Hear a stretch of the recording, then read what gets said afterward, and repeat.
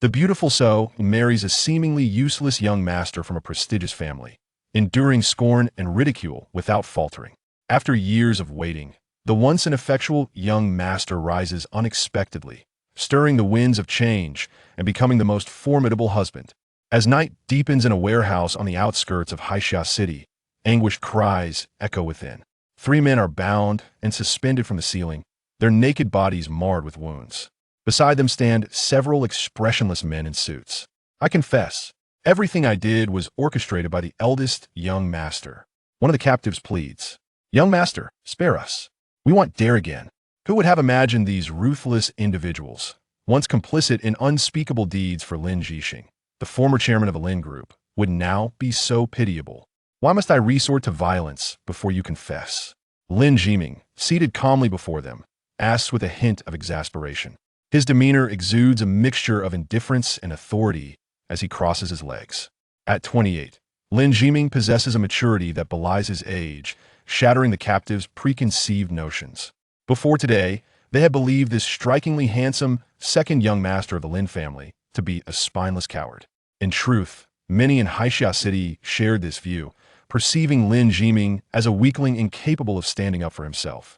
Who could have anticipated that this so-called coward had personally imprisoned his elder brother, Lin Jixing, the chairman of the Lin Group, while simultaneously plunging the entire company into turmoil and on the brink of bankruptcy? Humans are inherently wretched sometimes. Breaking their bones is the only way to get them to confess, remarked a middle-aged man beside Lin Jixing. Dong Jian, how ruthless you are. We are all under the eldest young master. One of the three men exclaimed in agitation. Then let's break some bones. I hope to gain something of greater value, Lin Jixing replied with a smile. Thus, the suited men once again brandished their instruments, unleashing them upon the captives. The ground was already stained with splattered blood. Lin Jixing, maintaining a serene expression, raised his right hand, extending his middle and index fingers. Dong Jian skillfully placed a cigarette between them and lit it. As Lin Jixing inhaled, reclining against a chair, he murmured, "The most beautiful melody in this world is the lament of one's enemies. Wouldn't you agree?" Indeed, Dong Jian nodded, showing no sympathy for the captive's plight, deeming their suffering a fitting retribution for their past transgressions. As for the so-called eldest young master, Dong Jian smirked, considering the self-assured scion of a wealthy family now languishing in prison, awaiting judgment. Little did he know that his once feeble brother had stealthily transformed into a formidable force during his oblivion. After a prolonged period, the three captives finally divulged significant dirt on Lin Jixing. As Lin Jixing finished his cigarette, he extinguished the butt and turned to Dong Jian. That woman is currently active in higher circles, attempting to minimize her sentence to probation. With this information, I believe she will remain imprisoned for life. It would be better to eliminate her, Dong Jian suggested. Lin Jixing pondered for a moment before replying. The most torturous fate for a person is not to end their life, but to let them live, witnessing their possessions being seized by those they despise most. My enmity with him cannot be resolved merely by life or death. I intend to make him wish he were dead. His tone was unervingly calm, as if discussing a mundane meal, yet the content sent shivers down the spines of the tortured captives. One of them, trembling, exclaimed, "Young master, he is your elder brother, who has treated you well." "How would you do this to him?" "Elder brother? Treated me well?" Lin Jixing replied, a cold smile gracing his lips. "If it weren't for my father's protection, if I hadn't spent years pretending to be the inept second young master of the Lin family, this so-called brother would have long sent me to meet our ancestors. For the sake of the Lin family, I chose to endure, yet I never imagined he and that woman would turn against my father." Toppling Lin Jixing was merely the first step. The enmity of killing one's father is irreconcilable. One day, everyone will pay for the events of 3 years ago. None shall escape. At this, Lin Jixing's eyes blazed with a terrifying murderous intent, an overwhelming pressure radiating from him. Both his subordinates and the captives felt an oppressive suffocation. In that moment, they truly understood that the second young master of the Lin family was far from the spineless individual they had assumed. He was, without a doubt, a ravenous demon. His meekness was merely a guise. Suddenly, Lin Jixing's phone rang. Glancing at the screen, the murderous aura dissipated instantly. "Hello, Jing," he spoke gently. "It's quite late, I'm about to sleep." A woman's voice responded neither cold nor warm, but as emotionless as plain water. "All right, "He'll return shortly," Lin Jiming replied, as he always did. After hanging up, Lin Jiming stored his phone away. "Is it the young mistress?" Dong Jian inquired. "Indeed," Lin Jiming nodded. "Master, the one you've wronged most during these years of concealment is undoubtedly the oblivious young mistress," Dong Jian remarked. "Indeed," Lin Jiming nodded thoughtfully. "Yao Jing is a renowned businesswoman in Haixia City, a stunning rose with thorns. Our marriage was once the biggest joke in the city. I thought she would leave within a year, yet she endured for 4 years, facing ridicule all the while." "What are your plans?" Dong Jian asked. "I have bided my time for 3 years now that I rise. That woman and her family will not remain passive. The road ahead will be fraught with challenges, and I see no reason for her to bear the risks. I believe it is time to divorce her," Lin Jiming stated earnestly. "Will the young mistress agree?" Dong Jian frowned.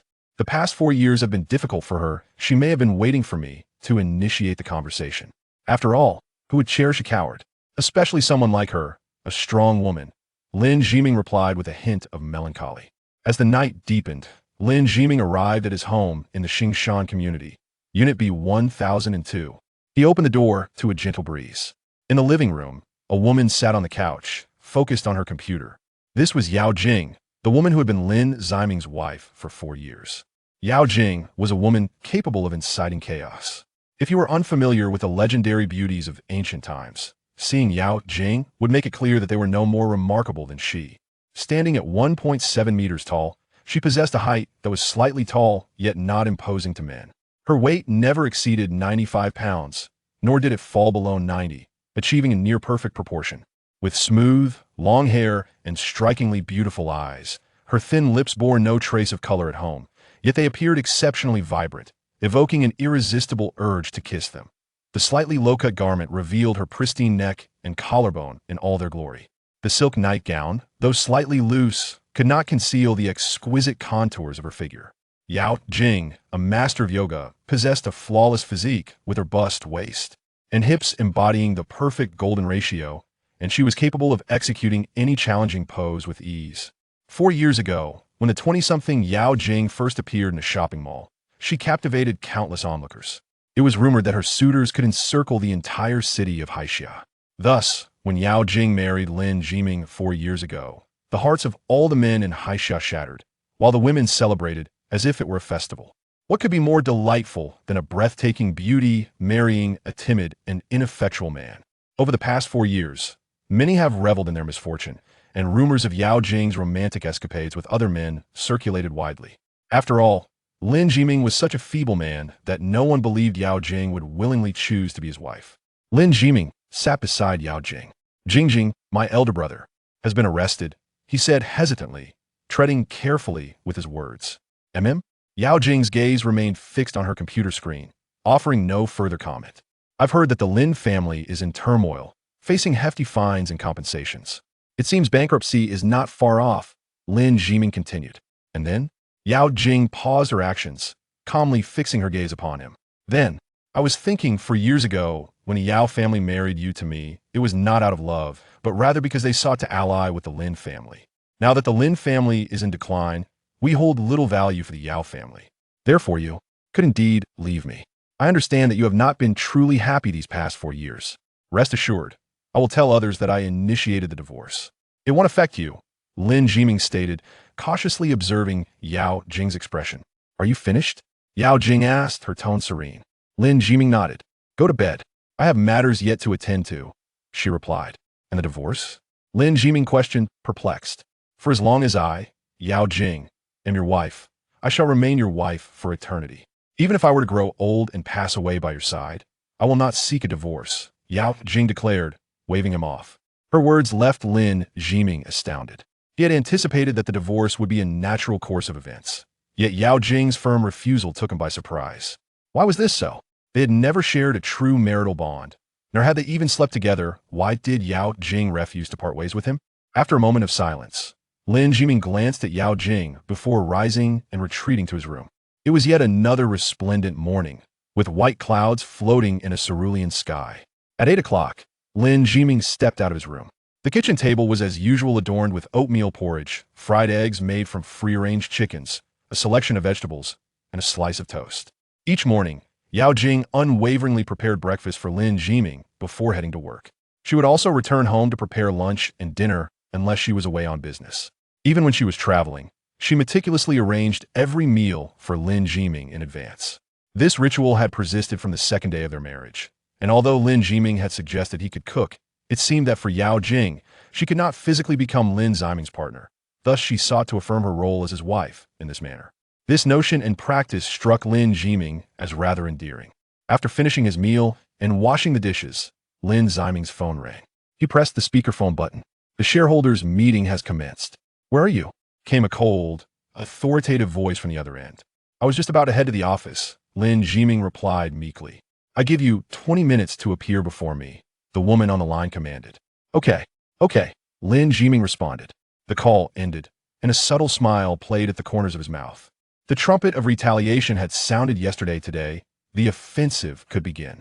Meanwhile, in the business district of Haixia City, within the Tinjiao Group building, Yao Jing, clad in a formal office attire, sat in her office. Before her were several trembling executives of Tinjiao Group, their net worths averaging in the millions. They dared not breathe, for in their presence sat the executive president, renowned for her iron-fisted leadership. Holding a document in her hands, Yao Jing scrutinized the financial report for the first quarter. Our profits have exceeded expectations by 15% this quarter. Yet why does our account balance reflect such a meager sum?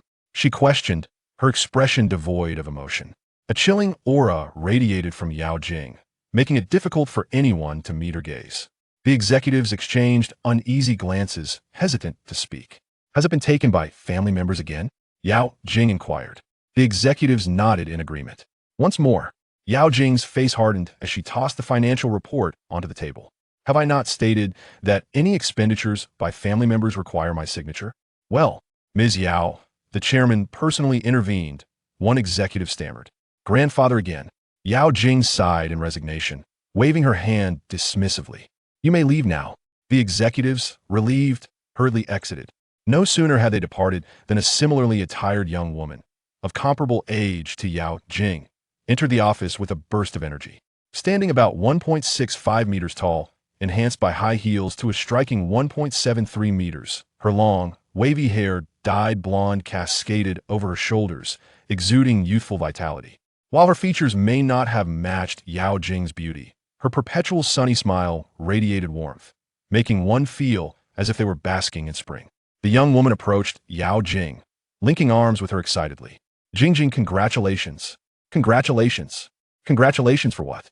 Yao Jing inquired, her icy demeanor softening as she recognized her closest confidant, Song Xiqing.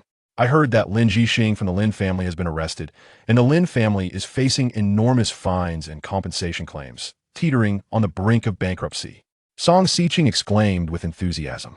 My husband's family is facing bankruptcy, and you congratulate me? Though we are best friends, saying that would anger anyone. Yao Jing replied sternly. Oh, come on. Who doesn't know that you married Lin Jiming because your family sought to leverage his family? That coward Lin Jiming marrying him was truly unfortunate.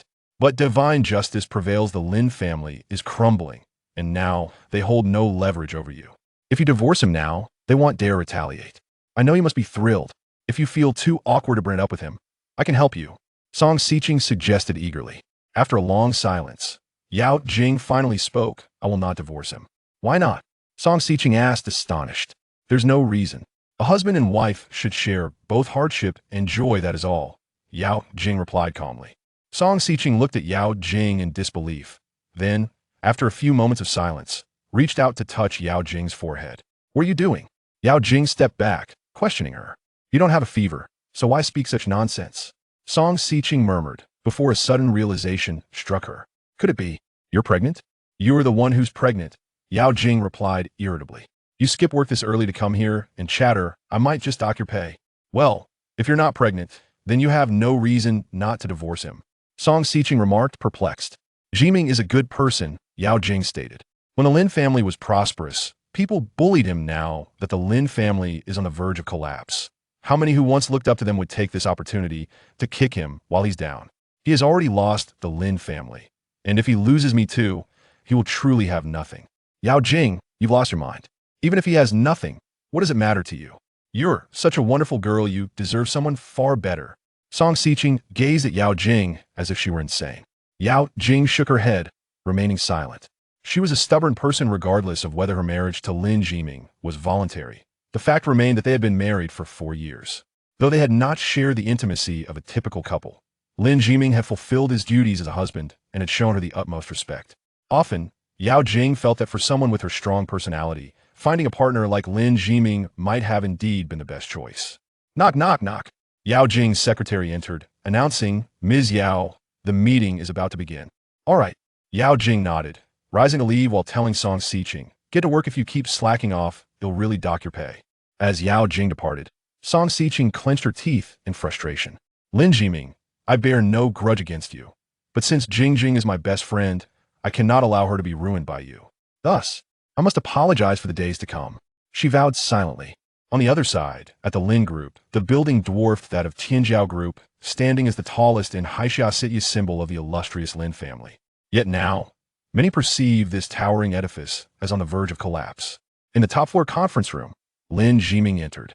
Conversations momentarily paused as attendees glanced towards the entrance. Upon recognizing Lin Jiming, they resumed their discussions, treating him as if he were invisible. Lin Jiming surveyed the room, noting that the round table was already filled with seated participants. "Hurry and take your seats. The representatives from Yao Gold Capital are arriving shortly," a middle-aged woman at the head of the table said sternly.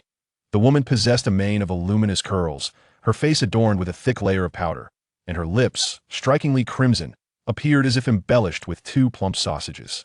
This woman was none other than Shen Hongyue, the biological mother of Lin Jixing. Shen Hongyue bore no blood relation to Lin Jiming, as he was the offspring of his father's second wife. Nevertheless, within the Lin Group, Shen Hongyue held a status akin to that of an empress, overshadowing Lin Jiming, the second son with secondary inheritance rights.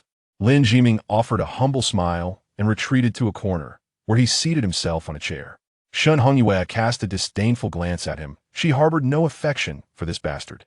Were it not for the necessity of his signature on the impending contract, she would have preferred to keep him away entirely. "The representatives from Yaojing Capital are arriving shortly. They are here to acquire our group, and I trust you all comprehend the difficulty of finding a suitable buyer. Anyone who dares jeopardize this acquisition will face my wrath," Shen Hongyue declared, her countenance darkened. The individuals surrounding her nodded in agreement. The Lin Group was on the brink of collapse, and with a buyer stepping forward, they were eager to divest their shares. Only a fool would thwart the acquisition. Seated in silence, Lin Jiming's opinions went uninvited, despite his status as the second son of the Lin family. A few minutes later, the conference room door swung open. A group of impeccably dressed individuals entered. At the forefront was a man in his 30s, exuding an air of authority that suggested he was a person of significance. "Mr. Wang." Shen Hongyue promptly rose to greet him, shaking hands with the man at the forefront, before introducing him to the assembly. "Allow me to present Mr. Wang Hai, the general manager of Yaojing Capital." "Greetings, everyone." Mr. Wang Hai addressed the gathering before continuing. "Ms. Shen, we have discussed the pertinent matters extensively last night. Let's not delay. Shall we proceed with the contract signing?" "Absolutely." Shen Hongyue nodded and instructed her secretary to retrieve the prepared contract. "Lin Jiming, come forth to sign," Shen Hongyue called out to him in the corner. With a puzzled expression, Lin Jiming stood and approached her, inquiring, "What am I signing? To sign it, must you ask so many questions?" Shen Hongyue replied with irritation, handing him a document. Glancing at the paper, Lin Jiming murmured, "This is to relinquish all my shares. What else could it be? Hurry and sign. Those shares were initially reserved for your dividends, and now that the group is being sold, they must be reclaimed. Make haste," Shen Hongyue urged. "But this is my father." "There are no buts. Sign it now," Shen Hongyue retorted, her expression stern. After a moment of hesitation, Lin Jiming inscribed his name on the document. The members of the Lin Group surrounding him sighed. They perceived Lin Jiming as spineless, allowing Shen Hongyue to seize his share without resistance. Soon, all parties had affixed their signatures to the contract. The Lin Group, valued at approximately 5 billion, was acquired by Yaojing Capital for a cash sum of 1 billion, with Yaojing Capital also assuming the group's prior financial obligations, including fines and compensations. Though they suffered an 80% loss, it was universally acknowledged that the Lin Group was destined for ruin. Recovering even 20% was preferable to walking away empty-handed. "Very well, you may leave now," Shen Hongyue gestured dismissively at Lin Jiming. "Leave? I believe it is you who should depart. A mocking smile graced Lin Ziming's face, starkly contrasting his earlier submissiveness. What? You dare tell me to leave? Lin Ziming, who do you think you are to command me? Shun Hongyue exclaimed in anger, pointing an accusatory finger at him. At that moment, Wang Hai, having gathered all the contracts, approached Lin Ziming directly. Mr. Wang, my apologies for the disruption. I will promptly have this disgrace removed, Shun Hongyue said with a forced smile.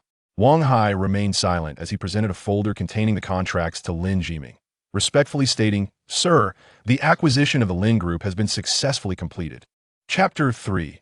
A billion spent. Wang Hai's words struck like thunder on a clear day, leaving those who had reveled in their success of cashing out shares utterly bewildered. Everyone stared in disbelief at Wang Hai, then at Lin Ziming. How could the general manager of Yaojin Capital refer to Lin Ziming as his boss? What was happening? Shen Hongyue, aghast, looked at Wang Hai and exclaimed, Mr. Wang, you must have mistaken someone for another. I cannot be mistaken about the owner of Yaojin Capital. Wang Hai replied with a smile. The revelation that Yaojin Capital's owner was Lin Ziming left everyone in a state of shock. How had the seemingly weak and incompetent Lin Ziming transformed into the owner of Yaojin Capital? Lin Ziming, with a slight smile, walked directly to the chairman's seat and sat down. This was the first time in his life he occupied such a position. Observing the perplexed faces in the conference room, Lin Ziming raised his hand and declared, You all may leave now. Lin Group is mine. The high-ranking executives of Lin Group, who had previously dismissed Lin Ziming, finally grasped the gravity of the situation. Yaojin Capital, indeed, belonged to Lin Ziming, who had utilized it to acquire Lin Group. How could the formerly timid Lin Ziming have amassed such wealth? After all, Yaojin Capital had just shelled out a staggering $1 billion in cash to purchase Lin Group. Even at its peak, Lin Group could never have had more than $1 billion in liquid assets. Where had Lin Ziming found such money? A cascade of questions overwhelmed them. Lin Ziming, how could you possibly be the owner of Yaojin Capital? It's impossible. Shen Hongyue cried out, pointing at him in agitation. You wretched fool. Where did you acquire such funds? Wretched fool? Lin Ziming scoffed coldly. Wang Hai, throw her out of my company. Understood. Wang Hai, note that. Signaling several subordinates to seize Shen Hongyue and escort her out of the conference room. Lin Ziming, you can't do this. I am your aunt, the legitimate wife of your father. How dare you? Shen Hongyue's voice dwindled into a scream as she was forcibly ejected. The conference room fell silent, with Lin Group's executives and the Lin family members standing frozen in shock. Will you be thrown out, or will you leave on your own? Lin Ziming surveyed the room, inquiring. The crowd exchanged glances before gradually departing. They were engulfed in confusion and disbelief. Yet one thing was certain. Lin Ziming was no longer the same Lin Ziming they once knew. Congratulations, boss. After lying low for so long, you have taken the entire Lin Group in one fell swoop, Wang Hai remarked with a grin. Lin Group's value pales in comparison to your worth. Were it not for your desire to avoid its collapse, it would hardly merit acquisition, Dong Jian added from the side. Regardless, Lin Group embodies my father's hard work. It cannot be allowed to fall into Shen Hongyue's hands. This is merely a small step in my retaliation. The real show is yet to come. When they discover that the Lin Group they sold for $1 billion will soon be worth tens of billions, their expressions will be priceless, Lin Ziming replied with a smile. They will undoubtedly regret it. The finest revenge is not physical destruction, but rather psychological torment. Wang Hai laughed heartily. As Lin Ziming chuckled, his phone suddenly rang. He glanced at it and noticed an unfamiliar local number. He answered the call. Lin Ziming, I am Song Xiqing, Yao Jing's close friend. If you are a man, come to Tianjiao Company immediately. Yao Jing is being bullied. Right in the meeting room. An agitated woman's voice echoed through the line, and before Lin Ziming could respond, she hung up. Putting away his phone, Lin Ziming rose and headed outside. Boss, where are you going? Wang Hai inquired. Tianjiao Company. Meanwhile, within Tianjiao Company, Song Xiqing hung up the phone, a triumphant smile gracing her lips. She had deceitfully claimed that Yao Jing was being bullied. If Lin Ziming did not arrive, she would inform Yao Jing, who would undoubtedly be heartbroken, leading to a divorce. If Lin Ziming did come, it would be even better.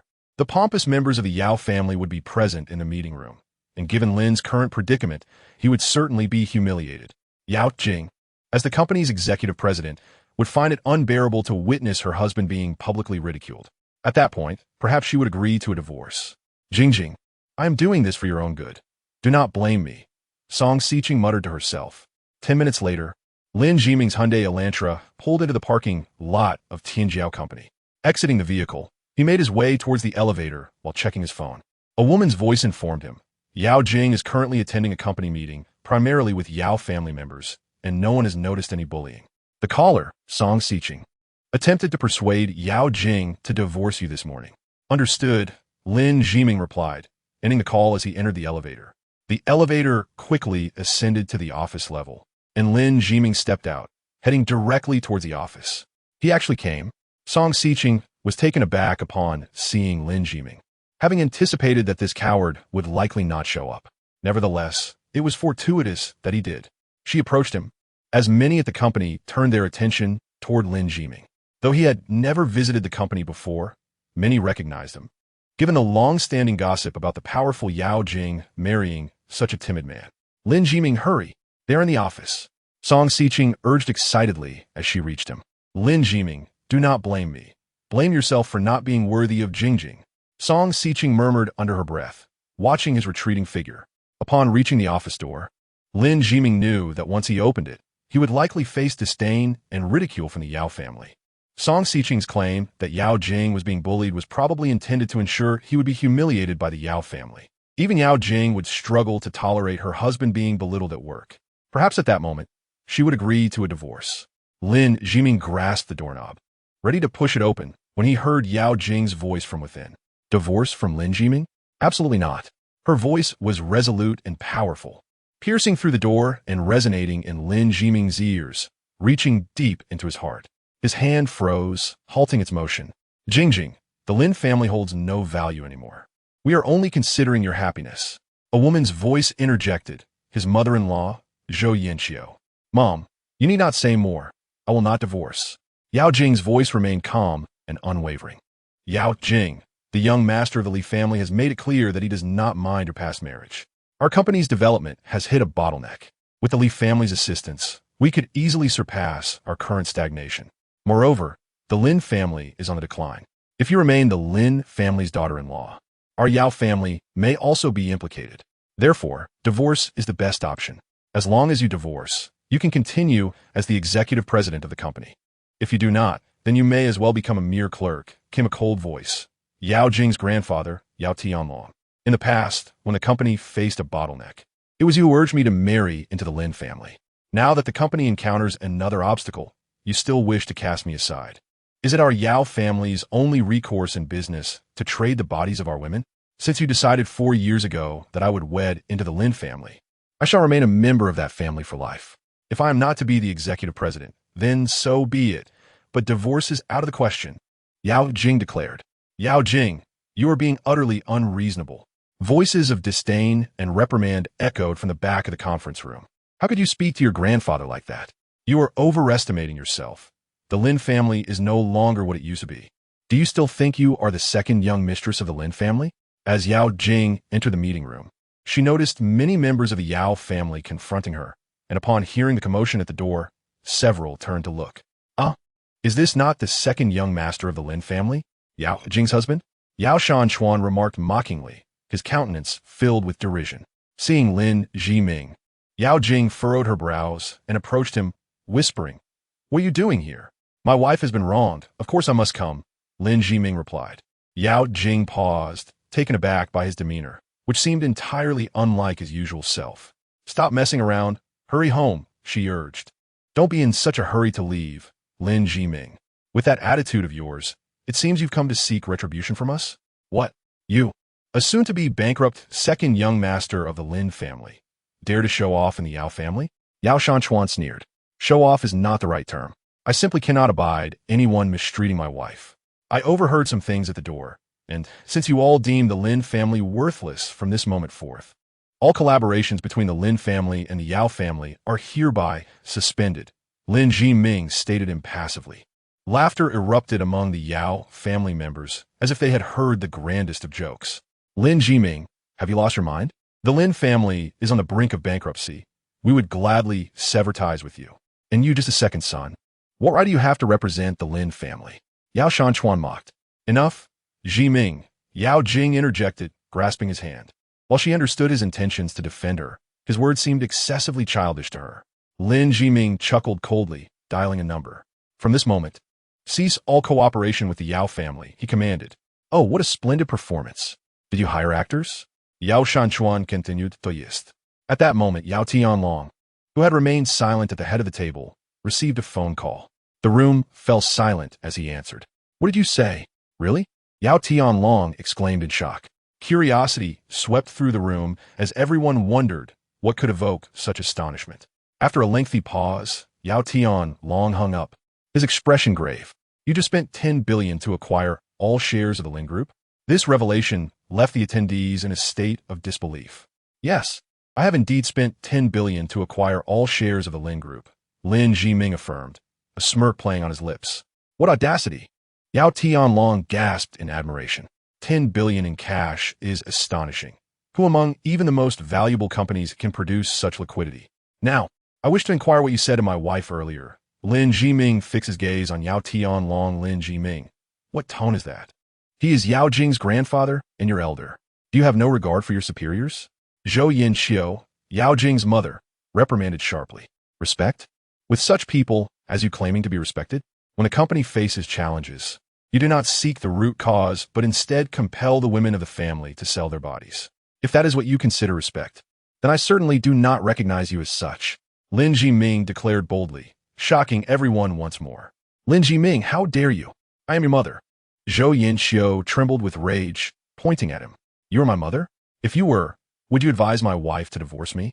I have only one mother, and you, Zhou Yanxiu, are not worthy of that title. Lin Jiming retorted defiantly. Jiming, temper yourself. Let us all calm down. We are family.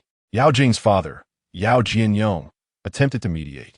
I do not fear tearing the mask off our familial ties today. I will tell you, whatever the so-called executive president of Tianjiao Group is, my wife will no longer serve in that capacity. And all collaborations between the Lin Group and Tianjiao Group are to cease. Come, dear, let us go, Lin Jiming declared, taking Yao Jing's hand and leading her out. Yao Jing, usually strong-willed, offered no resistance as she was led from the office, leaving the onlookers in stunned silence. What a calamity I have brought upon myself by selecting such a son-in-law. Zhou Yanxiu fumed, slamming her fist on the table. Dear, do not be upset.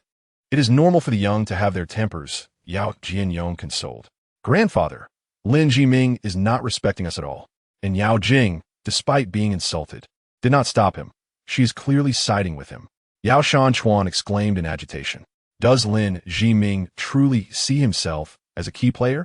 This fellow has been weak his entire life. I cannot believe he could suddenly rise to prominence. There must be some enemy of the Lin family backing him. Soon enough, he will lose his value and be discarded. Just wait and see how he behaves then. Shanchuan, pass my orders. Relieve Yao Jing of her position as executive president and expel her from Tianjiao Group. You will assume the role of executive president immediately.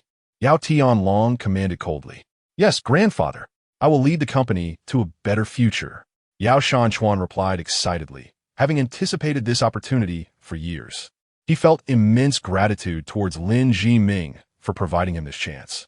Father, please reconsider. I will speak with Jing again. She must have been coerced by that Lin Jiming.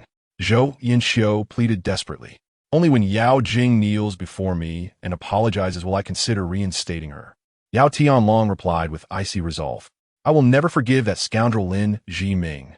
Zhou Yanxiu seethed, grinding her teeth in fury. At that moment, a company employee entered. Chairman, we have just received news from the Lin Group that they are terminating all collaborations with us. Let them terminate. The Lin Group is on the verge of collapse. Collaborating with them is futile. Our focus now is on the Li family, understood? Yao Tianlong instructed. Understood. Yao Shanchuan nodded with a smile, declaring his intent to cultivate a good relationship with the Li family. Meanwhile, Lin Jiming held Yao Jing's hand as they traversed the workspace and entered the elevator. Inside, Yao Jing remarked coolly, Are you happy now? Yes, incredibly so. Lin Jiming affirmed with a nod. And the consequences? Have you considered them? Yao Jing inquired further. What consequences could there possibly be in holding my wife's hand? Lin Jiming retorted. Yao Jing paused momentarily, then realized that Lin Jiming's notion of joy pertained to the act of holding her hand. When did you become so glib? She frowned, withdrawing her hand from his grasp. "I merely sought to lighten the mood," Lin Jiming replied with an awkward smile. "The maturity of an individual lies in their ability to manage their emotions," Yao Jing stated. "I understand. By the way, why didn't you stop me earlier?" Lin Jiming asked, perplexed, knowing Yao Jing's composed nature would typically prompt her to intervene during his outbursts. "My husband stood up for me. Why would I stop that?" Yao Jing countered. "Yet you claim I didn't consider the consequences. Have you thought it through?" Lin Jiming pressed. "Truth be told, I have long wished to be free from this situation," Yao Jing stated calmly, her gaze fixed on the descending elevator numbers. "Your arrival provided me with the opportunity." Lin Jiming was taken aback, then managed a bitter smile. His earlier outburst was partly driven by a genuine desire to defend Yao Jing, but also a calculated move to exacerbate the rift between her and her family, hoping that under pressure, Yao Jing would choose to divorce him. However, he had not anticipated that this would align perfectly with her desires. He prided himself on his insight into humanity, yet he could not fathom Yao Jing's motivations. Why would this woman, who seemed indifferent to him, endure such pressure and ridicule to remain at his side? "I should work at your company," Yao Jing suddenly declared. "Excuse me?" Lin Jiming was momentarily stunned, unable to grasp her reasoning. "I won't let you treat me as a mere puppet," Yao Jing stated calmly. "Puppet?" Lin Jiming stared at her in disbelief, quickly realizing she likely assumed his financial capability to acquire the Lin Group was due to backing from someone else, making him nothing more than a pawn. Logically, her assumption was not unfounded, considering that a man who had been submissive for over 20 years would not suddenly have billions at his disposal. "Let us discuss this later," Lin Jiming suggested, as his primary goal was still to divorce Yao Jing, making him reluctant for her to join his company. To Yao Jing, his words solidified her perception of him as a puppet, since if he truly were the chairman, arranging for her employment would be effortless, rendering further discussion unnecessary. Ding! The elevator doors slid open. "I'm off to buy groceries," Yao Jing announced as she stepped out. Lin Jiming hesitated for a moment before heading to his car. Each took their respective vehicles and departed the parking lot. "Young master, that woman has gone to the suburban detention center," Dong Jian's voice resonated from Lin Jiming's phone. "Has anyone made a move on her backers?" Lin Jiming inquired while driving. "Not yet," Dong Jian replied. "Understood. Keep a close watch on them," Lin Jiming instructed. "Yes." Simultaneously, in another location, inside the Haixia City Detention Center, Shun Honyue sat across from Lin Jixing. Lin Jixing bore a resemblance to Lin Jiming, albeit taller. Given the current circumstances, it was evident that Lin Jiming had support from someone, likely the very person responsible for Lin Jixing's predicament. "Rest assured, my son, I will not allow those who wish to harm you to go unpunished," Shun Honyue vowed, gripping Lin Jixing's hand tightly. "That scoundrel Lin Jiming should have been dealt with long ago," Lin Jixing declared, his eyes filled with fury. "Do not worry, my son. Lin Jiming and his backers are merely acquiring a company on the verge of bankruptcy. In a few days, once the penalties are enforced, the Lin Group might not even be worth $1 billion. I look forward to seeing if Lin Jiming remains so arrogant then. A coward will always be a coward. You, my son, are the true pride of the Lin family," Shen Honyue proclaimed. "When will I be released?" Lin Jixing asked. "Patience. Your grandfather is already working on your behalf at a higher level. You will be free soon," Shen Honyue assured him. "The day I walk out will be the day Lin Jiming disappears from this world." Lin Jixing vowed, his eyes gleaming with resolve, determined not to let his brother escape fate as he had before. At the Lin family estate, a 7-story building in the old district of the city, once symbolizing the Lin family's prominence in Haixia City, still housed many of its members. Built over 40 years ago by Lin Jiming's grandfather after their rise to fortune, it now primarily accommodated the family's more peripheral members and elders, as the core family had relocated to luxurious residences downtown. Lin Jiming drove his modern Hyundai Elantra into the courtyard. Upon seeing him, several chatting relatives exchanged knowing smiles. Chapter 5. Kicked out of the house as Lin Jiming stepped out of the car. Phone in hand, he inquired, "I've arrived. How much longer until you get here?" "Almost there," came Wang Hai's voice from the other end. "All right," Lin Jiming replied, hanging up and turning his attention to the 3 relatives approaching him. "Jiming, what brings you here? Did your wife kick you out?" His distant cousin Lin Wei asked jovially, throwing an arm around Lin Jiming's shoulders, seemingly unaware of the recent acquisition of the Lin Group. Of course, it was reasonable for him not to know. as Lin Jiming had only purchased the company an hour prior, and those residing in the Lin family estate were unlikely to be informed. Lin Jiming shrugged off Lin Wei's arm and continued towards the staircase. "Oh, what is this attitude? Have you grown wings?" Lin Wei retorted, feeling provoked, and pursued Lin Jiming, pressing down on his shoulder. "Cousin, I'm a bit short on cash lately. Lend me 10 or 20,000. It had become a habit for many in the Lin family to approach Lin Jiming whenever they needed money, as his meager dividends were often siphoned off by these relatives. "Get lost." Lin Jiming shot a cold glare at Lin Wei. This incited Lin Wei's wrath, and he clenched his fist, swinging it toward Lin Jiming's face. Lin Jiming remained expressionless, sidestepping the blow and retaliating with a swift slap to Lin Wei's face. The sound resonated sharply as Lin Wei was sent crashing against the wall. The two relatives beside Lin Wei were left dumbfounded, having known Lin Jiming for over 20 years and never witnessing him strike anyone before. Just then, several cars entered the Lin family estate, abruptly halting as Wang Hai and a group of well-dressed, muscular men emerged. This sight startled Lin Wei, who had been poised to confront Lin Jiming. He questioned, "Who are you?" Without answering, Wang Hai stepped forward, bowing slightly to Lin Jiming. "Boss, we have arrived. Let's head upstairs. Oh, and Lin Wei, inform everyone residing here to meet me in the ancestral hall on the 5th floor in 5 minutes." Lin Jiming instructed before proceeding up the stairs, disappearing from Lin Wei's view. What on earth is happening? When did he become a boss? Someone murmured in confusion. "I cannot possibly know that. What on earth is Lin Jiming up to?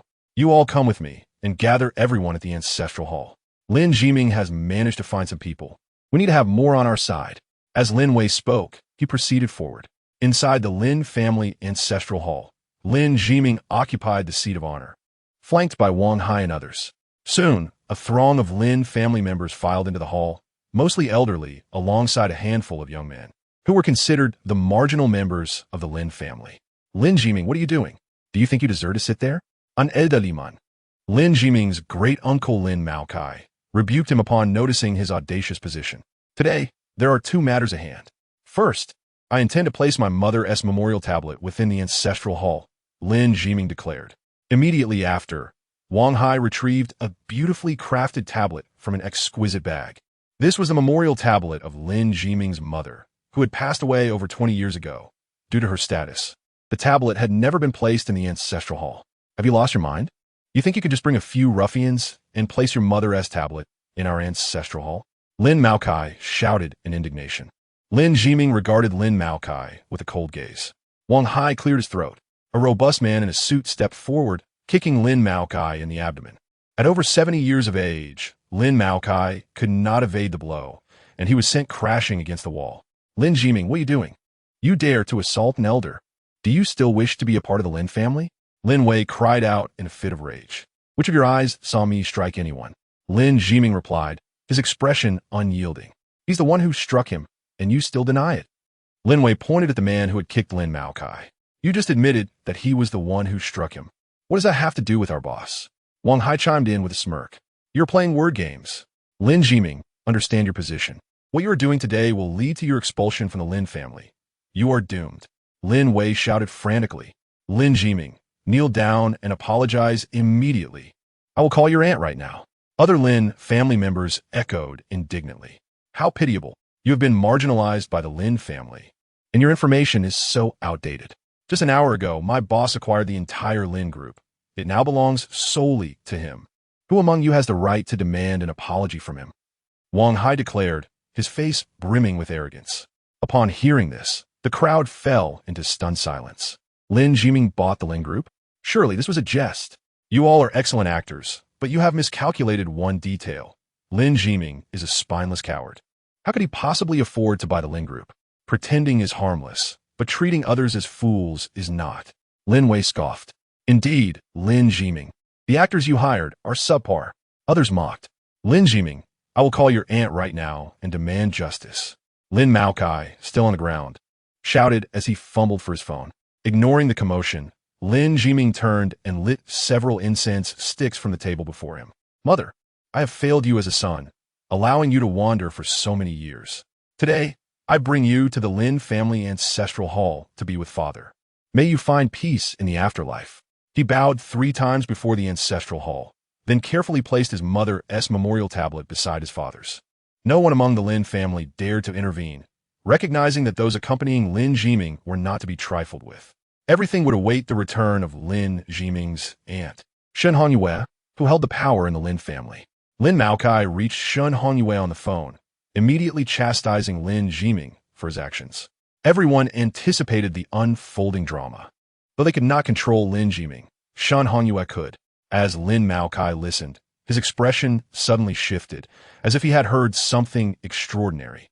After a long pause, Lin Maokai hung up, disbelief etched on his face as he stared at Lin Jiming. You truly bought the entire Lin group? This revelation sent shockwaves through the room, everyone gazing at Lin Jiming in disbelief. How could this weakling possibly acquire the Lin group? Bringing my mother's memorial tablet into the hall was the first order of business today, Lin Jiming said, calmly surveying the crowd. The second matter is to expel all of you. His words, though delivered with tranquility, bore an unmistakable intensity and lack of courtesy. He did not even use the word please, opting instead for expel. On what grounds do you expel us?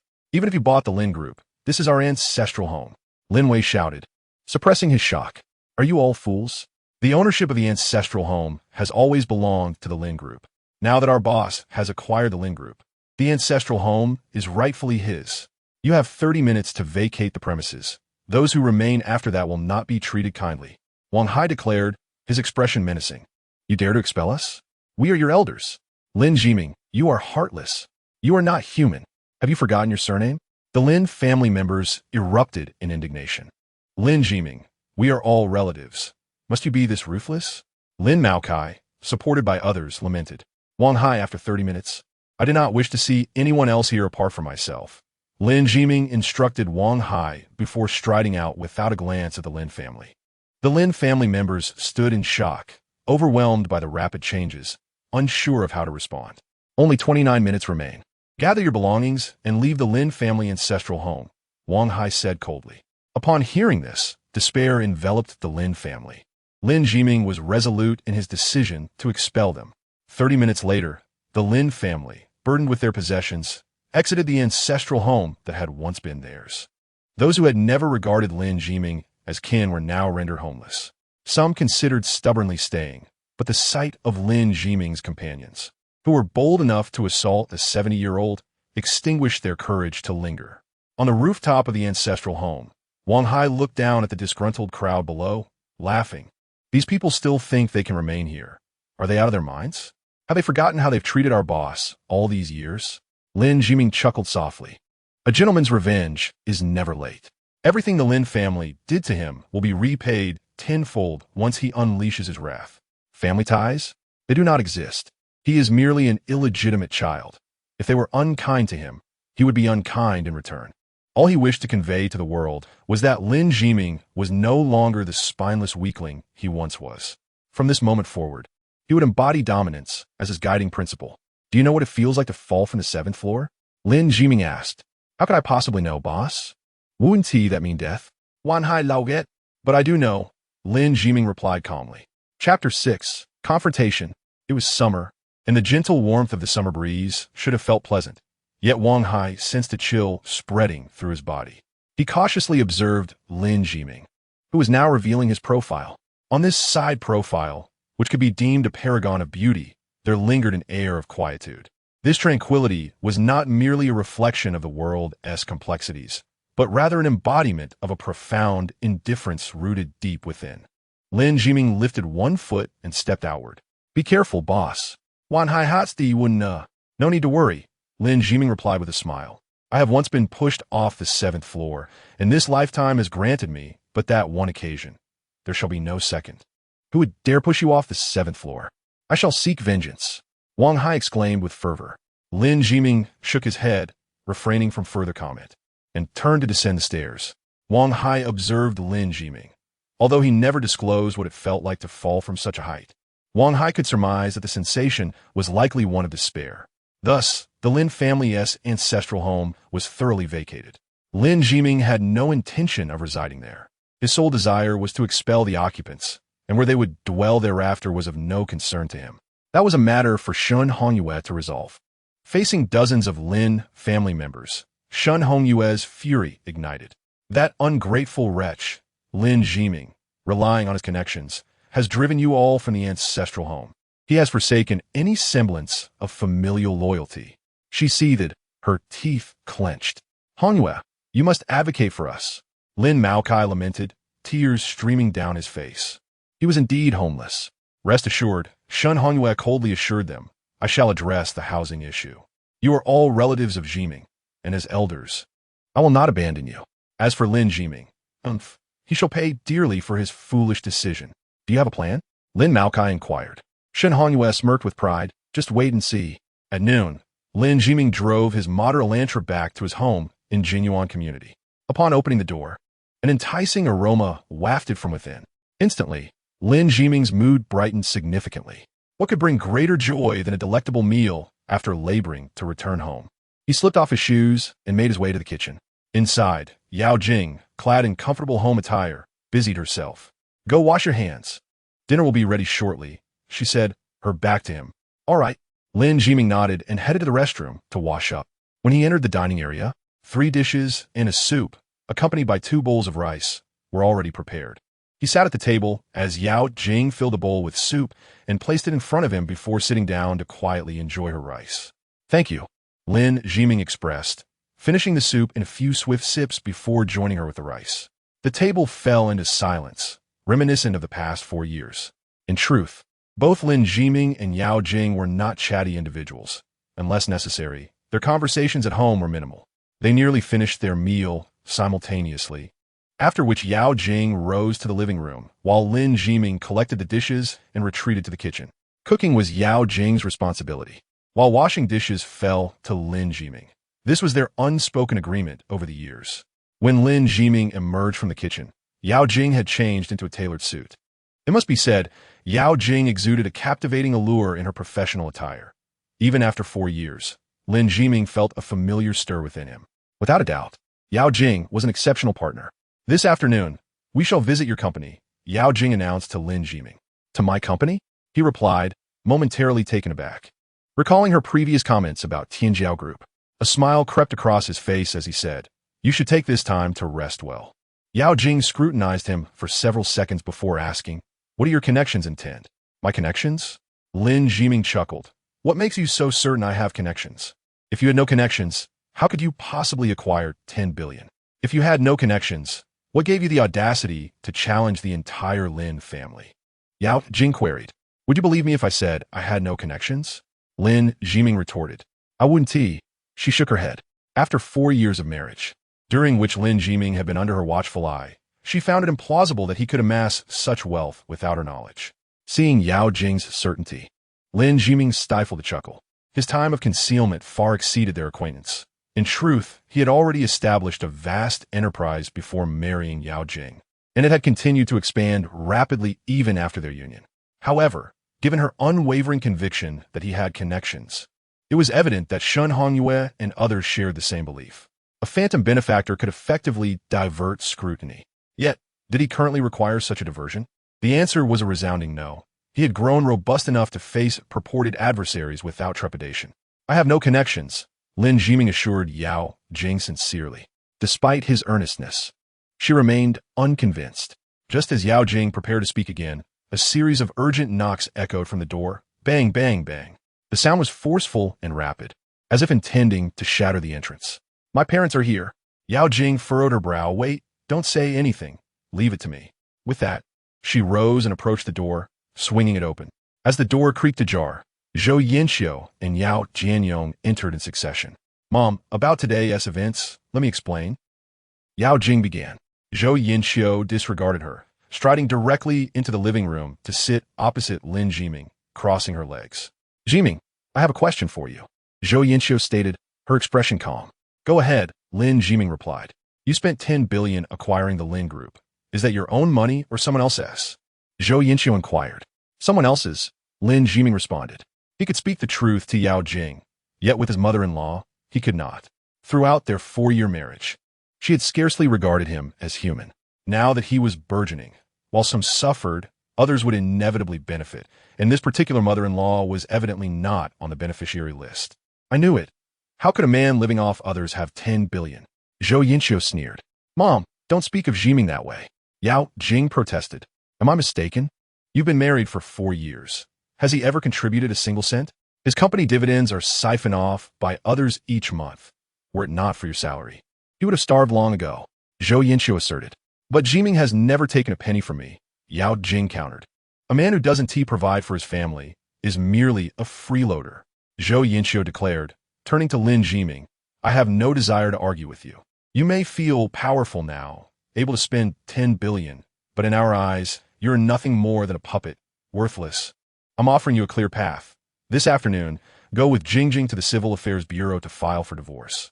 That way, we can part amicably, and you can pursue your role as the Lin Group's owner while she returns to Tianjiao Group as their executive president.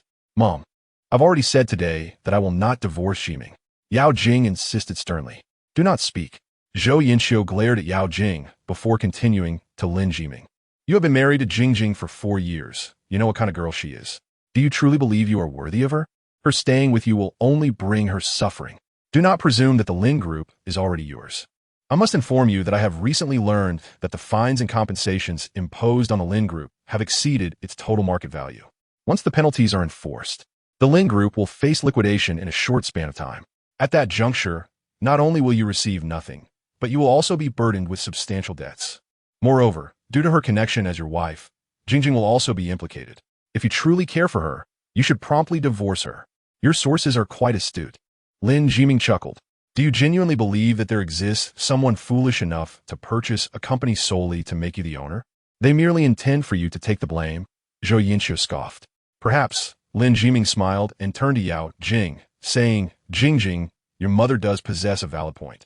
Being with me may indeed lead you to incur considerable debts. I have previously stated that I will not allow you to merely be a puppet. As for taking the fall, you need not worry while I am here.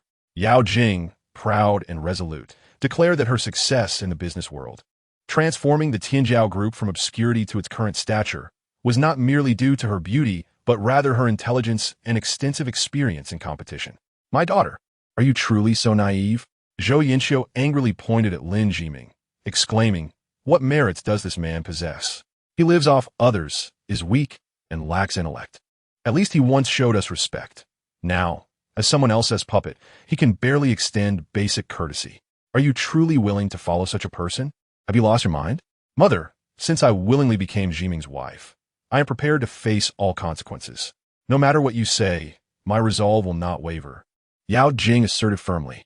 You currently have no job. How will you support yourself while following a man? Zhou Yinxiu questioned. There are always more ways than difficulties. If need be, we can drive for rideshare services or sell goods on the street. We will manage to survive, Yao Jing replied. Yao Jianyong, how'd I end up with such a brainless daughter? Jingjing, are you aware that you are devaluing yourself? Zhou Yinxiu's words trailed off as she suddenly felt an oppressive chill. She turned sharply towards Lin Jiming, who was observing her coldly. Regardless of what you say about me, I shall pretend I have not heard it. However, I will not allow you to speak of Yao Jing in such a manner. She is mine, Lin Jiming stated calmly. Though his tone was serene, it concealed a tempest beneath the surface. Zhou Yinxiu found herself momentarily speechless. Chapter 7. Old classmates reunited. Yinxiu, let us depart. The fortunes of our children lie in their own hands. Seizing the opportunity, Yao Jianyong took Zhou Yinxiu's hand and led her towards the exit. Jingjing, you must consider this carefully. Your mother only wishes the best for you. Do you truly believe that I, as your mother, would wish you harm? Zhou Yinxiu said tenderly at the threshold, having shifted her strategy due to the fear instilled by Lin Jiming's earlier remarks.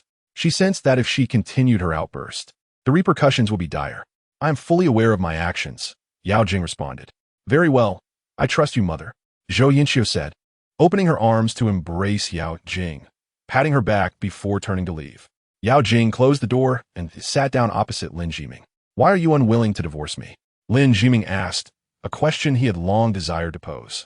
Perhaps I am inherently foolish. The more others push me away, the less I wish to depart, Yao Jing replied nonchalantly. Lin Jiming furrowed his brow, scrutinizing Yao Jing. He could not believe her words, yet her demeanor suggested she was reluctant to reveal the truth. Are you truly not going to leave? Lin Jiming inquired. Yes, Yao Jing nodded. Then, may we share a bed tonight? Lin Jiming asked again. Have I ever prevented you from sleeping beside me? Yao Jing retorted. Not at all, Lin Jiming chuckled. Scratching his head, perhaps it is better to sleep separately. Jiming, come here for a moment, Yao Jing beckoned. Lin Jiming rose and approached her, crouching down to ask. What is it? You have changed. Yao Jing looked directly at him, stating, Since yesterday, you have transformed. You are no longer submissive, your words have become more persuasive, and you no longer resemble your former self. People do change, especially when they acquire sufficient power, Lin Jiming replied. Then tell me, is there someone behind you? Yao Jing inquired. No, Lin Jiming shook his head. You still do not view me as your wife. Yao Jing sighed before standing and returning to her room.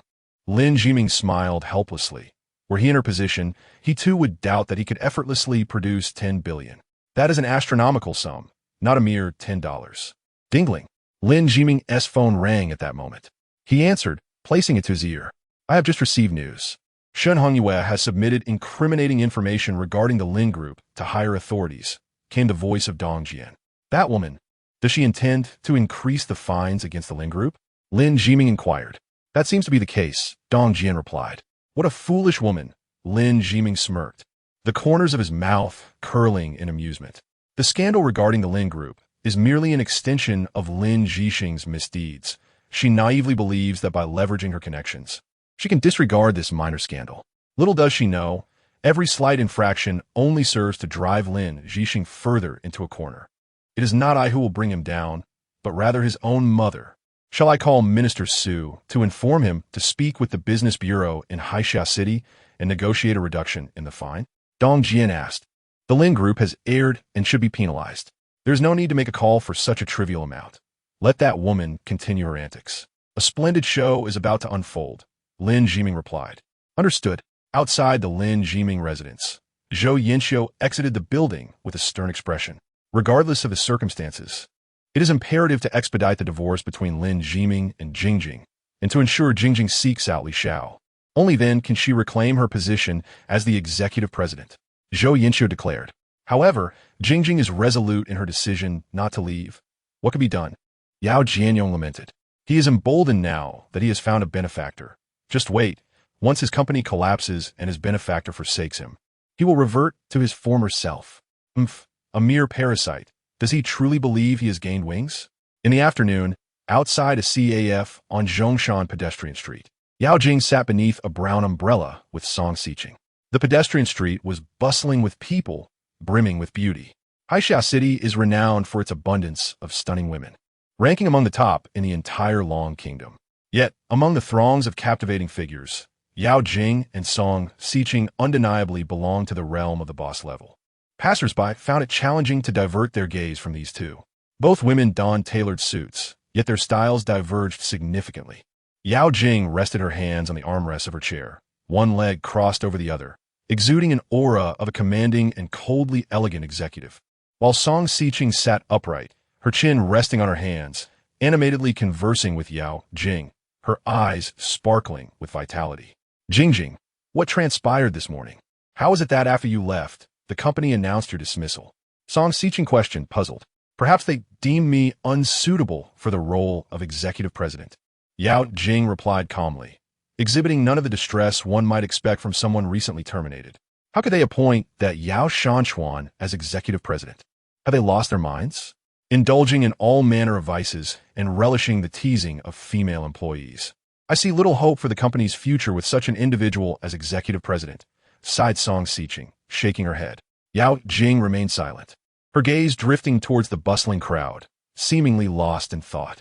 By the way, just before we were about to leave, I overheard a rather amusing joke. Someone mentioned that Lin Jiming had allegedly spent 10 billion to acquire the Lin Group. How ridiculous is that? Just look at Lin Jiming. He can hardly scrape together 100,000, let alone 10 billion. Song Xiqing chuckled. You two believe he cannot possibly have 10 billion, right? Yao Jing inquired. Absolutely. That is an utterly impossible feat. Song Xiqing asserted confidently. Then, clearly, there must be someone behind him. Yao Jing murmured softly, rarely interested in Lin Jiming's personal affairs, but this time felt it was an exception. What did you say? Song Xiqing, not having caught Yao Jing's words, asked curiously. It's nothing. Yao Jing shook her head. By the way, do you remember He Shui? Song Xiqing asked. Ido, Yao Xing nodded. Ishui was our high school classmate, quite attractive, capable of being the belle in any other class. Unfortunately, being in the same class as Song Xiqing and herself, she could only aspire to be a group flower. And if luck was against her, merely a table flower. This rivalry had persisted since their high school days. That woman married a wealthy man from the neighboring Tianlu city and has returned to Haisha city these days, gathering our classmates for a reunion. You must be cautious, as she was always overshadowed by us back in school, and now that she is married to a rich man, she is likely to flaunt it. Song Xiqing warned earnestly. Don't think so poorly of her. Perhaps she simply wishes to reconnect with old classmates after so many years, Yao Jing countered. Nonsense. Anyone organizing a reunion is undoubtedly eager to show off their success. 100%. And Ishui has never gotten along with us. She will definitely boast about her husband, especially since you married someone like Lin Jiming. If she finds out, she won't hesitate to flaunt it. Song Xiqing stated firmly. Yao Jing chuckled, about to reply when her phone suddenly rang. Picking it up, she glanced at the unfamiliar number, noting its origin in Tianlu City. Tianlu City? Yao Jing felt a sense of foreboding as she answered the call. Just as she anticipated, a familiar female voice came through. Is this Yao Jing? The voice asked. Yes, this is she. Who is this? Yao Jing responded. It's Shui, Shui, your high school classmate. Do you remember me? The woman on the line inquired. Oh, Shui. Yes, I remember, Yao Jing replied. Beside her, Song Xiqing's eyes lit up, whispering the reunion. Indeed, Yao Jing. I have just returned from Tianlu City and thought it has been far too long since we've seen each other. So I'm organizing a reunion tomorrow. You are our class flower and vice monitor, so you must attend. Ishui said with a smile. I may not have the time. Yao Jing glanced at the smugly observing Song Xiqing. Are you worried your husband might get jealous? Don't worry. This reunion allows family members. And I plan to bring my husband as well. It will be a perfect opportunity for them to learn about our school days. Ishui continued. I will consider it. Yao Jing replied, though she disliked harboring ill thoughts about others. She couldn't shake the feeling that Song Xiqing was right. Ishui's motives for the reunion were likely to showcase her success, perhaps even to provoke her. Therefore, she was reluctant to attend.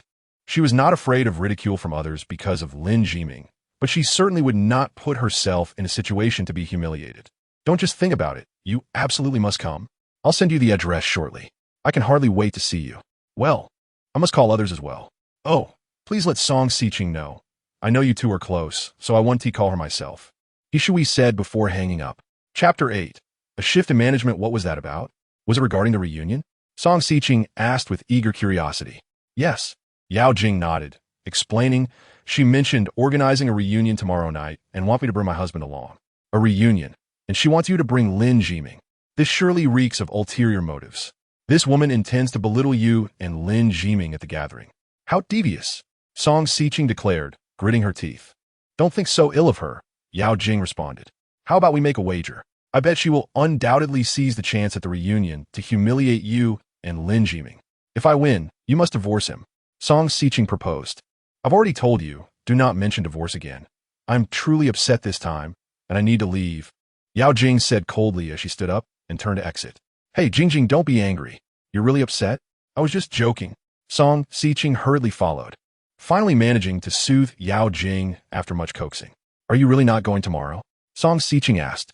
No, neither Lin Jiming nor I enjoy such gatherings. Regardless of whether we might be humiliated, we would feel uncomfortable, so it's better not to attend. You can go if you wish. She asked me to pass on the message to you, Yao Jing replied. Look at her. She wouldn't even call me. Regardless, I'm going. I want to see what kind of man her wealthy husband is and whether he can withstand temptation. A mischievous grin spread across Song Xiqing's face. I must remind you, he is a married man. Do not get too carried away, Yao Jing said seriously. Being married is all the better. I can help our classmate Ishui test her husband's loyalty. It only seems fair after all these years, Song Xiqing said with a smile. You and your antics. Yao Jing playfully poked Song Xiqing's forehead. Song Xiqing's vivacious personality had always been this way. During their high school days, she had the most conflicts with Ishui. If Song Xiqing truly decides to attend the reunion, it will surely become a lively affair. All right, I must get back to work. See you tomorrow. Song Xiqing cheerfully bid Yao Jing farewell before skipping away with her bag. See you tomorrow? I'd rather not. Yao Jing retorted playfully as she walked in the opposite direction. Meanwhile, in the office of the chairman of the Lin Group, Lin Jiming's phone suddenly rang. Glancing at the screen, he answered the call. "It's me, Song Xiqing," came her voice from the other end. "Yes, I know it's you. What is the matter?" Lin Jiming asked. "I have something to tell you. Tomorrow evening is our high school reunion, and Jingjing is also one of our classmates. She has been invited to the reunion," Song Xiqing explained. "And?" Lin Jiming inquired. "This reunion is the first in many years, and we hope to see as many classmates as possible, but Jingjing seems reluctant to attend, perhaps fearing you might get jealous. Therefore, I hope you can help persuade her to come. Rest assured, this reunion allows family members, so you can join us too," Song Xiqing added. "Understood. I will speak to her later," Lin Jiming replied. "Thank you, by the way. I have a small question I hope you can clarify for me," Song Xiqing said. "What is it? I heard you spent 10 billion purchasing the Lin Group. Is that true?" Song Xiqing asked curiously. "It is true." "Hiss." Song Xiqing on the other end gasped in surprise. "Nothing much, then that's it," Lin Jiming concluded, hanging up the phone. On the other end, Song Xiqing's delicate face was a canvas of mixed emotions. She had just heard more rumors, all of which seemed rather credible, prompting her to inquire one last time. To her astonishment, Lin Jiming provided her with a definitive answer. How could this be? Where could Lin Jiming possibly acquire 10 billion? No matter how hard she tried, Song Xiqing could not fathom this. This perplexity was not hers alone. Many in Haixia City shared her confusion. The news of Lin Jiming's extravagant purchase of the Lin Group for 10 billion had indeed spread. By the afternoon, a significant number of people were aware of the situation. Like Song Xiqing, many were baffled as to how Lin Jiming could amass such a fortune, leading to a flurry of speculations. Some conjectured that Lin Jiming must be supported by a wealthy benefactor, while others suggested he had connections to underworld figures, given his striking appearance that attracted both women and certain men. There were also theories positing that Lin Jiming was merely a puppet, positioned by others with the primary aim of seizing the Lin Group. Regardless of how outlandish these speculations were, the underlying notion remained consistent. The funds Lin Jiming used to acquire the Lin Group were not his own. Nevertheless, regardless of whose money Lin Jiming utilized, it was destined to be a losing venture, for the impending fines and compensations the Lin Group faced were conservatively estimated to surpass the entirety of its assets. In the eyes of the public, Lin Jiming's apparent success was merely transient. Once the fine was issued, the Lin Group would undoubtedly collapse. The following morning, Lin Jiming arrived at the company early. "Boss, as you mentioned earlier, 90% of the management team is absent today," Wang Hai remarked with a smile. Given that Shen Hongyue and Lin Jixing had run the company for many years, it was only natural that the senior executives were predominantly their people. "Dismiss all of them," Lin Jiming stated nonchalantly. 70% of these individuals did not show up due to Shen Hongyue's orders, and another 20% are merely observing. "Shall we also let them go?" Wan Hai Ingui. "The company has no need for fence-sitters. Let them all leave," Lin Jiming replied. "Understood." Wan Hai note that. "Additionally, promote those whom we have strategically placed in the lower tiers over the years. It is time for them to play their roles," Lin Jiming added. "Shen Hongyue will surely be bewildered," Wang Hai chuckled. "No, she won't be bewildered. She will merely think that since we chose management from the lower ranks, we are at our wits' end," Lin Jiming smiled. "The more she believes we are at a dead end, the more painful it will be for her when everything turns around." "Boss, your strategy is truly heart-wrenching." Wan Hai Matvel. At 9 o'clock in the morning, a monumental announcement echoed within the Lin Group. 90% of the mid to senior level management had been dismissed. In an instant, the management structure of the Lin Group was rendered vacant, and the organization fell into a state of paralysis. Somewhere in Haixia City, Shen Hongyue faced a gathering of Lin family members with a cold smile. Youthful exuberance often leads to recklessness, particularly in someone like Lin Jiming, who has been suppressed for over 20 years. Now that he has risen to power, he probably thinks the world is his oyster. Anyone who stands in his way will be eliminated. How dare Lin Jiming dismiss 90% of the executives in one fell swoop? I am eager to see how he intends to manage the company. The loss of 10 billion would likely be quite spectacular. "Madam, your strategy of cutting off the roots is truly masterful," the crowd around her remarked. "What is Lin Jiming compared to me? As long as he cannot sustain himself, his backers will inevitably intervene. At that point, I shall witness which fool dares to challenge me," Shen Hongyue declared, her expression laden with malice. At that moment, Dong Jian approached her. "Madam, I've just received news that Lin Jiming has promoted several individuals from the lower tiers to form the new management team," he informed. It appears Lin Jiming has indeed reached a dead end, resorting to selecting leaders directly from the bottom ranks. Just wait and see. With such a vast enterprise as the Lin Group, lacking extensive management experience, it won't be long before the whole operation collapses. Those lower-tier employees only know how to follow orders. They lack the skills to manage and operate. Shen Hongyue laughed heartily, and those around her nodded in agreement. Meanwhile, within the Lin Group, the mass exodus of management triggered a wave of panic among the staff. This anxiety could not be quelled even with the emergence of a new management team, as employees discovered that the new leaders were almost all their former colleagues. The sudden transition of their peers into leadership roles raised doubts about both their emotional and professional capabilities. However, this panic quickly dissipated as many realized that the new management team adeptly organized the company's operations. These individuals possessed an intimate understanding of the company's workings and the abilities of each employee, assigning tasks according to capability and maximizing everyone's contributions. On this foundation, Lin Jiming swiftly issued a welfare notice, enhancing benefits for all employees. With these two measures, the anxious Lin Group remarkably stabilized. Upon hearing this news, Shen Hongyue was left utterly stunned. "Are you certain the entire company is operating smoothly?" She inquired again of Dong Jian, her trusted aide. "Yes," Dong Jian affirmed. "The company is functioning well, and relationships with several partners are stable." "Damn it, I've miscalculated." Shen Hongyue clenched her fists in frustration. She was inherently astute and recognized immediately that she had erred in her judgment. Given the current state of the Lin Group, Lin Jiming and his backers had likely laid the groundwork for this scenario long ago.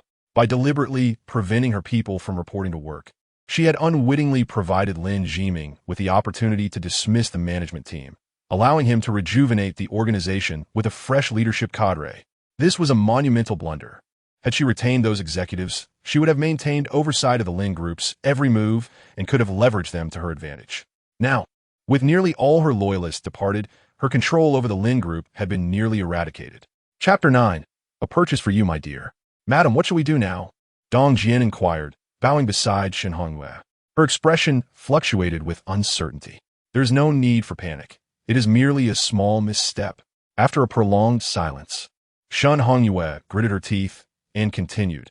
"Although a significant number have left, I still have a few individuals within the company's mid to lower tiers. Due to their positions, I did not inform them this time, which has inadvertently left me an opportunity. These individuals can be strategically utilized. Moreover, according to my sources, a hefty fine for the Lin Group will be issued tomorrow. At that time, let us see how Lin Jiming intends to salvage the company. Several individuals from the lower tiers? A hefty fine?" Dong Jian inwardly smirked.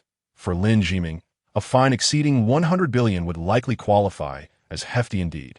As for those few individuals who had not been eliminated from the Lin Group, their continued presence was solely due to Lin Jiming's need for them to relay false information to Shen Hongyue. With a mere nod from Lin Jiming, those individuals would be uprooted in an instant. Throughout the day, those who hoped to witness Lin Jiming's downfall were destined for disappointment. The Lin Group operated smoothly, as if nothing had transpired. However, everyone understood that this tranquility was merely the calm before the storm. The real tempest awaited in the form of an impending fine. At 3 o'clock in the afternoon, Lin Jiming called Yao Jing, arranging to meet her at the Panji Center. Panji Center was a renowned luxury hub in Haixia City, where one could procure high-end designer goods. Yao Jing seldom visited, having never indulged in luxury items due to her limited means. The notion that a company's executive president lacked financial abundance seemed almost comical, yet it was the stark reality.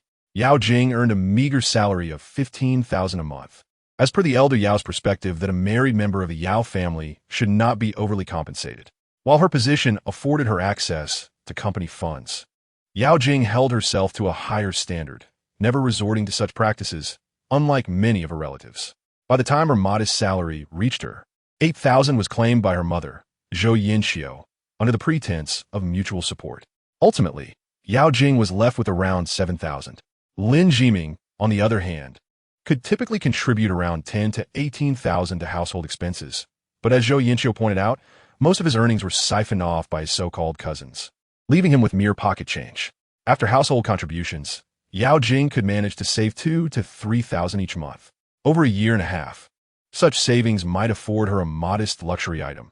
Yet her aspirations demanded far greater financial resources, making it impossible for her to wait that long for a purchase. By 3:30, Yao Jing was already waiting at the entrance of the Panji Center. The bustling crowd couldn't help but cast lingering glances at the woman dressed simply in a t-shirt and jeans, though devoid of designer labels. Even the most extravagantly attired women felt a sense of inadequacy in her presence. Within 5 minutes, Lin Jiming arrived. "Let us go inside and shop," he declared, gesturing grandly as they entered the center. Yao Jing raised an eyebrow, following him and inquiring, "Were we buying? Since you don't intend to divorce me, we must continue this relationship. I have finally emerged from the shadows. How can my wife lack any luxury items?" Lin Jiming replied, his outlook having shifted since their previous encounters. Initially, he believed Yao Jing desired a divorce, but recent events clarified her true feelings. With her unwavering commitment, he had no intention of pushing her away. As for when they could truly be husband and wife, that would depend on fate. For now, he was willing to fulfill the responsibilities of a husband. Surrounded by luxury boutiques, Yao Jing remarked, "I have no desire for these items. There is no woman who does not appreciate luxury. Those who claim otherwise are often merely unable to afford them." Lin Jiming countered, "You need not feel this way. I believe our previous relationship was perfectly fine. Your current approach is quite disconcerting," Yao Jing stated earnestly. Lin Jiming paused, gazing at her, and took her right hand. "In the 4 years I have been your husband, aside from this wedding ring, have I given you anything else?" Yao Jing looked down at the simple gold ring on her finger, a token from their wedding day, which she had worn faithfully for 4 years. "Are you attempting to make amends?" she asked. "I am quite clear-headed. Your decision not to divorce me is not rooted in love or affection, but rather in other reasons. Regardless, your loyalty compels me to fulfill my duties, not as an act of atonement, but as a husband should," Lin Jiming stated resolutely. "The money should be saved," Yao Jing advised. "I currently possess ample funds," Lin Jiming retorted. "Even the greatest wealth cannot withstand frivolous spending, especially with the fine looming tomorrow," Yao Jing sighed. "If fate decrees that I, Lin Jiming, shall face bankruptcy tomorrow, then before that day arrives, I shall ensure my woman enjoys a good life, even if just for a day. Let us go," he declared, firmly grasping Yao Jing's hand as they moved forward. This marked the second time in their 4-year marriage that they held hands. The first had been during their wedding ceremony, when Lin Jiming had tenderly taken her hand to recite his vows. Yao Jing hesitated but did not withdraw her hand. Perhaps, she thought, after the fine was issued the next day, Lin Jiming would be left with nothing, reverting to his former self. If that were the case, she preferred to savor this final day of happiness he could provide her. For the first time, they strolled through the mall like an ordinary couple. Before long, they reached the entrance of a Chanel boutique. "Let us go with this," Lin Jiming proclaimed. "That brand's items are far too expensive," Yao Jing objected, shaking her head. "Not to worry, I can afford it," he chuckled, pulling her into the store. Inside, a few customers were browsing. A sales associate approached Lin Jiming with a smile. "I would like to buy my wife a bag. The most expensive and beautiful one," he stated succinctly. Yao Jing rolled her eyes. Lin Jiming's demeanor resembled that of a nouveau riche. Yet, a flicker of joy ignited within her, for this ostentatious individual was her husband. "Sir, I believe we should first explore other bags. Chanel offers many items at more reasonable prices that are still exquisite," the associate suggested softly. Lin Jiming sensed the associate's condescension, but remained composed. He understood that Chanel's finest bags could cost millions and would not be readily shown to just anyone, akin to how a Ferrari would not allow just anyone to test drive. Recognizing her relatively respectful attitude, he smiled and replied, "No worries, bring it out. If my wife likes it, we will purchase it. In that case, I will go and request it." "Please hold on, sir." The associate hesitated but eventually acquiesced, recognizing that although Lin Jiming and Yao Jing bore no luxury brands, their appearances suggested they were not ordinary individuals. If they were indeed capable buyers, the associate's commissions for months would be secured. "I expected you to be more irate. Isn't it typical for the nouveau riche to refuse to be looked down upon?" Yao Jing teased lightly. "Playful are we, Jing? Who is the nouveau riche here?" Lin Jiming replied with a grin. "Regardless, I do not want bags worth hundreds of thousands or millions," Yao Jing asserted seriously. "I will use my own money to buy you a bag." Whether you want it is your concern. The purchase is mine to decide, Lin Jiming stated. Yao Jing frowned. What did you learn to be so domineering? Domineering? A tiger merely walks down the road, crushing an anthill. The ants may perceive the tiger's actions as tyrannical. But to the tiger, it is simply walking, he said calmly. Yao Jing fell silent at his words. Just then, a sharp voice pierced the air from nearby. Isn't that CEO Yao? Lin Jiming turned alongside Yao Jing to the direction of the voice. A mature woman in her 30s or 40s approached, exuding charm and elegance, adorned in designer labels. Though Lin Jiming did not recognize her, Yao Jing did. Fan Yutong, from the Bash chain hot pot restaurant, Yao Jing whispered. Oh, she seems to harbor animosity towards you, Lin Jiming replied softly. Yao Jing shook her head, opting for silence. The mature woman, Fan Yutong, approached with a smile and remarked, CEO Yao, I never expected to encounter you here. Are you here to purchase a handbag as well? Just accompanying my husband for a look, Yao Jing responded, linking her arm with Lin Jiming's. Your husband? Is he the legendary second young master of the Lin family? Fan Yutong said, casting a sarcastic glance at Lin Jiming. He truly is quite handsome. No wonder CEO Yao remains devoted to him. With looks like that, even lacking in capability, he is worth a lifetime of companionship. At least one can feast their eyes daily, right? In this age, good looks are a talent in themselves. Who needs anything else? By the way, Ms. Fan, I've heard that your relationship with your husband has not been very good lately? Yao Jing inquired curiously. Upon hearing this, Fan Yutong's expression darkened. CEO Yao, your sources are quite astute. Not all. By the way, have you resolved the issue regarding the recycled oil at your hot pot restaurant? Yao Jing pressed further. Fan Yutong's face darkened once more. Lin Jiming found amusement in the exchange, witnessing Yao Jing confront someone for the first time. Her words were sharp and cutting. Chapter 10. Insufficient wealth for interest. Fan Yutong had never anticipated such a fierce rebuttal. She had a grudge against Yao Jing, stemming from a time when her husband had publicly pursued Yao Jing, who had rejected him. Although it had been dismissed at the time, it lingered in her mind, prompting her to spread rumors about Yao Jing. Today, while shopping for handbags, she spotted Yao Jing and Lin Jiming, viewing it as an opportune moment to confront them without preparation. Little did she expect that before she could even hurl a few jabs, Yao Jing would swiftly retaliate, leaving her speechless. Just as Fan Yutong resigned herself to a disappointing outing, a sales associate approached with a tray carrying 3 handbags of the same style but different colors. These handbags exuded luxury, their surfaces gleaming under the lights, adorned with diamonds on the Chanel logo. The sales associate carefully placed the tray on the glass counter and addressed Lin Jiming. Sir, these are our most expensive bags from Chanel's Dreamy Soul series. We have 3 in total. Do you like them? Lin Jiming asked. Yao Jing reached for one to examine it. Say, I presume you haven't been to such a store before? These bags require gloves to handle, Fan Yutong scoffed.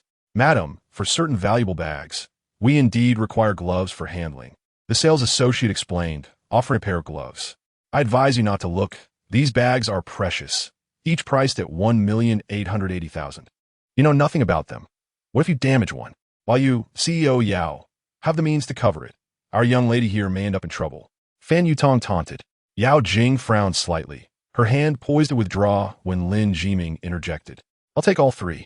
The sales associate was taken aback. All 3, sir? Pack them up, Lin Jiming instructed. Sir, aren't you going to choose? The sales associate asked, her voice trembling.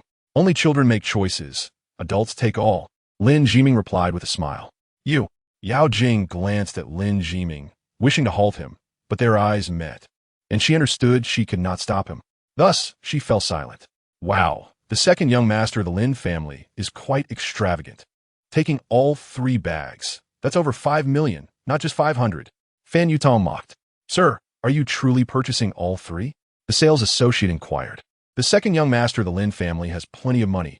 Hurry and wrap them up. Fan Yutong laughed, elated by the turn of events.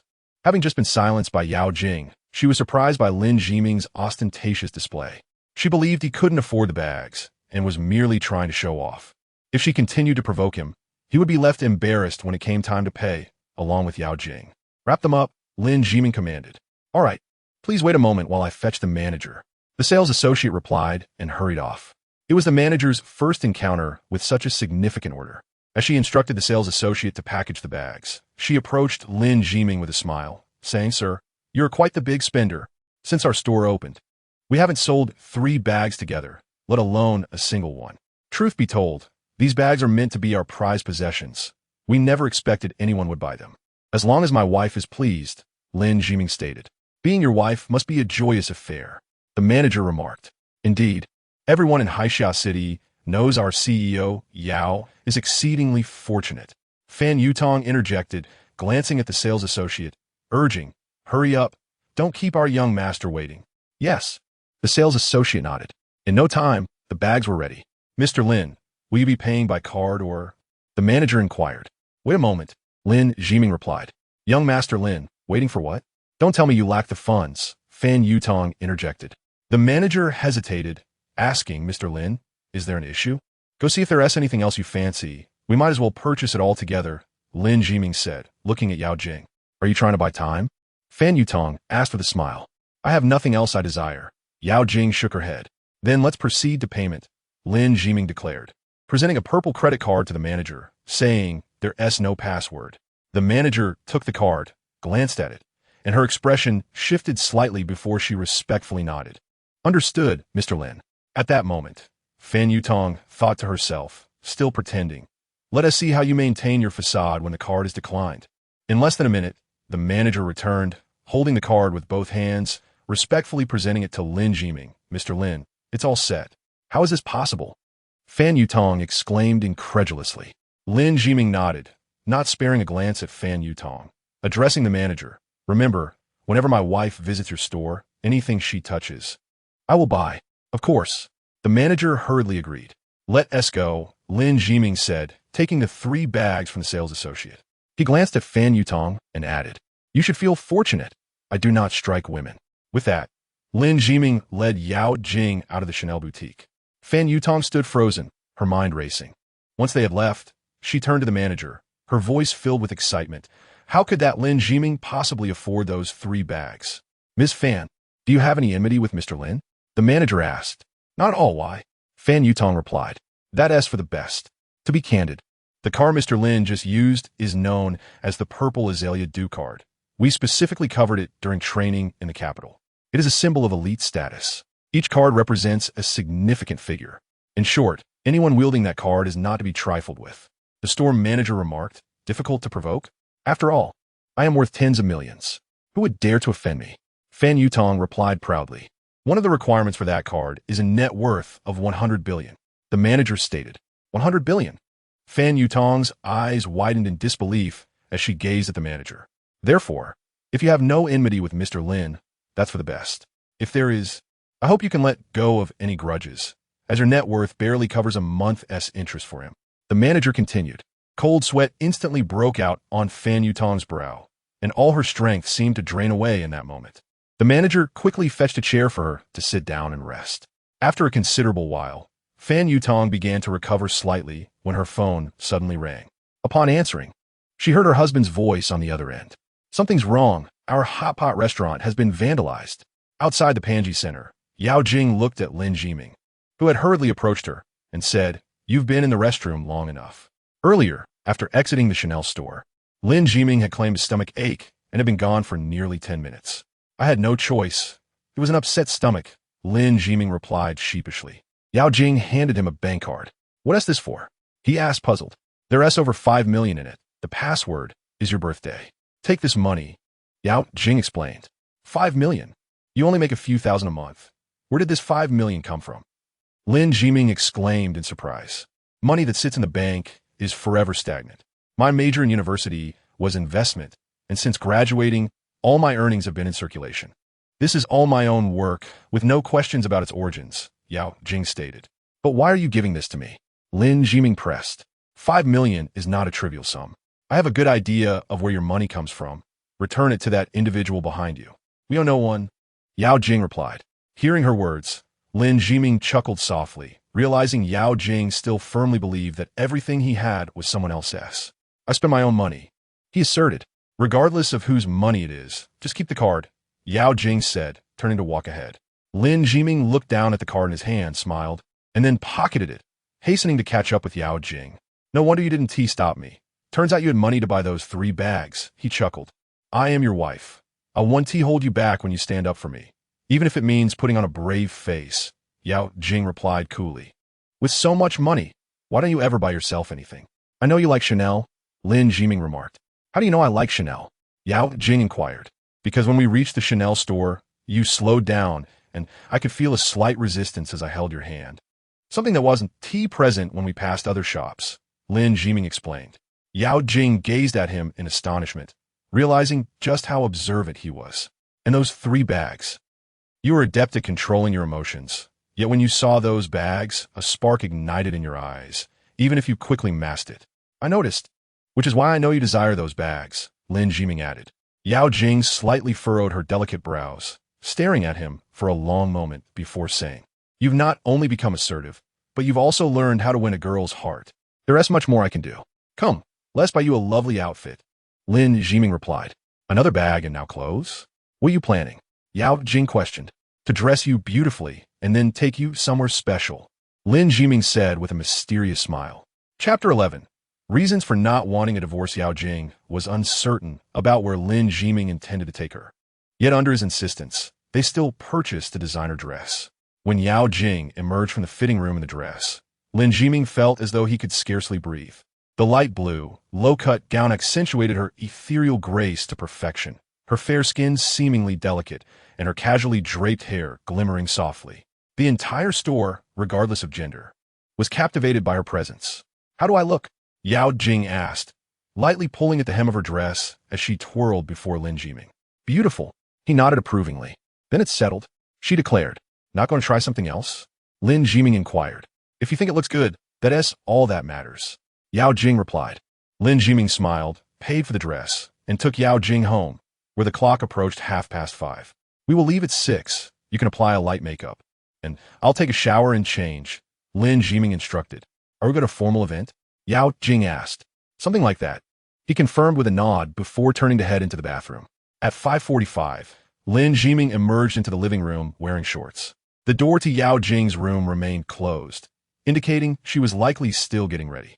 Lin Jiming casually turned on the television, seated himself on the sofa, and picked up a cigarette. Just as he was about to light it, he hesitated and set it back down. The news was airing. At the recently concluded Christie's summer auction, the highly coveted necklace Tears of the Goddess was sold for $4.5 million to a mysterious buyer, marking the highest price at the auction. Lin Jiming glanced at the news and dialed a number on his phone. Where's the necklace? He inquired. It has just been loaded onto the plane and will be transported to Haisha City by your private jet, expected to arrive around 7:30, came the response. 7:30. That is just about right. Lin Jiming nodded and hung up. Just then, the doorbell rang. He approached the door and opened it to reveal a burly man in a suit holding a square box. Boss, your custom suit has arrived, the man announced.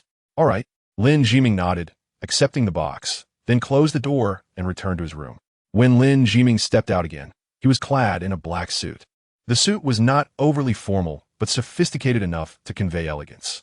His physique was of a solid build, and the suit fit him perfectly, accentuating his figure just right. Standing before the mirror, he adjusted his collar. He seldom wore suits, as he didn't attend company meetings or social gatherings. The last time he donned one was on his wedding day, 4 years prior. At that moment, Yao Jing's door opened. How do I look? She asked from the threshold. Lin Jiming turned to face her, and in that instant, it felt as if time stood still. Yao Jing had applied light makeup, yet hers was distinct. While many women might layer powders and liners, her simplicity was stunning, just a touch of lipstick. Her eyes, brows, and complexion were flawless, rendering any enhancement superfluous. The slightly deeper red lipstick added a touch of nobility to her cool demeanor. Around her graceful neck hung the gold necklace Lin Jiming had gifted her on their wedding day, though modest in price. It lent an air of elegance that elevated her beauty. While ordinary individuals might rely on accessories to enhance their appearance, someone like Yao Jing could elevate the value of the adornments themselves. What's wrong? Yao Jing asked, puzzled by Lin Jiming's silence. In that moment, she too was captivated. She had only seen Lin Jiming in a suit once, on their wedding day. However, that day was a chaotic whirlwind, and her heart was in turmoil. So she hardly registered Lin Jiming's appearance in formal attire. This moment marked the first time she beheld him in a suit within such a serene setting. For the first time, Yao Jing realized how exceptionally handsome her husband looked. After exchanging glances for about a second, Yao Jing broke the silence. "Where did you buy this suit?" "It fits you perfectly," she remarked. "Is that so?" "As long as it fits," Lin Jimin replied, nodding. He then added, "You should take off that necklace." "What's wrong?" Yao Jing inquired. "It doesn't suit you," Lin Jimin stated. Confused, Yao Jing retreated to their room to remove the necklace. At precisely 6 o'clock, the couple left their residence and descended the stairs. "Shall we take my car or yours?" Yao Jing asked. "Today we won't be driving," Lin Jimin replied with a smile. "Then I'll call a ride," Yao Jing said, pulling out her phone. Just then, a Rolls-Royce glided to a halt before them. The driver exited the vehicle, opened the door, and slightly bowed, addressing them, "Sir, madam, please get in." "What is this?" Yao Jing looked at Lin Jimin in astonishment. "Get in, my dear wife," Lin Jimin gestured. Though puzzled, Yao Jing complied and entered the car, followed by Lin Jimin. The driver closed the door and started the engine. "Where are we going tonight?" "Why the need for a Rolls-Royce?" Yao Jing asked softly. "Rent? This car belongs to one of my associates. I borrowed it to make an impression," Lin Jimin explained. "This is Wang Hai's car. He lent it to me for today." Yao Jing regarded Lin Jimin, and after a few moments of silence, she sighed. "Are you taking me to my high school reunion?" "You're quite perceptive," Lin Jimin praised. "With all the shopping for bags and clothes, and now this extravagant car, I can't fathom where you intend to take me." "Did that little girl, Song Siqing, tell you?" Yao Jing queried. "Indeed," Lin Jimin nodded. "This isn't necessary. I dislike putting on a facade. I am well aware of my limitations," Yao Jing asserted. "This is not pretense." Lin Jimin shook his head earnestly. "After 4 years of marriage, I understand the injustices you've endured.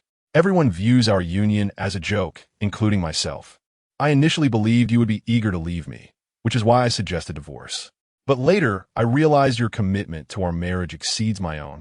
I cannot fathom your reasons for such steadfastness, nor will I bring up divorce again. All I can do is deliver a resounding slap to those who mock you, to show them that you, Yao Jing, did not marry the wrong man."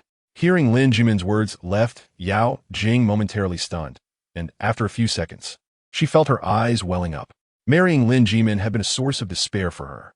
She felt anger, sorrow, pain, and resentment towards the unfairness of fate. But ultimately, it was all in vain. She had married Lin Jimin. Over 4 years, she had endured ridicule and had grown numb to life. Her reluctance to divorce was not born from affection for Lin Jimin, but rather, it was a means of revenge against her family. She wanted to make those who sought to exploit her suffer. None of this was related to Lin Jimin. She simply fulfilled her duties as a wife, cooking for him without expecting any gratitude. Yet now, everything Lin Jimin did struck her heart like a heavy fist against stone. "Are you touched? Let's act like a real couple tonight," Lin Jimin asked with a smile. "Flatterer," Yao Jing playfully retorted, turning away to hide her tears. Lin Jimin chuckled softly, gazing out the window. This moment, it seemed, resembled what a married couple should be like. Meanwhile, not far from where Lin Jimin and Yao Jing resided, Yao Jing's parents lived in another neighborhood. Inside their home, a man in his 30s named Li Bin sat in the living room. "Li Bin, you needn't have brought all these gifts. You're too kind," Zhou Yinxiu exclaimed, looking at the pile of items on the table with a beaming smile.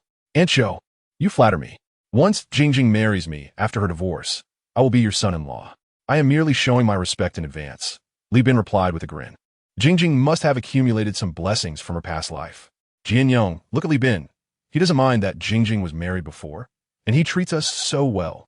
And then there's that Lin Jimin. What a disgrace. He doesn't honor us, let alone respect us. Jingjing should have divorced him long ago," Zhou Yinxiu exclaimed. "Absolutely." Yao Jianyong nodded vigorously.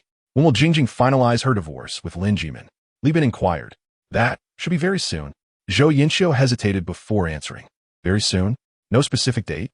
Didn't you promise me they would definitely divorce in a few days?" Li Bin asked Froning. "That is true, but Jingjing is quite stubborn. We cannot rush her. Besides, it seems Lin Jimin has come into money recently, having acquired Lin Group, which may have given Jingjing some hope. Thus, the divorce has been postponed," Zhou Yinxiu explained. "I understand that," Li Bin chuckled mockingly. "Yes, just a puppet. I refuse to believe that someone so weak for so long could achieve this. Besides, even if he isn't a puppet, there are plenty of others with billions to spare." Yes, young Master Li, you are part of the Li family, which is far more formidable than the Lin family. You can expect good news from Jingjing soon.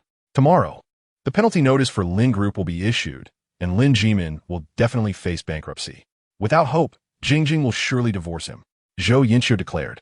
Then I shall await your good news. Li Bin Simidet. Absolutely. Chapter 12. The class reunion as night fell. The Billy Manor on the outskirts of Haixia City was reserved for a gathering. It was said that the venue was booked by a young wealthy lady for a simple purpose, a class reunion. Though the intent was straightforward, the expenditure was considerable, as the rental fee for the manor started at no less than 100,000 yuan per day. Under the night sky, a line of cars arrived at the manor's entrance, where waiting staff ushered guests inside. At that moment, Song Xiqing awaited at the entrance. Clad in an elegant dress that accentuated her slender, shapely legs, inviting the temptation to admire her beauty. Occasionally, old classmates approached Song Xiqing to greet her, inviting her to enter the manor together, but she declined each time as she was waiting for someone. Did that guy Lin Jimin fail to convince Jingjing? Song Xiqing muttered to herself, glancing at her watch. As it approached 7:30, most attendees had already arrived, and it had been 10 minutes since anyone new had shown up. Damn mosquitoes, Song Xiqing grumbled, swatting one off her arm. Just then, two headlights appeared in the distance, growing closer until they stopped beside her. Wow, a Rolls-Royce Phantom. Which affluent individual has arrived? As Song Xiqing beheld the little angel soaring in front of the car, she couldn't help but exclaim in awe, then turned her gaze toward the car door. Once the vehicle came to a halt, the driver disembarked and opened the door. My goodness, unable to drive oneself. What a grand figure, Song Xiqing murmured in surprise. Subsequently, she noticed the person stepping out of the car, Lin Jimin. Astonished, Song Xiqing gazed at Lin Jimin, who was clad in an elegant suit, a distinct departure from his usual attire. Nevertheless, she recognized him immediately. Lin Jimin appeared oblivious to Song Xiqing's presence, extending his hand toward the interior of the car. Soon, a pair of delicate jade-like hands emerged from within, resting atop Lin Jimin's hand. With a gentle smile, he pulled the owner of those hands out. Yao Jing then appeared before Song Xiqing. Wow! Upon seeing Yao Jing, Song Xiqing couldn't suppress a gasp. Xiqing, Yao Jing called out, waving at her. Goodness, Jingjing, how did you arrive in a Rolls-Royce? Song Xiqing approached Yao Jing in astonishment. I borrowed it, Yao Jing replied with a smile. Borrowed? Song Xiqing was momentarily taken aback, then exclaimed in frustration, you should have arrived earlier. There were so many people at the entrance just now, and now it's deserted. No one knows you arrived in a Rolls-Royce. Then why don't you hurry inside and call people out to admire it? Lin Jimin suggested. Yes, absolutely, let's call them out. Song Xiqing's eyes sparkled, genuinely intending to enter the estate, only to be halted by Yao Jing, who grasped her tightly. Come on, I can't afford to lose face. Let's go, Yao Jing said, linking arms with Song Xiqing as they moved forward. Lin Jimin glanced at his empty wrist with a smile, following behind the two women. Upon passing through the grand entrance of the estate, a vast lawn unfolded before them, already adorned with exquisite fairy lights that cast a soft, enchanting glow under the night sky. A long table laden with delectable dishes was set beneath the twinkling lights. Nearby, a Western band played lively tunes, while groups of fashionably dressed young individuals mingled and chatted. This gathering was distinctly Western in style, featuring a buffet setup, with servers circulating with trays of fine wines. As Yao Jing and Song Xiqing stepped onto the lawn, the previously boisterous atmosphere fell silent, leaving only the music of the band. All eyes fixated on Yao Jing and Song Xiqing. Yao Jing, dressed in a pale blue gown, held a Chanel handbag, her gaze exuding a cool elegance, her demeanor regal and noble. Song Xiqing wore a short skirt, her face adorned with light makeup, flaunting numerous designer items, her smile radiant, and her eyes sparkling with vivacity. The striking contrast between these two breathtakingly beautiful women made them the undeniable focal point of the event. In comparison, Lin Jimin, appearing behind them, seemed somewhat overshadowed. Despite his good looks, the disparity between handsome and beautiful was stark. 100% of charm could never equate to 100% of beauty. Yao Jing, Song Xiqing. You two school beauties have truly made a grand entrance. A striking woman approached, linked arm in arm with a middle-aged man. Shui, I missed you so much. Song Xiqing released Yao Jing's arm and rushed to embrace the woman. Shui was momentarily startled by Song Xiqing's enthusiastic gesture, yet quickly reciprocated, exclaiming, "I haven't seen you in ages. I truly miss you, Siqing." Ah, women and their bonds. Lin Jiming couldn't help but muse from a distance. Having learned that the relationship between Song Siqing and the woman named He Shu Hui was rather tenuous. Yet here was Song Siqing performing this touching display of sisterly affection, making it a pity she wasn't participating in a show like the birth of an actor. "This must be your husband?" Song Siqing inquired, her eyes sparkling as she turned to the middle-aged man beside He Shu Hui. He was approximately 5 feet 7 inches tall, slightly shorter than Song Siqing in her heels, weighing around 170 to 180 pounds and likely in his 40s, essentially her uncle's age. Though his physique and appearance were unremarkable, his attire was anything but simple. Song Siqing discerned that he was clad in designer brands worth at least 500,000, and his wrist bore a Richard Mille watch valued over $1 million. "Hello, I'm Zhou Wenwei." The middle-aged man greeted politely, extending his wrist adorned with a luxurious watch towards Song Siqing. "Hello," she replied, her eyes crescent-shaped with delight as she exchanged a brief handshake with him. At that moment, Yao Jing and Lin Jiming approached He Shu Hui. "Darling, let me introduce you to someone I've often mentioned. Our high school beauty, Yao Jing." He Shu Hui gestured towards Yao Jing. Zhou Wenwei's gaze swiftly traversed Yao Jing, a glimmer of greed flashing in his eyes before he extended his hand again. "Hello, Yao Jing. I'm Shu Hui's husband, Zhou Wenwei." "Hello, I'm Lin Jiming, Yao Jing's husband." Lin Jiming introduced himself, reaching out to shake Zhou Wenwei's hand. "Ah, hello." Zhou Wenwei was momentarily taken aback by Lin Jiming's gesture, but quickly recovered, flashing a smile. "I've heard of you indeed. Yao Jing, I've heard your husband is the second young master of the Lin family. Is that true?" He Shu Hui inquired with a smile. Upon hearing this, the surrounding guests turned their attention to Lin Jiming. Most had never seen him before, nor did they know his name. But they were aware of the infamous wasteful second young master of the Lin family, who happened to be Yao Jing's husband. The insinuation was palpable as He Shu Hui deliberately invoked the term wasteful second young master, leaving everyone curious about how Lin Jiming and Yao Jing would respond. Indeed, Yao Jing nodded, smiling as she linked her arm with Lin Jiming. "My husband is, in fact, the second young master of the Lin family." "Oh, so the rumors hold true." He Shu Hui cast a meaningful glance at Lin Jiming, then turned to Yao Jing's handbag, exclaiming, "Oh my, Jing. You actually bought the Chanel Lumiere series? That bag isn't cheap. It costs over 400,000. I've been wanting to buy one, but there's a shortage in the country. Could you show it to me?" Upon hearing that Yao Jing's bag was worth over 400,000, the crowd immediately became intrigued, gathering closer. "Lumiere series?" Yao Jing hesitated, recalling that the salesperson had told her it was from the soul-stirring collection. How to become the Lumiere series, in He Shu Hui's words. Despite her confusion, Yao Jing still removed her bag and handed it to He Shu Hui. "Thank you so much. You're so kind." He Shu Hui smiled widely, taking the bag and examining it closely, her expression shifting to one of surprise as she remarked, "Why does this look different from the series I wanted to buy? The texture, the leather, and this diamond-studded logo there's even a name inside this ISN, the Lumiere series. I've never seen a bag like this in Chanel's store." With He Shu Hui's words, the crowd quickly grasped the implication. Yao Jing's bag, worth over 400,000, was a counterfeit. Moreover, it wasn't even a convincing one. "I don't know much about it. It was a gift from my husband," Yao Jing explained. "Oh, I see," He Shu Hui said, suddenly enlightened, casting a significant glance at Lin Jiming and adding, "Well, this bag isn't bad at all. Gifts are all about the sentiment, after all. As the saying goes, it's the thought that counts." The people around displayed smiles as Lin Jiming purchased a high-quality imitation handbag for Yao Jing, who upon carrying it out, was recognized by others. This was indeed quite embarrassing. Meanwhile, Song Siqing furrowed her brow slightly, casting an annoyed glare at Lin Jiming, before cheerfully suggesting, All right, I'm quite hungry now. Shall we begin to eat? Let us start. Don't hold back. I have prepared exquisite Wagyu beef and Bordeaux red wine for dinner. Plenty to eat and drink. I've also arranged rooms for you. If you drink too much, you can simply retire for the night. We have activities planned for tomorrow." He Shu Hui chimed in with a smile. "Staying overnight? That would be splendid," Song Siqing said with a beaming smile. Yao Jing's brow furrowed slightly. If they were to stay overnight, wouldn't that mean sharing a room with Lin Jiming?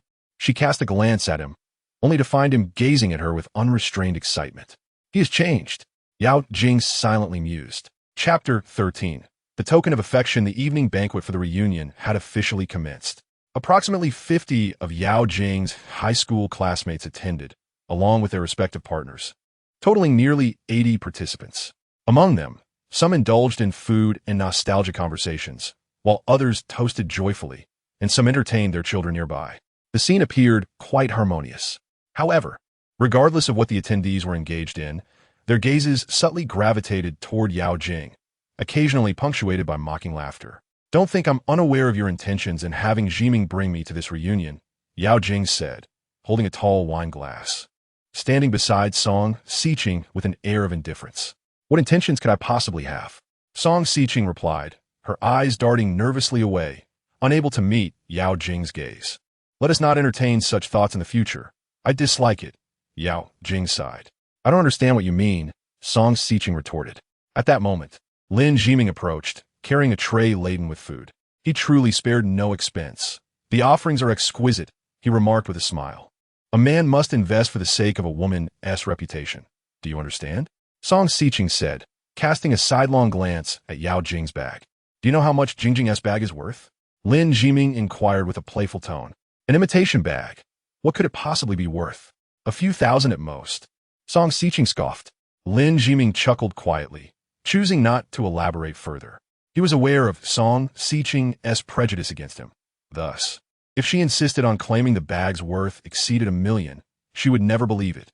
Just as everyone had been misled by He Shuhui into thinking he had purchased an imitation for Yao Jing, he would refrain from explaining, as doing so would only reveal insecurity. By remaining silent, he would at least maintain some dignity.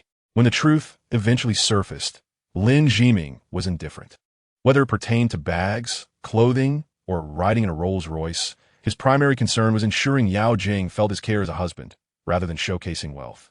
Of course, if circumstances permitted, he would not shy away from making a statement to some individuals, but such displays depended on the situation. One could not simply flaunt wealth in an ostentatious manner. Lin Jiming checked his phone. 7:30 p.m., but the necklace he had ordered had yet to arrive. Puzzled, he wondered, as his subordinates typically did not delay matters unless faced with unforeseen circumstances. Just then his phone rang. Glancing at the screen, Lin Jiming handed the tray to Song Xiqing and stepped aside. "What is he doing? Does he think I'm a servant?" Song Xiqing exclaimed, astonished at her hands full of the tray. "What is wrong with helping him out? It won't kill you." Yao Jing laughed. "If anyone should be helping, it should be you, as his wife. You two are bullying me." Song Xiqing pouted, feigning distress. Yao Jing chuckled, looking toward the distance where Lin Jiming was standing in the shadows, on the phone. "Boss, there has been an accident at the expressway exit to Bailey Manor, causing severe congestion. We are currently arranging for a drone to deliver your items to Bailey Manor, expected to arrive in 2 minutes. We apologize for the delay. Please punish us." A man's voice echoed from Lin Jiming's phone. "It's just a few minutes delay. It's no trouble. Is everything all right on your end?" Lin Jiming inquired. "Everything is fine. The highway is simply gridlocked, and our vehicle is unable to proceed.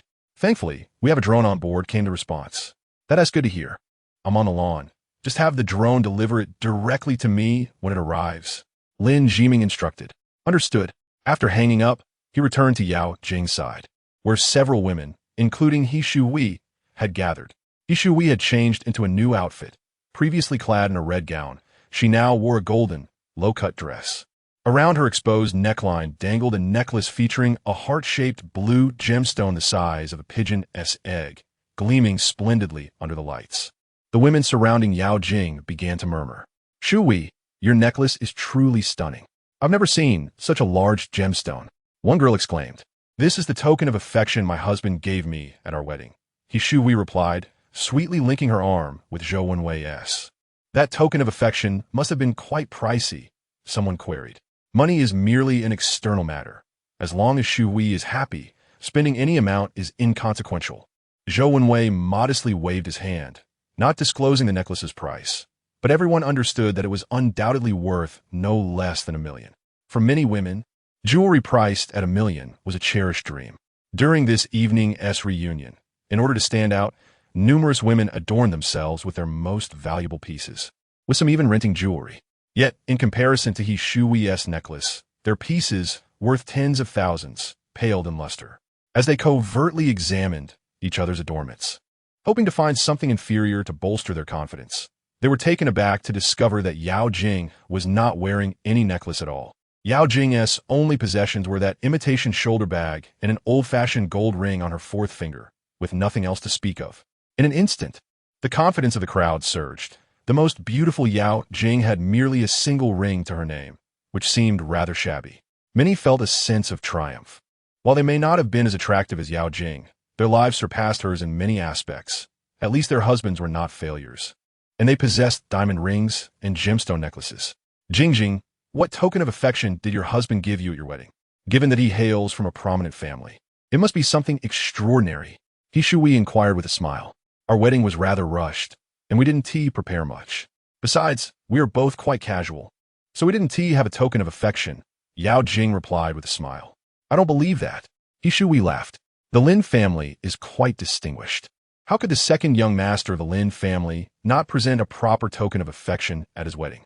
Exactly, Yao Jing. It's inconceivable that you had no token of affection. Show us what it is. Don't hide it. Someone teased. With this, the surrounding crowd quickly joined in the teasing.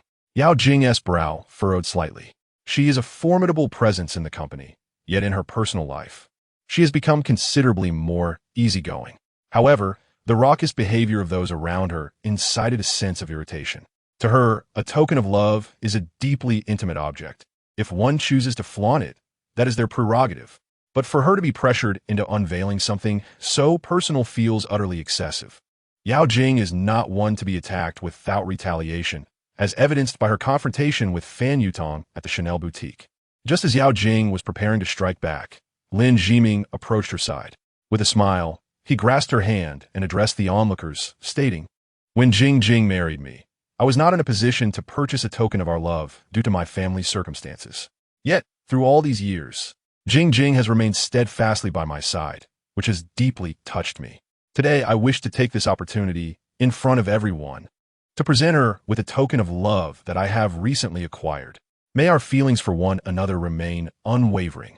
Upon hearing this, Yao Jing abruptly withdrew her hand from his grasp, her expression tinged with awkwardness as she interjected, What are you doing? We are already an old married couple. This token of love is rather amusing. Observing her reaction, Lin Jiming understood her thoughts and leaned closer to whisper in her ear, It's merely a gift. Do not overthink it. It is unnecessary, Yao Jing replied. It is necessary, he countered with a nod.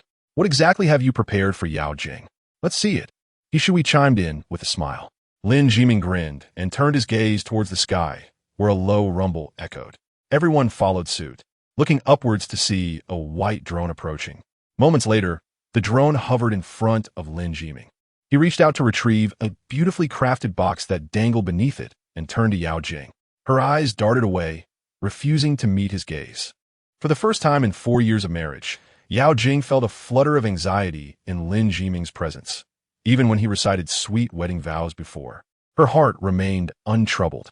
Thank you, Lin Jiming said earnestly, uttering nothing more. He then opened the box, and, as the light cascaded upon it, a brilliant radiance emanated forth. When the crowd finally discerned the contents of the box, they collectively gasped. It was an exquisitely beautiful diamond necklace. The necklace unfolded in a net-like pattern, with each intersection adorned by a diamond. These diamonds formed a web that sparkled under the light, reminiscent of the vastness of the galaxy. But that was not all. At the end of this diamond net lay a red gemstone, the size of an egg, shaped somewhat like a droplet, a rarity among gemstones. What kind of necklace is this? It appears rather impressive, He Shui remarked, her expression stiffening. This must be a synthetic ruby. Natural rubies of this size are unheard of. Someone chimed in. And these diamonds must be lab-created too. If they were natural, this necklace would be worth millions. Another added, and many nodded in agreement. I see now, I was wondering. But even if it's synthetic, it is still quite lovely. He Shui smiled. No, this is not synthetic. Zhou Wenwei suddenly interjected, startling everyone, including Yao Jing. This is clearly the tears of the goddess Lua necklace that sold for $450,000 at the Christie's summer auction just hours ago. Zhou Wenwei exclaimed. Chapter 14. Delivered by private jet. Aside from Lin Jiming and Zhou Wenwei, no one else in attendance knew what the tears of the goddess Luo signified. In truth, Lin Jiming himself was not entirely aware of the necklace's significance. He simply wanted to gift Yao Jing with something special and had inquired with Wang Hai. Coincidentally, Wang Hai had recently received a list of items sold at the Christie's summer auction, which included the tears of the goddess Luo. He sent Lin Jiming a picture, and upon seeing it, Lin Jiming deemed it quite exquisite and instructed Wang Hai to procure it, oblivious to the fact that it cost over $400,000. To Lin Jiming, this expenditure was as trivial as buying a cabbage from the market. Zhou Wenwei's astonishment surprised Lin Jiming. Was a necklace truly worth such amazement? Furthermore, given his wife's previous sense of superiority over Yao Jing, this revelation would surely dismantle that illusion. Still enraptured by the shock, Zhou Wenwei took 2 steps forward, reaching for the necklace, only to be gently rebuffed by Lin Jiming. My apologies. Zhou Wenwei realized his breach of etiquette and stepped back, casting an apologetic glance at Lin Jiming. Mr. Lin, I didn't mean to intrude. I was simply taken aback. Dear, isn't this just a diamond necklace? As an internationally renowned gemologist, you must have seen countless pieces like it. Is it truly worthy of such astonishment? He Shu Hui remarked, awkwardly linking her arm with Zhou Wenwei's. May I please proceed with the presentation? Lin Jiming inquired, his face darkening. He had eagerly anticipated this moment to adorn Yao Jing with the necklace, only for Zhou Wenwei to disrupt it.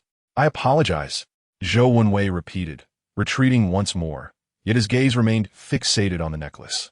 The crowd was equally captivated, their expressions reflecting shock. They had overheard Zhou Wenwei's revelation. The necklace was worth $450,000, converted to the local currency that amounted to over 20 million. The concept of a necklace valued at such an exorbitant price was unfathomable to these individuals. Even a necklace worth $1 million would be beyond their reach, let alone one worth 10 million, which they could only witness in the news. Yao Jing, in truth, disliked being the center of attention, while she exuded strength at work. Her personal life was marked by simplicity and humility. To others, this might seem like the pinnacle of vindication, but Yao Jing felt utterly out of place. She harbored no affection for Lin Jiming, and the changes he exhibited over the past 2 days were insufficient to stir any feelings within her. Thus, the notion of receiving a necklace worth millions left her feeling disoriented. Lin Jiming, however, felt no discomfort. He lifted the necklace and approached Yao Jing. As she gazed at him, she ultimately mustered a smile. In this moment, she did not wish to dampen his enthusiasm. Lin Jiming grinned, carefully placing the necklace around her neck. The delicate skin of her neck, adorned with such a radiant piece, elevated both the necklace and her beauty to new heights. It was no wonder that throughout history, countless women had succumbed to the allure of jewelry, for such dazzling treasures were crafted for their admiration. Thank you, Yao Jing said softly. You are too kind, Lin Jiming replied with a smile. At that moment, Song Siqing interjected, is this necklace truly worth over $400,000? Her question echoed the sentiments of many in the crowd. The notion of a necklace valued at such a staggering amount was almost surreal. While they were aware that such extravagant pieces existed, it was difficult to fathom that one could be in the possession of Lin Jiming. $450,000. Not a cent less.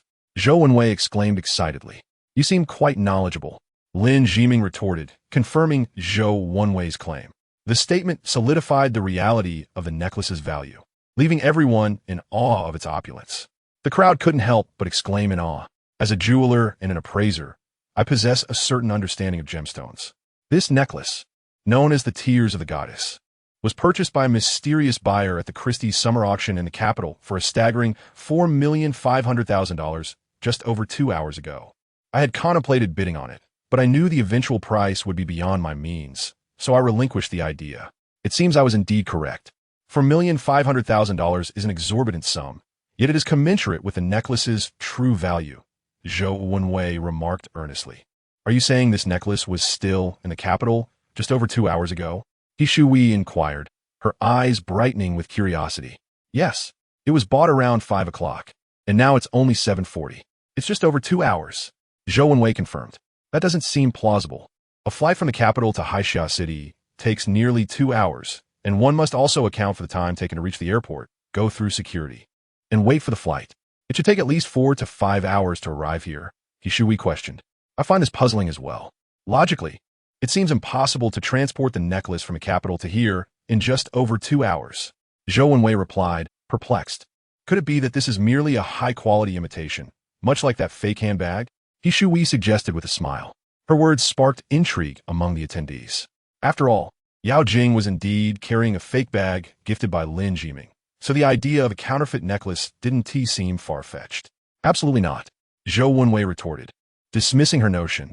I can assure you that this is the genuine tears of the goddess. It cannot merely be replicated at will. Then I am curious. How did this necklace arrive here from the capital in just over 2 hours? He Shui turned her attention to Lin Jiming, questioning him. Lin Jiming furrowed his brow at He Shui. This woman was a master of subtle manipulation, having never directly insulted Yao Jing, but consistently undermining her with veiled remarks, making her a far more challenging opponent than the average schemer. However, since she had provided him with such an opportunity to showcase his status, he felt no need to hold back. I had it delivered by my private jet, Lin Jiming stated nonchalantly. A private jet? The crowd collectively gasped, while the $4,500,000 necklace exuded an aura of opulence. The mention of a private jet elevated the perception of Lin Jiming to an entirely different echelon. For the average person, accumulating a few million or tens of millions might seem attainable, yet a private jet, valued in the hundreds of millions, was a luxury reserved for individuals with fortunes exceeding $1 billion, a realm most would never encounter in a lifetime. A profound silence enveloped Lin Jiming's vicinity as the attendees were rendered speechless. Yao Jing, I had no idea your husband was so wealthy. He Shui finally broke the silence. I was equally unaware, Yao Jing replied, casting a meaningful glance at Lin Jiming. However, it is quite surprising that with such wealth, he purchased you an authentic handbag. He Shui laughed, deliberately bringing up the topic to further belittle Yao Jing, especially given that the multi-million-dollar necklace contrasted sharply with the billion-dollar private jet, which had dramatically shifted Yao Jing's fortunes that evening. Upon hearing this, the crowd turned their gaze toward Lin Jiming, puzzled. With such wealth, why would you buy a fake handbag? I had no idea the boutique would deceive me. They claimed it was from the Soul's Longing series, complete with the designer signature, and I paid nearly $2 million for it. I shall seek a refund, Lin Jiming asserted earnestly. The Soul's Longing series? He Shui paused, then recalled that Chanel indeed had a collection by that name, akin to the Radiant series, but more exclusive, though she had never seen it. Lin Jiming's explanation dispelled the attendees' doubts. It turned out he had purchased Yao Jing a handbag from an entirely different collection, one far beyond He Shui's grasp. No wonder she had made an error. At that moment, no one doubted Lin Jiming's words. After all, someone who could gift a multi-million-dollar piece would certainly not settle for a counterfeit. The attendees gazed at Yao Jing with envy, pondering how anyone could claim she had married a mere wastrel when her husband was, in fact, a lavish spender who cherished her. He Shui's face flushed with embarrassment. Having been humiliated by her mistaken assumptions regarding Yao Jing's handbag, which was clearly beyond her realm of experience. Fortunately, Zhou Wenwei, noticing his wife's discomfort, interjected to change the subject. Mr. Lin, are you familiar with the legend of the tears of the goddess? Zhou Wenwei inquired. In Zhou Wenwei's eyes, the once seemingly useless second son, Lin Jiming, had transformed into Mr. Lin. A legend? Does this necklace have a story? Lin Jiming asked curiously, as he had purchased it purely for its exquisite craftsmanship, without delving into its background. The tears of the goddess is actually part of a trio, which also includes the goddess's earrings and ring. It is said that if one gathers all three, they can unlock the goddess's treasure. Chapter 15. The Goddess's Trio, the Goddess's Treasure? Lin Jiming chuckled. To him, such tales seemed mere fabrications by jewelers to inflate the prices of their wares. The value of a piece of jewelry is derived from two components: the material itself and the story attached to it. An unremarkable ring might be worth 1 million, yet if it had adorned a queen, its worth could soar to 5 million. Thus, embellishing jewelry with legends was a common strategy among jewelers. And Lin Jiming was not swayed by such tales. Seeing Lin Jiming's amusement, Zhou Wenwei understood his skepticism and continued, Mr. Lin, this legend is not a mere marketing ploy. It is well documented in the records of the divine. Oh, records of the divine? Lin Jiming raised an eyebrow, intrigued. The records of the divine was a fascinating tome chronicling numerous myths and legends. Indeed, the records of the divine, Zhou Wenwei affirmed. It is said that the goddess's trio was crafted for the Emperor Wu's favored concubine, Luo Ying. Tragically, she passed away young. The emperor constructed a grand mausoleum, filled with untold treasures, to ensure they could be buried together. The trio serves as the key to that mausoleum. Legend has it that when the emperor passed, he was buried alongside her, along with the treasures he had amassed throughout his life. Given this, why is the necklace valued at only $4 million? Lin Jiming questioned. Only $4 million? Is that even a fair assessment? The crowd internally murmured. That is because the other two pieces have been lost for centuries and have never reemerged. Thus, no one believes they could ever be reunited, which naturally limits the value of the tears of the goddess to just over $4 million, Zhou Wenwei explained. Yet, that still seems quite tenuous. Lin Jiming shook his head, then clapped his hands, smiling as he said, "All right, I have given my token of affection. Everyone, please disperse. Tonight is your class reunion. Enjoy your food and drinks, and do not return until you are thoroughly intoxicated." Upon hearing Lin Jiming's words, the crowd suddenly remembered the purpose of the gathering. A moment of embarrassment washed over them. Instead of celebrating their reunion, they had been caught up in a competition of who was more successful or who had married better. Losing sight of the essence of their reunion, many began to temper their competitive spirits and engage sincerely with their high school classmates. Surrounded by numerous admirers, Yao Jing had become the focal point of the evening. No one dared to underestimate or mock her anymore, nor could anyone claim that Yao Jing had made a poor marriage. With a husband who owned a private jet and could casually bestow gifts worth millions, she embodied the dreams of countless women. Most importantly, her husband was incredibly handsome. Standing alone, Lin Jiming held a glass of red wine. Tonight's spotlight was on Yao Jing, and everything he did was to highlight her. It was crucial for Yao Jing to feel the respect from others that she had missed for so many years. If he remained in the background, she would feel uncomfortable. At that moment, Song Xiqing approached Lin Jiming with a plate in hand. "How did you suddenly become so wealthy?" she asked, puzzled.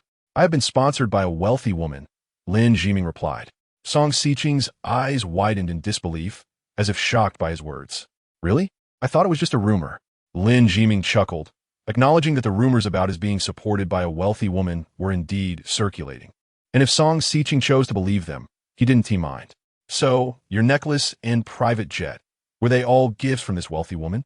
Song Xiqing inquired. "The necklace was given to me by her, while the private jet belongs to her," Lin Jiming responded. Song Xiqing's expression shifted to one of realization, and she whispered, "Does Jingjing know about this?" "She does not." Lin Jiming shook his head. Song Xiqing sighed, patting Lin Jiming's shoulder. "I understand you. After all, you have endured so much over the years, being bullied by everyone. It's only natural that you would indulge now that a wealthy woman has taken an interest in you. However, as Jingjing's close friend, I hope you will distance yourself from her. Though I am touched by what you have done for her tonight, Jingjing does not need material possessions. She needs a man who truly loves, cherishes, and protects her, someone who is devoted. Do you think I'm incapable of that?" Lin Jiming asked. "Let us not even discuss that. You are being supported by a wealthy woman. How can you be devoted?" Song Xiqing countered. "I am merely unfaithful in body. My spirit remains loyal." Lin Jiming laughed. "Whether physically or spiritually, any form of infidelity is unacceptable. If you do not separate from Jingjing, I will inform her about your situation with the wealthy woman." Song Xiqing stated earnestly. "Do you think she would believe you?" Lin Jiming asked with a playful expression. "I am her close friend. She would believe me," Song Xiqing asserted. Lin Jiming gazed at Song Xiqing and smiled, saying, "Xiqing, I know all that you do is for Yao Jing's benefit, but I must earnestly tell you this. If you attempt to demean or belittle me again, as you have in the past, or as you are trying to do today, to drive Yao Jing away from me, I will not be polite." Song Xiqing stared at Lin Jiming in shock, realizing that her two schemes had been seen through by him. Everything she had done was indeed aimed at publicly humiliating Lin Jiming to achieve the goal of separating him from Yao Jing. "But Jingjing does not love you," Song Xiqing said. "I do not love her either," Lin Jiming replied. Song Xiqing paused, then asked, "Isn't that the point? If you both do not love each other, why not part ways?" "Because we are both strong-willed individuals," Lin Jiming said with a smile. "Strong-willed? What does that have to do with anything?" Song Xiqing asked, puzzled. "One day, when you find yourself forced to marry someone you do not love, you will understand," Lin Jiming stated, glancing at Yao Jing, who was looking at him. He smiled, raised his glass in her direction, and drank the contents in one gulp. Yao Jing paused for a moment, then smiled and took a sip from her own glass. Observing their interaction from a distance, Song Siqing felt utterly confused. She could not comprehend how two people, clearly devoid of love for each other, could remain together. Could they truly find happiness in such a situation? I shall go grab something to eat, Lin Jiming remarked before heading toward the barbecue area. Watching Lin Jiming's retreating figure, Song Siqing suddenly realized that the seemingly weak and ineffectual second son of the Lin family had transformed into someone enigmatic and profound. This profundity was not merely a result of wealth. It represented a level of existence. However, I will not allow you to waste Jingjing's time. It seems I must shift my perspective. Song Siqing nodded to herself. At the barbecue area, sausages, chicken wings, and steaks were sizzling on the grill. Lin Jiming took an interest, stepping in to assist the chef with the cooking. Just then, Zhou Wenwei approached with 2 glasses of wine. Mr. Lin, I apologize for the previous comments made by my wife, Zhou Wenwei said, offering Lin Jiming one of the glasses. Lin Jiming accepted the wine and replied, "You are far more interesting than your wife. After all, at over 40, you have seen and experienced much." He raised his glass to Zhou Wenwei. After clinking glasses, Lin Jiming took a sip. "I have heard certain rumors about you, Mr. Lin, and now it seems those rumors are unfounded," Zhou Wenwei commented. "Not all of them are false," Lin Jiming chuckled. "Mr. Lin, I am quite straightforward by nature, so I will not beat around the bush. What are your thoughts on the treasures of the goddess of Luo?" Zhou Wenwei inquired. "I have no particular thoughts. After hundreds of years, what can we hope to gain?" Lin Jiming replied. "But what if I have a lead on another item?" Zhou Wenwei whispered. "A lead on another item?" Lin Jiming raised an eyebrow. "It is said that after the death of Emperor Wu, the 3 treasures of the goddess of Luo fell into the hands of his son, Emperor Wen. Emperor Wen bestowed the 3 ornaments upon his 3 most favored concubines, one of whom, named you, hailed from Haixia City and received the goddess of Luo's earrings." Zhou Wenwei explained. "And then?" Lin Jiming prompted. "Historical records indicate that you returned to Haixia City for a family visit, fell gravely ill, and ultimately perished in her hometown. Due to the summer heat, her body could not be transported back to the capital, so Emperor Wen ordered her burial in Haixia City. It is highly likely that the goddess of Luo's earrings remain in the possession of Yu's family," Zhou Wenwei stated earnestly. "If they truly are in the hands of Yu's family, they should not have remained hidden for so many years," Lin Jiming remarked. "Originally, they were in Yu's family, but 3 years after her death, bandits attacked her family, leaving them destitute. Thus, the goddess of Luo's earrings vanished without a trace," Zhou Wenwei explained. "And what is your lead?" Lin Jiming asked. "I have found the descendants of the bandit leader," Zhou Wenwei said, narrowing his eyes. "Descendants of the bandit leader? Is that the reason for your visit to Haixia City?" Lin Jiming smiled. "Mr. Lin is truly astute. The descendants of the bandit leader still reside in Haixia City and have become significant figures there. Perhaps they might hold clues regarding the goddess of Luo's earrings. I initially intended to seek them out myself, but I have realized that you, Mr. Lin, may be more suited for this, as you also hail from Haixia City and possess greater capabilities than I." "Who is this prominent figure?" Lin Jiming inquired. "The smiling tiger, Yang Sandao." Chapter 16. Words from that year: "Wherever there are people, there exists a world of intrigue, and this world is perpetually shrouded in ambiguity."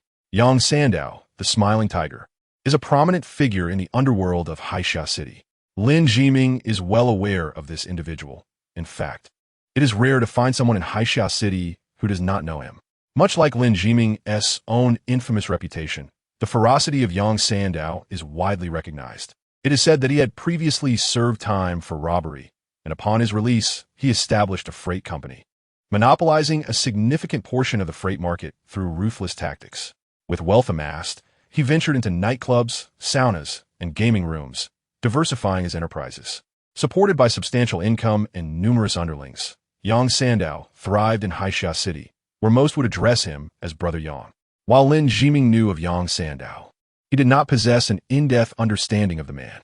He only recognized that Yang often wore a cheerful, harmless facade, yet when roused, he was unafraid of even the mightiest adversaries, earning him the moniker of the Smiling Tiger. "Is Yang Sandao a descendant of a bandit leader?" Lin Jiming inquired. "Absolutely," Zhou Wenwei affirmed with a nod. "It seems this bloodline truly carries its legacy," Lin Jiming remarked with a chuckle, noting that Yang Sandao's ancestry as a bandit mirrored his own character. Although Yang claimed to engage in legitimate businesses, It was common knowledge that he was entangled in many illicit activities, such as the escorts at nightclubs and the staggering sums circulating in gaming rooms. I initially intended to confront Yang Sandow myself, but upon hearing of his insatiable greed, I reconsidered. As an outsider with no local connections or influence, should he discern my intentions, I might emerge flayed alive rather than successful. Thus, after much deliberation, I sought your assistance, Zhou Wenwei stated earnestly. If you fear being flayed alive, will I be spared? Lin Jiming chuckled. That man does not discriminate between locals and outsiders when it comes to bloodletting, he added. Your Lin family has been a prominent clan in Haixia City for decades. Surely, they will afford you some respect? At the end of the day, Yang Sandow is merely a thug. As a local elite, he would not dare to mistreat you, Zhou Wenwei contended. Let us put this matter aside for now. Lin Jiming replied, shaking his head. He held little interest in the so-called goddess treasure vault. Even if he were to uncover another artifact, what difference would it make? It had been centuries since any treasures emerged, and countless individuals had sought them in vain. Why would he succeed where many had failed? Of course, with his resources, finding them was not entirely implausible, but the allure of the so-called treasure was simply insufficient. Lin, the total worth of the treasures within the vault is rumored to exceed 10 billion. Anyone who claims them will become a super-rich individual. Zhou Wenwei exclaimed excitedly. 10 billion? Lin Jiming smiled wryly. For many, such a figure is indeed daunting. Yet for him, it was merely a number of little consequence. Sensing Lin Jiming's disinterest, Zhou Wenwei sighed and handed him a business card. Should you ever change your mind, feel free to reach out. What if I were to approach Yang Sandow directly and acquire the goddess ear pendant myself? Lin Jiming asked. Even if you gathered the 3 pieces of the goddess set, it would be futile, for you would lack the knowledge to wield their power, whereas I possess that insight, Zhou Wenwei confidently declared. I see, Lin Jiming replied, enlightened, as he accepted the business card. Lastly, I must say, your wife is the most beautiful woman I have ever encountered, Zhou Wenwei remarked earnestly. I concur, Lin Jiming nodded. As time passed, despite Yao Jing's aversion to alcohol, she found herself consuming quite a bit. When faced with clients or casual acquaintances, she could easily abstain, but among former classmates, it was awkward to refuse. A little drink here and there would tea intoxicate her, but with dozens of people toasting her, it was inevitable. Almost all the men who had pursued Yao Jing in the past raised their glasses to her, whether they were married or not, simply to attend this reunion. With one motive, Yao Jing herself. As the clock approached 10, the guests were nearing inebriation. Under He Shuhui's arrangement, they departed the courtyard for the opulent townhouse at the heart of the estate. Jing, you enjoy yourself with them. I'll take my leave. Lin Jiming whispered beside Yao Jing. You're leaving already? Yao Jing asked, surprised, having thought he was looking forward to spending the night together. There are many matters of the company. I must address them promptly, Lin Jiming explained.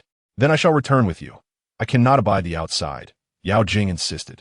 You should enjoy this rare gathering. Spend more time with your classmates, Lin Jiming suggested. No, I do prefer to leave together, Yao Jing replied, shaking her head. Very well, Lin Jiming acquiesced, seeking out He Shui to convey his intentions. In truth, He Shui was more than eager for Yao Jing to depart, as Yao had completely shattered her sense of superiority. Thus, when Lin Jiming announced his intention to leave with Yao Jing, she felt an immense sense of relief. After a feigned attempt to persuade them to stay longer, He Shui and the other classmates escorted Lin Jiming and Yao Jing to the estate's entrance, where a Rolls-Royce awaited them. Are you not returning with us? Yao Jing asked Song Siqing. You've triumphed over He Shui. I have not yet, Song Siqing replied, blushing and brimming with competitive spirit. What rivalry do you share with her? Yao Jing inquired, frowning. You wouldn't understand. Competing with others is quite exhilarating. Go ahead and enjoy your Rolls-Royce. Song Siqing waved dismissively. Take care and be mindful, Yao Jing cautioned before departing with Lin Jiming. Song Siqing stood watching as their car drove away. He Shui approached, smiling. Stop envying others. There are few men with both a Rolls-Royce and a private jet. Who says I'm envious? Song Siqing rolled her eyes. Since high school, you've been Yao Jing's sidekick, and after all these years, that hasn't changed. Clearly, Yao Jing has outgrown you. She will become a wealthy matron, while you remain a mere employee. By the way, I heard you've taken to being an online streamer in your spare time. You truly lead a laborious life. He Shui chuckled, patting Song Xiqing on the shoulder. Against Yao Jing, He Shui would only employ subtle jabs to maintain a semblance of class, while with Song Xiqing, her animosity was far more blatant. The hatred she harbored for Song Xiqing far eclipsed her feelings toward Yao Jing, for Yao had scarcely acknowledged her, while Song Xiqing was always in her face. Being a streamer is splendid. The money comes quickly, and there is applause to boot, Song Xiqing said, casting a sly glance at Zhou Wenwei behind Yishui. Her eyes flickering. Zhou Wenwei flashed a smile. So you enjoy being cheered and rewarded, do you? I know many hostesses in nightclubs who relish the same. I could arrange an introduction, Yishui offered before turning to walk back to the villa. Do you truly think you've bested me by finding a wealthy man? Yishui, how naive you are. Song Xiqing smirked, heading toward the villa as well. Under the night sky, the Rolls-Royce glided smoothly toward the city. Lin Jiming and Yao Jing sat on opposite sides of the car. Yao Jing gazed out the window, perplexed by Lin Jiming's silence since they boarded the vehicle. She discreetly turned her head to glance at Lin Jiming, only to find him gazing out the window at the moon. Was the moon more enchanting than she was? Yao Jing also looked outside, but aside from a few twinkling stars, there was nothing to behold. The effects of the alcohol soon mingled with drowsiness, and Yao Jing succumbed to sleep. When she awoke, she found herself lying in her own bed. Startled, she sat up and surveyed her surroundings. She was in her room, the air conditioning set to a comfortable 27 degrees, not too hot, nor too cold. The evening gown she had worn remained, but a light blanket had been added. She tossed the blanket aside, got out of bed, and walked to the door, opening it. The living room was dimly lit, with the moonlight streaming in through the window, casting a silver sheen over the entire space. Yao Jing cautiously approached the door to Lin Jiming's room. The door was closed. She hesitated for a moment, hand poised on the doorknob, but ultimately decided against entering. Instead, she turned to boil some water, feeling parched from the alcohol. Upon reaching the kettle, she discovered it was already filled with water at a perfect temperature, likely boiled and then cooled. This water wasn't tea prepared by her. It must have been Lin Jiming. The kettle was full, clearly not meant just for his own consumption. Yao Jing smiled, poured herself a glass, drank it, and returned to her room. Lying in bed, she felt content. Lin Jiming was a man who understood boundaries, whether in the past or present.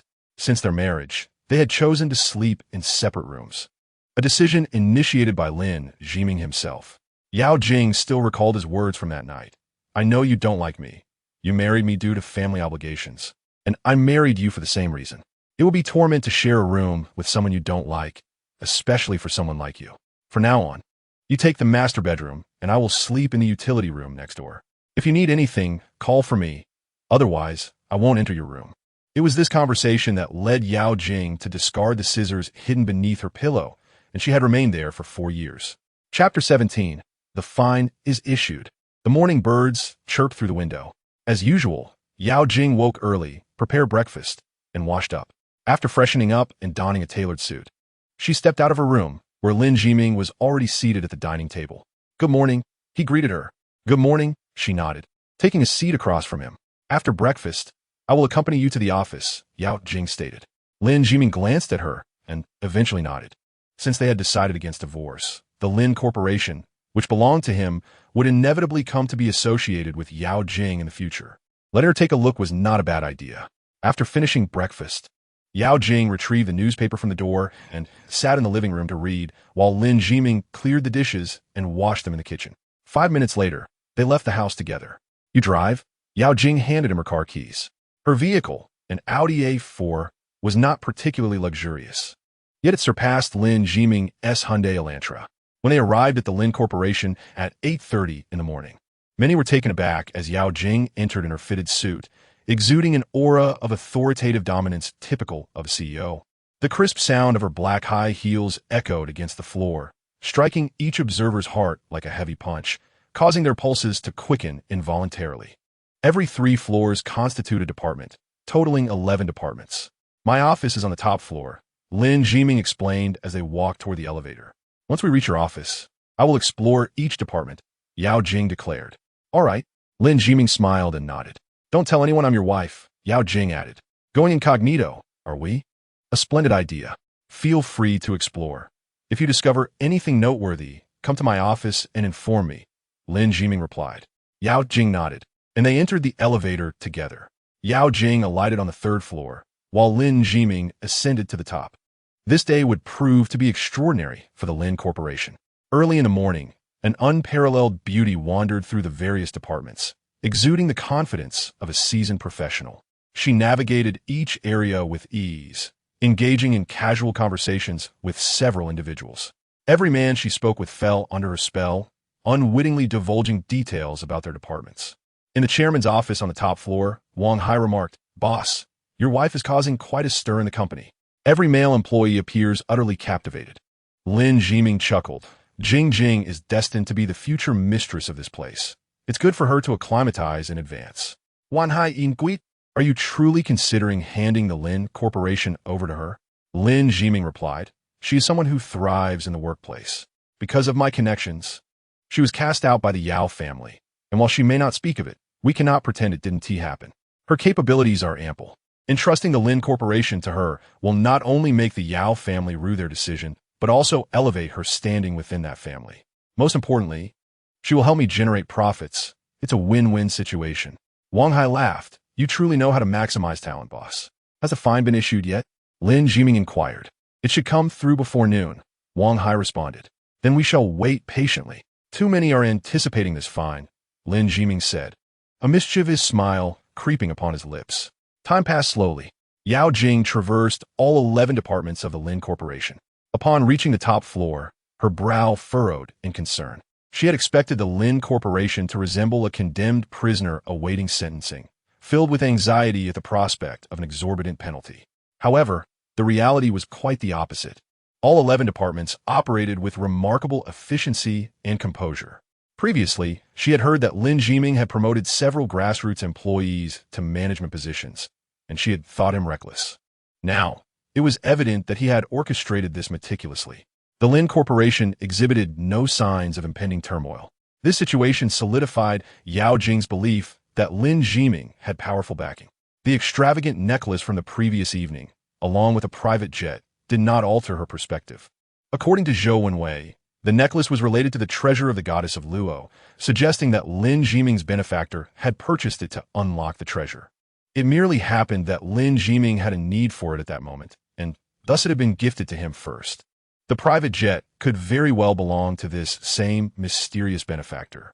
Consequently, despite the events of the previous day, Yao Jing remained convinced that Lin Jiming had a formidable supporter behind him, and the Lin Corporation's current performance corroborated this belief. Clearly, the promoted grassroots employees must have been strategically placed within the Lin Corporation long before, which explained their swift adaptation to management roles. Such a large-scale insertion of personnel was not merely a matter of financial resources. It required winning the hearts of enough individuals to ensure these elites willingly toiled in subordinate positions. Yao Jing had reviewed personnel files and noted that some of those promoted had labored at the company's base level for several years. To persuade an elite to remain dormant at the grassroots level for years necessitated an extraordinary strategy and strength of will, which Lin Jiming evidently did not possess. Moreover, he lacked the time to cultivate so many individuals to serve him. The conclusion drawn from all this was that Lin Jiming undoubtedly had someone backing him, and that person had been scheming for this outcome for several years. Lin Jiming, much like those subordinates lurking within the company, had been subdued by that individual and was under their command. The sole distinction lay in Lin Jiming's position, perhaps due to his status as the second young master of the Lin family, which afforded him a seat as the chairman. "I am grateful to you for helping Jiming regain his confidence, rendering him akin to an ordinary person. However, Jiming is my husband, and I shall not allow him to be merely a puppet." Yao Jing clenched her fists, her eyes ablaze with fierce determination. No woman wishes for her husband to remain stagnant. Yao Jing was no exception. Though she did not harbor love for Lin Jiming, she desired for him to completely shed the cowardice of his past self. If Lin Jiming were to be merely exploited, he could very well be discarded once his utility waned. At that point, the resultant disparity could utterly obliterate the confidence he had painstakingly built, leading to his total ruin. Yao Jing was unwilling to witness such a fate. Thus, she must assist Lin Jiming in claiming greater autonomy. Yao Jing approached the chairman's office and knocked gently on the door.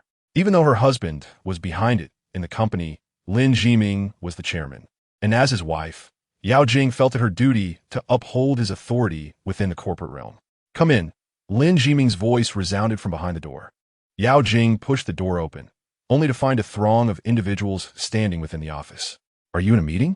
Yao Jing inquired. "Indeed," Lin Jiming nodded. At that moment, Wang Hai drew a chair beside Lin Jiming and cheerfully said, "Madam, please take a seat." Yao Jing moved to Lin Jiming's side, expressed her gratitude to Wang Hai, and then settled into the chair. "The fine has just been issued," Lin Jiming stated. Upon hearing this, Yao Jing's previously steady heart raced. "How much?" she asked. 5 billion, Lin Jiming replied. "What?" Yao Jing exclaimed in shock, staring at Lin Jiming. "A fine of 5 billion?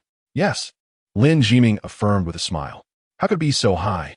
Yao Jing questioned, her disbelief palpable. After the Lin family group encountered issues, Yao Jing had previously instructed the legal department to estimate the fine according to relevant business laws, which had been projected to be around 3 billion, with fluctuations not exceeding 2 billion. She never anticipated the fine would amount to 5 billion, a sum that could be ranked among the top 10 fines in the history of Longhua since its establishment. While such a fine might be inconsequential to Fortune 500 companies, for the Lin family group, valued at merely 5 billion, it represented the entirety of the company's worth. This did not even account for additional compensation. Once the fine was imposed, the Lin family group would be compelled to liquidate relevant assets, a reality known to all. In the process of asset liquidation, some original partners would inevitably suffer losses, necessitating compensation from the Lin family group. Yao Jing had previously estimated that with a fine of 3 billion and around 1 billion in compensation, the Lin family group would retain approximately 1 billion in assets. Now, it appeared that a mere fine could lead to the company's bankruptcy, and any subsequent compensation would directly become Lin Jiming's debt. Even more alarmingly, should the entire Lin family group go bankrupt, the compensation could escalate to not just 10 billion, but potentially reach 15 or even 20 billion. The business authorities calculated the maximum fines based on all previous illicit activities, and moreover, someone had recently submitted damaging materials against the Lin family group. In light of these factors, a fine of 5 billion could be deemed reasonable. Lin Jiming nodded. Reasonable? No, this is far from normal. The highest fine multiplier can only be applied when the misconduct is exceptionally severe, but I have investigated, and the Lin family group's past business practices could only be assessed with a moderate fine multiplier. "We must appeal," Yao Jing declared passionately, typically composed. She found herself flustered by the magnitude of the fine. Regardless of whether it is moderate or maximum, the Lin family group has erred in the past. I have acquired this burden, and I am prepared to rectify it. We shall not appeal. We accept the fine as payment for the misdeeds of the Lin family group over the years, Lin Jiming stated earnestly. But if this is the fine amount, the Lin family group can only undergo bankruptcy proceedings. Yao Jing protested. "If that is truly the only course, then so be it," Lin Jiming replied with a smile. "How can you still be smiling at a time like this?" Yao Jing questioned, bewildered. Once confronted with a situation, neither laughter nor tears can alter the outcome. "It is better to smile. It makes the demise seem more graceful," Lin Jiming remarked. Yao Jing was taken aback, sensing an indescribable nonchalance radiating from Lin Jiming. Just then, the phone on the desk rang. Lin Jiming answered, and the voice of Shun Hongyue echoed from the other end. Chapter 18. A Stunning Turnaround. Lin Jiming. Did you ever imagine it would be a 5 billion fine? With the Lin family group's entire worth being merely 5 billion, to pay this fine, you would have to liquidate all of its assets. Even after selling everything, you'd only be able to settle the fine, with substantial compensation still looming over you. Lin Jiming, do you think the position of chairman is so easily maintained? Shun Hongyue's maniacal laughter reverberated through the phone, her joy erupting after being suppressed for so long, making her voice grating to the ears. "You call me just for this?" Lin Jiming inquired coolly. "I merely wish to inform you and your patron that those who offend Shun Hongyue face dire consequences. You are worthless, destined to remain so. No amount of support can alter your inherent worthlessness." Shun Hongyue shouted. Lin Jiming chuckled softly, replying, "Do you truly believe I am devoid of options? What options could you possibly have? You are fated to lose everything." Shun Hongyue retorted. "Then, just wait and see the spectacle." Lin Jiming replied with a smile, before hanging up the phone. On the other end, Shun Hongyue also placed her phone down. A multitude of Lin family members stood before Shun Hongyue, eagerly awaiting her response. Lin Jiming has run out of options. Bankruptcy is his only escape, Shen Hongyue declared triumphantly. I cannot wait to see the expression on Lin Jiming's face now. Lin Maokai gritted his teeth. In that case, let us all pay a visit to the Lin family group and see Lin Jiming in person. Let's witness whether he can still remain arrogant. Lin Wei proposed. Let us go. Let's visit the Lin family group. Lin Maokai immediately supported Lin Wei's suggestion. The surrounding Lin family members echoed their agreement. Many have been expelled from the ancestral home by Lin Jiming, and they now long to witness him face the fine, rendered powerless and despondent. Let us proceed. I'll arrange transportation for you. Shen Hongyue instructed. Make sure to humiliate Lin Jiming thoroughly. Absolutely. Lin Maokai scoffed, stating his past insults will be repaid in kind. Very well. Shen Hongyue nodded, promptly organizing for her subordinates to drive the large group to the Lin family group. As the Lin family members set off, news of the 5 billion fine swiftly spread throughout Haixia City. A fine of 5 billion, the largest ever imposed on a company in the city's history. The Lin family group's total valuation was only 50 billion, and this fine could lead to its instantaneous demise. Meanwhile, within the headquarters of Tianxiao Company, the Yao family was convening a family meeting. Grandfather, I have just received news that the Lin family group has been issued a fine totaling 5 billion. They are utterly finished. Yao Shanchuan exclaimed excitedly. 5 billion. Yao Shanchuan paused for a moment, then chuckled and remarked, this must be the handiwork of that woman. Shen Hongyue, she truly is ruthless. 50 billion is the total market value of the Lin group. Selling the Lin group may be the only way to settle the fines. I suspect Lin Jiming must be going mad right now, thinking that becoming chairman made him invincible, only to end up in such a predicament. Yao Shanchuan continued with glee. Dad, Jingjing has realized her mistakes, and young Master Li has clearly expressed his willingness to assist our Yao family. I hope you can allow Jingjing to return. Zhou Yinxiu interjected. Young Master Li, you say? In that case, you should hasten the divorce between Yao Jing and Lin Jiming. Yao Tianlong replied, Grandfather, you mentioned that Yao Jing must kneel before you to apologize before you would forgive her. As an elder, you must uphold your word. Moreover, if we simply forgive her for a divorce, it would be too lenient. Everyone clearly witnessed how arrogant Yao Jing was that day. Yao Shanchuan retorted, Indeed, we must rely on Jingjing for our connection to the Li family. Do not go too far. Zhou Yinxiu glared at Yao Shanchuan in irritation. Yao Shanchuan replied with a smile, While we must rely on Jingjing, there must also be rules, right? Yao Tianlong proposed a compromise. Let Yao Jing divorce Lin Jiming and then publicly apologize. But Dad, if Jingjing comes back after admitting her fault, doesn't that mean the position of executive president in our company should still belong to her? After all, she has performed quite well these past few years, Zhou Yinxiu inquired. Yao Tianlong stated, Let us see how her relationship with young Master Li develops. If it flourishes, then we will consider her for the position. All right, I will certainly persuade her. Zhou Yinxiu responded cheerfully, for if she could see Yao Jing reinstated as executive president, she would once again wield significant influence in the company. Yinxiu, you must expedite the divorce between Yao Jing and Lin Jiming, lest Lin Jiming go bankrupt and she end up burdened with debts. Yao Tianlong cautioned. I understand. Rest assured, I will not allow Jingjing to bear Lin Jiming's debts, and I will ensure he leaves with nothing. Zhou Yinxiu asserted confidently. That is good. Lin Jiming and the Lin family have lost their utility, so we must sever ties swiftly. Yao Tianlong concluded. Yes, the atmosphere within the Yao family was rife with schadenfreude, as they relished Lin Jiming's misfortune after his earlier arrogance. Meanwhile, throughout Haixia City, countless individuals shared in their glee, believing that Lin Jiming's days of fortune were over. He had stirred up a brief tempest, but ultimately, that storm would subside. A weakling would always remain a weakling, and a waste would forever be a waste. On the other side, within the Lin group, Lin Jiming hung up the phone, smiling as he remarked, Shen Hongyue is already eager to celebrate.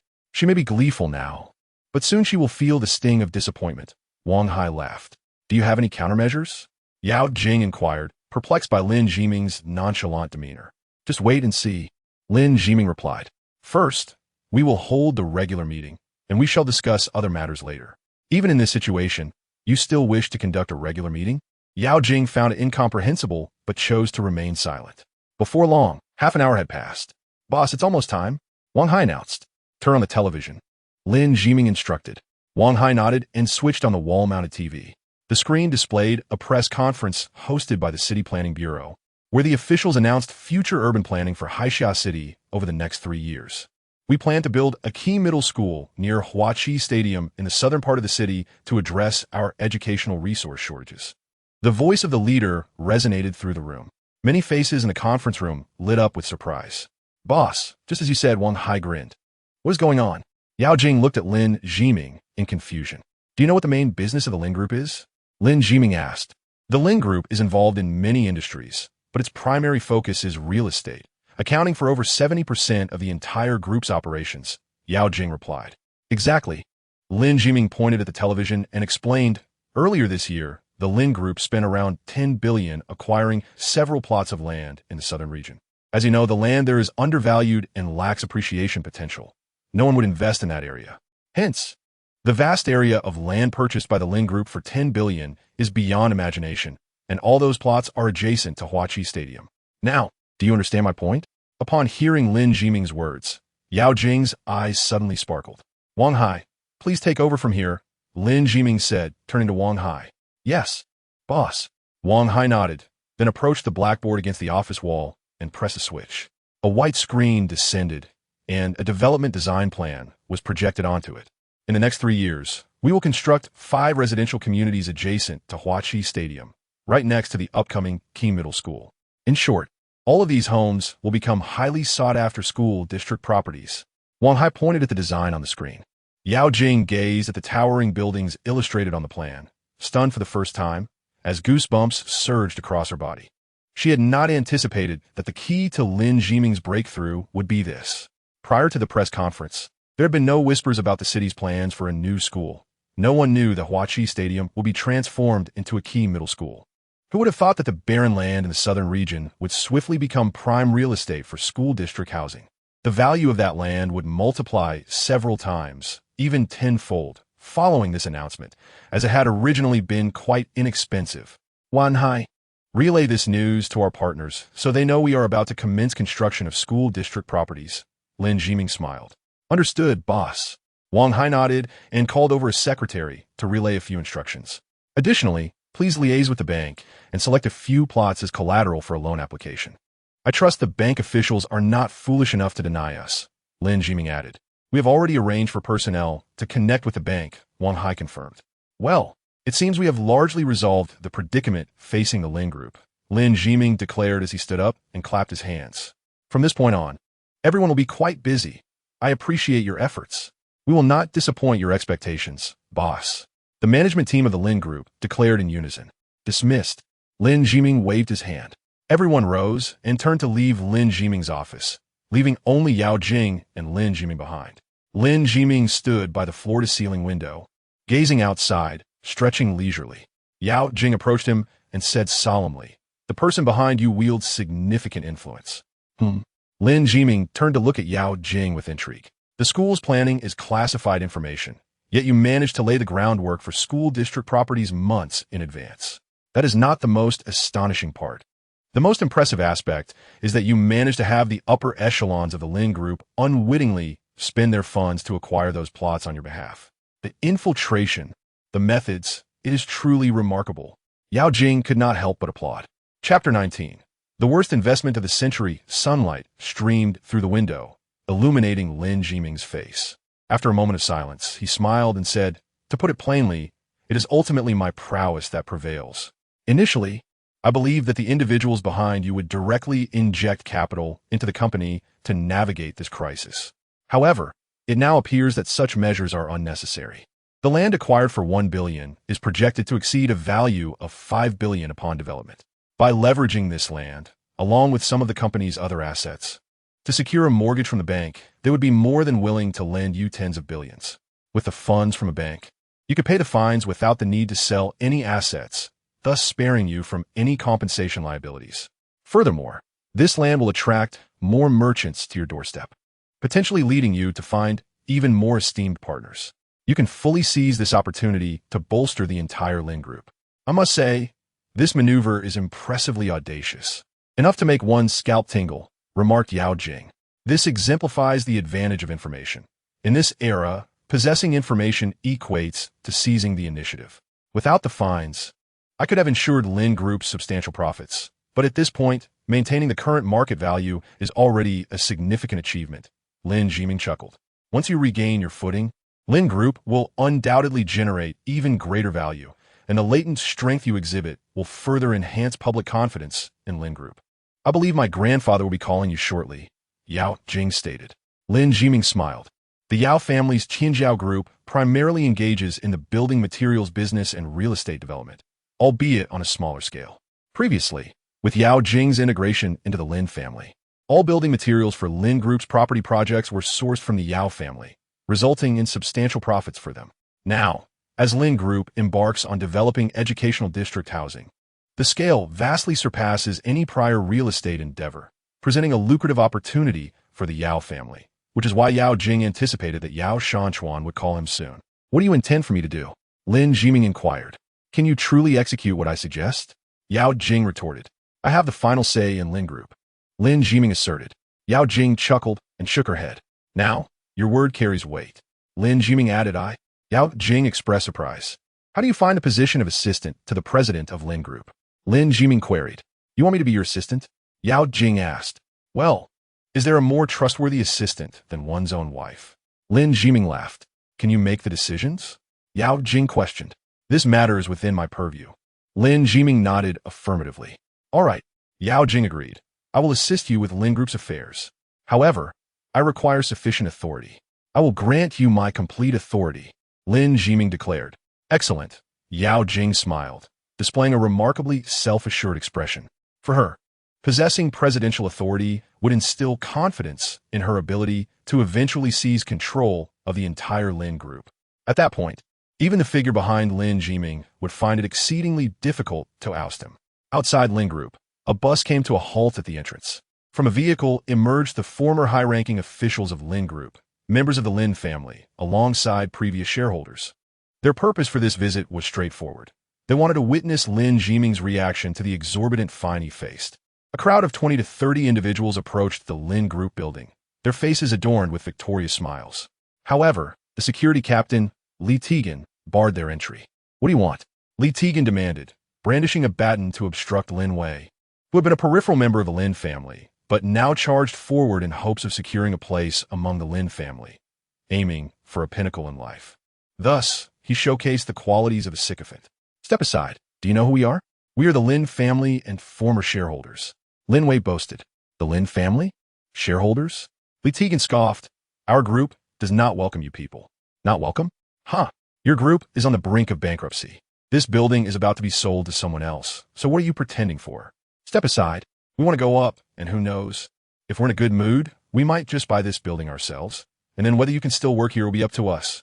Lin Wei shouted. Bankruptcy? You are the one who is bankrupt. Move aside and don't block our entrance. Litiajan raturta. Hey, you insolent security guard, do you think you're tough? Do you want to test me? Lin Wei excitedly shouted, pointing at Li Tegan. I don't believe you. Go ahead and hit me if you dare, Li Tegan coldly replied. Lin Wei, wanting to charge forward, hesitated upon seeing several security guards present, suddenly shrinking back. With no power or money, he had previously only been able to bully Lin Jiming, but when faced with real opposition, he found himself powerless. Fortunately, at that moment, a man in a suit emerged from the building. Tegan, what is happening here? These are our former shareholders, now billionaires, and these are also members of the Lin family. Why are you stopping them? Wang Hai admonished as he approached. Li Tegan looked at Wang Hai in confusion. Finally, someone sensible has arrived. Hearing Wang Hai's words, Lin Wei smirked. Since you recognize our identities, let this security guard step aside. We wish to see Lin Jiming. President Lin is already waiting for you on the top floor. Wang Hai responded with a smile. Waiting for us? Lin Wei paused before grinning. I understand now. Lead the way. All right. Wang Hai nodded and turned to enter. Oh wait, what is going on? Lin Maokai whispered. Can't you see? Lin Jiming is scared. The company is on the verge of collapsing, and soon he will have nothing left. He must be eager to curry favor with us Lin family members, Lin Wei gloated. Is that so? He cannot be forgiven. We shall go up and humiliate him thoroughly. Once we've had our fun, we'll leave. As Lin Group has nothing to do with us, Lin Maokai asserted. Of course, that Lin Jiming has severely offended our Lin family. Dreaming of returning to us is futile. Lin Wei gritted his teeth. Led by Wang Hai, the group took the elevator to the top floor. For those shareholders, the top floor was familiar territory, as shareholder meetings had previously been held there, and just days ago, many had their offices in that very space. Observing the familiar surroundings, many couldn't help but chuckle, relieved they had sold their shares early, at least recovering some funds. Otherwise, the proceeds from selling these properties wouldn't even cover the fines. Where's Lin Jiming? Lin Wei scanned the area and, not seeing him, inquired. President Lin has some matters to attend to, so he sent me to welcome you. Wang Hai replied with a smile. Some matters? He is not looking for that wealthy woman backing him to lend him money, is he? Lin Wei jested. President Lin is wealthy beyond measure and doesn't need to borrow money. Wang Hai shook his head. Wealthy? More like drowning in debt. Lin Wei countered. Wang Hai, you go. Among you are Lin family members and former shareholders. President Lin is aware of your interest in the company's future, so he asked me to prepare something special. With that, Wang Hai picked up a remote control and pressed a button, causing the television to display a previous press conference from the Planning Bureau. The crowd watched in puzzlement as the spokesperson mentioned the planning of a key high school near Huachi Sports Stadium, causing the faces of several Lin Group shareholders to change. They recalled that the company had spent a considerable amount last year acquiring several plots near Huachi Sports Stadium. If the stadium were to be designated for a key school, then wouldn't those plots be right for developing educational district housing? Lin Wei and the others, unaware of the company's situation, felt little about the unfolding events. What are you showing us this for? Where's Lin Jiming? Let him come out. He wouldn't be hiding, would he? Lin Wei inquired. Wang Hai chuckled softly and replied, I presume those among you who are shareholders of the Lin Group have come to understand the situation now? The faces of several shareholders turned ashen. Wang Hai continued, prior to the new year, our Lin Group acquired several plots of land surrounding Huachi Stadium. We will soon commence development on these plots, constructing a series of properties designated for educational districts. It is conservatively estimated that the total value of the land and the forthcoming constructions will exceed 10 billion. Simultaneously, we will create a pedestrian street and a food court around the entire educational district. In the next 3 years, the development of Lin Group will accelerate significantly. Multiple banks have already approached us, willing to offer loans exceeding 5 billion. Furthermore, we are preparing to deepen our cooperation with existing partners. That scoundrel Lin Jiming, he must have known that a key high school was to be planned there, hadn't he? One shareholder exclaimed, agitated. Mr. Lin is a businessman. A businessman does not engage in unprofitable ventures. He purchased Lin Group for 10 billion. Do you truly believe he has excess funds?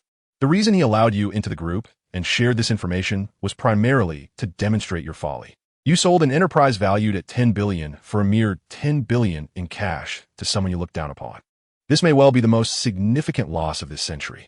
Now, having conveyed the current state of the company, you may take your leave.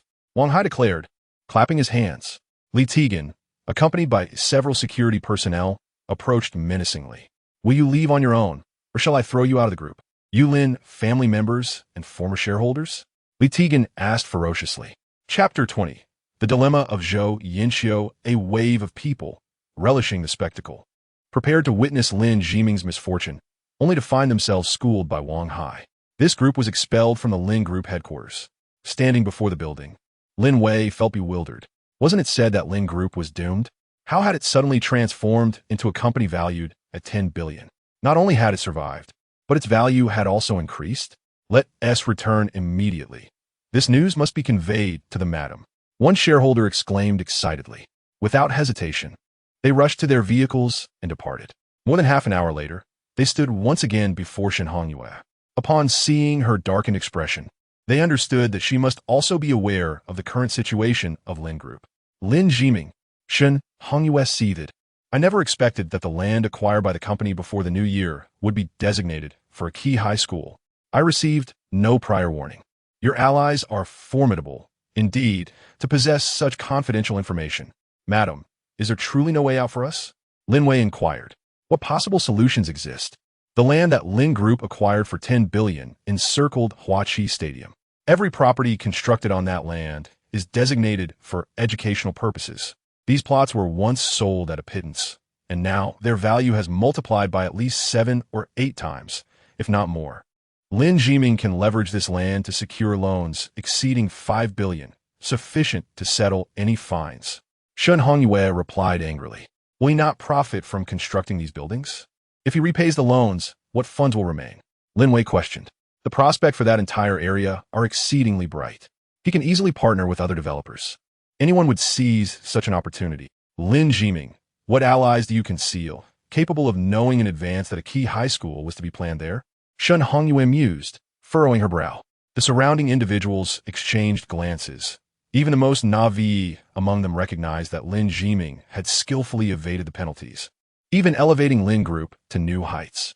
The expressions of the shareholders were particularly grim, as they had previously reveled in their decision to sell their shares early. Now it was evident that this was Lin Jiming's scheme. Each of them had incurred significant losses. Who advocated for the acquisition of those plots? Shen Hongyue suddenly asked. I believe it was Secretary Dong. One shareholder responded. Dong Jian. Shen Hongyue's pupils constricted slightly as she scanned her surroundings. It was then she noticed that Dong Jian, who had been present earlier, was now conspicuously absent. Where is Dong Jian? Shen Hongyue called out loudly. The crowd began searching, but no one could locate Dong Jian. Shen Hongyue picked up her phone and dialed Dong Jian's number. After several rings, it was finally answered. Dong Jian, where are you? Shen Hongyue inquired. He is with me, came the voice on the other end, filled with disdain. Lin Jiming, it is you. Shen Hongyue exclaimed, infuriated. Are you looking for Dong Jian? Would you like me to have him say a few words to you? Lin Jiming inquired. I should have known. I should have anticipated that. With Ji Xing imprisoned, someone would leak his secrets. I never imagined it would be Dong Jian, the individual Ji Xing trusted most. Lin Jiming, your methods are impressive. You even managed to turn Dong Jian against us. I have underestimated you. Shen Hongyue clenched her fists, filled with rage. Yet she knew she must suppress it, for she understood that Lin Jiming's purpose in taking this call was to provoke her. Indeed, but alas, there is no such thing as foresight in this world. You should actually be pleased. After all, you liquidated 10 billion, did you not? Lin Jiming remarked with a smile. The mention of 10 billion only served to further infuriate Shen Hongyue. She trembled with rage, on the verge of an explosion. Lin Jiming, do you truly believe you have triumphed? She demanded. Whether I have triumphed or not is uncertain, but I can assure you that I profited handsomely from this deal. As a mere illegitimate child of the Lin family, I have seized control of the entire Lin family's assets, while you, whether incarcerated or homeless, face a grim fate indeed. Lin Jiming replied with a grin. You will regret provoking me, Lin Jiming. Shen Hongyue ground her teeth. From this moment on, I shall regard you as my sworn enemy. We shall not rest until one of us is vanquished. I have never considered you my sworn enemy, Lin Jiming stated. It is too late for you to beg for mercy now. Shen Hongyue retorted. No, what I mean is, you and the others from the Lin family are nothing but refuse. You are unworthy to be my sworn enemies, Lin Jiming laughed. With a crash, Shen Hongyue hurled her phone to the ground, terminating the conversation. Madam? Lin Wei called out cautiously. Get out. All of you leave. What use are you? Aside from creating chaos? Disappear from my sight immediately. Shen Hongyue screamed, pointing towards the door. Hongyue, we are all family. Lin Maokai attempted to persuade her, but Shen Hongyue interrupted him brusquely. What nonsense about family? What right do you have to call yourselves family? Get out. Shen Hongyue shouted. Lin Maokai and the others wore expressions of profound distress. Though they were marginal figures in the Lin family, they were still members. However, witnessing Shen Hongyue's fury, they turned and left. Outside, some core members of the Lin family departed, leaving only Lin Wei and the other peripheral members. Grandfather, what should we do now? Shen Hongyue cannot compete with Lin Jiming. Lin Wei lamented. Given Shen Hongyue's demeanor, she likely no longer wishes to involve us. With so many of us, it won't be long before we find ourselves on the streets. Sigh, we must swallow our pride. Let us seek out Lin Jiming. If all else fails, I, an old man, will kneel at the entrance of Lin Group. Many eyes are on the company. I may lose face, but Lin Jiming must also care about his reputation. I do not ask for much, merely a place to stay. He should not refuse. Lin Maokai concluded. If I had known Lin Jiming would rise again, I would not have treated him so poorly. Lin Wei lamented, expressing regret. In this world, what is there to know in advance? Let us go. Lin Maokai shook his head and turned away. At that moment, each member of the Lin family felt a similar remorse. Yet if regret held any value, the world would have no need for police. Meanwhile, within the Tianjiao group, Yao Shanchuan sat in his office chair. A striking female employee nestled in his embrace. Yao Shanchuan was frivolously engaged, while the female employee giggled in delight, creating a lively atmosphere. Suddenly, the office door swung open with a bang. What is going on? Is there no decorum in entering without knocking? Yao Shanchuan exclaimed angrily. Hurry to the conference room. His father, Yao Jian's, replied with a stern expression. A meeting? Haven't we just had one? What's the matter, Dad? Yao Shanchuan pushed the female employee aside, puzzled. There's a significant issue, Yao Jian's declared before exiting. Yao Shanchuan, unable to delay, rose and entered the conference room. Inside, many members of the Yao family were present. Yao Tianlong occupied the head of the table, his demeanor grave. What's wrong? Yao Shanchuan inquired. The surrounding individuals shook their heads, uncertain of the situation. Take your seats, Yao Tianlong instructed, prompting everyone to sit. I have just received news that the city has planned a key middle school at the Huaqi Stadium in the southern part of the city, Yao Tianlong announced. At Huaqi Stadium, the surrounding area is merely worthless wasteland. This will undoubtedly inflate in value. Yao Shanchuan remarked. That area will surely develop into a district for school housing, necessitating vast amounts of construction materials. We must act swiftly. Whose land is that? He queried. The land belongs to the Lin Group, Yao Tianlong replied sternly. The Lin Group? Yao Shanchuan was taken aback, as were those around him. Earlier, the Lin Group had acquired all the surrounding land of Huaqi Stadium. While he had some recollection of this, he had forgotten about it, as the Lin Group had not developed the area until now. To his astonishment, a school was to be established there, instantly enhancing the land's value. The Lin Group had just sent out investment invitations to its partners for several residential projects on those parcels of land. Many partners were hastening to negotiate with the Lin Group, and any collaboration could yield profits in the billions. Profits in the billions are exceedingly alarming, Yao Tianlong asserted. Almost all the Lin Group's previous partners received notifications. Except for us, we received nothing. Yao Tianlong's expression darkened. The pallor of the other attendees mirrored his distress. Previously, when they forced Yao Jing to divorce Lin Jiming had terminated all cooperation with the Tianjiao Group, resulting in Yao Jing being dismissed from the company. Grandfather, it's not an insurmountable issue. If we secure Li Xiao, we won't be missing out on orders from the Lin Group, Yao Shanchuan suggested. To secure Li Xiao, we need Yao Jing. If the Lin Group were to collapse today, it wouldn't be difficult to bring Yao Jing back. However, the Lin Group is not only thriving, but has made a remarkable comeback. Do you think Yao Jing would return? I have just received news that Lin Jiming has appointed Yao Jing as the assistant president of the Lin Group, fully responsible for its affairs. Yao Tianlong's expression was grave. Upon hearing this, Zhou Yinqiu rejoiced. The Lin Group dwarfed the Tianjiao company. The executive president of Tianjiao had limited power compared to the assistant president of the Lin Group, who wielded comprehensive authority. Yet, Zhou Yinqiu's elation was fleeting as she suddenly realized that Yao Jing was now bound to Lin Jiming, complicating her role as Li Bin's mother-in-law. In the Yao family meeting room, the atmosphere was tense. Jianyong, Yao Jing is your daughter. Do you have any ideas? Yao Tianlong directed his question at his timid son, Yao Jianyong. Hesitating, Yao Jianyong looked to Zhou Yinqiu and asked, Yinqiu, do you have any suggestions? Seeing Yao Jianyong's indecisiveness, Yao Tianlong sighed. If his son were not so fearful of his wife, he might be of some use. Well, Zhou Yinqiu said. Her mind racing, Dad, I believe we must balance both sides. Balance both sides? How do we achieve that? Yao Tianlong inquired. First, we must restore our cooperation with the Lin family. That is a tangible opportunity. Others are seeking connections to collaborate with them. We cannot let this chance slip by. Once we secure the partnership, we will reap substantial rewards, Zhou Yinqiu asserted. And what about Li Xiao? Yao Tianlong asked again. I can continue to work on Jingjing's behalf. As long as she agrees, if she ends up with Li Xiao, we can always terminate our collaboration with the Lin family later on. After all, Li Xiao's family is affluent. Any losses with the Lin family can easily be compensated by the Li family. Thus, regardless of whether Jingjing divorces Lin Jiming, our Yao family stands to benefit, Zhou Yinqiu proposed. Hearing her words, Yao Tianlong's eyes brightened, followed by a moment of regret.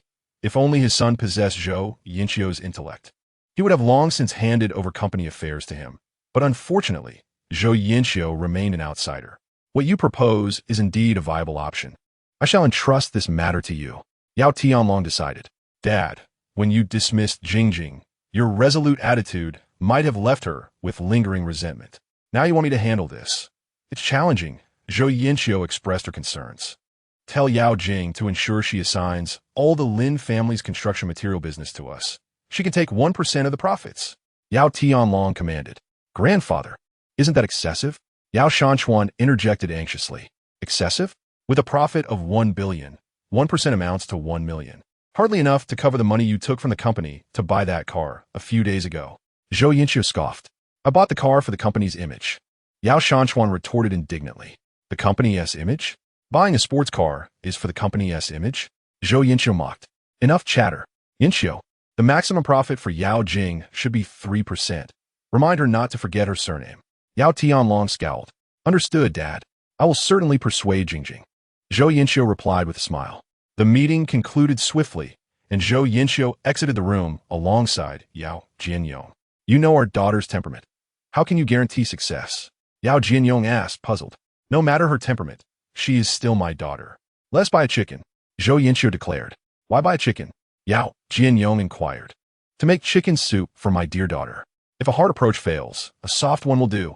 Our daughter responds better to gentleness. As her mother, can I not manage my own daughter? Zhou Yinqiu asserted confidently. Meanwhile, in the Lin group, Lin Jiming's office, Yao Jing occupied Lin Jiming's chair, reviewing documents. She had quickly adapted to her new role and aimed to thoroughly comprehend the Lin group's operations.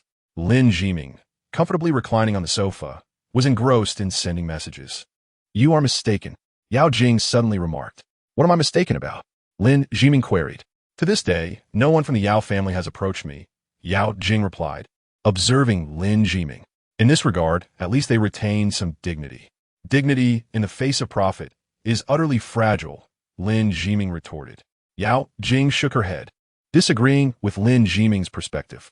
However, she refrained from countering him, for she was not the type to attempt to alter others' opinions.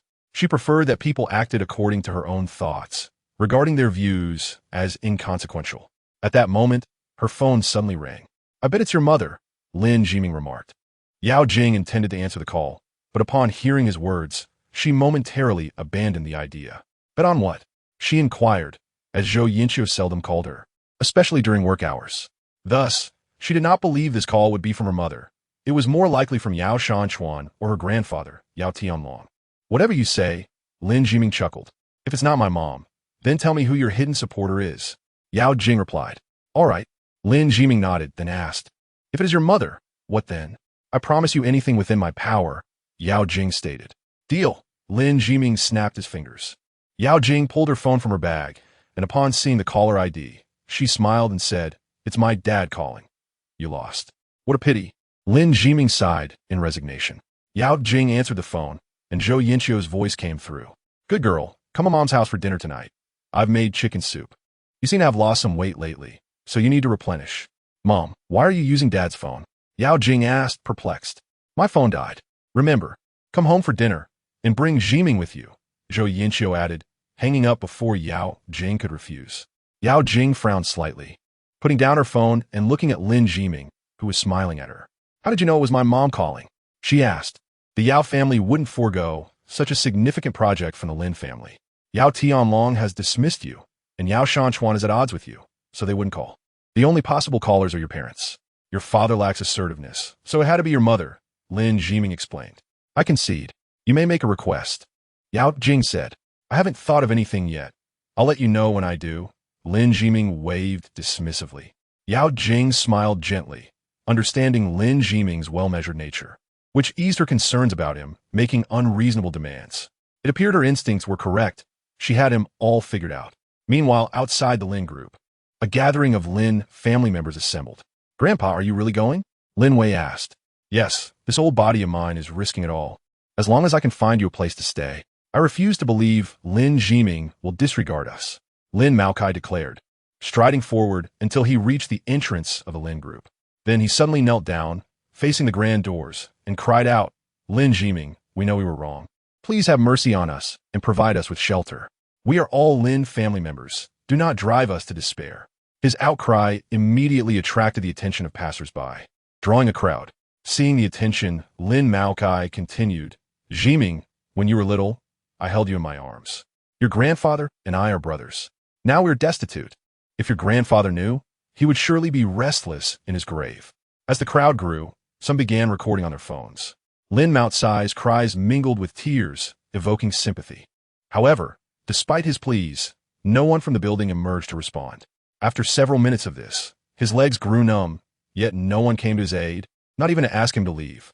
Feeling somewhat humiliated, Lin Maokai realized kneeling was uncomfortable, especially without anything beneath his knees. He glanced at the other Lin family members, who looked at him with expressions of encouragement. Gritting his teeth, he continued to kneel. An hour passed, and Lin Maotsai's face turned pale as he felt dizzy. Finally, Lin Jiming appeared. Upon seeing him, Lin Maotsai's spirits soared, and he exclaimed, Jiming, blood is thicker than water. You have achieved great success, but do not forget your roots. Lin Jiming rushed out from the Lin group, his expression a mixture of shock and urgency. He knelt before Lin Maokai, supporting him and saying, Second uncle, what are you doing? Why are you kneeling here? Second uncle? Lin Maokai was taken aback. Just yesterday, Lin Jiming had been a figure of intimidation, now addressing him with such familiarity. Surely, this must be some ulterior motive, he thought. Wang Hai, what is the matter with you? My second uncle is here kneeling, and you did not inform me? Lin Jiming angrily questioned Wang Hai, who followed him. Mr. Lin, I was in a meeting and was unaware of this situation. Wang Hai zipli apolitia. Fool, write me a self-reflection report when you return. Lin Jiming scolded, then turned back to Lin Maokai. Second uncle, whether I live or die, I'm a Lin family member. You have been wronged by Shen Hongyue, and I will not ignore your plight. Please rise. I will arrange accommodations for you. Upon hearing this, Lin Maokai felt a rush of disbelief. Lin Jiming was seeking to tarnish Shen Hongyue's reputation. Outside the Lin group, at least 100 phones were pointed at Lin Jiming and Lin Maokai. Every word Lin Jiming spoke would be disseminated through social media, reaching far and wide. Lin Jiming tightened his grip on Lin Maotsai's hand. Lin Maokai met Lin Jiming's gaze, realizing he was waiting for his response. If Lin Maotsai's next words pleased Lin Jiming, then they might secure a future. If not, they would surely be left to wander aimlessly. Resolutely, Lin Maokai spoke. Indeed, that Shen Hongyue is inhumane. She sold our home, which is the Lin family's property. On what grounds does she sell it? Now, homeless, we have come to seek your help. Jiming, you wouldn't abandon us, would you? Of course not. Lin Jiming affirmed earnestly. Not just you, but any Lin family member I will not neglect. Rise, second uncle. As he spoke, Lin Jiming helped Lin Maokai to his feet. Having knelt for over an hour, Lin Maotsai's legs were numb, making it impossible for him to stand. Lin Jiming, seeing this, lifted Lin Maokai onto his back. This act drew admiration from the crowd. The tales of Lin Jiming being bullied by others in the Lin family had become local gossip. Now that he had risen, not only had he forgiven those who had wronged him, but he was also willing to assist them in their time of need. An act of grace that resonated deeply with many. Everyone, please come into my company. Lin Jiming called to Lin Wei and the others. Though they were still unclear about the events, seeing Lin Jiming carry Lin Maokai and invite them inside, they understood that Lin Maokai had succeeded. The group approached with elation. Afterward, a multitude followed Lin Jiming into the Lin group, and only then did the onlookers disperse. Accompanying them were the recorded videos of the event. Within the Lin group, Lin Jiming led Lin Maokai to a secluded area, out of sight from the crowd, and gently set him down. Lin Maokai, his legs weakening, collapsed onto the ground. Wait for me in the office, Lin Jiming instructed before departing without sparing them a glance. Grandfather, are you all right? Lin Wei rushed forward, supporting Lin Maokai. Ie me fine. Lin Maokai replied, shaking his head. Lin Jiming is truly duplicitous. When alone, he can't even be bothered to glance our way, yet in front of others, he feigns benevolence. It's infuriating. Should we expose him? Lin Wei spoke through clenched teeth. Expose him, and then end up living on the streets? We still hold some value, enough to secure us shelter. Let us not stir the pot any further, Lin Maokai admonished. What has gotten into Lin Jiming? Why is he so cunning? Lin Wei furrowed his brow. It must be the influence of that individual behind him. Lin Jiming lacks such intellect. I had hoped to use a strategy to compel him to provide for us, but instead, we have become tools for him to tarnish Shen Hongyue's reputation. We have unwittingly aligned ourselves with him, Lin Maokai sighed. The surrounding individuals exchanged glances, resembling drifting weeds without any independent thoughts. At that moment, Wang Hai approached. "Everyone, please follow me to the office," he said expressionlessly. The crowd lowered their heads and followed Wang Hai into the office. Inside, Lin Jiming sat in a chair as Lin Wei and the others entered and took their seats across from him. "Who permitted you to sit?" "Wang Hai Zepi men." Lin Wei and the others quickly rose. "It's all right, sit down. We are all members of the Lin family," Lin Jiming smiled. Under different circumstances, they would have felt elated to hear such words, but now they only felt a chill run down their spines, sensing an ulterior motive behind Lin Jiming's statement. The group hesitated, reluctant to take their seats. "If I say sit, then sit." Wang Hai scowled again. Finally, they complied and sat down. "Has Shun Hongyue abandoned you?" Lin Jiming inquired. "That woman, Shun Hongyue, is ultimately an outsider. She cannot be relied upon," Lin Maokai lamented. "Indeed, only those of our bloodline can be trusted." Lin Jiming nodded. "Jiming, we have made mistakes in the past. Thank you for your magnanimity," Lin Maokai expressed. "Don't mention it. Family does not hold grudges." Lin Jiming shook his head, then turned to Wang Hai. "Have you found suitable accommodations?" "Still searching," Wang Hai replied. "Second grandfather, Wang Hai is already assisting in finding you a place to stay. Please be patient," Lin Jiming said. Upon hearing this, Lin Maokai understood that if he did not make a valuable statement, Lin Jiming's search for accommodations might drag on indefinitely. Lin Jiming had a ready-made ancestral residence for them, yet his subordinate claimed they were still looking, which undoubtedly meant they awaited Lin Maokai's declaration. If he spoke well, a place would be secured immediately. "Jiming, whatever you need us to support, we will do so without hesitation," Lin Maokai declared. "Your words are unnecessary. Assisting you is my duty, but since you have said so, there is indeed a matter to discuss." Lin Jiming replied with a smile. "What matter?" Lin Maokai asked. "My elder brother, Zhixing, is currently imprisoned. This family cannot remain without a leader. It is time we choose a new head for the Lin family," Lin Jiming stated. At this, Lin Maokai's eyelids twitched slightly. The Lin group does not equate to the Lin family. Lin Jiming may have seized control of the Lin group, but that merely makes him its owner, not the head of the Lin family. Lin Jiming's words were clear. He aspired to become the family head. After a moment of silence, Lin Maokai replied, "Jiming, this matter is quite troublesome. Success depends on human effort," Lin Jiming said with a smile, glancing at Wang Hai. "Mr. Lin, I have already secured accommodations for your relatives," Wang Hai chimed in. "You see, success depends on human effort. As long as one is determined, it can be achieved," Lin Jiming affirmed with a smile. Lin Maokai licked his dry lips, stating, "To become the family head, you must first overcome your elder brother." Just as Lin Jiming and Lin Maokai were discussing the headship, elsewhere, Shun Hongyue was watching a video on her phone, trembling with fury. The video showcased the events unfolding outside the Lin group. "Lin Maokai, you turncoat. To secure a place to stay, you have allied with Lin Jiming and falsely accused me of expelling you from the family. How dare you live?" Shun Hongyue seethed, hurling her phone to the ground. The video she watched had been sent by a friend, and it was said that it circulated widely, leaving countless people behind her back whispering maliciously about her, accusing her of mistreating the elderly. Shun Hongyue's heavy breaths filled the room, while her subordinates kept their heads down, fearful of provoking her. "Call Yang Sandow and tell him I wish to meet him for dinner tonight," Shun Hongyue suddenly commanded. "Madam, Yang Sandow is quite a ruthless character," someone cautioned in a hushed tone. "To deal with Lin Jiming, one must be ruthless." Shun Hongyue's eyes gleamed coldly. Within the Lin group, Lin Jiming remarked, "Your elder brother remains the head of the Lin family. Although he is temporarily detained, according to the family rules, as long as he has not been sentenced to prison, he retains his position." "That could take a considerable amount of time," Lin Jiming replied. "Indeed, if he is to be sentenced, it may take at least 6 months. Moreover, I have heard he will soon be released. Shun Hongyue's family is actively working behind the scenes," Lin Maokai informed. Lin Jiming nodded, choosing to say no more. "As long as your brother can secure a suspended sentence, he will still be the head of the Lin family," Lin Maokai continued. "I understand," Lin Jiming said, turning to Wang Hai. "Arrange for someone to take them to their accommodations and ensure their meals are well provided." "Understood." Wang Hai note that. "Jiming, thank you," Lin Maokai expressed gratefully.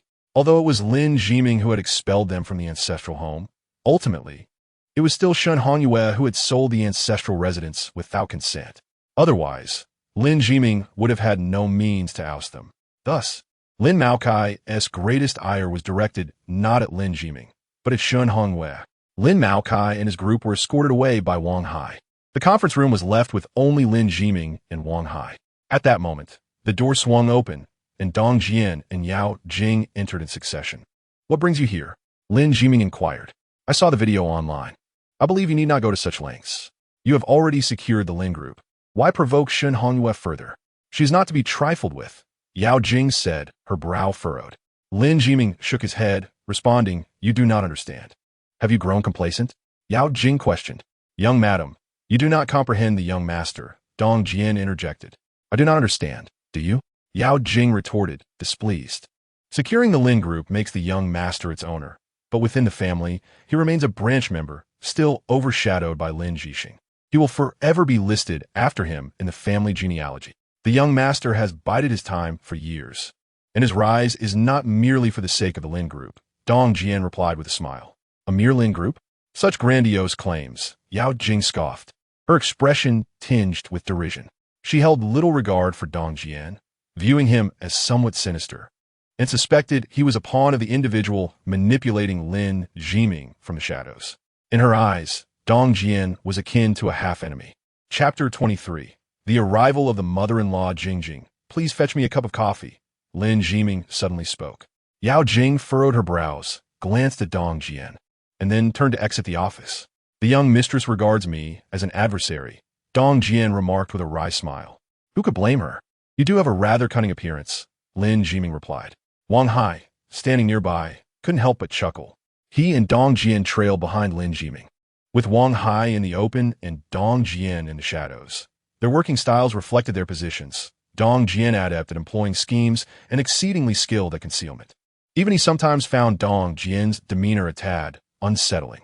However, it is evident that the young mistress genuinely cares for you.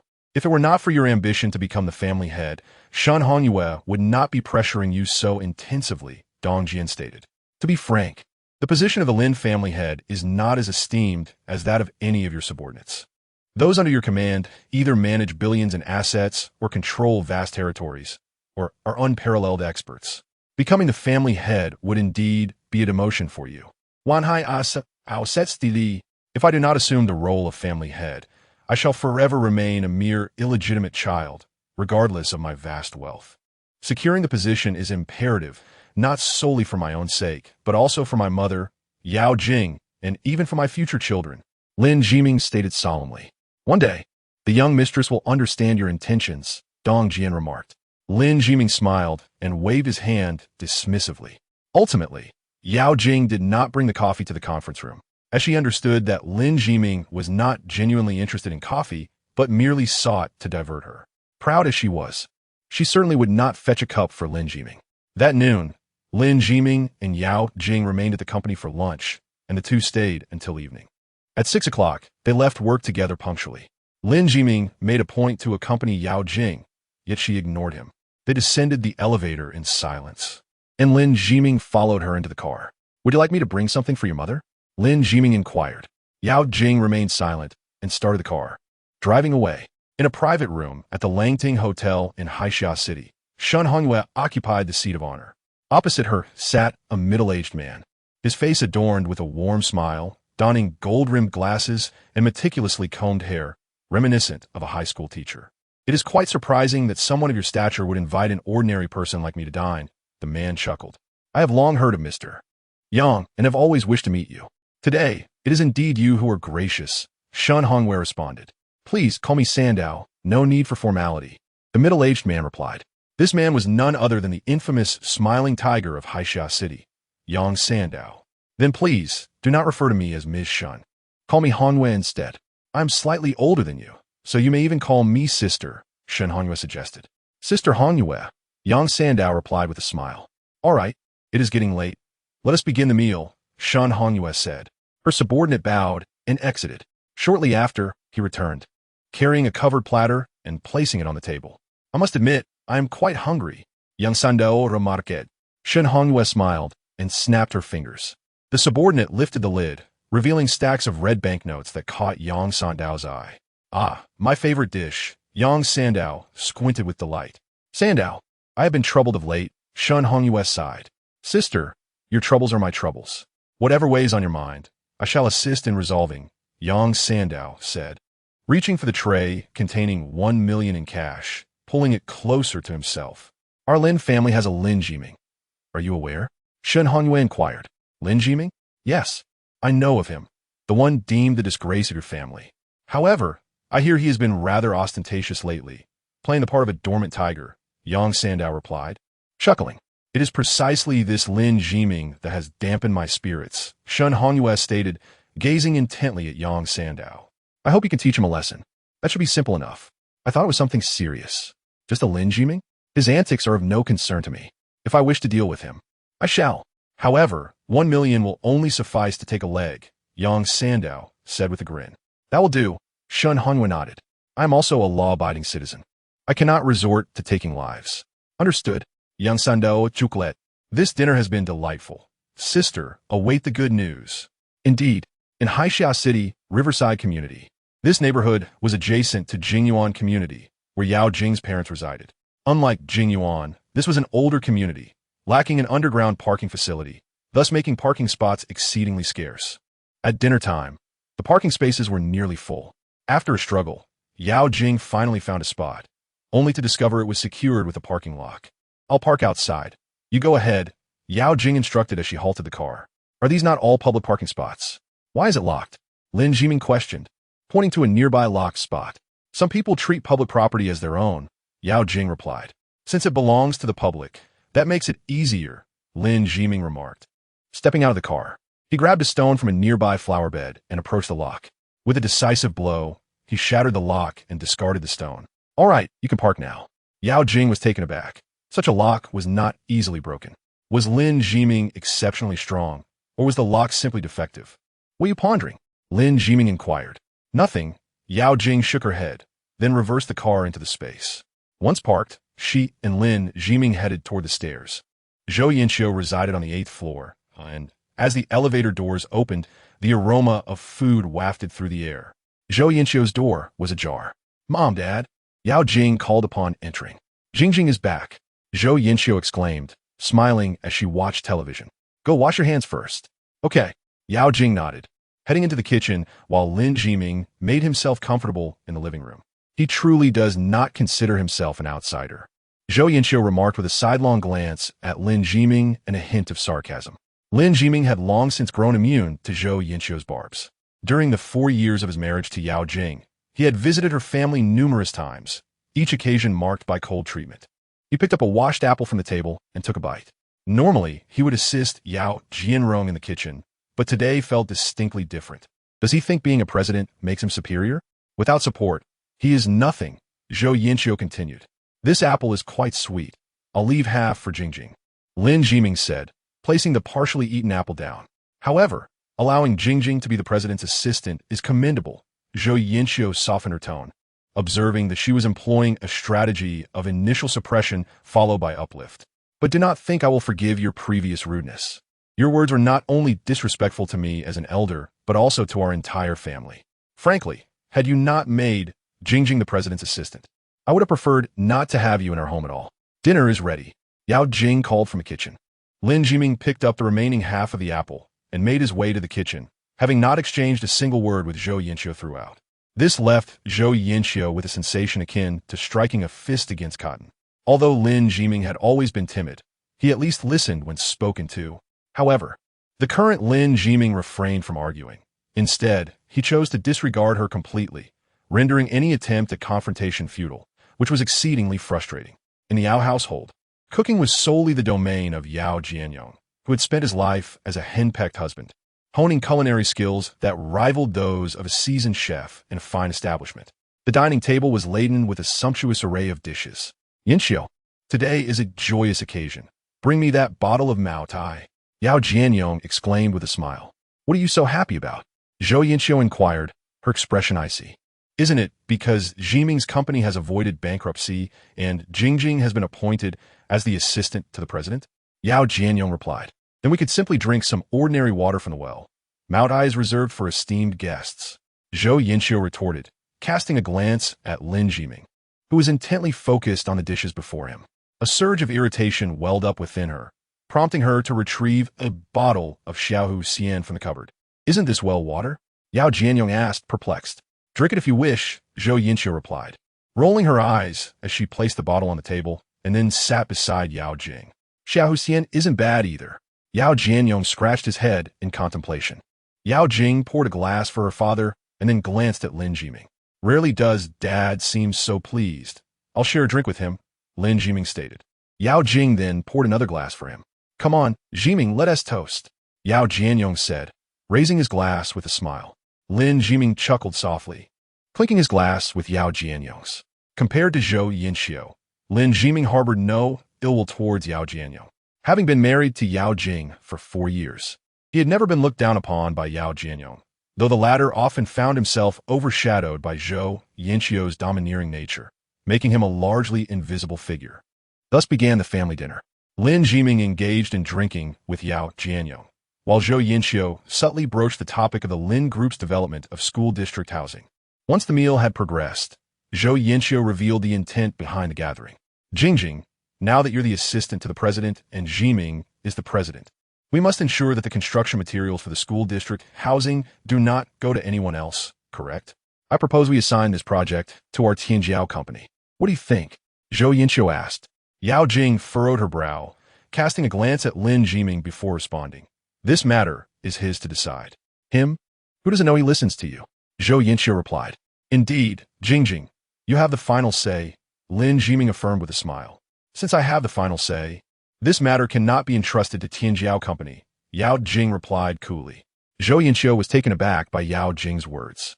She had initially presumed that convincing the Lin Group to collaborate with Tianjiao Company would hinge on Lin Jiming. Yet the real challenge lay with her own daughter. "Jingjing, have you lost your mind? Tianjiao Company is our family business. If you do not assign the contract to them, who else will you entrust it to?" Zhou Yinxiu exclaimed in astonishment. "Since this morning, several large construction material companies have contacted the Lin Group. I am aware that, in terms of both quality and price, Tianjiao Company offers no advantages and may even present disadvantages. The construction of the school district housing is paramount for the Lin Group and must be meticulously scrutinized. From this perspective, Tianjiao Company does not meet our requirements," Yao Jing asserted, lifting her bowl to sip some chicken soup. "You insufferable child. How can you betray your own family? I've raised you in vain," Zhou Yinxiu scolded, snatching the bowl from Yao Jing's hands. Yao Jing remained unfazed, picking up her chopsticks to eat. "Don't rush to eat just yet." Zhou Yinxiu pressed down on Yao Jing's hand, declaring, "This is a direct order from your grandfather. It concerns the entire Tianjiao Group. Since you can make decisions, you must ensure that the building materials contract goes to Tianjiao Group." "Mom, you're putting me in a difficult position," Yao Jing protested. "What does it matter? You are my daughter," Zhou Yinxiu insisted, turning to Lin Jiming. "Jiming, tell me, shouldn't a daughter listen to her mother?" "I am an outsider. It's not my place to say." Lin Jiming shook his head. "You rascal." Zhou Yinxiu glared at Lin Jiming before turning back to Yao Jing. "Jingjing, if you do not assist your mother in this matter, then your father and I will lose face in the entire Yao family. We'll be looked down upon. Can you bear to witness that? If I help you with this, I will also lose face at the Lin Group and in front of Jiming," Yao Jing replied. She held back an additional thought. "In front of the person behind Jiming, I would also lose face. Regardless, you must assist me. What does it matter if you lose face? You are the assistant to the president, and Jiming is the boss. If you lose face, who would dare challenge you?" Zhou Yinxiu declared passionately. "If you insist on this, I will have no choice but to resign," Yao Jing stated. "Jingjing, you must consider this carefully. After all, your current salary is 100,000 a month, and if you resign, that will be lost," Lin Jiming cautioned. "What? 100,000 a month?" Zhou Yinxiu exclaimed in astonishment, staring at Yao Jing. "Is that true? We haven't even discussed salary yet," Yao Jing replied, shaking her head and sharing a subtle smile with Lin Jiming. She knew that Lin Jiming had intentionally mentioned her salary to divert Zhou Yinxiu's attention. Indeed, Zhou Yinxiu's focus was entirely captured by the mention of 100,000. "Does your company truly offer her a salary of 100,000 a month?" "Yes," Lin Jiming confirmed with a nod. "And that's merely the base salary. There are bonuses at year-end. Altogether, it amounts to 2 to 3 million annually. 2 to 3 million a year." Zhou Yinxiu's eyes widened in disbelief. The entire Tianjiao company only generated around 10 million in profits yearly, and Yao Jing's salary was approaching that of a significant portion of Tianjiao company's earnings. Jiming is now the owner of the company. Whatever he pays me ultimately returns to his pocket, Yao Jing remarked, wishing to keep her high salary hidden from her parents, fearing it would lead to even greater demands. That is not the same, Zhou Yinqiu interjected, her expression stern. A husband's money is the wife's, but a wife's money remains hers. At this point, Zhou Yinqiu glanced at Lin Jiming and continued. Lin Jiming has stated himself that he is merely a puppet. Once abandoned, he is worth nothing. If you can earn money, it is far more prudent to earn more and keep it in your own pocket.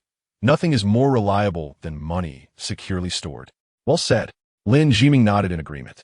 This is only my first day at work. Discussing such matters feels premature. It's getting late. We must take our leave, Yao Jing stated, wrapping her arm around Lin Jiming's and rising to her feet. Are you leaving already?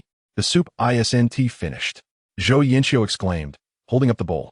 I'm full, Yao Jing replied, leading Lin Jiming towards the door. You child, how can you be full without eating much? You should have a few more bites, Zhou Yinqiu called out, following them to the door, but Yao Jing ignored her, putting on her shoes and pushing the door open to leave with Lin Jiming. Sighing, Zhou Yinqiu closed the door and returned to the dining table. Has Jingjing's appetite diminished recently? She isn't full. She has just been angered, Yao Jianyong muttered under his breath. What did you say? Zhou Yinqiu shot him a dark look. Nothing. Yao Jianyong hastily shook his head. Wait, I feel like something important was left undone, right? The collaboration matter. That rascal Lin Jiming, bringing up salaries out of the blue and making me forget this important issue. Zhou Yinqiu lamented. What should we do? Dad has already agreed on his end. Yao Jianyong asked. What can we do? Can we escape the 1st or 15th day of the month? Tomorrow, I will go to their company. As for my own daughter, I refuse to believe that I cannot handle her, Zhou Yinqiu said coldly. Sigh. Yao Jianyong exhaled deeply, wanting to say something but unsure where to begin.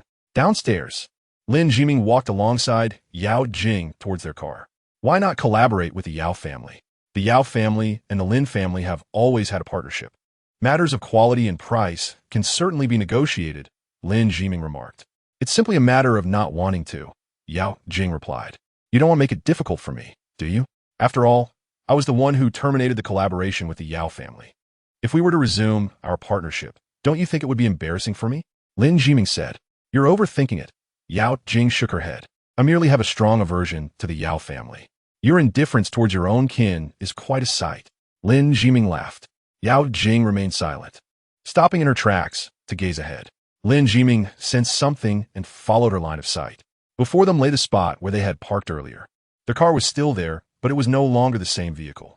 The two side mirrors had been wrenched off, the body bore multiple dents and scratches, and a few bricks lay scattered nearby. It appeared that during their absence for dinner, someone had maliciously tampered with their car. Yao Jing remained unfazed, and so did Lin Jiming. They regarded the damaged vehicle as if nothing had transpired. Yao Jing calmly took out her phone to call the police. Check the parking space lock. Whoever owns that lock is likely the one who vandalized the car, Lin Jiming suggested. There are no surveillance cameras nearby.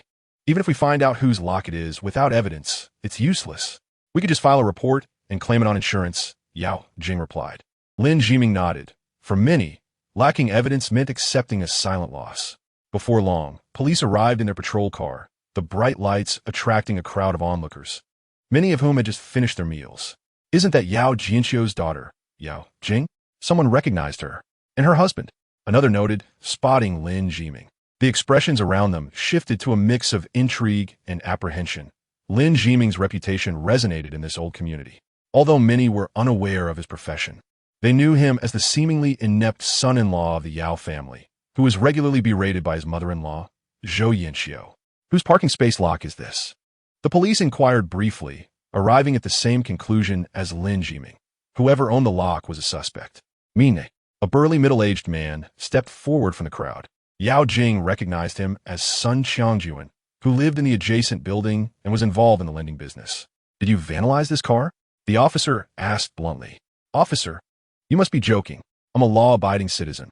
How could I possibly damage someone else's vehicle? Sun Qiangjuan chuckled, then turned to Yao Jing. Why is it that your car was the only one damaged tonight? I suspect it has something to do with your improper parking.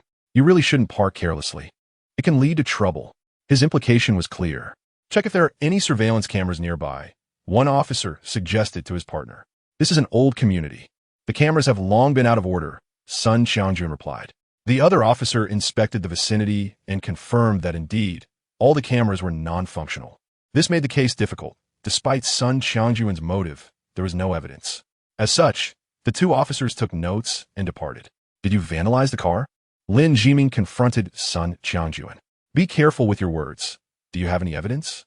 Sun Qiangjun taunted. No, Lin Jiming admitted. Then you can keep your opinions to yourself. It could very well be some do-gooder who took it upon themselves to smash your car. Sun Qiangjun retorted arrogantly. Let's go, Yao Jing said. She recognized that Sun Qiangjun was no ordinary man and that confronting him was futile. The crowd sighed, knowing that Sun Qiangjun was not someone to provoke, especially not for Lin Jiming, who seemed rather ineffectual. Being with me for 4 years, you've endured a lot, Lin Jiming smiled at Yao Jing. But that's all in the past. What are you planning to do? Don't act impulsively, Yao Jing exclaimed, reaching out to stop him. However, Lin Jiming was quicker. The moment she reached out, he crouched to pick up a brick and charged forward, surprising everyone as he swung it towards Sun Qiangjun's face. With a resounding crack, the brick shattered, blood spurting from Sun Qiangjun's mouth as he was sent sprawling. The vivid red against the backdrop of the summer night and the sounds of cicadas created an oddly enchanting scene. Chapter 25. Lin Jiming strikes in Yao Jing's perception. This was the first time Lin Jiming had ever resorted to violence. Within merely 3 or 4 days, he had undergone a drastic transformation, culminating in this act of aggression. She had believed that his newfound confidence stemmed from external support, yet she realized that certain aspects of a person's essence remain immutable, unaffected by outside influence. But as Lin Jiming wielded the brick, Yao Jing understood that her previous assumptions were merely illusions. He had undergone a profound metamorphosis, akin to a rebirth. This singular act not only transformed Yao Jing's perception of him, but also altered the opinions of those around them. If he were truly the weakling they believed him to be, how could he have summoned the courage to strike down the formidable Sun Qiangjun? Previously, Lin Jiming had endured Zhou Yinxiu's ridicule, but perhaps that was solely due to her status as his elder. Sun Qiangjun lay on the ground, one hand clutching his head and the other pointing accusingly at Lin Jiming, his face a mask of fury. You scoundrel! How dare you hit me? You'll pay for this! He bellowed, struggling to rise and charge at Lin Jiming. Sun Qiangjun, a robust man, was a stark contrast to the lean Lin Jiming. As Sun Qiangjun lunged at him, Lin Jiming stepped back, creating distance before decisively hurling the brick in a long-range attack. The brick struck Sun Qiangjun squarely on the head. Those who had never experienced the pain of being hit by a brick could hardly fathom the agony it inflicted. Sun Qiangjun knew it all too well, having just experienced it twice. The impact left him momentarily dazed, and seizing the moment, Lin Jiming rushed forward, delivering a swift kick to Sun Qiangjun's groin. This final blow became the proverbial straw that broke the camel's back. Sun Qiangjun let out a pained scream, collapsing to the ground, his body contorting awkwardly like a fish out of water. Let's go, Lin Jiming said, shaking off his hands as he pulled the stunned Yao Jing along, leaving the chaos behind, even neglecting the damaged car. The onlookers parted to create a path, watching Lin Jiming walk away. The atmosphere was thick with silence, punctuated only by Sun Qiangjun's continued cries of distress. Was I impressive just now? Lin Jiming asked, beaming as he walked with Yao Jing. Do you want the truth? Yao Jing inquired. The truth. You were impressive, Yao Jing replied, her radiant smile illuminating the surroundings. At that moment, Lin Jiming gazed at her, captivated, and couldn't he help but utter, "You are truly beautiful." Yao Jing abruptly withdrew her smile, her expression turning serious as she remarked, "However, handsome as he may be, the ensuing matters will undoubtedly be troublesome. Nevertheless, let us deal with it first. After all, he has insulted my wife. Let us go." Lin Jiming raised his hand to hail a taxi. "Driver, to the nearest police station," he instructed. "Why are we going to the police station?" Yao Jing inquired, puzzled. "Of course, to turn myself in and seek leniency," Lin Jiming declared with spirited confidence. Even Yao Jing, with her composed demeanor, felt her mindset falter upon hearing such a cowardly statement from Lin Jiming. Yet, as she reflected on his words, she recognized the validity in his reasoning. In this day and age, if one were to engage in a physical altercation, Escape would be nearly impossible with surveillance cameras omnipresent. Rather than wait for the police to hunt you down, it would be wiser to approach them proactively. Although she was uncertain if this constituted a proper surrender, at least it would portray a positive attitude in the eyes of the law. Inside the district police station, Deputy Chief Wang Jiqiang hung up the phone and said to a nearby officer, "Let us head to Riverside Community once more." "What is going on, Chief Wang?" the officer asked. "Someone reported being assaulted, and it seems quite serious." "We need to check it out," Wang Jiqiang replied, donning his police cap and striding towards the door.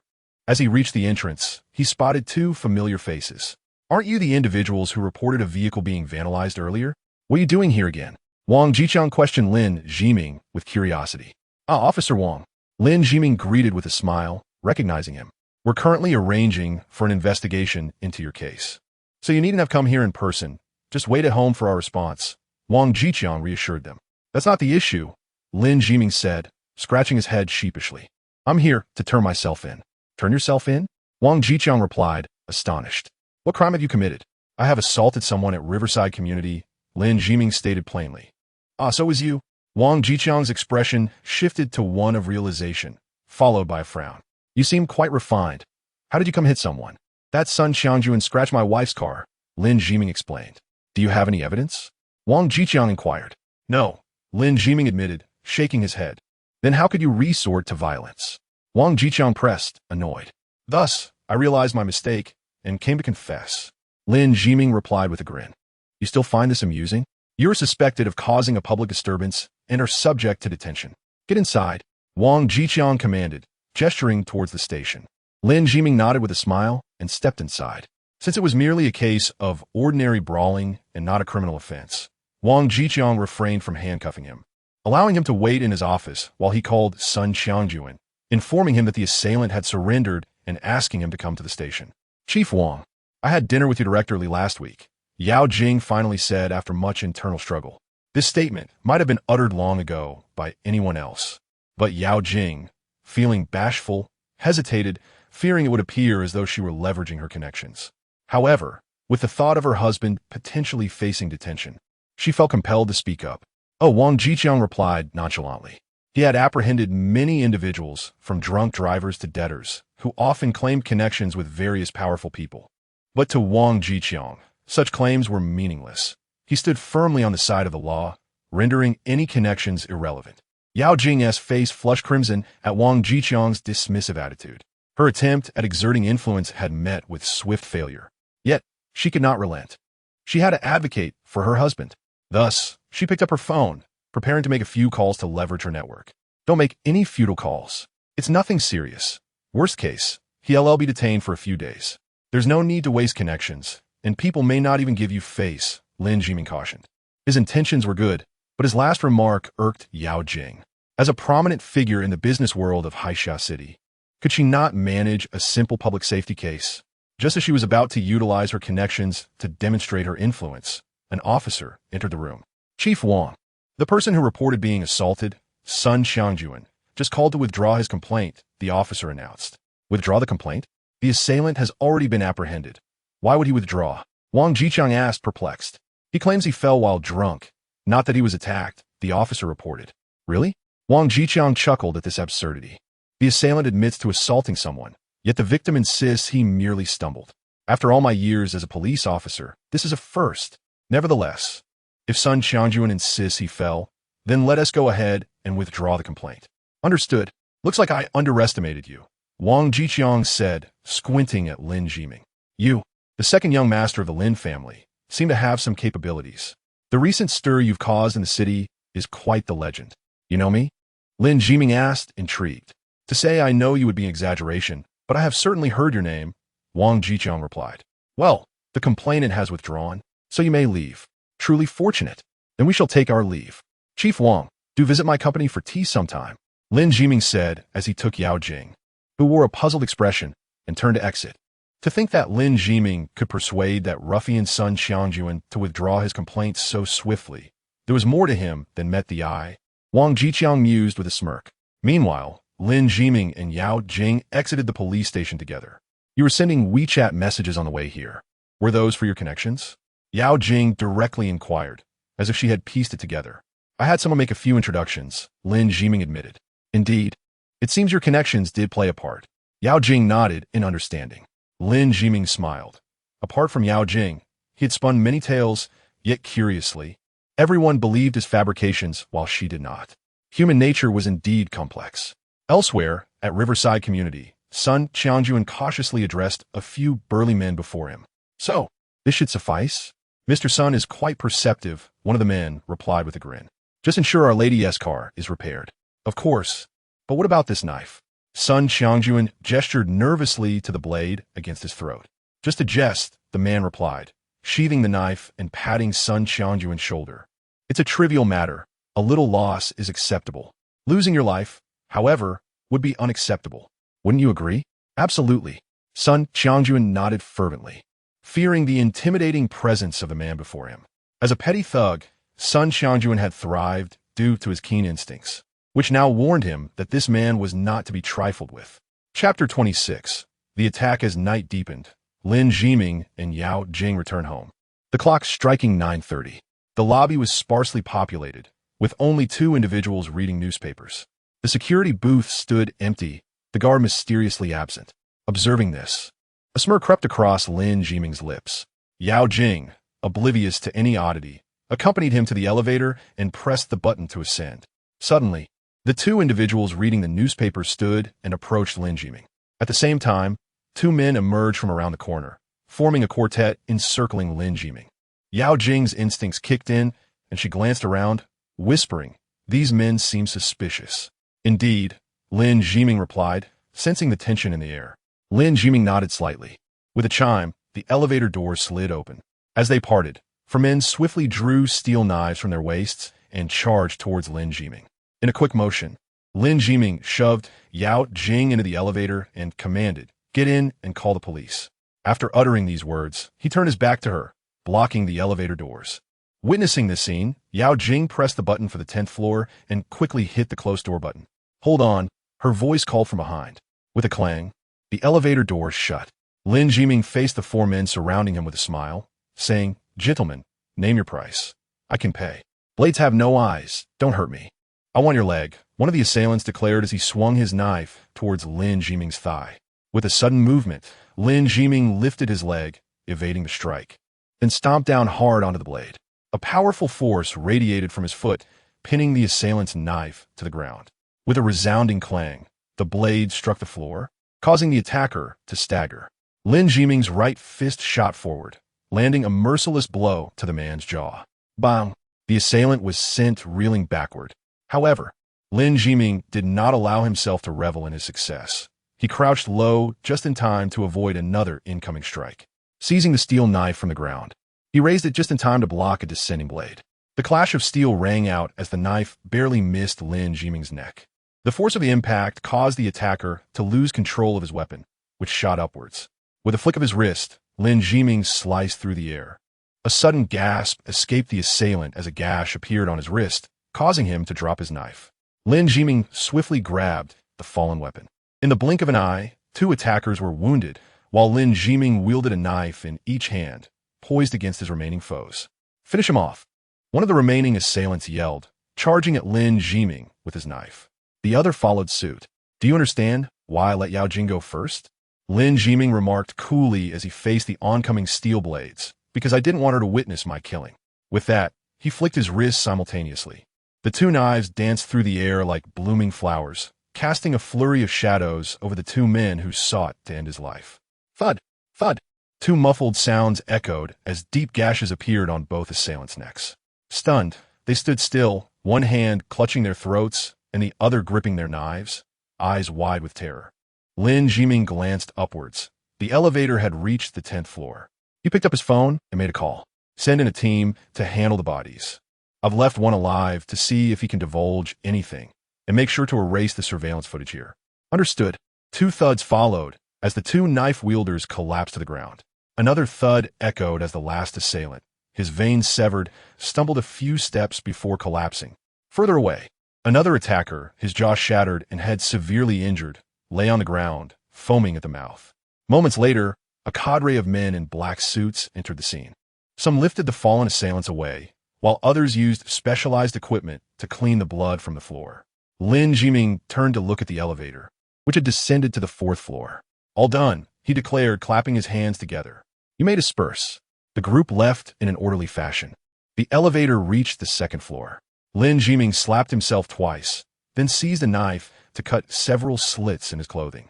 With a chime, the elevator doors opened. Yao Jing burst forth, wielding a kitchen knife. Upon seeing Lin Jiming alone, she froze. Where are those men? She inquired. I fought them off. Lin Jiming replied. You weren't hurt, were you? Yao Jing stepped closer, anxiously examining him.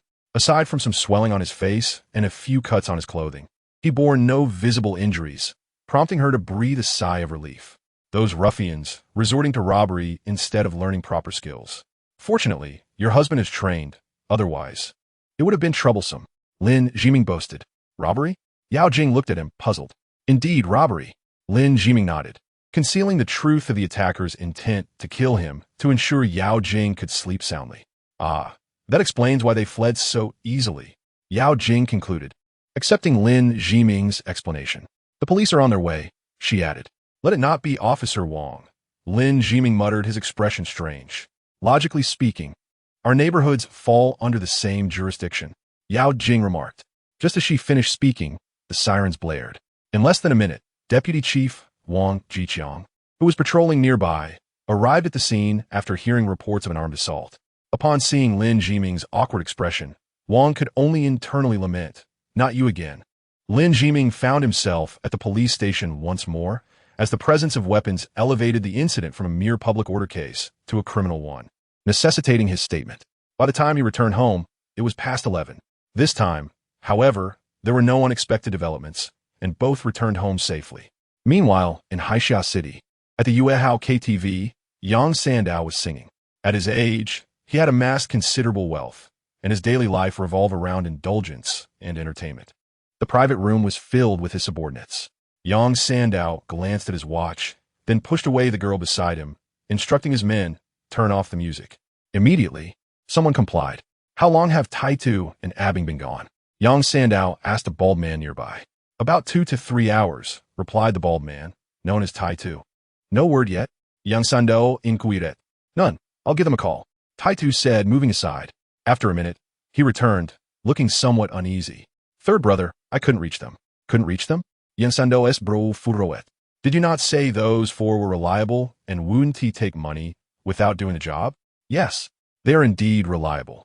Known in the underworld for their integrity, Taitu replied, puzzled by the lack of news from the 4 men. Just then, Taitu's phone rang. He glanced at the screen and stepped aside to take the call. After a while, he returned. Boss, just got news that moments ago. The Jinan District Police received a report about an armed incident at Jingyuan Community. However, when the police arrived, they found no assailants or injuries. Taitu's expression was one of confusion. No assailants? No injuries? Lin Jiming is unharmed? Yang Sandao asked, frowning. Yes, Lin Jiming is fine. He even went to give statement. Taitu confirmed. Now that's intriguing. Yang Sandao mused, narrowing his eyes. 4 men simultaneously go silent, yet someone reports an attack. Taitu, keep trying to reach those 4. Yes. Taitu nodded. Ayong, send a few sharp-eyed men to keep an eye on Lin Jiming. That man is up to something. Yang Sandao instructed Atin. Young man on the other side. Understood. Ayong replied, his expression darkening. Should I take action? The reason for entrusting those 4 outsiders with the task was to avoid revealing our intentions. There are rumors that Lin Jiming has someone behind him. Until we ascertain who that is, we must exercise caution. Lin Jiming has likely become alert, so be watchful, Yang Sandao advised. He's merely a rich second-generation heir. I grew up in the underworld and trained in martial arts at Shaolin. How could I possibly be outmatched by a mere wealthy heir? Ion scoffed contemptuously. Indeed, boss. You place too much importance on Lin Jiming. Those 4 outsiders are of mediocre ability. I could easily overpower them. If it weren't for their relative affordability, I wouldn't even consider hiring them, Taitu added. Lin Jiming is nothing. He could be easily crushed. However, the people behind him pose a dilemma. This 1 million seems harder to earn than anticipated, Yang Sandao remarked, casting a glance at the princess. Play the music. Yes. The music in the private room erupted once more, and the revelers returned to their hedonistic indulgence. Although there had been a minor hiccup with Lin Jiming, None regarded him with any seriousness. To them, he was merely a fortunate individual, nothing more. Chapter 27. The mother-in-law arrives. It was another splendid day. Early in the morning, Zhou Yinxiu donned an exquisite emerald green qipao, adorned herself with jewelry, and, clutching her handbag, arrived at the entrance of the Lin group. Who are you looking for? Li Tigan intercepted Zhou Yinxiu, who lacked an identification card. I want Lin Jiming to come out and receive me, Zhou Yinxiu said coolly, her commanding presence evident. Oh, who do you think you are demanding our boss to come out? Li Tigan asked with disdain. In his eyes, Lin Jiming was a near deity, and Zhou Yinxiu's words seemed brazenly dismissive of that stature. Who am I? I am Lin Jiming's mother, Zhou Yinxiu stated proudly. Huh? You're a ghost. Li Tigan exclaimed in shock. You are the ghost. Either step aside or have Lin Jiming come out to meet me. How dare you, a mere security guard, obstruct me? Zhou Yinxiu retorted angrily. Our boss Lin's parents have long passed. If you claim to be his mother, doesn't that make you a ghost? Li Tian seriously. You scoundrel. You are the ghost. Your entire family is. Let me tell you, my daughter is Yao Jing, and my son-in-law is Lin Jiming. If you don't let me pass, I will have them remove you. Zhou Yinxiu shouted, her voice drawing attention from several employees arriving for work. Oh, so you mean you are the boss's mother-in-law? Please wait a moment. I will inform someone, Li Tigan said. A good dog does not block the way. Move aside now. Zhou Yinxiu said darkly, irritated by the delay. She had come to persuade her daughter, and encountering an obstructive guard first thing in the morning was not her intention. Why do you keep hurling insults? Li Tigan snapped back, his patience waning. What is wrong with me scolding you? You are just a watchdog, and it's my daughter and son-in-law who pay your wages. I'll tell you one last time. If you obstruct me again, I will have my daughter fire you. Zhou Yinxiu yelled. I'm a security guard, not a dog. I follow the rules. Even if I were to be fired, I would do so according to protocol. Stop right there, or I will strike you. Li Tigan threatened, brandishing his baton menacingly. Zhou Yinxiu initially intended to push through, but the sight of this seemingly foolish giant made her hesitate. Reluctantly, she halted. Very well, I will have Lin Jiming come down to meet me. Determined to show Li Tigan, she dialed Lin Jiming's number. Come down immediately. I'm being blocked at your company's entrance by a dog. Zhou Yinxiu said before abruptly hanging up, casting a cold gaze at Li Tigan. You're finished.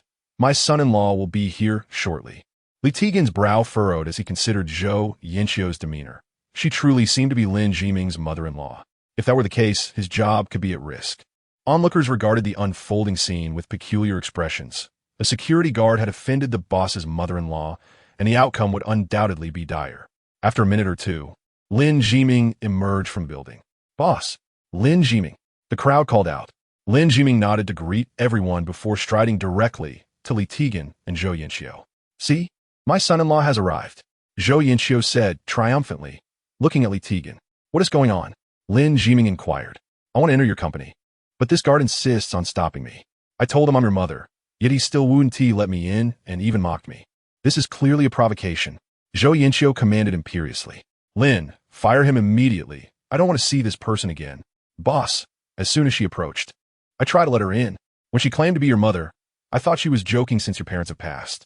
I didn't let her in, not realizing she was truly your mother-in-law, Li Tigan explained apologetically, not wanting Lin Jiming to be put in a difficult position. Where did you go wrong that I should fire you? Lin Jiming asked, frowning. I didn't let your mother-in-law in. Li Tian replia. Then should I allow anyone who claims to be my mother-in-law to enter? As a security guard, you are responsible for verifying the identity of everyone entering the group. Regardless of who they are, if they cannot prove their identity, they cannot enter. You did not err. Rather, you did well. Starting this month, your salary will increase by 1,000. Lin Jiming patted Li Tigan's shoulder with a smile. Li Tigan was taken aback, as was Zhou Yinxiu. Lin Jiming, what are you doing? You're not firing him, and you're giving him a raise? What does that mean? Zhou Yinxiu's eyes widened in disbelief. Pointing at Li Tigan, he was merely doing his duty by stopping you. I cannot fire anyone who faithfully performs their responsibilities, Lin Jiming declared, then turned to the onlookers. Let it be known, to all of you working here, as long as you fulfill your duties, no matter whom you offend, the company will stand as your support. We need individuals like Li Tigan, and I hope you all can aspire to be like him. Lin Jiming's words momentarily stunned the crowd. Moments latte. Arrazunding terarupta. Boss is amazing. I'm with you, boss. Everyone cheered, realizing their employer was not one to disregard loyalty. With a leader like him, they felt motivated to work diligently, knowing they had a strong backing. All right, back to work, Lin Jiming waved. The crowd dispersed. Turning to Zhou Yinxiu, Lin Jiming said, "This is a company, not your home. At home, you can command as you please, but here, you are merely an outsider with no privileges and no authority over anyone. You, Lin Jiming, you become so arrogant with your newfound support. Step aside. I'm going in to find my daughter," Zhou Yinxiu shouted, attempting to enter the group. "If you want to find your daughter, make an appointment. Tegan, remember, no matter who it is, just perform your duty. If anyone dares to insult you again, feel free to retaliate. I will bear the consequences," Lin Jiming concluded before turning and walking back into the group. Li Tegan trembled with excitement, utterly astonished that not only had he not been dismissed, but he had also received a raise. In these times, which security guard could afford to offend their boss's mother-in-law and still enjoy such favorable treatment? Indeed, he had not chosen the wrong allegiances. Only a boss like this was worthy of loyalty. Grasping his baton, he stood resolutely in front of the advancing Zhou Yinxiu, coldly stating, "If you wish to see our general manager Yao, you must make an appointment. Are you blind? Do you not see that I am Lin Jiming's mother-in-law?" Zhou Yinxiu shouted. "General Lin has not indicated that his mother-in-law is permitted to enter the group," Li Tegan replied. "Very well then. You all dare to bully me? Fine. I will call my daughter right now," Zhou Yinxiu declared as she once again reached for her phone. At that moment, she was filled with regret. In a bid to impress, she had called Lin Jiming earlier. She had believed that despite his recent rebelliousness, he would not oppose her over a mere security guard. To her chagrin, Lin Jiming had publicly humiliated her, leaving her no choice but to call her daughter for assistance. Surely her daughter would not ignore her? Fortunately, upon learning that Zhou Yinxiu was downstairs, Yao Jing hurried down to escort her into the group. "You have no idea how I was humiliated at the door, Jing. Dozens of people witnessed it. My dignity has been completely shattered by Lin Jiming. I beg you, mother, divorce him so I can salvage some of my pride," Zhou Yinxiu exclaimed, her agitation palpable. "Mother, I have also heard that security guards are meant to uphold their duties. If Jiming wishes to win the people's hearts, he cannot punish the guard," Yao Jing responded. "As long as he is willing to pay salaries, who would not be loyal to him?" Zhou Yinxiu retorted. I see now. He is but a puppet, striving to win the people's favor. Thus, even if his supporters abandon him later, he can still maintain his position as a boss. Would you agree with my assessment?" Zhou Yinxiu continued. "The essence of a company lies in its cohesion, which is not necessarily tied to who dispenses the salaries. Through the incident earlier, Jiming has garnered the loyalty of countless individuals, an acquisition that will undoubtedly enhance the overall combat effectiveness of the Lin Group.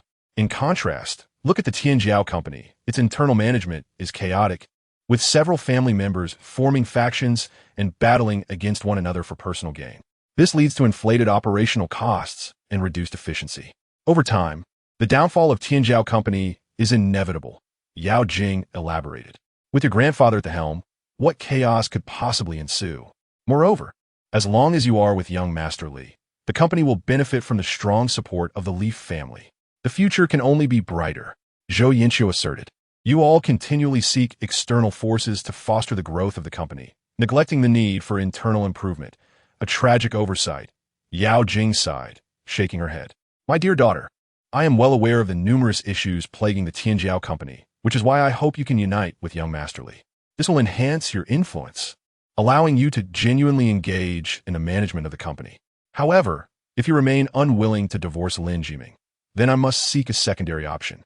I implore you to secure a supply deal for building materials from the Lin Group for our Tianjiao company. This way, you can still increase your influence. And when the time comes for you to offer suggestions, everyone will have to heed your counsel. Without these arrangements, Tianjiao company faces inevitable collapse. Can you bear to witness such a fate?" Chapter 28. Conditions for cooperation. No individual can navigate this world without constraints, as various shackles inevitably bind us. Yao Jing was someone who preferred gentle persuasion over harsh confrontation. She feared Zhou Yinxiu's argumentative tactics far less than her factual reasoning. The Tianjiao company was indeed fraught with peril, riddled with parasites. For instance, a single individual, Yao Shanchuan, managed to siphon off 20 to 30% of the company's profits each year. Coincidentally, Yao Tianlong indulged this grandson, turning a blind eye to the matter. Aside from what Yao Shanchuan took, other factions also claimed significant portions. Each year, the company's earnings were largely distributed, with little reinvested. Consequently, the company had not raised employees' salaries for years, leading to a revolving door of staff and a lack of seasoned employees. Such a company harbored immense vulnerabilities. Often, it only took a trivial matter for the entire structure to collapse. Having served as the executive president for several years, Yao Jing had strived to maintain balance within the company. Now that she was departing, Yao Shanchuan would assume her role, heralding an even bleaker future for the company. Jing, I seldom ask you for anything. I previously requested your divorce from Lin Jiming, and though you refused, I now beseech you to help our family business secure a partnership. Please agree to your mother's plea. Zhou Yinxiu urged, grasping Yao Jing's hand as she sensed her daughter's wavering resolve. With a sigh, Yao Jing replied, Mother, if we truly wish to collaborate, it is not out of the question. Splendid. I will return to the company immediately and arrange for someone to liaise with the Lin Group. Zhou Yinxiu exclaimed. However, you must agree to a few conditions first. Yao Jing stated earnestly. What conditions do you have? Zhou Yinxiu inquired. First, the collaboration cannot be under the banner of Tianjiao Company. Jiming previously severed ties with Tianjiao for my sake. If we proceed with a partnership under its name, it would reflect poorly on him, Yao Jing explained. That is manageable. We can create a shell company. Zhou Yinxiu nodded. Second, we must compress the profit margins. The current planning for the school district housing indicates it is a massive project. Many suppliers have reduced their profit margins in exchange for partnership opportunities, and you must do the same, Yao Jing insisted. Jing, the money goes to our own people, not outsiders. Surely we can avoid cutting down the margins? Zhou Yinxiu urged. No compression, no cooperation, Yao Jing replied, her expression unyielding. Fine. Zhou Yinxiu hastily agreed. Third, I will lead the collaboration from the Lin Group's side, while Song Xiqing will take charge from Tianjiao's end, Yao Jing declared. Song Xiqing, your close friend? She is merely an ordinary employee. Zhou Yinxiu frowned. To speak of competence, Song Xiqing surpasses Yao Shanchuan by leaps and bounds. With her at the helm, I can confidently engage in collaboration with your company, Yao Jing asserted. Well, I suppose I will relay this to them. Zhou Yinxiu hesitated. The final condition, and the most crucial one. All you must apologize to Jiming, Yao Jing stated firmly. Impossible. Zhou Yinxiu immediately shook her head in refusal. Without agreement, there will be no cooperation, Yao Jing maintained. But, Jing, this is utterly unthinkable. For your grandfather and your parents to apologize to a younger generation. What kind of propriety is that? Zhou Yinxiu exclaimed, agitated. Apologies do not adhere to the hierarchy of age. Should elders err, must they not acknowledge their faults? Over the past few years, you must be acutely aware of the words and actions directed towards Jiming. To cooperate, you must first admit your wrongdoings. Only by acknowledging your mistakes can we proceed, Yao Jing stated resolutely. Mother, I must confess, if the Tianjiao Company truly collaborates with the Lin Group, the estimated profit could reach 300 million, Yao Jing revealed. 300 million. Zhou Yinxiu's eyes widened in astonishment. Based on Yao Tianlong's promised 3% dividend, she would stand to gain 9 million. That was a staggering sum. Surely that could allow her to purchase a luxurious home and a fancy car. This was only a conservative estimate, of course. Then, I will do my utmost to persuade them. Zhou Yinxiu nodded, realizing that in light of such colossal profit, an apology might be a small price to pay. If you can agree to these 4 conditions, then we can proceed with the partnership. If not, then there is nothing more to discuss. Mother, I have matters to attend to, so if you have no further business, you may leave. Yao Jing concluded. I shall take my leave. Zhou Yinxiu has finally acquired the answer she sought and is now eager to return to Tianjiao Company. She is naturally unwilling to linger here any longer. So she promptly bids farewell to Yao Jing. Observing Zhou Yinxiu's departure, Yao Jing ponders for a considerable time before entering the elevator and ascending to the top floor. Yao General, Lin General has stepped out. Wang Hai greeted her with a smile as he approached upon seeing Yao Jing exit the elevator. Stepped out? Where'd he go? Yao Jing inquired. I am not certain. However, before Lin General left, he asked me to convey a message to you, Wang Hai replied. What message? Yao Jing asked. Wang Hai stated, Lin General said the company is entirely under your purview. You may proceed as you deem fit without the need to consult him on every matter. Yao Jing was taken aback for a moment. then comprehended that Lin Jiming must have surmised Zhou Yanqiu's intentions and anticipated her agreement, hence leaving her with such a note through Wang Hai. I understand. Yao Jing nodded and turned to leave. Meanwhile, at Tianjiao Company, Zhou Yanqiu entered with a sense of triumph. Inform everyone to prepare for a meeting. There is good news, she declared to a senior executive. Shortly thereafter, the members of the Yao family arrived in the conference room. Yanqiu, I have heard from the staff that you have good news? Yao Tianlong, seated at the head of the table, inquired with a smile. Certainly, Zhou Yanqiu beamed, casting a glance at Yao Shanchuan, who appeared rather discontented, which delighted her immensely. Then please share, Yao Tianlong urged. Jingjing has agreed to allow the Lin Group to collaborate with our Tianjiao company, Zhou Yanqiu proclaimed. Excellent, Yao Tianlong exclaimed, clapping the armrest of his chair. Opportunities for our Tianjiao company have arisen once more. Yanqiu, you have executed this matter splendidly. I will provide Yao Jing with a 3% dividend. Dad, while we are collaborating, the Lin Group has their demands. Zhou Yanqiu remarked. What demands? As long as they are reasonable, we shall comply. Yao Tianlong replied with a chuckle. First, we need to establish a partnership under another company's name. Zhou Yanqiu stated. No problem. I understand this is to accommodate Lin Jiming's reputation. Yao Tianlong nodded. Second, we must compress the profit margins. Zhou Yanqiu added. Upon hearing this, Yao Tianlong furrowed his brow slightly and asked, to what extent should we compress them? Similar to other businesses, I suppose, Zhou Yanqiu responded. That is also acceptable. Yao Tianlong nodded again. Thirdly, we want Song Xiqing to be the head of this collaboration on our side, Zhou Yanqiu declared. Absolutely not. Yao Shanchuan interjected fervently. I am the CEO of the company. I must be in charge of such collaborations. Shanchuan, she is merely the collaboration head. I know Song Xiqing. She is quite capable. Let her assume the role. Her good rapport with Yao Jing may prove advantageous. Yao Tianlong remarked. However, Yao Shanchuan was eager to protest further, but a mere glance from Yao Tianlong silenced him.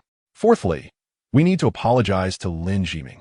Zhou Yanqiu cautiously revealed the fourth condition. Impossible. Absolutely not. How can we apologize to that brat Lin Jiming? The Yao family members voiced their objections vehemently. Apologizing concerns the dignity of our entire family. We cannot concede. Yao Tianlong shook his head. Indeed, we would rather forego the collaboration than apologize. It is better to face ruin. Yao Shanchuan echoed. However, Jingjing mentioned that this school district construction project is substantial. If we collaborate, we could conservatively earn around 300 million. Zhou Yanqiu remarked. 300 million? The attendees gasped collectively. Tianjiao Company is a modest firm, valued at barely a few billion, with an annual profit of around 18 million. 300 million is tantamount to 20 years of profit. An apology is merely a matter of exchanging pleasantries. Moreover, we have indeed been somewhat excessive towards Jiming in the past. I believe it is time we extend an apology, Yao Tianlong stated earnestly. I share this sentiment. Yao Shanchuan nodded. I have previously berated Lin Jiming. It was unjust, as he is my brother-in-law. I ought to apologize. I too wish to apologize. Count me in. As the prospect of 300 million in profit loomed, all semblance of pride dissipated. Zhou Yanqiu found the situation somewhat amusing. Though she was among them, she was the one making demands. Thus, she felt a sense of superiority, observing those who had moments ago vehemently opposed any notion of apology. She regarded their expressions as rather peculiar. We shall agree to this condition as well, Yao Tianlong declared. Very well. There remains one final condition, Zhou Yanqiu continued. Jingjing demands a 5% dividend. Merely 5%. That is acceptable, provided this collaboration indeed materializes. Yao Tianlong responded nonchalantly, considering that a 5% share of 300 million is negligible. Excellent. I shall relay this to Jingjing, Zhou Yanqiu said, her spirits soaring. She had not disclosed the dividend matter to Yao Jing. Thus this 5% would entirely belong to her. Chapter 29. The Unwritten Rules? Song Xiqing was summoned into Yao Shanchuan's office. She harbored an immense aversion towards him, not solely for being a frivolous scion, but also for his previous attempts to exploit her. Within Tianjiao Company, Yao Jing is regarded as the most enchanting beauty, while Song Xiqing is considered a close second. The difference between them is negligible, perhaps merely a matter of Yao Jing's superior aura, which is difficult to define. Some may prefer the assertive, domineering female executives, while others are drawn to the charming and playful demeanor of someone like Song Siqing. Yao Shanchuan is fond of Song Siqing, albeit not in a manner that suggests a desire for matrimony, as he is already wed. He has, on numerous occasions, suggested that she work late in his office with promises of promotions and raises, but she consistently rebuffed him. During Yao Jing's tenure as the president, Yao Shanchuan was unable to exert any influence over her. However, now that he has assumed the role of president, Song Siqing's circumstances have become increasingly precarious. She evades Yao Shanchuan daily. Fortunately, his recent attention has shifted to a beautiful college student nearby, sparing her from his advances. Nevertheless, today, she found herself called into his office, feeling as though she had narrowly escaped one ordeal only to face another. Ah, Xiao Song, Yao Shanchuan squinted, scrutinizing her from head to toe. Song Siqing, of average height and pleasantly plump, with her golden locks adding an exotic flair, caught his eye. In his years of observation, she certainly possessed the allure of a bedfellow, far more suitable than the insensible Yao Jing. Yao General. Song Siqing greeted him with a sweet smile. Unlike Yao Jing, who wore her emotions openly, Song Siqing was adept at concealing her true feelings. The company has undergone considerable personnel changes recently. You are aware of this, correct? Yao Shanchuan remarked. Indeed, several veteran employees have left, including an executive vice president. Song Siqing nodded in agreement. Yes, the company intends to embark on new ventures. We just concluded a meeting regarding the establishment of a subsidiary. While it may appear unrelated to Tianjiao Company, it is, in fact, a branch of our company, and its collaboration with the Lin Group is undeniably valuable for us. Yao Shanchuan explained. Is that so? That sounds promising. The Lin Group has been gaining considerable momentum lately. Song Siqing responded. Since we are opening a new company, it is imperative to have a new leadership team. I believe you possess the requisite skills. I deem you entirely capable of taking on the role of general manager for this new company. Yao Shanchuan declared. Really? Song Siqing asked, astonished. Of course it is true. The chairman has been urging me to propose a suitable candidate for the position of general manager, and the person I have in mind is you. However, the general manager of this new company must also be my closest confidant.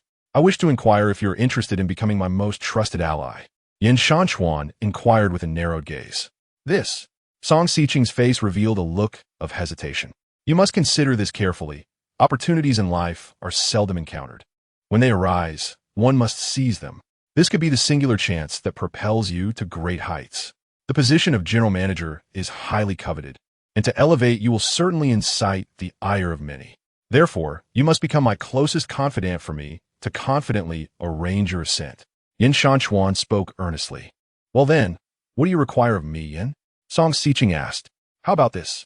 This afternoon, I have a meeting at the Hilton Hotel. Accompany me. Yin Shanchuan suggested. Yin, are you attempting to engage in some clandestine arrangement with me? Song Siqing blinked her large eyes, questioning. What clandestine arrangement? Do not speak so explicitly. The company belongs to us, and we set our own rules. Do you understand? Yin Shanchuan replied with seriousness. I see. However, Yin, just moments ago, Jingjing called to inform me that I have already been appointed as the general manager of the new company. The higher-ups have also communicated this. So it seems I need not attend the meeting with you, for I am indeed the general manager. Am I not? Song Siqing asked with a smile. Yin Shanchuan was momentarily at a loss. He had intended to leverage the position of general manager to manipulate Song Siqing, but was caught off guard to discover that she was already aware of her secure position. Yin, this is rather unfair. You attempt to extract benefits from something that has already been secured. Song Siqing remarked. Ahem. I was merely jesting, Xiao Song. Congratulations on your appointment as the general manager of the new company. You may leave now. Yin Shanchuan waved his hand dismissively. So, I need not accompany you to the meeting? Song Siqing asked playfully. No, you do not. Yin Shanchuan shook his head. Then I shall take my leave, Yin. Song Siqing said, turning to exit the office and closing the door behind her. T-Sich, with your demeanor, you wish to borrow my influence? Jingjing is my close friend. Song Siqing scoffed triumphantly before returning to her desk. Scoundrel! Yin Shanchuan seethed in his office, grinding his teeth.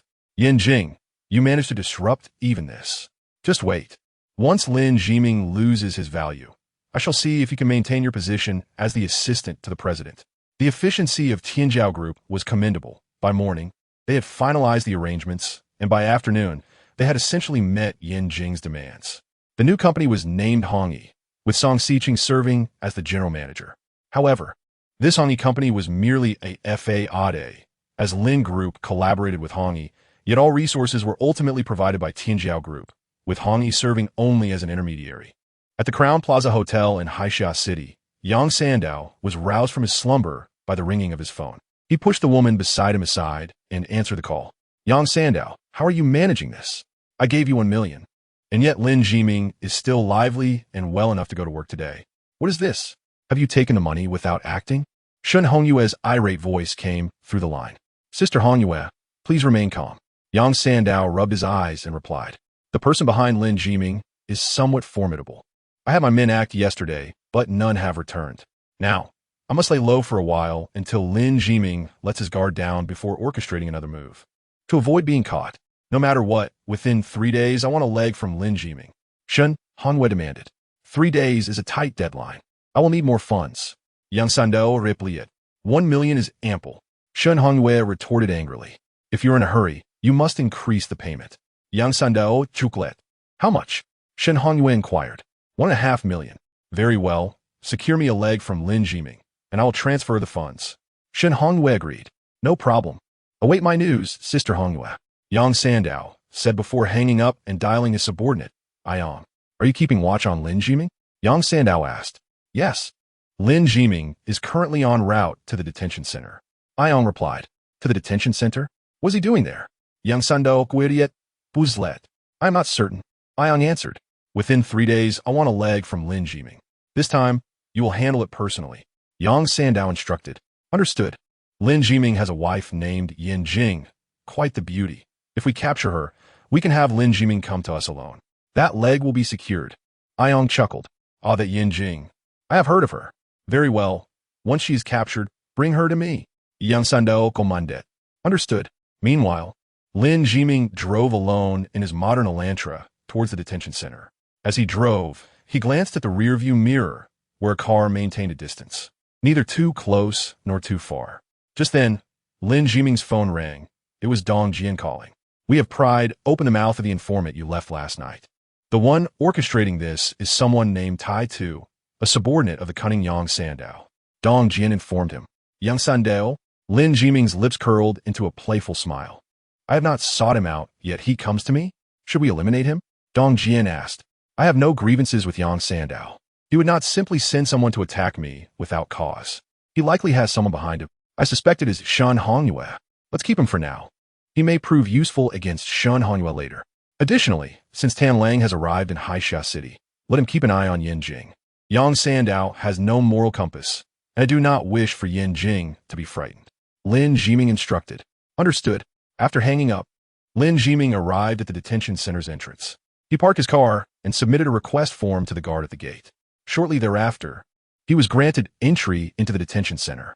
On the other side, after Dong Jian ended the call, he turned to face the scene before him. In front of him was the informant Lin Jiming had left behind, now utterly broken from torment. You said if I cooperated, you would let me go. The man stammered. Dong Jian frowned slightly and replied, dispose of him. Understood. Several burly men stepped forward, disregarding the man's screams, and dragged him away. Dan Lang, the young master has instructed you to protect the young mistress. Dong Jian turned to a man squatting on a chair beside him. This man appeared to be around 30, with somewhat long hair, a slender build, and an eerie gaze. He squatted there, exuding an aura of quiet intensity, his eyes devoid of any emotional fluctuations. Very well. The man, known as Tan Lang, nodded, then leaped from the chair, hands in his pockets, and turned to leave. Chapter 30, A Choice for You. Inside the Haixia City Detention Center, Lin Jixing was temporarily held on suspicion of various economic crimes. If all went as anticipated, he would soon face prosecution from the public prosecutor's office, and ultimately, the court would likely grant him probation, allowing him to re-enter public life. Lin Jixing counted the days as he awaited his release, eager to exact vengeance upon that wretched offspring. Lin Jixing, you have a visitor. A guard opened the door to Lin Jixing's cell. A visitor? Lin Jixing paused, asking, who is it? It is your brother. The guard replied, my brother? Lin Jixing's pupils constricted, and he exited the room. In the visitation room, Lin Jiming sat in a chair. Before him lay a table adorned with a folder. Lin Jixing was escorted into the visiting room by a prison guard. Upon seeing Lin Jiming, a fierce glint of murderous intent ignited in Lin Jixing's eyes. "How dare you come to see me?" Lin Jixing coldly remarked to Lin Jiming. "You are my elder brother. Is it not normal for me to visit you as you face imprisonment?" Lin Jiming replied with a smile. Lin Jixing, his expression icy, took a seat across from Lin Jiming and said, "If your intention is to mock and humiliate me, then I must say you are wasting your time. To me, you are merely a bastard child, and your derision will have no effect on me whatsoever. Do not think so poorly of me, elder brother." Lin Jiming said with a smirk, "Your imprisonment saddens me. After all, blood is thicker than water, is it not? Blood is thicker than water? Do you truly believe that?" Lin Jixing asked with a cold sneer. "I do." Lin Jiming nodded affirmatively, stating, "In my eyes, you will always be my elder brother, regardless of your circumstances." Lin Jiming, "Put away your hypocritical facade. I assure you, I will soon be free, and when that time comes, I will not spare you." Lin Jixing gritted his teeth. "Not spare me?" A mocking smile crept across Lin Jiming's face. 23 years ago, when you pushed me off the rooftop, did you ever consider sparing me? Yet here I am, alive and well. What? Lin Jixing's pupils constricted, staring in horror at Lin Jiming. 23 years ago, I was merely 5, and you were 10. You suggested we play hide and seek and led me to the rooftop. As I stood at the edge, you pushed me off. I fell from the 7th floor and landed on the roof of a car parked below. I broke 5 ribs, fractured my pelvis, suffered lung hemorrhaging, had a twisted spine, shattered leg bones, and a concussion. Everyone thought I was doomed, yet I survived against the odds," Lin Jiming recounted, as if narrating a childhood anecdote. "You remember all of that? Why did you not tell father when he asked you?" Lin Jixing furrowed his brow. "What could I say? Who would believe a 5-year-old's words? Who would take the word of a bastard child seriously? Even if someone did believe me, you could easily dismiss it as an accident during play, and at worst, you would receive a beating. Since speaking out would yield no benefit, why would I?" Lin Jiming replied. "So, from that moment on, you feigned ignorance, pretending to be mentally affected, performing poorly in school, struggling to speak, and your personality shifted, becoming weak and timid," Lin Jixing pressed. Lin Jiming chuckled and said, "It was my mother who taught me. That woman." Lin Jixing's pupils slightly dilated. "My mother told me that to survive in this family, I must act like a fool, be weak and timid, allowing all the light to shine on you. My elder brother. Only then would you and your mother leave me be, granted me the time to grow," Lin Jiming explained. "You have endured remarkably, over 20 years." Lin Jixing remarked, genuinely astonished. "It is one thing to endure for 2 or 3 years, but for over 20? That is truly terrifying, especially starting from childhood. Who could have imagined that a child of 5 would already learn to hide and endure? Father must have sensed something, which is why 4 years ago, he arranged for me to marry a woman from the Yao family. I became the son-in-law of the Yao family. Though my status is not particularly esteemed, it at least instills some caution in you. I harbored no ill thoughts towards you. Despite our different mothers, you are still my brother. For a long time after my marriage, I contemplated leaving. Unfortunately, when I was about to leave, father passed away." Lin Jiming sighed. At this revelation, Lin Jixing's expression shifted slightly. Father's death was too bizarre, Lin Jiming said, gazing intently at Lin Jixing. How could a perfectly functioning car suddenly have brake failure? What a coincidence that it happened while father was on a business trip, and how fortuitous that it occurred on a downhill stretch. I visited the scene. The car crashed through the barrier and into a wall before catching fire. I heard from the doctor that father was burned alive in that car, reduced to charcoal. I can only imagine the despair and agony he must have felt during that time. Stop. Lin Jixing's face turned pale. I mourned father's death as well. But it was an accident. Was it truly just an accident? Lin Jiming queried, his gaze fixed on Lin Jixing. Before the incident, father sought me out and subtly suggested that I join the company's management. Shortly after he proposed this, he had his accident. I said it was an accident. Lin Jixing suddenly slammed his hand on the table, rising in agitation. Lin Jiming, do not make reckless assumptions. He was my father, and he was also my father. Lin Jiming replied, looking at the furious Lin Jixing with a calm demeanor. I believe, even you devoid of conscience as you may be, would not harm our father. Lin Jixing slumped back into his chair, gasping for breath. I am human, not a beast. Lin Jiming smiled and said, as for the matter regarding father, I will uncover the truth. Today, aside from visiting you, I have another request for you. You want me to assist you? Have you lost your mind? Lin Zhixing exclaimed in disbelief. Do not be so hasty to refuse, Lin Zhiming chuckled. You have been here for quite some time. A family cannot be without a leader for long. I wonder if you might consider relinquishing the position of head of the Lin family to someone more capable. Lin Zhiming, do you aspire to be the head of the Lin family? Lin Zhixing stared at Lin Zhiming, seemingly uncovering his intentions. Lin Zhiming smiled and replied, as the second son, I am the most qualified to take on the role of head of the Lin family, aside from you. Delusional. Lin Zhixing scoffed. I will never relinquish the position of head of the Lin family. Give me a few months, and I will leave this place, ready to reclaim my position at the helm of the Lin family. No matter how much you buy the Lin group, you will always remain a bastard child. And so will your offspring. Only I, the firstborn, am the legitimate heir. He laughed heartily. Lin Zhiming, you will never rise again. No matter how much support you gather or how wealthy you become, you will always be a lowly wretch. Ha ha ha. Lin Zhiming regarded Lin Zhixing with a mocking expression, pointing to the folder on the table. Aren't you going to take a look at this? What is it? Lin Zhixing inquired. See for yourself, Lin Zhiming replied with a smile. Lin Zhixing picked up the folder and opened it, his expression shifting dramatically as he read. Where did you obtain these documents? He exclaimed in shock. You need not concern yourself with how I acquired them. I only wish to ask you, what could the contents of this folder mean for your sentence? 20 years? Or perhaps life? Lin Zhiming inquired with a teasing smile. Do you think mere words can imprison me? Lin Zhixing retorted through gritted teeth. Then what if we factor in the 3 individuals who provided those words? The very 3 you had Dongjian sent away on the day of your incident. Lin Zhiming chuckled. What? Lin Zhixing stared at Lin Zhiming in disbelief. Those 3 are in your possession? If they were not in my possession, how could I have acquired these documents? Lin Zhiming gestured towards the folder. Lin Zhixing's face drained of color, his legs buckling beneath him as he slumped back into his chair. Let's negotiate. Lin Zhiming gazed at Lin Zhixing and spoke calmly. If you relinquish your position as the head of the Lin family, I will return those 3 individuals to your mother. With the connections from your maternal grandfather's family, you will be able to leave the detention center with ease. At that point, you and I can continue our pursuits based on our own merits. However, if you refuse to surrender the position of the Lin family's head, I will arrange for those 3 to be delivered directly to the police station. You have created such chaos, all for the sake of the Lin family's leadership? Lin Zhixing inquired. What I seek is not merely the position of the Lin family head, but the entire Linsher group, Lin Zhiming replied, rising slowly and coldly declaring, I intend to brand all of the Lin family's assets with my mark.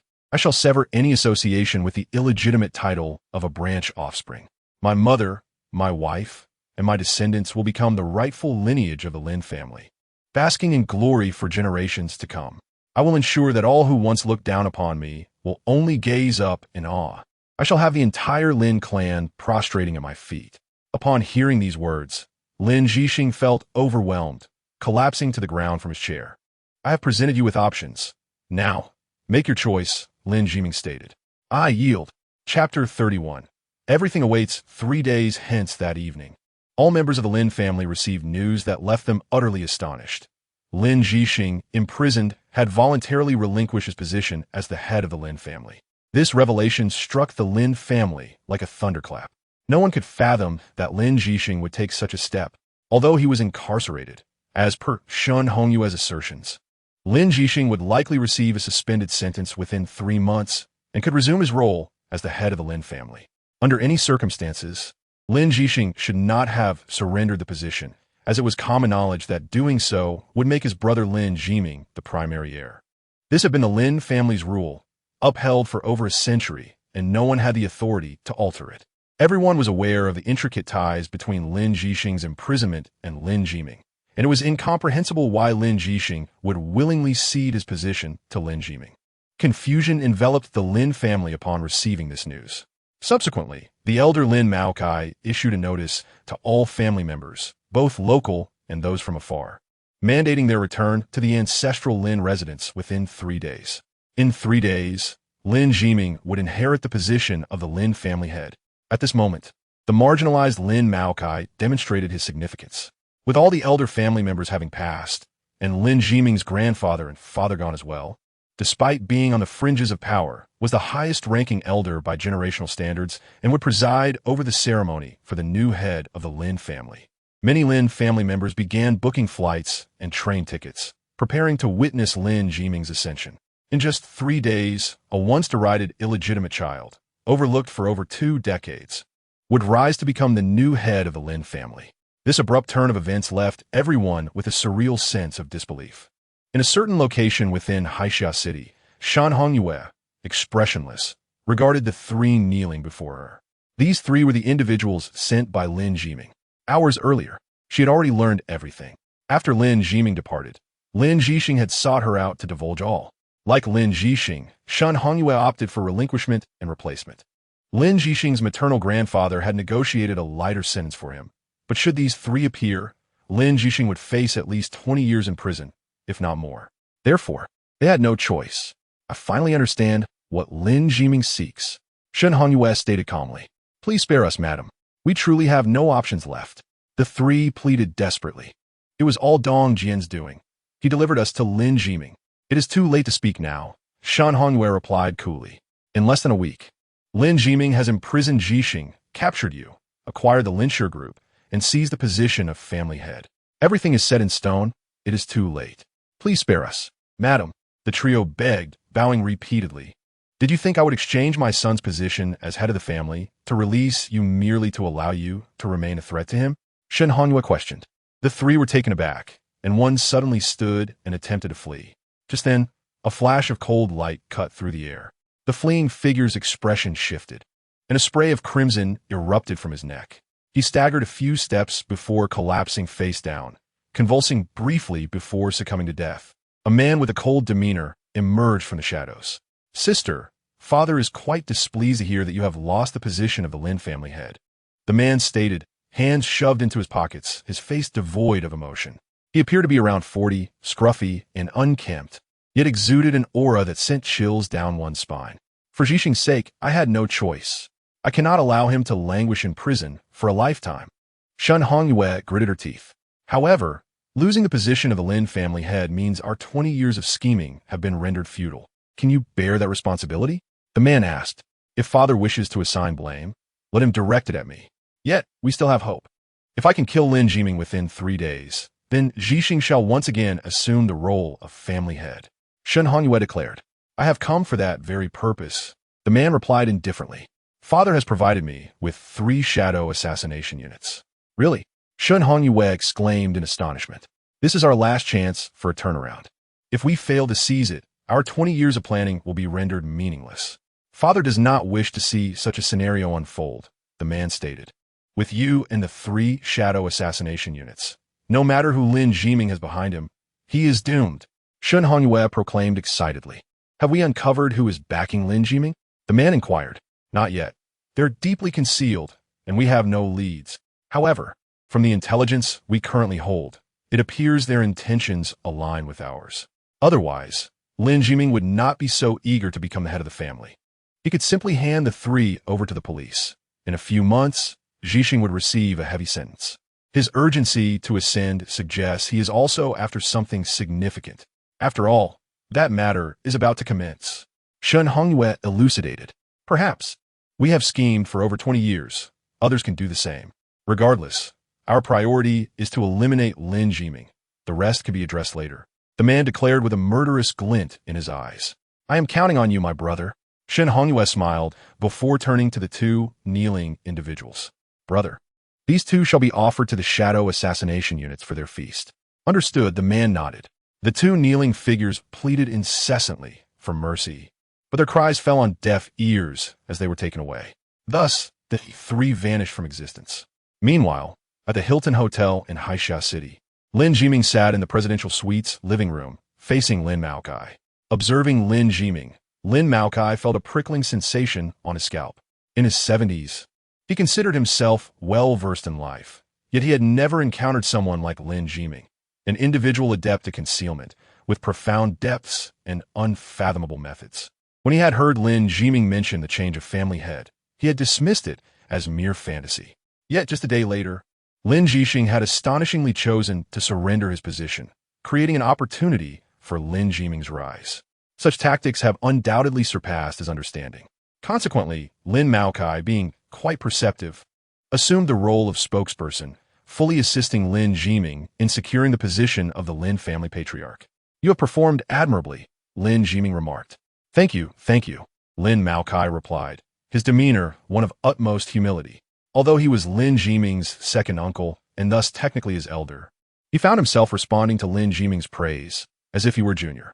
"Is there a specific process the patriarch must follow?" Lin Jiming inquired. Lin Maokai sighed. 4 years ago, when Lin Jixing assumed the role of family head, the occasion was immensely grand. After all, Lin Jixing, apart from being a member of the Lin family, was also the nephew of that venerable elder from the Shen family, making his status exceedingly prestigious. Many notable figures from the Shun family attended, and the entire ancestral home was filled with dignitaries. Although your lineage suffices, you were ultimately excluded from the list of attendees. There is indeed a procedure, but it is not overly complicated. As the second young master of the Lin family, with the eldest master abdicating and without any offspring, you naturally inherit the position of patriarch. Even Shun Hongyue has no standing to dispute this, Lin Maokai candidly explained.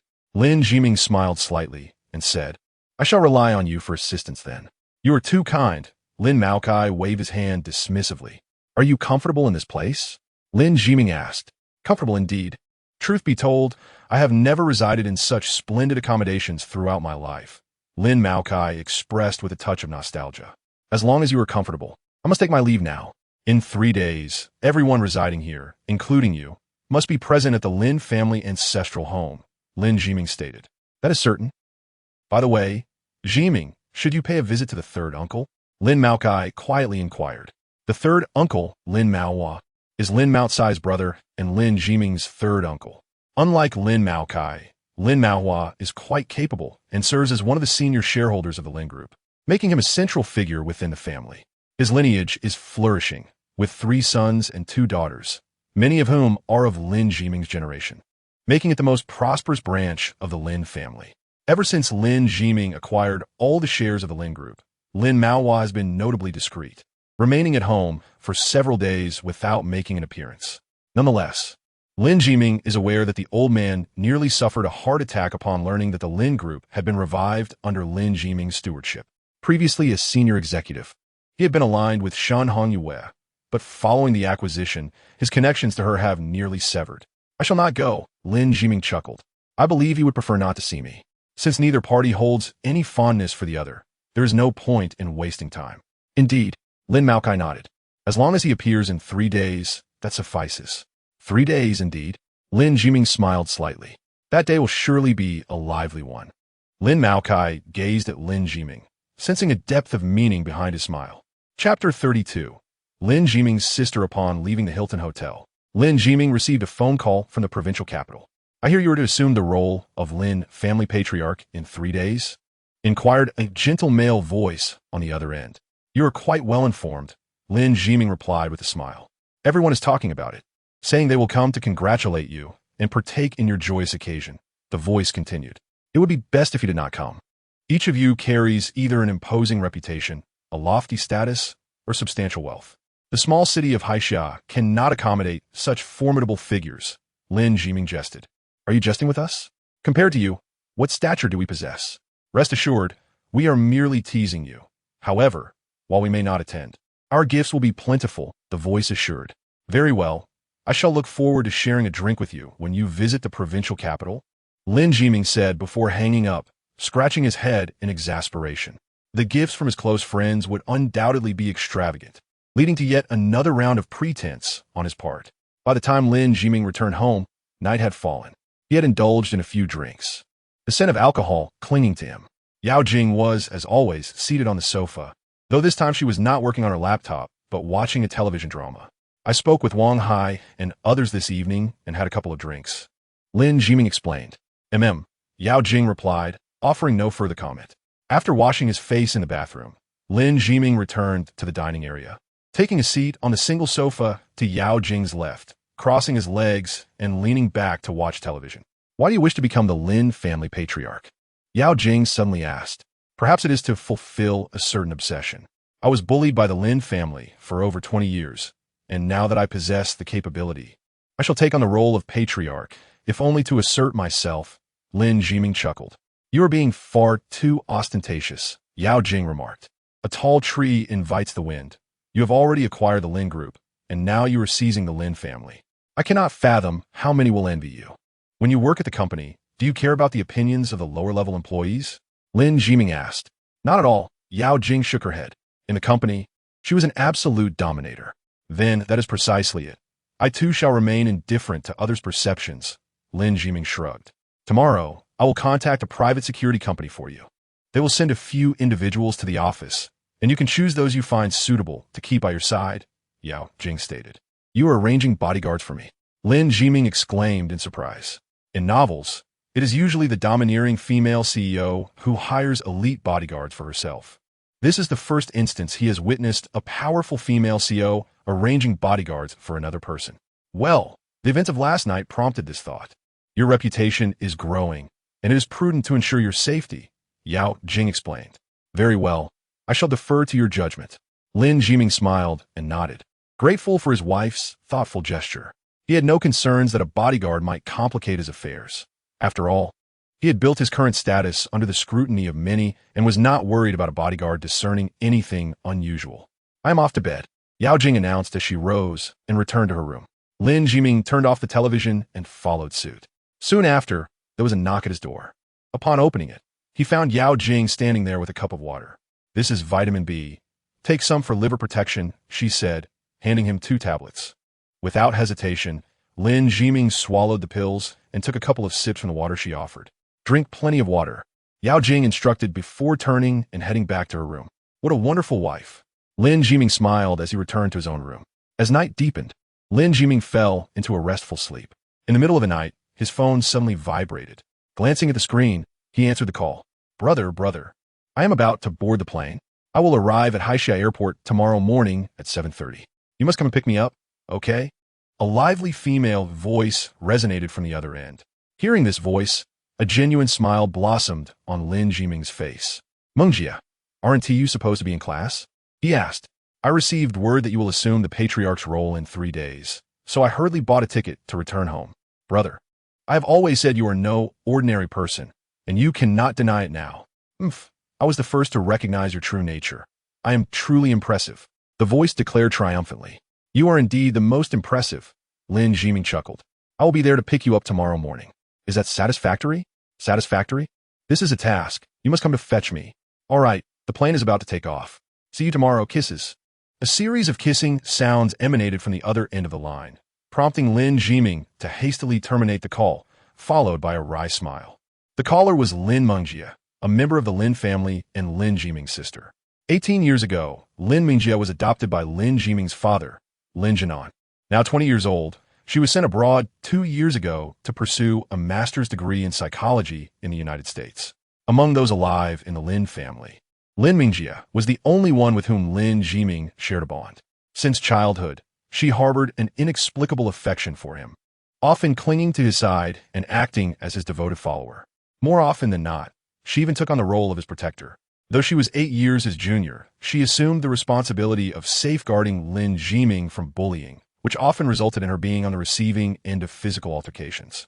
In truth, the only peers capable of bullying Lin Jiming were those of a similar age, and the disparity in their physical stature due to age differences meant that Lin Mengjia would invariably end up getting hurt while defending him. Nevertheless, she relished this role, earning herself the nickname Little Mad Dog within the family. Some would say that had Lin Jiming possessed Lin Mengjia's tenacity, he would not have suffered so greatly. Yet, Lin Mengjia would often assure others that her brother was indeed formidable, though few seemed to take her seriously. The following day, after finishing breakfast, Lin Jiming informed Yao Jing that he intended to pick someone up from the airport and that he had asked Wang Hai to meet her downstairs. "I could take a taxi. There's no need to trouble him," Yao Jing replied. "Wang Hai is my secretary and part-time driver. Why not take advantage of it? However, relying on his car too often isn't ideal. We should consider purchasing another vehicle. Let's visit the dealership this afternoon," Lin Jiming suggested. "My car can still be repaired," Yao Jing countered, "and I need to replace mine as well. I've been driving that Elantra for 6 years. But enough talk, I must be off," Lin Jiming declared. Hastening out the door, It was the first time Yao Jing had seen Lin Jiming in such a hurry. He seemed to be on his way to meet someone of great significance. Could it be the elusive boss? Curiosity piqued. She wished to accompany him to the airport, but reconsidered, realizing it might resemble a wife spying on her husband's infidelity, and thus suppressed her curiosity to head to work instead. At 8 in the morning, Lin Jiming parked his vehicle and made his way to the arrivals area. After approximately 20 minutes of waiting, a striking figure appeared before him, adorned with a baseball cap and pulling a Pikachu suitcase. Mengjia, Lin Jiming waved. The vibrant figure abruptly turned towards him, excitedly flinging open her suitcase and rushing into his arms. Brother, Lin Mengjia leapt onto Lin Jiming, wrapping herself around him as if they were long-lost lovers reunited. Onlookers marveled at the sight. Standing nearly 6 feet tall, with a slender frame reminiscent of a model, Lin Mengjia possessed exquisite features. Her natural complexion glowing with a healthy tan. Clad in a white tank top, her flat abdomen and the alluring curves of her waist were unmistakable, drawing the admiration of many. At 20 years old, perhaps you should consider your public conduct.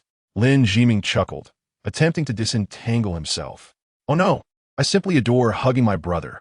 Mengjia nuzzled her face against his, then exclaimed, Brother, I've missed you so much. Did you miss me? What reason would I have to miss you? Lin Jiming replied, You truly lack romance. I wonder how your wife tolerates you. Mengjia pouted in protest. All right, let us get down to business. If we don't, we'll become a spectacle. Lin Jiming laughed. Okay. Mengjia nodded reluctantly, releasing her grip and linking arms with him. Let us go, brother. Show me your company. Shall we not grab breakfast first? Lin Jiming inquired. All right, I'm rather hungry. Let's eat first. Mengjia agreed with a beaming smile. With that, Lin Jiming allowed Mengjia to guide him to the car, and they departed from the airport. Meanwhile, not far from the arrivals area, Song Xiqing watched with wide eyes as Lin Jiming and Lin Mengjia drove away together. Goodness, they say men turn wicked when they acquire wealth, but Lin Jiming, you've transformed far too swiftly. Song Xiqing exclaimed, her excitement palpable. Chapter 33. The sister-in-law's hostility this morning. Song Xiqing had also come to the airport to pick someone up and fortuitously witnessed the affectionate embrace between Lin Jiming and a woman. I must tell you, their display was so intimate that it could have escalated right there. It was too much to bear, even for me. Song Xiqing animatedly recounted the scene to Yao Jing over the phone. On the other end, Yao Jing remained silent, her focus captured by the sound of her fingers tapping on the keyboard. Are you even listening to me? Song Xiqing demanded, irritation creeping into her voice. I am listening, Yao Jing replied, though her typing continued unabated. Are you on speakerphone? Song Xiqing inquired. Yes, I must finish a document urgently. Please continue. Yao Jing responded calmly, as if merely an audience to another's tale. Do you understand the gravity of what I'm saying? Your husband is cheating. Do you comprehend? Cheating. He was publicly affectionate with another woman at the airport. Publicly. Should you do something about it? They say men become unfaithful once they acquire wealth. And he has barely had money for a few days before this begins. What will happen next? A horde of illegitimate children. Song Xiqing exclaimed. And what do you propose I do? Yao Jing asked. Divorce him. Immediately. He is committing adultery, and you could leave him with nothing. The Lin Group will be entirely yours. Song Xiqing declared. Silence fell on the line as the sound of typing ceased. Do you have any evidence? Yao Jing queried. No, but there must be surveillance footage at the airport, Song Xiqing said. Do you truly believe the airport would release footage simply because a woman suspects her husband of infidelity? Yao Jing countered. Well, probably not. Without evidence. How do you expect the court to support me? Yao Jing pressed further. That does seem to make sense, Song Xiqing conceded. Thus, there is no need for further discussion on this matter. I'm quite busy. Goodbye. Yao Jing concluded, hanging up the phone and returning to her typing. At that moment, Yao Jing felt no tumult within. She knew she did not love Lin Jiming. Therefore, whether he was unfaithful or not held little significance to her. Yet, a few seconds later, she paused, her brow furrowed. After a brief silence, she sighed and resumed her typing. On the other end, after hanging up, Song Xiqing was left seething with frustration. She regretted not taking a photo of Lin Jiming's indiscretion earlier. She had merely stood there gaping, muttering exclamations, failing to capture any evidence, rendering her now powerless to substantiate his betrayal. Lin Jiming, it seems you have disguised yourself well in front of Jing. Just wait. I shall find a way to expose you. For so long, I have traversed the realms of the world, and every scoundrel that presents himself before me is but a mere trifle. Initially, I believed you had transformed, that you were worthy of being with Jingjing. Thus, I relinquished my intentions of disrupting your relationship. However, it appears I was mistaken. You are utterly unworthy of Jingjing. Song Xiqing declared, her fists clenched tightly, as a resolute thought emerged within her mind. Meanwhile, Lin Jiming took Lin Mengjie out for an authentic breakfast from the Straight City. Wontons, meat dumplings, and noodle soup. That was the breakfast I had longed for these past 2 years. As Lin Mengjie savored her meal, her eyes glistened with tears. Once you graduate and return, you can enjoy it every day. How much longer until graduation? Lin Jiming inquired. Just 2 months, Lin Mengjie replied. Huh? Lin Jiming was taken aback, asking, so soon? I've been studying abroad for 2 years, brother. With my intelligence, I practically mastered everything in this time, Lin Mengjie boasted proudly. What do you plan to do upon returning home? Will you join our company in a trivial role, or pursue a career as a psychologist? Lin Jiming asked. I certainly cannot join your company to be idle. That would be a waste of resources. Moreover, your company is in a period of growth, and it would not be suitable for me to retire there. As for becoming a psychologist, I have no interest in that either. Lin Mengjie shook her head. Then what do you wish to do? You can't simply come back and get married, can you? Lin Jiming questioned. The most lamentable fate for a woman is to toil for over a decade in education only to graduate and become a full-time housewife, leading a life of tending to her husband and children. I absolutely refuse to accept such a fate, Lin Mengjie asserted. What then? I wish to open a shop, Lin Mengjie said with a beaming smile. I've even thought of a name. It will be called the Emotional Pawn Shop. The Emotional Pawn Shop? What on earth is that? Lin Jiming frowned at Lin Mengjie. It's not something to be disclosed just yet. Once I graduate in 2 months and return home, you will understand. Now, I'm full. Let us go to your company and meet my sister-in-law. Lin Mengjie stood up and declared. I must warn you, my relationship with your sister-in-law has been quite amicable lately. We treat each other with respect, so don't stir up any trouble. Lin Jiming said earnestly. Understood, understood. Let us go, Lin Mengjie urged. After nodding in agreement, Lin Jiming settled the bill and drove Lin Mengjie toward the company. Before long, they arrived. Brother, do you believe that many years ago, I realized you would eventually be the owner of this building? Lin Mengjie said earnestly as she got out of the car, linking arms with Lin Jiming. I believe it, Lin Jiming nodded. Lin Mengjie held an inexplicable faith in him, a belief that even surpassed Lin Jiming's confidence in himself. Furthermore, I feel that the Lin Group is merely a starting point. You will have a much grander stage in the future, one that is 10-fold or even 100-fold larger than the Lin Group. Lin Mengjie added. Lin Jiming raised an eyebrow, looking at Lin Mengjie. What kind of stage could be 100 times larger than the Lin Group? I wouldn't know. Lin Mengjie shrugged. The Lin Group currently has a market value of several billion. A stage 100 times larger would be in the trillions, which is overly ambitious. There are hardly any companies in Huaxia with a valuation in the hundreds of billions, Lin Jiming chuckled. Regardless, I believe you will undoubtedly reach that level, Lin Mengjie stated with confidence. Lin Jiming smiled, his earlier worries alleviated.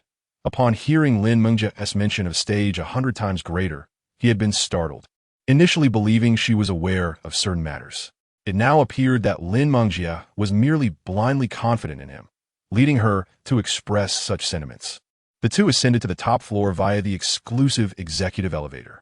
Where's my sister-in-law's office? Lin Mengjie asked eagerly as they stepped out of the elevator. Over there, Lin Jiming pointed ahead. Yao Jing serves as the president's assistant, and her office is right next to Lin Jiming's. I'm off to find my sister-in-law, Lin Mengjie exclaimed, releasing Lin Jiming's arm and dashing toward Yao Jing's office. Lin Jiming felt a hint of concern that Lin Mengjie might say something inappropriate, prompting him to quicken his pace to follow her. Without knocking, Lin Mengjie burst through the door. Sister-in-law, she exclaimed cheerfully upon seeing Yao Jing seated at her desk. Mengjie. Yao Jing looked at Lin Mengjie in surprise. It had been over 2 years since they last met. After such a long separation, sister-in-law, you remain as beautiful as ever, Lin Mengjie said with a bright smile, approaching Yao Jing and taking her hand. What brings you back? Yao Jing inquired. My brother is about to become the head of the Lin family, so I naturally must return to witness it. After all, I am my brother's closest confidant, Lin Mengjie replied. Upon hearing this, Yao Jing maintained her composure while Lin Jiming gave a wry smile. Indeed, it is necessary for her to witness this. Yao Jing nodded. Sister-in-law, I truly envy you. You get to be with my brother every day.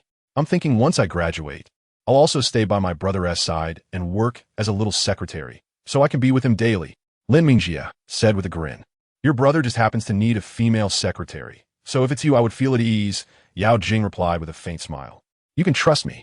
My brother and I are siblings. Though we share no blood relation, we are closer than those who do. By the way, sister-in-law, you've been married for 3 years now, yet I haven't seen you give me a nephew or niece. This simply won't do, Lin Mingjie remarked. Such matters depend on fate, Yao Jing replied. Previously you could rely on fate, but now that is not acceptable. My brother is about to become the head of the Lin family, and you will be the matriarch. If you do not bear a child or two, the elders in the Lin family will not approve, and you might end up with a second or third wife for my brother. Don't say I didn't warn you, Lin Mingjie asserted. A second or third wife. Yao Jing turned to Lin Jiming. Lin Jiming awkwardly scratched his head, saying, Don't listen to her nonsense. The country does not allow for such practices. What if it were permitted? Yao Jing asked with interest. Even if the law allowed it, it would still not be right. Monogamy is the moral baseline that should not be violated, Lin Jiming said sternly. Yao Jing chuckled, remarking, Men are often contradictory in their words and deeds. Sister-in-law, I'm not joking with you. If you don't hurry and give my brother a child or two, I want to consent. Don't blame me for being unkind as a sister-in-law. All of this is for the sake of the Lin family, Lin Mingjie said earnestly. You little brat, what can you do if I don't consent? Are you going to send a woman to my brother's bed? Lin Jiming teased. I certainly have my ways, Lin Mingjie replied proudly. All right, your sister-in-law has work to do. Stop bothering her and come to my office, Lin Jiming said, pulling Lin Mingjie along as they headed out. Sister-in-law, remember to give my brother a child soon, Lin Mingjie called out as they left. Yao Jing smiled and replied, I will do my best. Once Lin Mingjie and Lin Jiming exited the office, Yao Jing's smile vanished, replaced by a knowing expression. This little sister-in-law still harbored a lingering hostility toward her. Chapter 34. Lin Jiming's bodyguard. Didn't I tell you not to provoke your sister-in-law? Lin Jiming pushed Lin Mingjie into his office, expressing his dissatisfaction. Please, how have I provoked her? Lin Mingjie pouted, taking a seat in Lin Jiming's chair and spinning around, exclaiming, I've always wanted to sit in this boss's chair, but Dad wouldn't allow it. After Lin Jixian took a turn, I had even less opportunity. Who would have thought I'd finally get to sit in it today? It feels quite liberating. You know your sister-in-law is a career-oriented woman. She's only 24 this year. Asking her to have children would be quite a challenge, Lin Jiming remarked. Why would it be difficult? She has been married to you for 4 years. 4 years have passed, and even if one were to give birth to a Neza, it would be enough. Brother, do not think for a moment that I am unaware. Sister-in-law harbors no affection for you, nor does she love you. Her marriage to you is merely an attempt to cling to the Lin family. Such a person is the most contemptible, Lin Mingjie scoffed. You may speak of the other members of the Yao family in such a manner, but you must not speak ill of your sister-in-law. This is the first and the last time I shall say this, Lin Jiming replied earnestly. But you do not love her either, so why defend her? Lin Mingjie furrowed her brows in inquiry. For these 4 years, I have been a pitiful creature, trampled upon by everyone in the Yao and Lin families alike. Yet, there has been one individual who has never humiliated or looked down upon me. Your sister-in-law, Lin Jiming stated. That is only because she has chosen to ignore you, Lin Mingjie retorted. For 4 years, she has fulfilled every duty expected of a wife. She has extended her kindness to me, and in return, I shall offer her the same. This is not about love. It is merely the mutual understanding of two unfortunate souls, Lin Jiming chuckled. Fulfilling a wife's duties? Then why have you not had children yet? Is it not also a duty of a wife? Do not tell me you have not even shared her bed. Lin Mingjie probed. Huh? Lin Jiming looked at Lin Mingjie in astonishment, wondering if his sister possessed some innate ability to foresee the future, as she seemed to deduce everything. I study psychology. Women like Yao Jing, who are career-driven, do not surrender their bodies to men unless they have genuinely fallen in love, she explained. Brother, I fear something, Lin Mingjie confided anxiously. What is it? Lin Jiming inquired. I fear that sister-in-law may betray you, Lin Mingjie stated seriously. Lin Jiming was momentarily speechless. Just think about it. Sister-in-law is 24, beautiful, and surrounded by charming, wealthy, and successful men vying for her attention. Just because you cannot see them does not mean they do not exist. As a woman, I understand them better than you do. If among those men, there happens to be someone who catches sister-in-law's fancy, and he shows her the affection she lacks in your relationship, she may seek fulfillment elsewhere. This is known in psychology as behavioral compensation. Silence. Lin Jiming interrupted, covering Lin Mengjia's mouth. You truly do not wish for your brother's happiness. Despite your sister-in-law's lack of love, my charisma is so compelling that she would not betray me for another. I have complete faith in her. The more confident a man, the more likely his wife is to stray. Lin Mengjie replied. Enough of this. I have instructed the staff to prepare your room at the old house. You should hurry over. I have matters to attend to, Lin Jiming ordered. See? You're anxious at heart, which is why you're so eager to send me away. In psychology, this is called. I do not know what it is called in your psychology, but I know that your behavior in reality is simply asking for trouble. Leave quickly, Lin Jiming said as he dragged Lin Mengjie out of the conference room. Finally, Lin Jiming saw Lin Mengjie off in the car to the Lin family's old residence. Lin Mengjie had many admirable qualities, except for her incessant chatter and her belief that Yao Jing did not deserve Lin Jiming. This was akin to Song Xiqing's view that Lin Jiming was not worthy of Yao Jing. Thus, Lin Mengjie harbored animosity towards Yao Jing. Lin Jiming had hoped that after her years abroad, she might have softened, but to his dismay, she remained unchanged. After sending Lin Mengjie away, Lin Jiming sighed with relief and made his way to Yao Jing's office. You went to the airport to pick up Mengjie today, didn't you? Yao Jing asked while typing. Yes, she has always had this temperament. Do not take it to heart, Lin Jiming chuckled. Indeed, she is still quite the little girl, Yao Jing replied, finishing her typing and closing her laptop. Come, let us head downstairs to the HR department. Yao Jing rose and stated. For what purpose? Lin Jiming asked. Do we not say we would hire a bodyguard? They have arrived, Yao Jing replied, opening the door and stepping out. Bodyguards? Lin Jiming could not help but laugh as he followed Yao Jing downstairs. The HR department was located on the 8th floor. Together, Lin Jiming and Yao Jing entered the meeting room of the HR department. Director Zhou, please let them in, Yao Jing instructed Zhou Wangrong, the HR director. Certainly. Zhou nodded and exited the meeting room. What is the background of these bodyguards? Lin Jiming inquired. They all hail from the Golden Shield Security Company. According to their general manager, each one is a master of combat, Yao Jing explained. Masters of combat? Do not those individuals usually become live-in sons-in-law? Lin Jiming joked. Yao Jing paused, asking, is that some sort of inside joke? No, just a casual remark, Lin Jiming replied with a smile, clearly indicating that Yao Jing was not well-versed in online novels. Golden Shield Security Company is considered quite reputable in their industry, and their personnel should not be lacking in quality, Yao Jing stated. We shall see for ourselves soon enough, Lin Jiming said. Before long, the office door swung open. Zhou Wangrong entered first, followed by a slender man in a blue suit, and behind him, a group of burly men clad in black suits and sunglasses, resembling Arnold Schwarzenegger from the Terminator. However, surprisingly, a petite woman trailed behind them.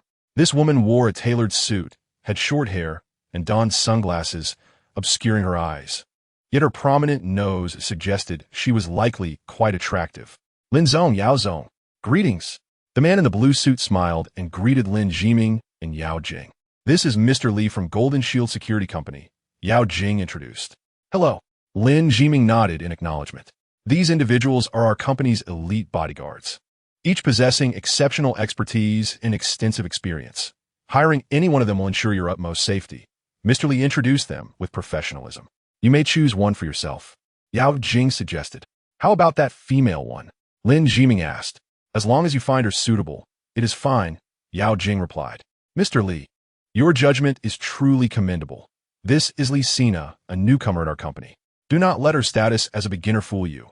Her solo combat skills are top-notch, and being a woman, she draws less attention, making her concealment abilities superior to those of male bodyguards, Mr. Li stated. I was merely joking.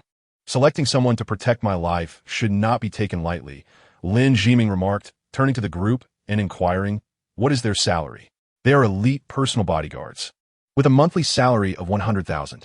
Mr. Li replied, 100,000 a month? I will offer 200,000 for a fight among you. Whoever remains standing. I will choose, Lin Jiming declared. His words momentarily left Mr. Li stunned, but he soon laughed and told the bodyguards, our Lin Zong is not short on funds. He desires only the best among you. Did you all hear that? A fight. Whoever wins secures the job. As soon as Mr. Li finished speaking, the sole female, Li Sina, swiftly turned and delivered a punch to the abdomen of the nearest burly man. Bang! With a dull thud, the burly man's face paled as he spat out blood and was sent flying backward. But that was not the end. With a quick push-off, Li Sina leaped into the air and executed a fierce, sweeping kick towards another burly man. The man reacted swiftly, raising one hand to block. Slap! Li Sina's leg struck his arm, but was thwarted. Just as everyone thought Li Sina might be countered, she suddenly unleashed a powerful straight punch aimed at her opponent's face. The punch was swift and precise, striking the opponent squarely on the nose. With a sickening crack, the man's nasal bone shattered, causing him to stagger back and collapse onto the ground. In the blink of an eye, 2 of the 4 male bodyguards had fallen.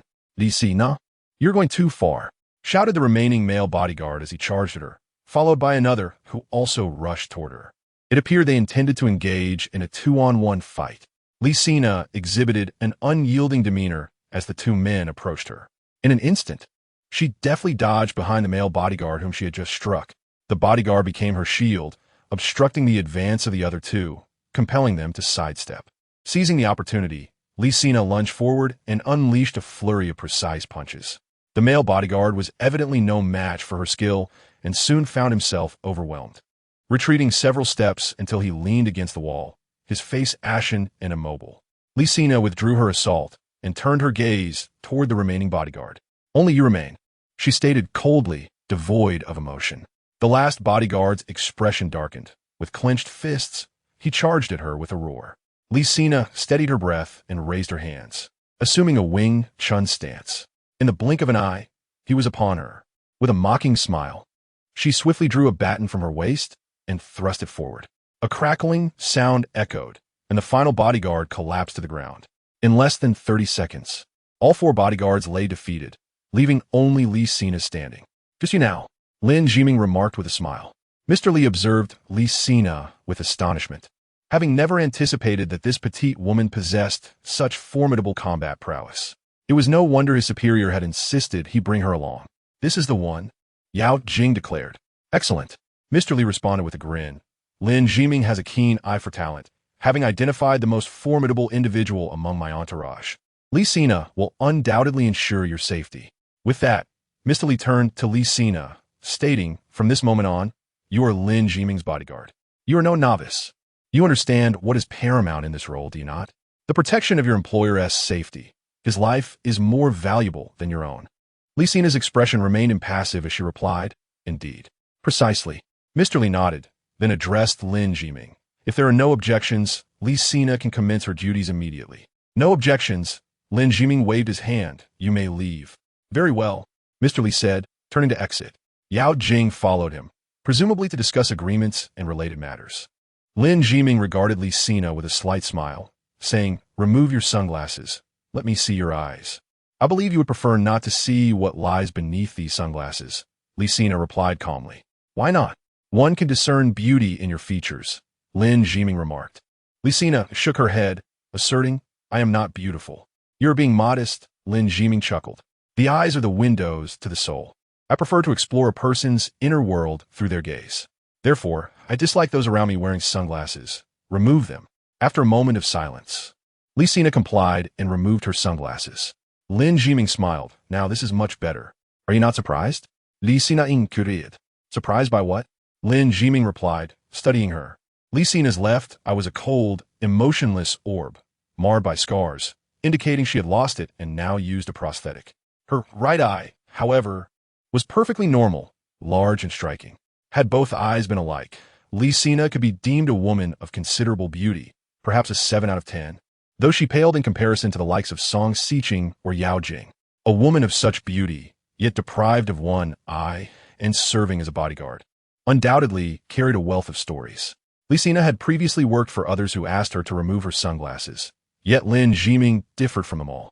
They had expressed shock at her eye and inundated her with questions that stirred painful memories.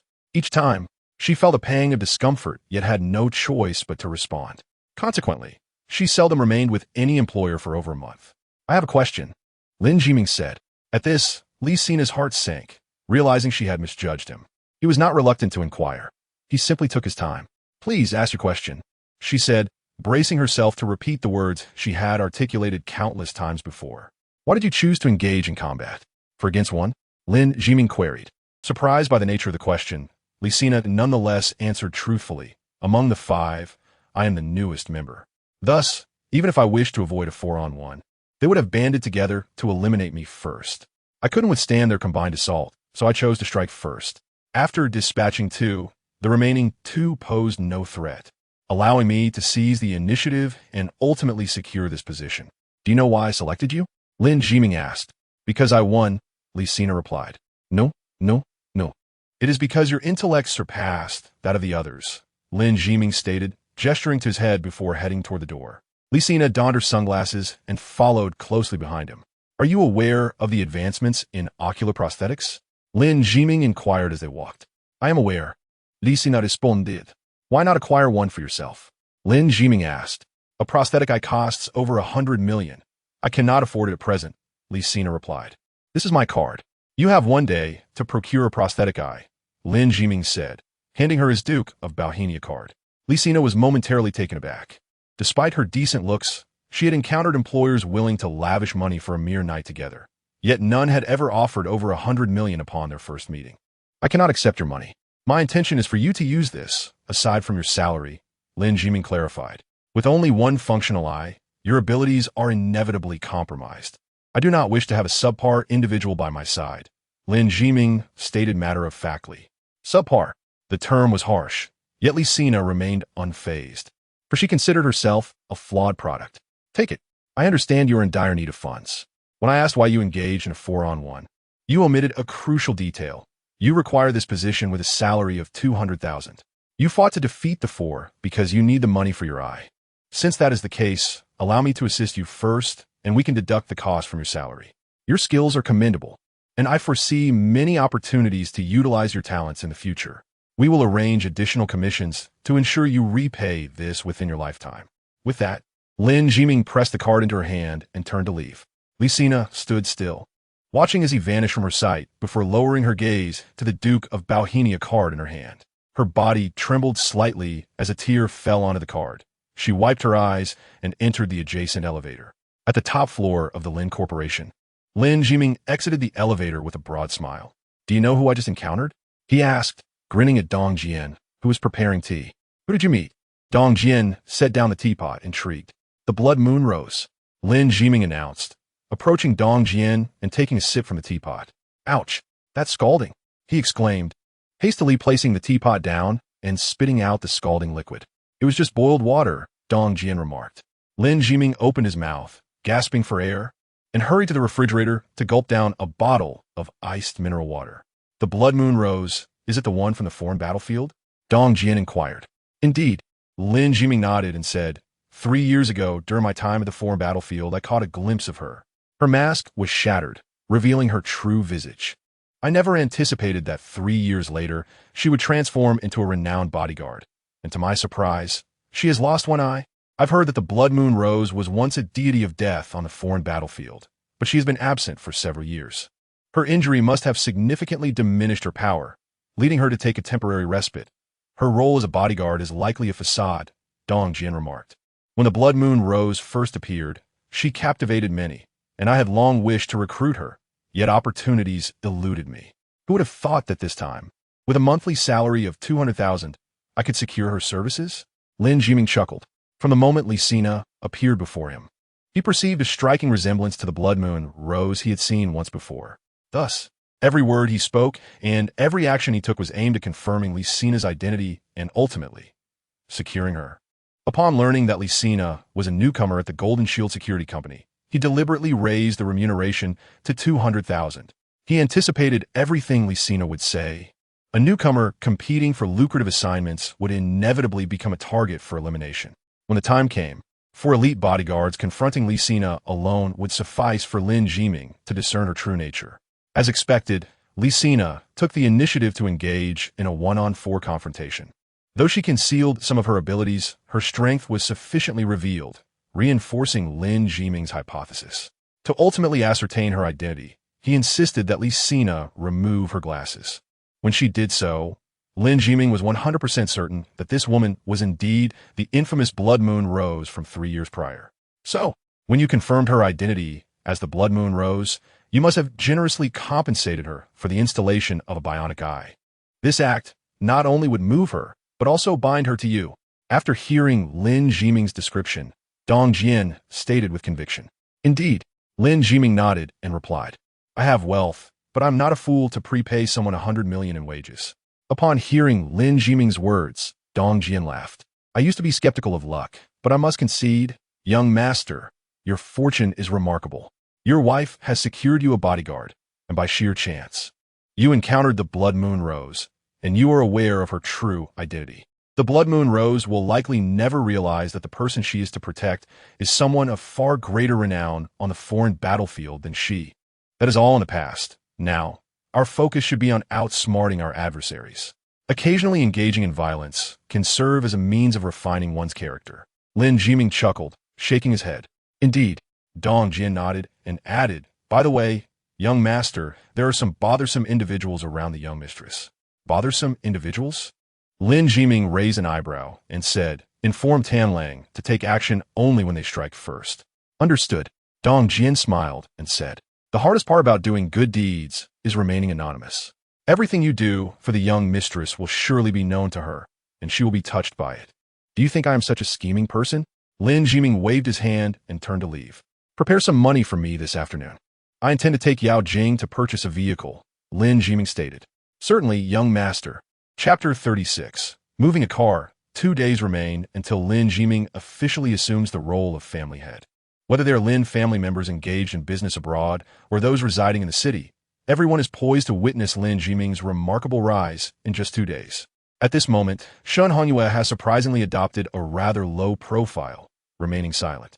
However, everyone knows that she is not one to relent. She is a woman of strong will, a trait evident during Lin Jinan's lifetime. Hence, speculations arise that Shen Hongyue is likely plotting a significant move. At 2:30 in the afternoon, Lin Jiming pushed open the door to Yao Jing's office. Yao Jing was on the phone with a business partner and gestured for Lin Jiming to remain silent. Lin Jiming chuckled. Among everyone in the company, Yao Jing is undoubtedly the most diligent, to the point where he felt a bit embarrassed. Despite being his wife, it felt as if he was exploiting the labor force. The phone call lasted for 7 or 8 minutes. Lin Jiming yawned and paced around Yao Jing's office. This office had originally been designated for Lin Jixing, but it had since been transformed by Yao Jing. The overall style of the office is quite simple, focusing on practicality. A desk is equipped with a computer, printer, and other office supplies, while a bookshelf houses various labeled folders. At 4 o'clock, a significant business partner is scheduled to arrive, Yao Jing remarked. An hour and more should suffice to purchase a car, Lin Jiming replied. However, time is tight, Yao Jing cautioned.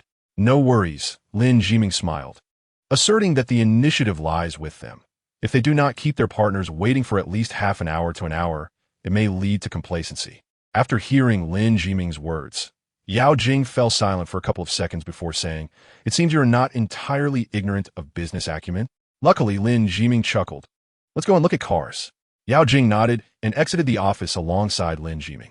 For Yao Jing, preventing Lin Jiming from spending money had become impossible, so she could only strive to ensure he spent it wisely. Thus, when Lin Jiming asked her what kind of car she wanted to purchase, she immediately thought of a business vehicle.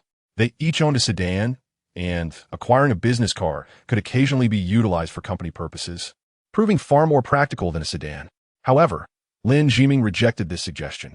Yao Jing then proposed a pickup truck, reasoning that as the school district housing project commenced, a pickup could transport people and occasionally carry items, showcasing its practicality.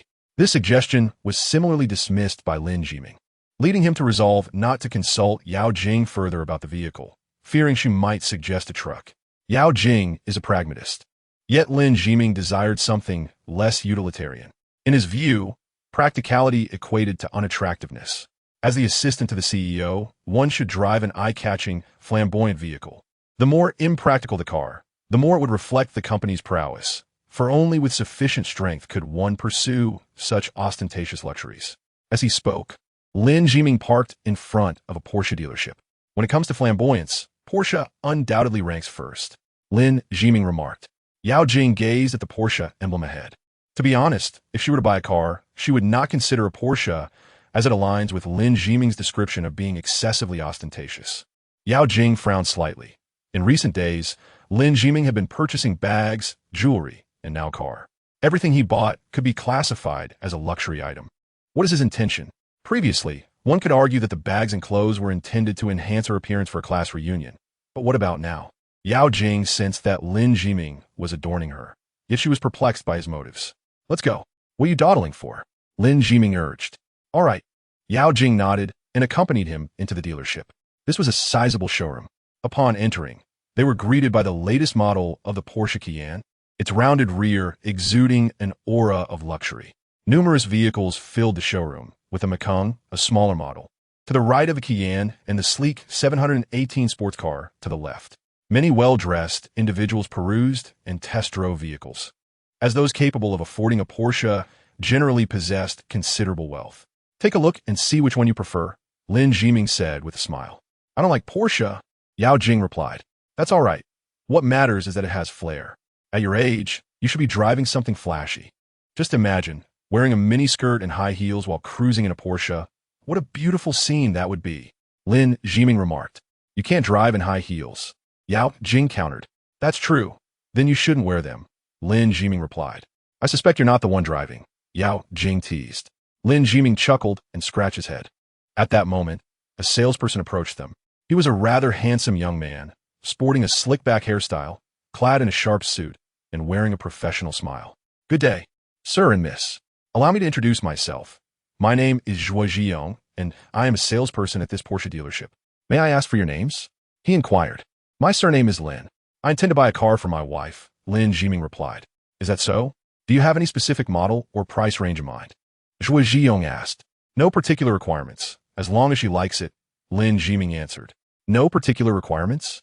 Zhuo Zhiyong's heart sank slightly upon hearing this. Typically, individuals looking to purchase a luxury car like a Porsche are quite decisive. They usually know exactly which model they want as soon as they enter. Only those who are merely browsing without intent would say something like no particular requirements, as long as I like it.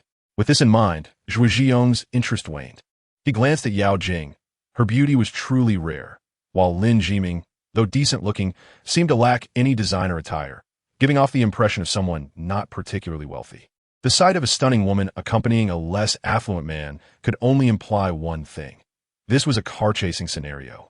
A popular tactic where a man takes a beautiful woman to a dealership under the pretense of purchasing a car, hoping to impress her. Look around, Lin Jiming suggested. Yao Jing nodded and walked to the side. Just then, another salesperson from the dealership entered through the door. Whose Hyundai Elantra is parked out front? Please move it, the salesperson called out. A Hyundai Elantra?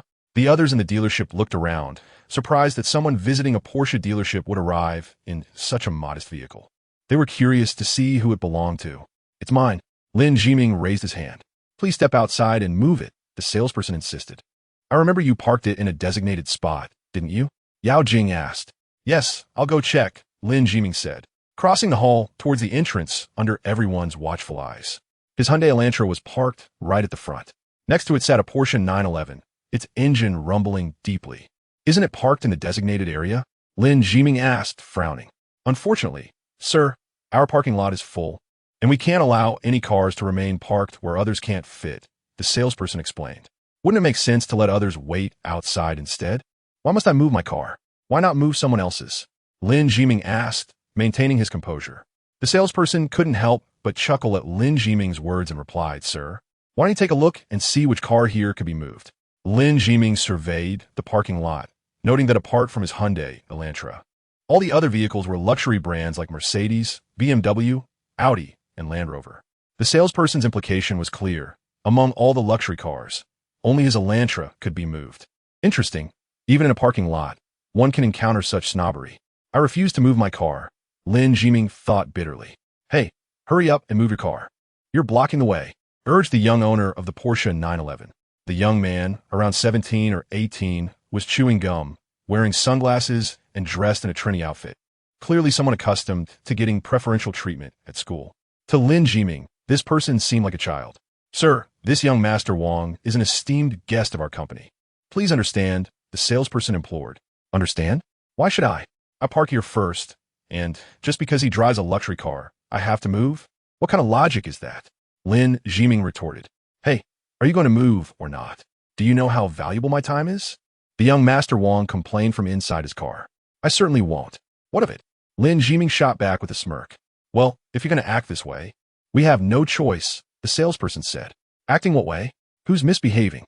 Lin Jiming inquired. Ignoring Lin Jiming, the salesperson turned to young Master Wang, saying, come on, park here, and gestured toward a spot in front of Lin Jiming. Young Master Wang spat his gum out the window, then sharply turned the steering wheel, parking sideways in front of Lin Jiming's car, effectively blocking it. I gave you a chance, but you didn't appreciate it, young Master Wang said coldly, stepping out his car. Then let us see how long this standoff lasts, Lin Jiming quipped, confident he could leave his car there indefinitely, especially since he intended to change vehicles soon. At that moment, Yao Jing emerged from the dealership. What happened? She asked, approaching Lin Jiming. They want me to move my car because they need to get one in, Lin Jiming explained. You were parked perfectly in a designated spot. Why should you move? Yao Jing frowned. I don't understand either. They say my car is the most inferior here, Lin Jiming shrugged. Hello, beautiful. Allow me to introduce myself. I'm the owner of this 911, young Master Wang said, grinning as he approached Yao Jing, extending his hand. Ignoring him entirely, Yao Jing turned to Zhu Ziyong. Is this how you treat your customers at the Porsche dealership? Well, this young Master Wang is our esteemed guest, Zhu Ziyong replied awkwardly. A guest? Aren't they all guests?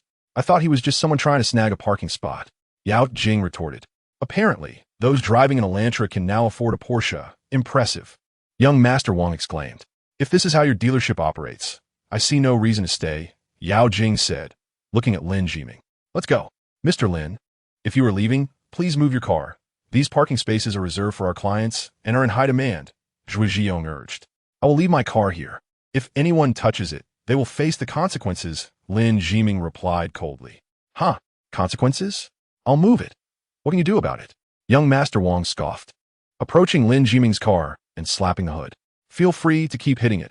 It won't matter, Lin Jiming said. Do you think I'm foolish? If I damage your car, you'll just call the police and have me arrested. Young Master Wang shot back. Let it be. I have plenty of cars. Let's see who can outlast whom. I'll make it clear. Whoever moves their car first is the loser, young Master Wang declared arrogantly. Very well, Lin Jiming nodded, turning to leave. Trying to show off. Huh? Young Master Wang laughed derisively, then picked up his phone to make a call. Help me look up the owner of the car with license plate. Hi, C56375. I want to know all about them. As young Master Wang spoke, he strode into the 4S dealership. Many customers within the showroom couldn't help but shake their heads. In their eyes, young Master Wang was undoubtedly a scion of a wealthy family. How could someone driving an Elantra possibly compete with him? Meanwhile, Lin Jiming was on the phone. Please look up a Porsche 911, license plate high C52888, he instructed. Certainly, sir. After hanging up, Lin Jiming chuckled. What a fuss over simply buying a car. It feels like I've gained a grandson. That clearly looks like a child. Why would you be upset with him? Yao Jing remarked. Child? Did you not see the way he looked at you? That is not the gaze of a mere child, Lin Jiming countered, shaking his head. Many people look at me like that, Yao Jing replied. From now on, I shall not allow anyone to gaze at you in that manner, Lin Jiming asserted. I understand. So, is your intention to buy me a handbag, jewelry, and a car merely to declare your sovereignty? Yao Jing inquired. This territory of yours, even if I do not develop it, shall not be coveted by others, Lin Jiming laughed. That's rather domineering, Yao Jing remarked. Domineering is my guiding principle. I intend to be assertive in all the ways I have refrained from for over 20 years, Lin Jiming declared. Yao Jing smiled but said nothing further. It is entirely natural for someone who has endured suppression for so long to harbor such thoughts. Perhaps it would take a new setback for Lin Jiming to regain his composure. I suppose I should take a taxi home, Yao Jing suggested. There's another 4S dealership ahead. Let's take a look. We ought to buy a car to take back, Lin Jiming replied. What 4S dealership? Yao Jing asked. Bentley. The Bentley and Porsche dealerships were actually less than 100 meters apart, side by side. As Lin Jiming and Yao Jing entered the Bentley showroom, they found it nearly vacant, save for a few sales personnel seated at the counters. Bentley is a more prestigious brand than Porsche, and typically, those purchasing such vehicles make appointments in advance. It was rare to see someone like Lin Jiming casually browsing. The sales staff glanced at Lin Jiming and Yao Jing, but made no move, except for a young woman who approached them. Good day, sir and madam. Welcome to our Bentley dealership. I am your sales consultant, Su Yunyan. May I ask your names? She greeted with a smile. No need for formality. My surname is Lin. Lin Jiming replied. Hello, Mr. Lin. Which Bentley model are you interested in? I can provide you with information, Su Yunyan offered. We're just browsing. Please carry on with your work, Lin Jiming stated. I have nothing else to attend to. If you two would like, I can fetch you some water, Su Yunyan suggested. All right, Lin Jiming nodded, and Su Yunyan turned away with a smile. What do you think? Which model do you like? Lin Jiming asked. Bentley cars. I haven't considered them. They're too expensive, Yao Jing replied. Don't worry about the price. Just tell me which one you like. Lin Jiming encouraged. You choose, Yao Jing said, shaking her head. She had some familiarity with Porsche, but none with Bentley. After all, it was a top-tier luxury brand that was beyond her reach. Lin Jiming understood her hesitation and began to scan the showroom, quickly spotting a model that caught his eye. Meanwhile, Su Yunyan was pouring water. As a newcomer at Bentley, one must have keen eyes. It'd save a lot of effort. A seasoned salesperson remarked to her. What do you mean? Su Yunyan asked, puzzled. We deal in ultra-high-end vehicles. Those who come here usually have made appointments. Walk-ins are often car enthusiasts or merely looking to take photos for show. Those two appeared quite ordinary and walked here. So it's safe to assume they are not serious buyers. In that case, there's no need to engage them and waste time. This is the wisdom of our experienced colleagues. You should take note, the elder salesperson advised. Not everyone is like that. They might genuinely want to buy. It's just a matter of chatting a bit. It's no trouble, Su Yunyan replied with a smile. You're still too young. We used to think like that too, but reality has proven otherwise. People should not dream too much, the elder shook his head. Su Yunyan did not respond, and instead carried 2 cups of water to Lin Jiming and Yao Jing. Here, your water, she said. Is there an available car? Lin Jiming asked as he accepted the water. Available car? Well, we rarely have any in stock. Orders usually take about 6 months to fulfill, Su Yunyan explained. 6 months is too long. What if I offer more? Lin Jiming inquired. If you add an extra 500,000, we can have it ready within a week, Su Yunyan replied. I'll add 1 million. I want in 2 days 2 cars if possible, Lin Jiming said. Huh? Su Yunyan was momentarily stunned, questioning if she had misheard him. 1 million isn't enough? Then make it 1,500,000. I want 1 blue and 1 pink, both high spec, and I want them in 2 days, Lin Jiming insisted. Mr. Lin, this model is our latest Continental GT, and the high spec version would be around 4,500,000, Su Yunyan explained. All right, I want to, Lin Jiming declared. You're not negotiating? Although I'm new, I can still offer a small discount, Su Yunyan said. No need. Discounts only come from your commission. So it's unnecessary. Full price will do. By the way, won't you earn more commission if we finance? Lin Jiming asked. That is indeed the case, Su Yunyan nodded. Then let us finance both cars, but I need them within 2 days. You can set the price increase, Lin Jiming instructed. Mr. Lin, I'm not quite sure about that. Let me consult our manager. Please hold on, Su Yunyan said, hurriedly turning to the front desk. How's that? Did you hit a wall? Didn't I tell you they probably weren't serious buyers? The seasoned salesperson chuckled. It's not like that. Su Yunyan shook her head and turned to another man, saying, Manager, Mr. Lin wants 2 of the latest Continental GTs. Huh? You can't be serious, the manager exclaimed, taken aback. Yes, Mr. Lin wants the high-spec version and insists on having them in 2 days, even stating that the price increase is not an issue, Su Yunyan confirmed. Oh my, we have a major client. The manager sprang into action, rushing towards Lin Jiming, with Su Yunyan hurrying after him. About 20 minutes later, Lin Jiming signed his name on the contract. Mr. Lin, the cars are in our warehouse, just behind. Would you like to take them right away? The manager asked. Yes, let's take them. I'll arrange for the license plates later, Lin Jiming replied. Excellent choice, Mr. Lin. We happen to have 2 cars in stock, both high-spec and in the colors you requested. I believe this must be fate. The manager beamed. Lin Jiming chuckled, guiding Yao Jing along with the manager to the warehouse, where each drove away in a Continental GT. Su Yunyan, You've hit the jackpot. You must treat us. Several salespeople exclaimed, surrounding her excitedly. Just this single transaction would earn Su Yunyun a commission exceeding 6 figures. Everyone was regretting not having greeted Lin Jiming and Yao Jing when they entered. Otherwise, the commission could have been theirs. Su Yunyun was equally thrilled. This marked her first sale, and she would forever remember the name Lin Jiming. Meanwhile, Lin Jiming and Yao Jing drove away, one after the other. As the two individuals approached the exit, the barrier obstructed Lin Jiming's path. He halted the vehicle, preparing to summon the security guard to open the gate.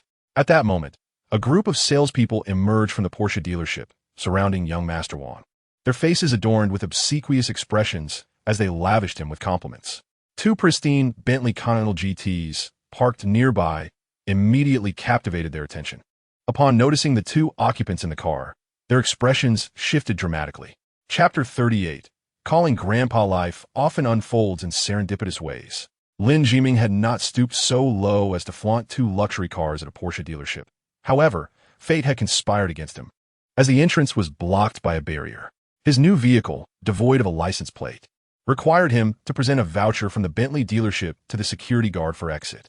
Thus, he rolled down the window, only to fortuitously encounter young Master Wang and the sales staff exiting the dealership.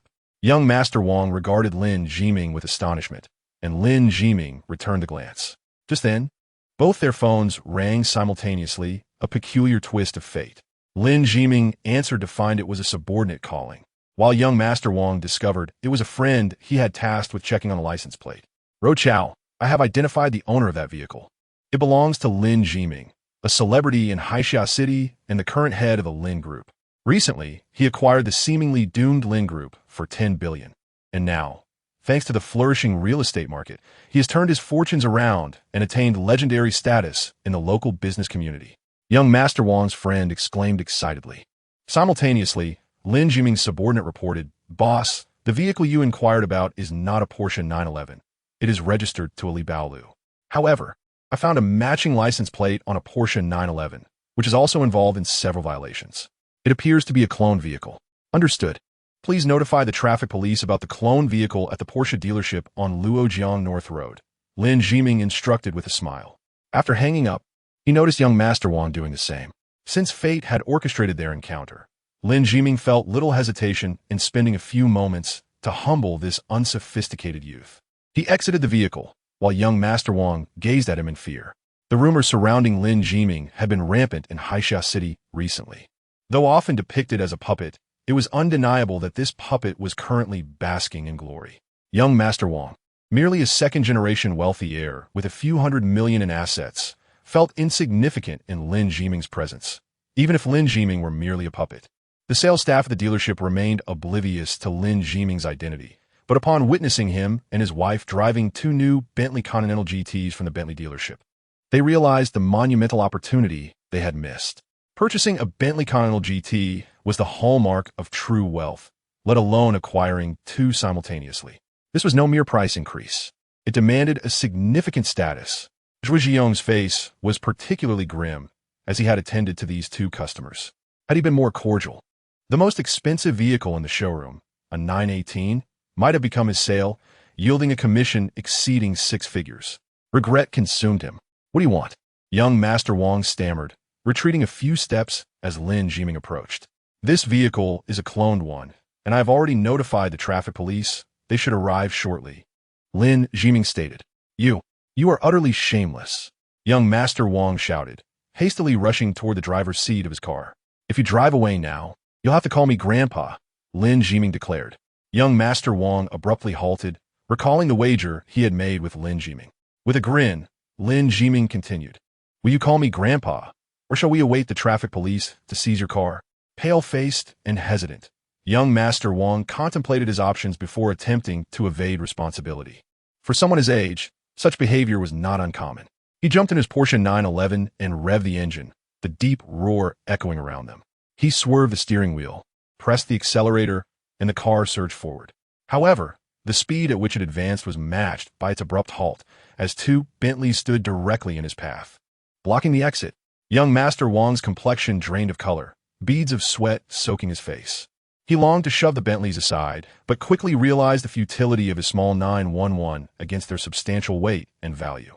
He found himself in a precarious dilemma. Lin Jiming approached the window and tapped gently, signaling young Master Wong to lower it. Trembling, young Master Wong gripped the steering wheel, unable to meet Lin Jiming's gaze. "The police should arrive shortly," Lin Jiming remarked. In response, young Master Wong's hand shook as he pressed the button to lower the window. "Uncle Lin, I understand my mistake. Please spare me," he pleaded, his voice quivering. "Firstly, minors should not be driving. Secondly, youth does not excuse recklessness. Lastly, never underestimate anyone driving an Elantra." Lin Jiming replied earnestly. Yes, I understand." Young Master Wong nodded vigorously. "Call me Grandpa," Lin Jiming insisted. "I." Young Master Wong's expression twisted with reluctance. Slap. Lin Jiming delivered a swift strike. "What are you doing?" Young Master Wong exclaimed, agitated. Slap. Another strike landed. "It is only natural for a grandfather to discipline his grandson, is it not?" Lin Jiming remarked. Young Master Wong, stunned and reeling from the two blows, had expected a reprieve after their conversation, but was instead met with further humiliation. Tears welled his eyes as he protested, "Grandpa." Ultimately, he uttered the word, "Grandpa," albeit with great reluctance. Slap. Another blow followed. "I've already called you Grandpa. Why do you continue to hit me?" Young Master Wong protested. "I do not have a grandson who behaves so disgracefully. You took advantage of me. You deserve this," Lin Jiming replied. Completely overwhelmed, young Master Wong burst into tears. Lin Jiming chuckled, delivering yet another slap. "Please stop hitting me," young Master Wong cried. "This is merely settling the score for your earlier insult to my vehicle. All is well now," Lin Jiming declared, clapping his hands as he returned to his car. The security guard quickly raised the barrier, allowing Lin Jiming and Yao Jing to depart, leaving behind the unfortunate young Master Wong. As he wiped his tears, he attempted to drive away, only to be met by the arrival of police vehicles. Young Master Wong broke down in sobs, feeling utterly defeated. The sales staff at the Porsche dealership exchanged glances, speechless. Young Master Wong had called someone Grandpa, but who was this driver of an Elantra, truly? This is the fate that befalls those who look down on others. Each of you will have your performance bonus deducted this month, along with a written self-reflection, the manager declared sternly. The salespeople now felt genuine despair. Two brand new, unregistered Bentley Continental GTs made their way to the city center, ultimately entering the underground parking lot of the Lin Group. Lin Jiming and Yao Jing exited the vehicle together. "How does it feel to drive?" Lin Jiming inquired. "Quite good." Yao Jing nodded, then added, "You seem to have engaged too much with that young boy." Today's youth often remain oblivious to the harsh realities of life unless taught otherwise, Lin Jiming replied. "I must admit, I do not approve of your resorting to violence," Yao Jing stated. Yao Jing remarked, "Then I shall simply avoid you when I strike." Lin Jiming replied. Yao Jing sighed. In just a few short days, Lin Jiming had undergone a complete transformation, leaving her at a loss for words. "I want to meet with a few partners," Yao Jing stated before turning to leave. Lin Jiming smiled softly. After suppressing his true self for over 20 years, he was merely revealing his innate nature now. He would not compromise himself for anyone, not even for Yao Jing. The days swiftly passed. The following afternoon, as work was concluding, Yao Jing called Song Siqing to invite her to dinner. By 6:30 in the evening, the two appeared together at a Haidaleo restaurant in Haisha City. "I heard that tomorrow marks Lin Jiming's ascension to the head of the Lin family," Song Siqing whispered. "Indeed," Yao Jing nodded. "You will truly become the matriarch of the Lin family." "How impressive." "The First Lady," Song Siqing exclaimed. "Let's not dwell on that. How are things progressing with the new company?" Yao Jing inquired. "Everything is fine," Song Siqing said proudly. "You can trust me with my work. There will be no issues. From now on, every shipment from Tianjiao Group will pass through your company, so you must ensure quality control," Yao Jing emphasized. "Understood. But Jing, you seem a bit off. Is something bothering you?" Song Siqing asked. "What do you mean?" Yao Jing replied. "I can't quite put my finger on it, but as your friend for 20 years, I can tell something is amiss." "Did you have a fight with Lin Jiming?" With his sudden rise, his temperament must have changed drastically, hasn't it? Is he being abusive? Song Siqing asked anxiously. "Not quite, it's just. I have noticed that the Lin Jiming of now is entirely different from the one I knew. He no longer compromises, nor is he willing to change. He seems quite content with himself as he is," Yao Jing explained. Such is the nature of every nouveau riche. Song Xiqing remarked. I spent 4 years adjusting to his former self, and now I must adapt to this new version. I find it quite challenging, Yao Jing lamented. If you cannot adapt, then don't. Just leave him. The sky is high, and the birds can fly free. If you divorce him, every man in Haixia City will celebrate with firecrackers. I will too, Song Xiqing exclaimed excitedly. I will not divorce him unless he proves unfaithful to our marriage, Yao Jing replied. But didn't he cheat yesterday? I saw it with my own eyes, Song Xiqing asserted. That was his sister, Yao Jing clarified. Oh please, I, Song Xiqing, have been battling various scheming women since middle school. I can spot a woman's true intentions better than anyone. That so-called sister is certainly not just a sister, Song Xiqing confidently stated. Is that so? Yao Jing pondered. Any sister without blood ties is merely a backup. Similarly, any brother without blood ties is also a backup, Song Xiqing declared. Yao Jing frowned slightly, remaining silent. Observing this, Song Xiqing felt a sense of satisfaction. Chapter 39, Assault. Yao Jing and Song Xiqing took considerable time over their meal. By the time they exited Hadaleo, it was already past 10 in the evening. They rode the elevator down to the underground parking lot. Is this your new car? It's absolutely stunning, Song Xiqing marveled, standing before Yao Jing's new vehicle. At first, I didn't think much of it, but now it does look quite attractive, Yao Jing smiled. How did he know you like pink? Song Xiqing inquired. I have no idea. Yao Jing shook her head, puzzled by Lin Jiming's choice of a pink car. After all, pink was her favorite color, yet she had never expressed this at home. Nor did her room contain many pink items. Every scoundrel is the finest detective, Song Xiqing observed. Your insights into men are remarkably astute, Yao Jing chuckled, opening the car door and taking a seat. Song Xiqing hurriedly followed suit. Yao Jing pressed the ignition button, and, as she pulled out of the parking space, a black SUV sped past her and abruptly stopped in front of her car. Yao Jing quickly slammed on the brakes, but the SUV had halted too close for her to avoid a collision. Bang! The Bentley came to a stop, jolting slightly from the impact. What on earth is happening? Why did that car suddenly dart out? Song Xiqing frowned, preparing to step out to investigate. Don't get out of the car, Yao Jing instructed. Huh? Song Xiqing looked at her in confusion. Yao Jing locked the doors and dialed the police. Meanwhile, a woman emerged from the driver's seat of the SUV, striding over to Yao Jing's car and banging on the window. How do you drive? Do you even know how to drive? Get out and see what you've done in my car, she shouted. I will compensate you for the damages. I'm calling the police, and they will be here shortly, Yao Jing replied. Upon hearing this, the woman's expression changed. She tugged at the door handle, realizing it was locked, then reached to her waist and pulled out a metal rod. Get out and face me, the woman yelled, smashing the rod against the car window. Crack! A fissure appeared in the glass.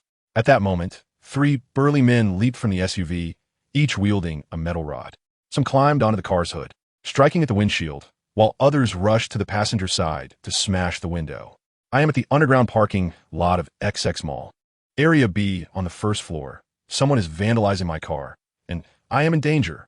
Please send help immediately, Yao Jing reported calmly from inside the car. Understood. We will dispatch nearby officers right away. Yao Jing hung up and glanced around. The Bentley's windows were of excellent quality, although they had cracked from the blows. They had not shattered.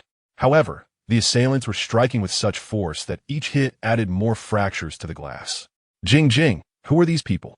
What is happening? Song Xiqing cried out in terror. I don't know, but don't worry. The police are on their way. Yao Jing reassured her, maintaining a calm demeanor. Just then, a loud crash echoed as the passenger window could no longer withstand the blows and shattered, creating a small opening. Witnessing this, Song Xiqing screamed in fear. Yao Jing furrowed her brow and pressed down on the accelerator. The car surged forward, crashing into the SUV and pushing it back. With the Bentley's powerful engine, the SUV could not withstand the force. The surrounding assailants continued to pound on the windows, desperately trying to shatter them. Bang! The SUV was slammed against the wall, colliding forcefully.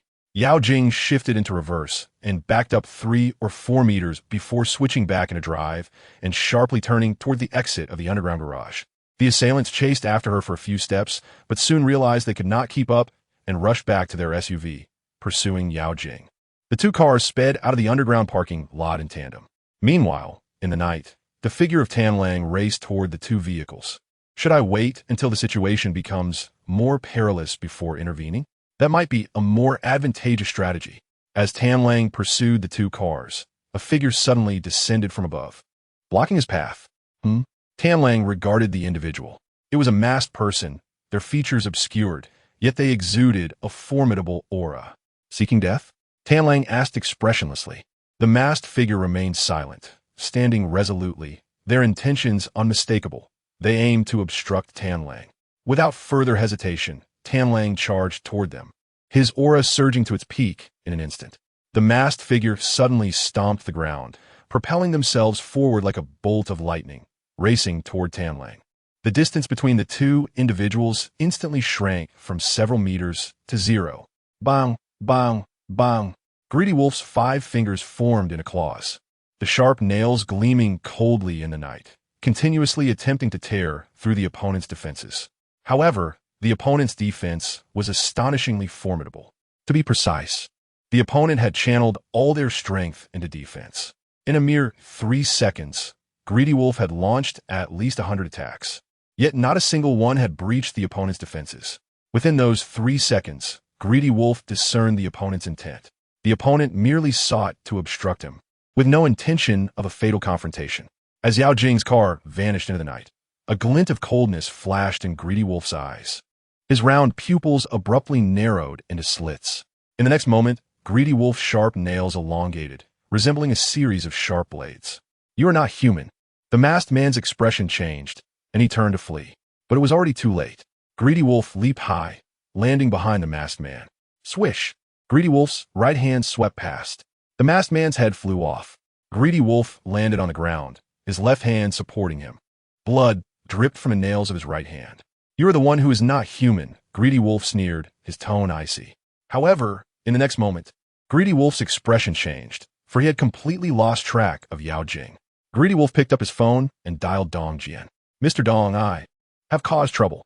Under the cloak of night, 2 vehicles raced down the road. Yao Jing's driving skills were not exceptional, but fortunately, the Bentley's performance was superior, and her car was a sports car. Thus, Yao Jing's vehicle always managed to keep the SUV at a distance. The SUV driver's skills were clearly superior to Yao Jing's. And although the SUV's performance was inferior to the Bentley, his excellent driving kept him only a few dozen meters behind.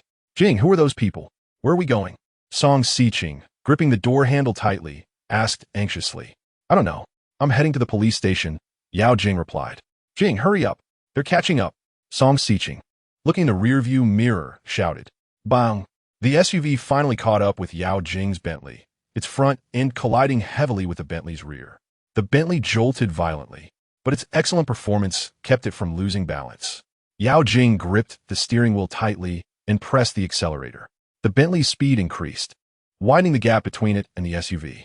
However, as the speed increased, Yao Jing's control became more challenging. Bang! Bang! Bang! Yao Jing's car collided with several other vehicles, causing it to twist and turn, threatening to lose control at any moment. "Why aren't we there yet?" "Jing, I'm so scared," Song Siqing cried. "Almost there." Yao Jing, her face stern, glanced in the rearview mirror. To her surprise, the SUV was no longer visible. Where did it go? Yao Jing wondered. At that moment, 2 blinding lights shone from the front. "Be careful," Song Siqing shouted. Yao Jing slammed on the brakes. The screeching of the tires echoed on both sides of the street. Bang! A loud crash. The Bentley's front end collided heavily with a dump truck. The airbags deployed instantly, enveloping Yao Jing and Song Siqing, protecting them from harm, but rendering them immobile. The Bentley's front end was severely twisted, making it impossible for Yao Jing to open the door. In the passenger seat, Song Siqing pushed with all her might, managing to open the door. "Siqing, run and find the police," Yao Jing shouted. Song Siqing got out of the car, but did not leave. Instead, she ran to Yao Jing's side, grabbing the door and shouting, "Jing, don't be afraid. I'll get you out." "Siqing, run. It's too late if you don't," Yao Jing urged. "I can't leave you here. I can't." Song Siqing, while shouting, exerted all her strength, but the door was too deformed for her to open. At that moment, the black SUV pulled up beside the Bentley, and several masked individuals got out. "What are you doing? Don't come any closer." Song Siqing, holding a piece of the car's debris, shouted at the masked men. The masked men approached her in a few strides. "I'll fight you," Song Siqing, shouting, charged at them. Bang! One of the masked men struck her with an iron rod, sending her flying and crashing to the ground. The masked men continued to approach, grabbing the door and trying to open it. Stay away from Jing. Song Siqing, enduring the pain, struggled to her feet and charged at the masked men again. Bang! Song Siqing was hit again, this time breaking her hand. She screamed and retreated, but immediately charged forward again. Her actions enraged one of the masked men, who, without mercy, struck her repeatedly. On the other side, the masked men finally managed to open Yao Jing's door. One of them grabbed Yao Jing and dragged her out of the car. If it's money you want, I can give it to you. Yao Jing, upon being dragged out, did not scream or beg but offered a condition. The man holding Yao Jing was taken aback, then sneered, "Sorry, we are principled people. We don't take bribes." Hearing this, Yao Jing quickly deduced that they were hired. "How much did the employer pay you?" "I'll give you 5 times that amount," Yao Jing offered. Her intention was to directly negotiate with the kidnappers. The kidnappers were stunned. Most people offered double, but Yao Jing offered 5 times, which was quite generous. "Really, 5 times?" The kidnapper holding Yao Jing asked. "Yes, 5 times. And I'll pay immediately if you let us go," Yao Jing said. "Boss." The kidnapper looked at another, clearly hesitant. "Are you stupid? If you take her money, it becomes extortion. We're only guilty of illegal detention, and even if we get caught, it's not a big deal," the other man scolded. "You're right. Stop struggling. It's no use, no matter how much you offer." The kidnapper, dragging Yao Jing towards the SUV, said, "I'll give you 10 times. Yao Jing offered an irresistible amount. Even the boss hesitated. 10 times was more than what Yong had paid. "Forget it. Take her away first," the boss ordered. "Yes." Yao Jing was dragged into the SUV, and the men drove off. On the ground, Song Siqing lay trembling, unable to move. There were no passers-by, only a few people in the distant houses looking in their direction. Song Siqing felt she was going to die. The pain was unbearable, and she seemed to have internal injuries, her organs feeling like they were about to burst. Her consciousness began to fade. After an indeterminate amount of time, Song Siqing faintly heard footsteps. "Where is Yao Jing?" A man's voice asked. "Taken. In a black Highlander, license plate high A34332, Song Siqing, using her last bit of strength, said before losing consciousness. In the night, a tall figure stood beside Song Siqing. The figure wore a full black mask, his face entirely obscured. The moonlight stretched his shadow long. Several figures quickly converged around him. "Boss," they said, bowing. Among them was Greedy Wolf, sending Siqing to the hospital. Lin Jiming's voice resonated through the mask. "Yes." Immediately, someone stepped forward to lift Song Siqing and turned to leave. Dong Jian, trace of Black Highlander. License plate high A34332. It may have changed plates, vicinity of Binjiang District, Lin Jiming instructed. "Understood." Dong Jian's voice came through Lin's earpiece. Greedy Wolf, Lin Jiming, with his featureless black mask, directed his gaze towards Greedy Wolf. Greedy Wolf faltered and knelt on the ground. "If Yao Jing encounters any mishap, you shall take your own life in atonement," Lin Jiming stated calmly. "Boss, I can die for atonement right now." Greedy Wolf raised his hand, the sharp claws aiming directly at his own throat.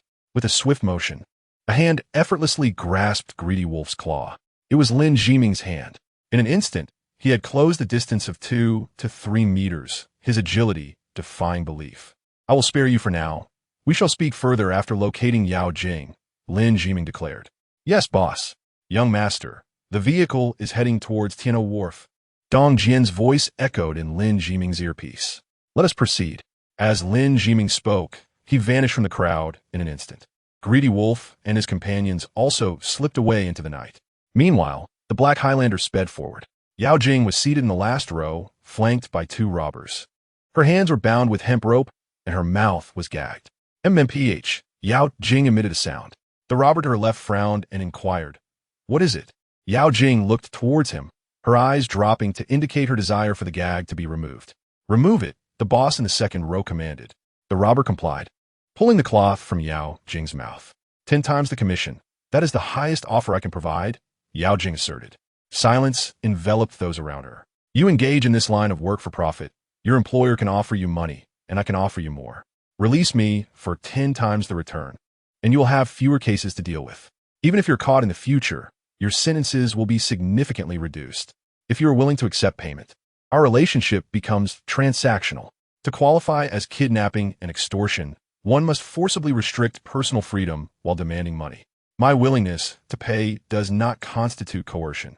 Thus, the charges of kidnapping and extortion are void, and I will not report you. Consider this carefully. Money can be spent on revelry. I am a businessman, focused on maximizing profits. Clearly, freeing me represents that maximization. Yao Jing spoke in a composed tone, her words resonating in the ears of the robbers. Boss, I think what she says makes sense. One robber could not help but interject. Silence. The boss barked. This woman is cunning. She is trying to deceive us. I can pay you up front. I can see that you value credibility. Yao Jing continued. Are you certain you want to pay us first? The boss turned to stare at her. Yes, I trust you. Your hesitation reveals your integrity, Yao Jing replied. Since you believe I am credible, I cannot betray my employer. The boss declared. However, credibility has its limits. Any loyalty stems from insufficient leverage. When the stakes are high enough, even God would forgive betrayal, Yao Jing asserted. Fine. I will trust you. Stop the car. The boss commanded. The driver promptly halted the vehicle. Transfer the money immediately. Our commission is 100,000. 10 times that is 1 million. The boss insisted. My wallet is in the car, as is my phone. I have nothing with me right now, Yao Jing explained. Do you expect us to return? The boss retorted. You can take me to my company. My computer can log into online banking, and I can transfer the money to you immediately. At this hour, aside from a few security guards, no one else will be present. You can send someone to accompany me, ensuring I do not escape, Yao Jing proposed. The boss hesitated. 100,000 in commission suddenly transformed into 1 million, allowing them to retire for the year. Yet, he remained skeptical of Yao Jing's sincerity. Boss, how shall we proceed? The driver inquired. Where's your company? The boss asked. Lin's Group, the tallest building adjacent to the commercial district in the city center, Yao Jing replied. All right. The boss gritted his teeth. I trust you. I hope you keep your promise. And I hope you uphold yours. Release me once the money is secured. Yao Jing stated. I am a person of my word. Rest assured, the boss assured her. Thus, the driver turned the vehicle towards the city center. Moments later, the boss's phone rang. He glanced at the screen before answering. What is happening? Wasn't the target captured? Why haven't they arrived yet? An irate voice crackled through the line. The target has escaped. We are in pursuit. The boss replied. Escaped? You are utterly useless. Speed up. The voice on the other end cursed. Understood. The boss nodded and ended the call. On the other side, young master, they have changed direction towards the city center. You're only 3 kilometers away and closing in. Expected contact in 2 minutes. Dong Jian's voice echoed in Lin Jiming's earpiece. 2 minutes? Understood. Lin Jiming acknowledged, halting at the roadside. 2 minutes later, 2 beams of light appeared in the distance. Lin Jiming and his companions stood at the roadside, observing the approaching vehicle. Inside, the driver exclaimed, What are those people doing? Dressed in black and wearing masks at this hour. Are they trying to scare us? The boss peered ahead, spotting a few figures clad in black and masked a couple of 100 meters down the road. Ignore them. Just drive, he commanded. The driver nodded and pressed the accelerator. In a flash, the vehicle sped past the masked figures. For reasons unknown, a chill gripped the hearts of all within the car. The next moment, bang, bang, bang, a series of dull thuds suddenly echoed from the roof of the vehicle. What is happening? The boss exclaimed, looking upwards in shock. With a resounding crash, a hand burst through the SUV's roof, landing squarely on the steering wheel. The driver gasped, about to swat the hand away. Bang! Another hand penetrated the roof, seizing the driver's head.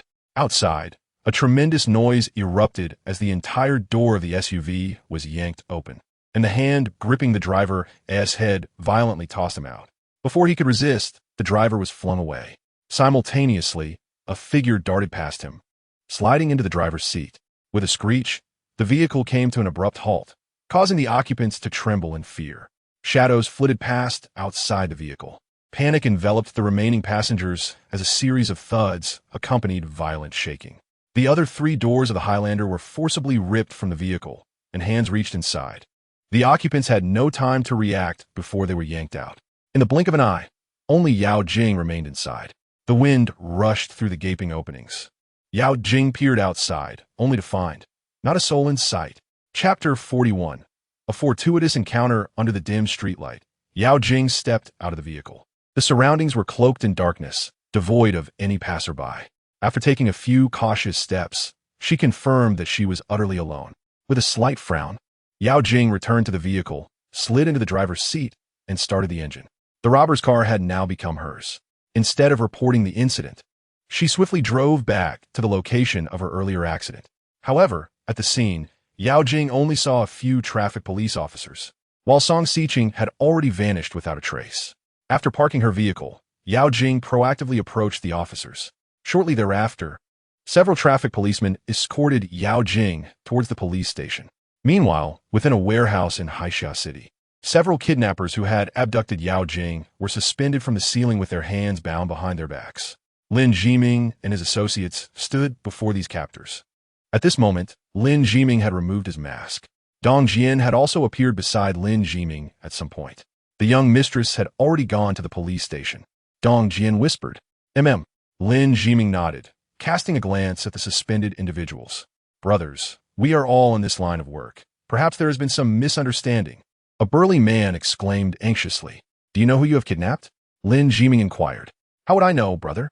If there's been a misunderstanding, let us clear it up. Today, we'll take the blame. Just name your terms, and as long as you let us go, it's fine," the burly man replied. "Tanlang, this is your responsibility," Lin Jiming said, glancing at Tanlang beside him. "Take care of this, and then come find me." "Understood." Tanlang nodded, his eyes glinting with menace. He had failed his mission, allowing Yao Jing to be taken captive. Although they ultimately managed to intercept the kidnappers, he still felt overwhelmingly guilty. Therefore, the fate of these suspended men was all but sealed. The captors stared in terror at Tanlang, suddenly realizing they had provoked someone beyond their means. "Dong Jian, let us go. We're heading to the police station," Lin Jiming said. "All right, young master," Dong Jian nodded, and the two exited the warehouse, driving a black sedan towards the police station. "Young master, why did you hide from a young mistress just now?" Opportunities for heroically rescuing a damsel in distress are rare. Dong Jian inquired while driving. "She dislikes it when I fight," Lin Jiming replied, gazing out the window. Though he would not change. Since Yao Jing expressed her disapproval of his fighting, he would strive to refrain from resorting to violence in her presence. Moreover, Lin Jiming did not wish for Yao Jing to witness a version of himself that was even more different from who he was now. "Do you like the young mistress?"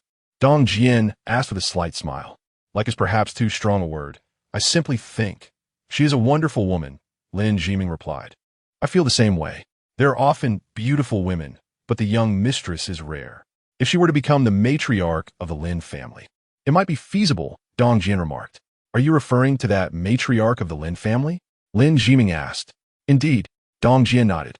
Lin Jiming smiled slightly and said, "Yao Jing would never anticipate that being my wife entails much more than merely managing the small Lin family in Haixia City." Dong Jian chuckled softly, saying nothing further. The car soon arrived at the police station. Lin Jiming opened the door and exited, hastily making his way inside. Inside the police station, Yao Jing had already completed her statement. Zhou Yinxiu and Yao Shanchuan were present. "Lin Jiming, are you even a man? Your wife was kidnapped, and it took you this long to arrive? You weren't off chasing another woman's bed, were you?" Zhou Yinxiu scolded excitedly while pointing at Lin Jiming. Lin Jiming remained silent, walking directly to Yao Jing's side, panting as he asked, "Are you all right?" "I'm fine." Yao Jing shook her head. "Your wife is truly the most intelligent hostage I have ever encountered. Without her quick thinking, she might have already been transferred to another group," the officer remarked. "As long as she is safe." Lin Jiming sighed in relief, saying, "I was quite far away but rushed over as soon as I received the call." "Ie me fine. By the way, I need to go to the hospital. Xiqing is there. Let us go together," Yao Jing stated. "All right." Lin Jiming nodded. "Jingjing, which hospital are you going to? You've just escaped danger. You should return home to rest immediately. Didn't that girl Xiqing say she's fine? It's just some superficial injuries. There's no need to visit her," Zhou Yinxiu insisted.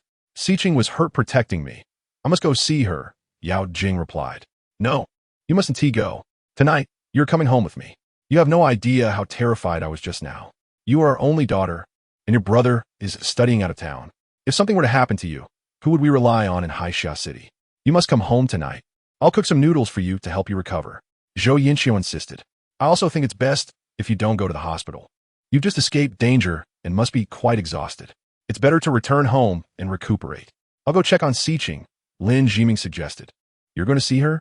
Yao Jing looked at Lin Jiming, and after a moment of silence, she said, "Fine, you go check on her. I'll call Xiqing once I get home." "All right." Lin Jiming nodded and looked at Yao Shanchuan, saying, "Dad, you take Jingjing home first." "All right, Jingjing, let us go home," Yao Shanchuan said. Subsequently, Yao Jing followed her parents home, while Lin Jiming and Dong Jian drove towards the hospital. "Young master, Tailing has sent word. He has extracted information from those men. They were hired by someone named Yong to kidnap the young mistress. The purpose is currently unclear. But Yong is an underling of Yang Sandao," Dong Jian reported. "After visiting Song Xiqing, you and I will go find Yang Sandao," Lin Jiming replied coolly. Previously, when Yang Sandao ordered someone to take action against him, he had not intended to retaliate immediately, mainly wanted to wait for Yang Sandao, his backers, to show up. However, since Yang Sandao has now targeted Yao Jing, there is no reason to wait any longer. It's best to resolve some troublesome matters tonight. Tailing asked how to deal with those men. Dong Jian inquired. "Let him handle them as he sees fit. Additionally, after he finishes with those men, have him come find us," Lin Jiming instructed. "Understood." At Haixia City Hospital's inpatient department, Dong Jian parked the car downstairs. Lin Jiming exited the vehicle and proceeded upstairs. On the 5th floor, Lin Jiming pushed open the door to a certain ward. Inside, Song Xiqing lay in bed with a bandage on her head, holding an apple in one hand and intently watching television on a tablet, completely unaware of Lin Jiming's arrival. Lin Jiming approached Song Xiqing and placed the fruit basket he had bought on the table. At that moment, Song Xiqing noticed someone was there and looked towards Lin Jiming. "What brings you here?" Song Xiqing asked in surprise. "I came to check on you for Yao Jing. I heard from her that you took quite a beating to protect her." Lin Jiming responded with a smile. "A few hits are nothing. Since childhood, I've had to fight off those envious harpies for Yao Jing. This is merely a trivial matter," Song Xiqing boasted. "I know about physical fights. But what do you mean by literary battles?" Lin Jiming asked, puzzled. "It involves schemes, intrigue, and such. Yao Jing has always been beautiful, attracting countless suitors. And those women were incredibly jealous of her, spreading rumors everywhere. I handled all those situations," Song Xiqing explained. "You certainly have endured a lot," Lin Jiming said. "I heard Jingjing went to her parents' house. Is she all right?" Song Xiqing inquired. "She is fine. In fact, you're the one who is injured the most. You can rest here with peace of mind.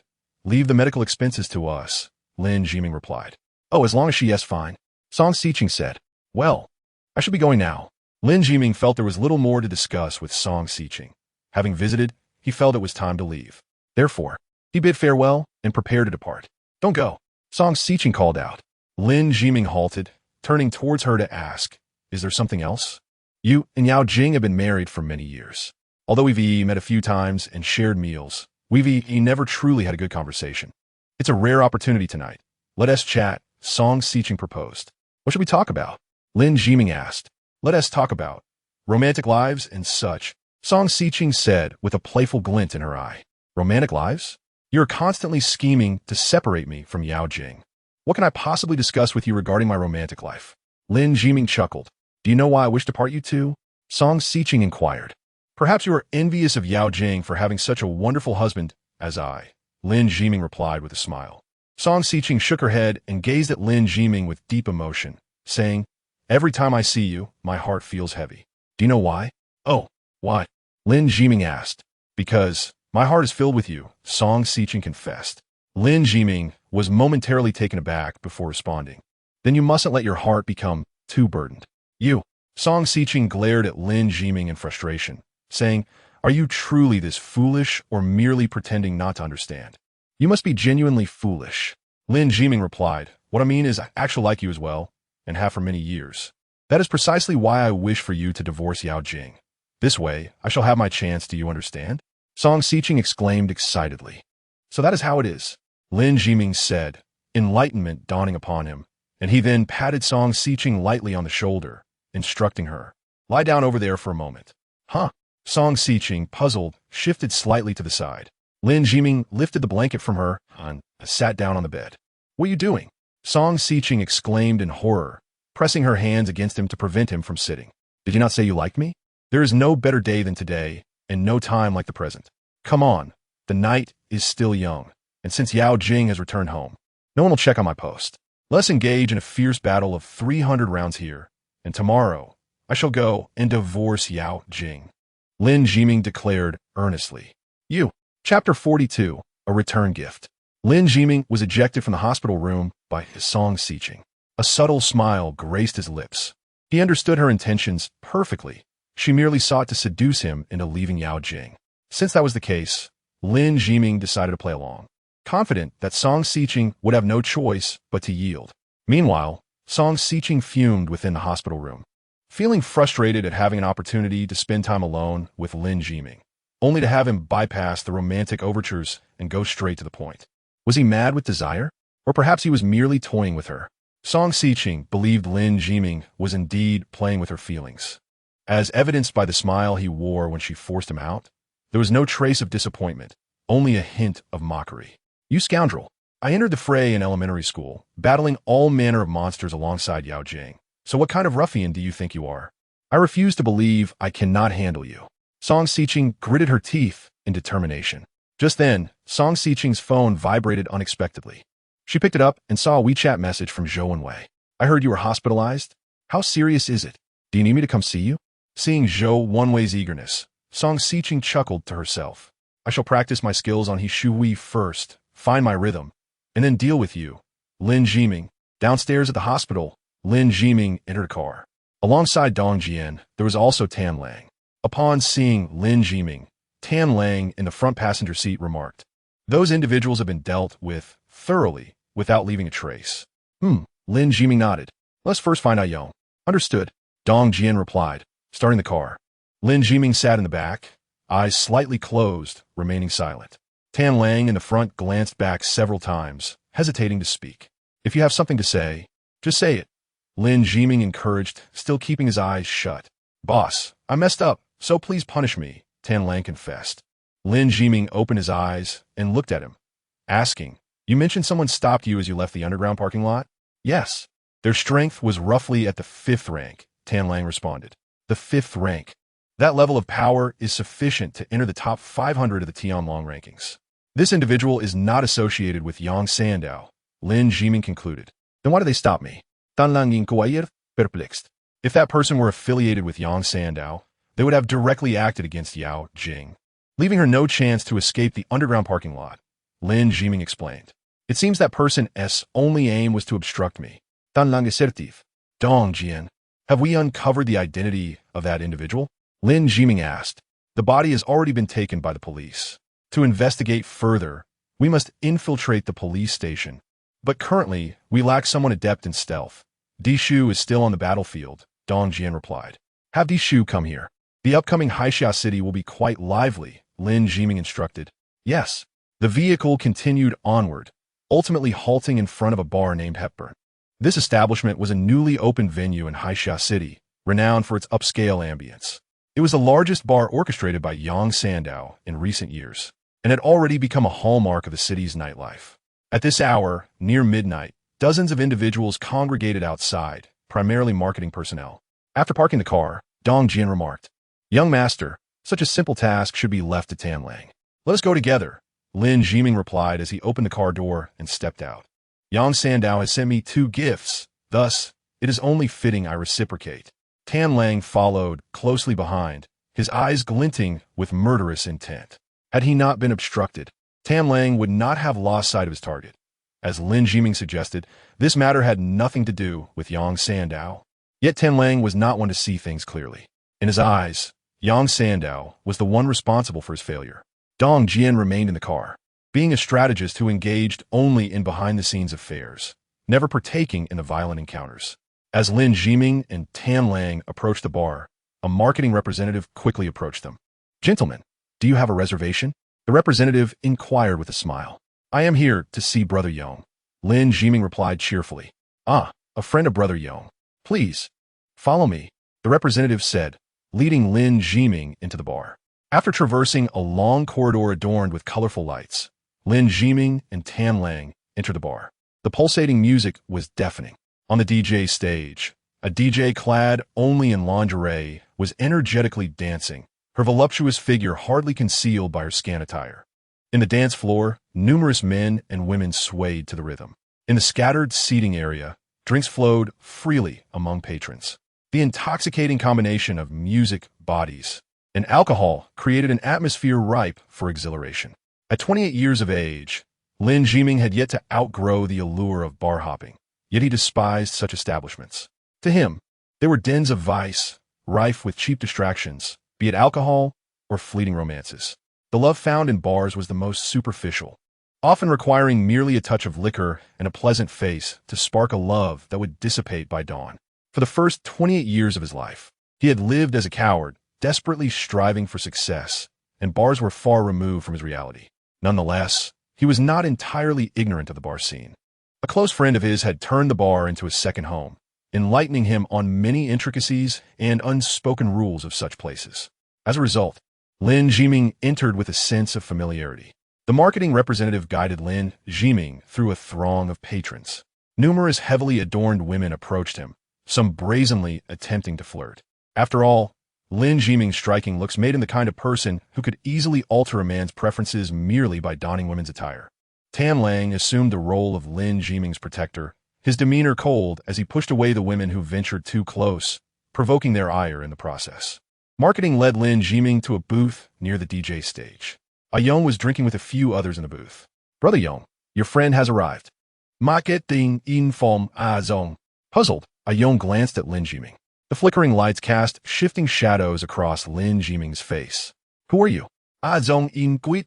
Having just arrived at the bar and still sober enough to realize he did not recognize this individual, Lin Jiming smiled and stepped into the booth, gently tapping the woman beside A Yong to signal her to move aside. Confused, she vacated her spot. Lin Jiming took a seat and cheerfully introduced himself. "Allow me to introduce myself. My name is Lin Jiming." The loud music in the bar made it difficult for A Yong to hear clearly, prompting him to shout in confusion, "Who exactly are you?" Lin Jiming glanced at Tan Lang, pointed towards the DJ booth, and made a shushing gesture. Tan Lang nodded and approached the DJ booth. Two security guards blocked Tan Lang, who grinned and swiftly dealt with them, leaving them doubled over on the ground. Tan Lang then climbed onto the DJ stage, tapping the shoulder of the female DJ, who looked at him in bewilderment before removing her headphones. "Turn off the music. My boss wants to speak," Tan Lang instructed. "Are you out of your mind? Who's your boss that I should turn off the music?" The DJ retorted angrily. "My boss is Lin Jiming," Tan Lang replied. "What nonsense? I don't know any Lin Jiming. Stop pretending. This is Laughing Tiger's turf. Don't cause trouble," the DJ warned. With a cold smirk, Tan Lang raised his hand and smashed it down onto the control panel. A loud crash resonated as the panel split in two. An ear-piercing cacophony erupted in the bar, quickly fading into silence as the revelers halted their dancing, bewildered, staring at the DJ booth. The DJ, stunned, exclaimed, "Security! Security!" In the distance, bar security rushed towards Tan Lang. "I am Lin Jiming." Lin Jiming interjected during the brief silence. "Lin Jiming? I zong hes di da." Feeling the name was strikingly familiar. Suddenly, realization dawned, and his eyes brightened as he looked at Lin Jiming. He had orchestrated the kidnapping of Yao Jing that evening to lure Lin Jiming out. But when the kidnappers fell silent, and he learned Yao Jing had gone to the police station, he thought his plan had failed. Unexpectedly, while merely seeking to unwind with a drink, he had encountered Lin Jiming. What ancient verse could encapsulate this moment? Lacking literary prowess, all that escaped his lips was an exclamation of disbelief. Before A Yong could utter a third word, Lin Jiming seized an empty wine glass from the table and hurled it at A Yong's face. The glass shattered with a sharp crack, causing A Yong to scream and lean back against the sofa. Lin Jiming rose, grabbing an open bottle of champagne, and raised it high before bringing it crashing down onto A Yong's head. The impact was thunderous as the 3-liter bottle shattered, spraying champagne, shards of glass, and blood across the floor. A Yong was immediately incapacitated. At that moment, A Yong's friends finally reacted, grabbing anything within reach to rush at Lin Jiming, but Tan Lang was already there. Standing beside Lin Jiming, he coldly observed the approaching assailants. "Do not kill anyone," Lin Jiming instructed. Tan Lang grinned, replying, "Understood, boss." Chapter 43. A brawl ensues. The bar descended into chaos. Tan Lang transformed into the most ferocious enforcer, effortlessly taking down the security guards who charged at him. Patrons screamed and frantically fled the bar, the once confident men and women now resembling frightened rabbits. Within a minute, All the security guards had collapsed around Lin Jiming. Tam Lang, wielding a heavy fire extinguisher, stood outside the booth, one foot resting on a square sofa. Exuding menacinoha. He had used the extinguisher to subdue the guards. Without it, none would have survived. While others wielded weapons to enhance their combat prowess, Tam Lang employed his to prevent unnecessary casualties. Only Ayong remained in the booth. Lin Jiming poured himself a glass of Ace of Spades champagne, took a sip, and remarked, "Stop feigning unconsciousness. I know you are not out cold." Ayong, lying back with his eyes closed, trembled slightly before opening them in fear. The seemingly useless second son of the Lin family now appeared to him as a devil incarnate. Despite being a tough guy among his peers, he had been unable to evade Lin Jiming's swift strikes. The simplicity of Lin Jiming's moves belied their incredible speed and power. Strength and speed were the two critical factors that determined one's prowess, and Lin Jiming's exceeded Ayong's, rendering him unable to evade the attacks. "What do you mean, Lin Jiming? This is the territory of my boss, Sandao." Yu Ayong attempted to threaten Lin Jiming, but upon receiving a penetrating glare, he promptly fell silent. No matter how formidable he believed Yang Sandao to be, he was alone now. Those in the underworld understood the importance of knowing when to yield. "Dan Lung, please take a seat. There is no need to stand," Lin Jiming continued, ignoring Ayong. Tam Lang nodded and pulled over a stool to sit. "Mr. Lin, what exactly are you planning?" Ayong asked, trembling.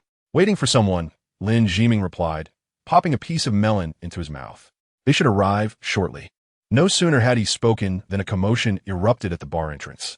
A group of individuals armed with knives and clubs surged into the establishment. Leading them was a bald man. "Who the hell dares to cause trouble in our territory?" Tai Tu shouted as he brandished a machete. No one responded. Scanning the room, he spotted Lin Jiming and Tam Lang in the corner booth and approached with his gang, surrounding them. Tam Lang stood up, discarding the fire extinguisher. "Has Yang Sandao not yet arrived?" Lin Jiming inquired. "Who the hell are you to demand his presence? State your name." "I, Tai Tu." "Do not deal with nameless people," Tai Tu declared. "He is Lin Jiming." "Azong in dozet." "Lin Jiming? That waste?" Tai Tu's eyes lit up, and he chuckled. "What a stroke of luck. Someone is willing to pay for your leg. And here you are, delivering yourself right to me. Who is offering money for my leg?" Lin Jiming asked. "After I sever it, I will let you know," Tai Tu shouted, rallying his men. "Brothers, let us take Lin Jiming's leg." Those following Tai Tu eagerly prepared to attack. Tam Lang watched the scene with cold indifference, his pupils shifting in a peculiar manner as his fingernails elongated and sharpened. Though in the dim bar light, it went unnoticed. Just as a fierce battle was about to commence, the bar doors burst open with a resounding bang.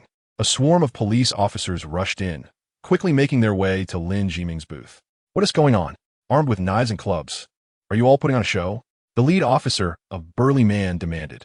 "Captain Zhou, this is an internal matter for our bar. Mind your own business," Tai Tu retorted, glaring at the officer. Captain Zhou sneered. "What do you mean an internal matter? In the realm beneath the heavens. Is there truly a territory not governed by the law? Do you suppose your establishment is exempt from legal oversight? What is the purpose of your weapons, gentlemen?" Captain Zhou reprimanded. "Brother Sandao, we have connections with your chief. Show us some consideration." Iron Head forced a smile, yet Captain Zhou retorted. "What does my chief have to do with a rogue like Yang Sandao? You are all to discard your weapons and assume a position on the ground with your hands on your heads. Captain Zhou, you have 3 seconds." He thundered. "Exceed that, and you will be charged with obstructing justice." Iron Head gritted his teeth in frustration, vowing, "Captain Zhou, I will remember this day." Upon uttering this, he discarded his knife, and his companions followed suit. "Are you the victim?" Captain Zhou inquired of Ayong. Ayong smirked slightly. "No." "Then what the blood on your face?" Captain Zhou pressed. "I tripped and fell while walking," Ayong replied. Captain Zhou furrowed his brow and turned to Lin Jiming. "And you, who are you?" "I came here to drink," Lin Jiming replied, raising his glass with an innocent demeanor. "What are you drinking for? Get out." Captain Zhou gestured toward the exit. "Why should we be squatting while he gets to leave?" Iron Head protested. Has he wielded a prohibited weapon? Captain Zhou countered, leaving Iron Head speechless. "Thank you, Captain Zhou. You are truly a commendable officer." Lin Jiming chuckled, rising and casting a glance at the greedy wolf as he made his way outside. The greedy wolf reverted to his usual expressionless self and followed Lin Jiming out of the bar. "Arrest all these individuals. It's late at night. and they are disturbing the peace. Captain Zhou commanded. The surrounding officers advanced, handcuffing Iron Head and his companions for transport. Lin Jiming exited the bar and returned to his vehicle. Among the officers, the one leading the charge was Captain Zhou Jianya, the newly appointed head of the first criminal investigation team, responsible for major cases. Dong Jian had already investigated Captain Zhou's background and reported back to Lin Jiming. Indeed, Lin Jiming nodded, smiling. This man is at odds with Yang Sandao, a new official, full of vigor. He harbors a deep disdain for underworld figures. Rumor has it he has set his sights on Yang Sandao. Thus, any prior attempts to harm you or abduct the young mistress were orchestrated through hired hands. Dong Jian explained. What a pity. Had he not arrived, Yang Sandao would have come swiftly. Lin Jiming sighed. Boss, shall I simply arrest Yang Sandao and dispose of him? Greedy Wolf proposed. Remember, this is Longhua, in the heart of the city. The methods of violence do not hold sway here. Countless eyes are upon us, and every locale is under surveillance. Understand?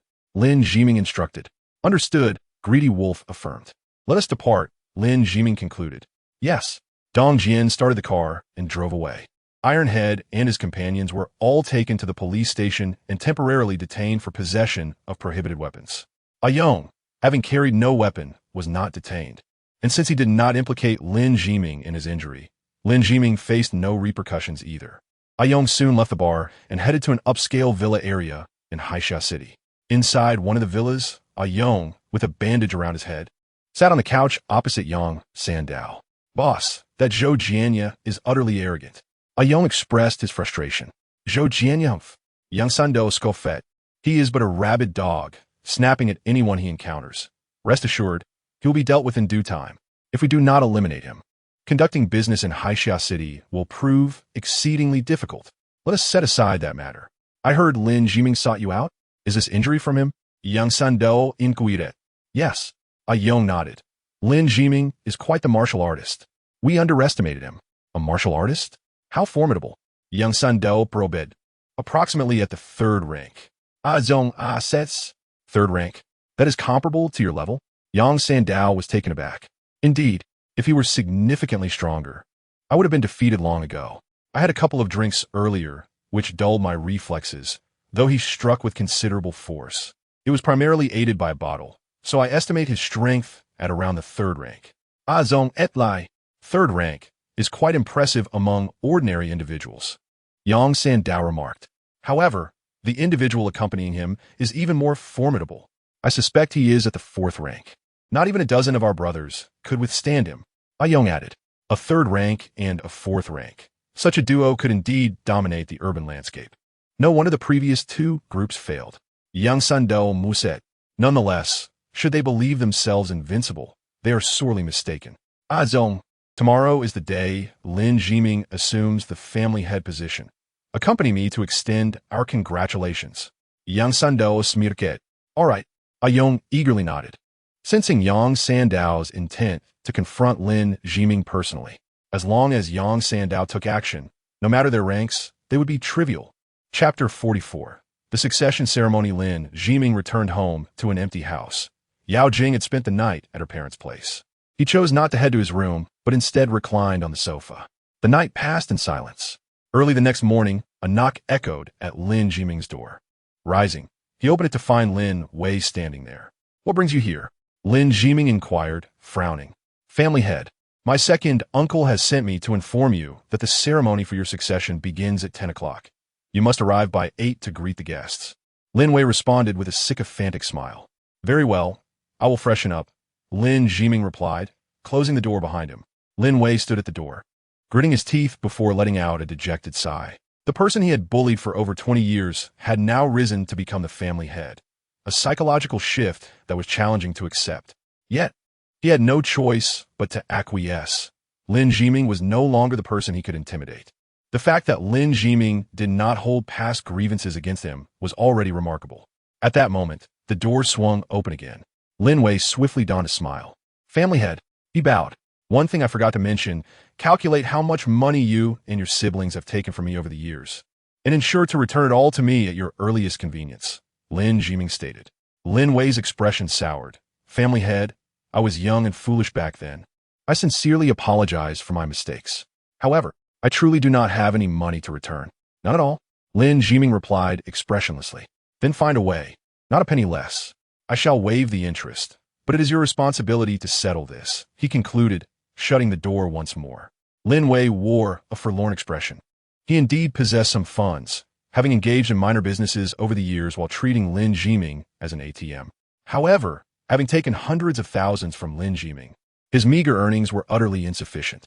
Had he known Lin Jiming would one day rise, he would never have dared to touch his funds. After about half an hour, Lin Jiming emerged from his room. The moment Lin Wei laid eyes on him, his heart trembled. Lin Jiming was extraordinarily handsome. At this moment, Lin Jiming had shaved off his beard and tidied his hair slightly, applying a touch of gel and wax.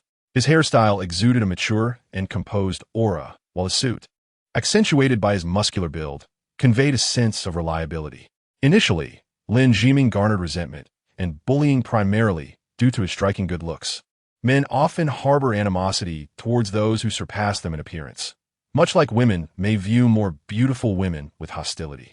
Lin Jiming tossed the car keys to Lin Wei and proceeded forward. Lin Wei hurried ahead, pressing the elevator's down button. With a chime, the elevator doors opened. Inside were several individuals hauling luggage. "We're here," they announced as they exited the elevator. Lin Jiming recognized them as his neighbors from Unit 1001, who had been away on vacation for over 10 days. He stepped aside, allowing them to pass without greeting him as they busily maneuvered their belongings. Once the elevator was empty, Lin Jiming entered. The doors closed, and faint voices from outside drifted in. "This softie is dressed quite well," one remarked. Inside the elevator, Lin Jiming remained silent. During his years residing in Unit 1002, he had not fostered a good relationship with the neighbors, who were rather domineering and often cluttered the hallway, sometimes even encroaching upon his doorstep. Each time, it was Yao Jing who intervened, while Lin Jiming never spoke up, leaving him perceived as the timid individual the rumor suggested. Upon arriving downstairs, Lin Jiming received a call from Yao Jing. "Are you heading out?" "Come pick me up," she said. "You're going to?" he replied, surprised. "Why would T.I.? Today is an important day for you," she countered. "Given what happened last night, I thought you might want to rest at home," he remarked. "Today is your significant day. I must be there," she insisted. "All right, I'll wait for you downstairs." After hanging up, Lin Jiming informed Lin Wei, "Let's pick up my wife on the way." "Sure." A few minutes later, Lin Jiming's unregistered Bentley parked beneath Zhou Yanqiu's residence, attracting considerable attention. "Isn't that the son-in-law of the Yao family? What a splendid car," murmured onlookers. "That must be worth over $1 million, right?" Another replied, "More like 4 or 5 million. Others chimed in, buzzing with excitement. Yao Jing was already waiting outside her building, accompanied by Zhou Yanqiu and Yao Jianyong. Today, Yao Jing wore the dress Lin Jiming had gifted her, adorned with jewelry and holding a purse he had chosen. After parking, Lin Jiming exited the car, opened the door, and smiled. "Get in, my lady. My parents are coming too?" Yao Jing quietly informed him. "They are?" Lin Jiming frowned slightly, as he was not fond of their presence at the Lin family gathering. "I told them not to come, but they insisted," Yao Jing replied helplessly. "Jiming, today is a momentous occasion for you.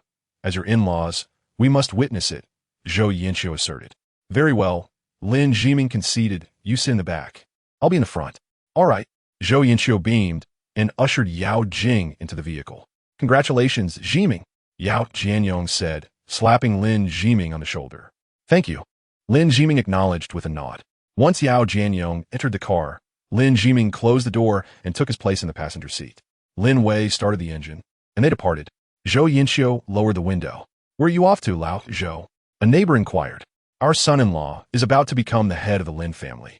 We're going to witness it. Everyone is invited to our home tonight for sweets," Zhou Yanqiu replied cheerfully. "Keep it low-key," Yao Jianyong murmured. "Low-key? Our son-in-law has finally made something of himself. I have every right to celebrate," Zhou Yanqiu retorted proudly. Lin Jiming, seated in front, smiled wryly. Realizing Zhou Yanqiu embodied all the flaws of a mundane individual. Fortunately, Yao Jing had not inherited her mother-esque traits. Otherwise, he might have divorced her long ago. The Bentley made a grand exit from the residential complex. Half an hour later, it arrived at the Lin family estate. Just as Lin Jiming stepped out of the car, Lin Mengjia rushed over and leapt into his arms, a familiar embrace every time they met. "All right, Today is your brother's big day. No mischief, Lin Jiming admonished. I won tea. I even wore a special dress today, something I never do, Lin Mingjie chirped, beaming.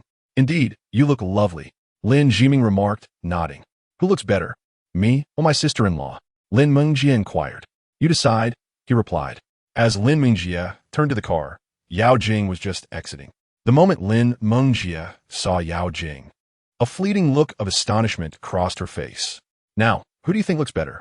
Lin Jiming asked. Oof. Lin Mingjie huffed, turning away. The Lin family estate is quite old, Zhou Yinqiu observed after exiting the vehicle. Jingjing, take your parents inside. I have matters to attend to, Lin Jiming instructed. Okay.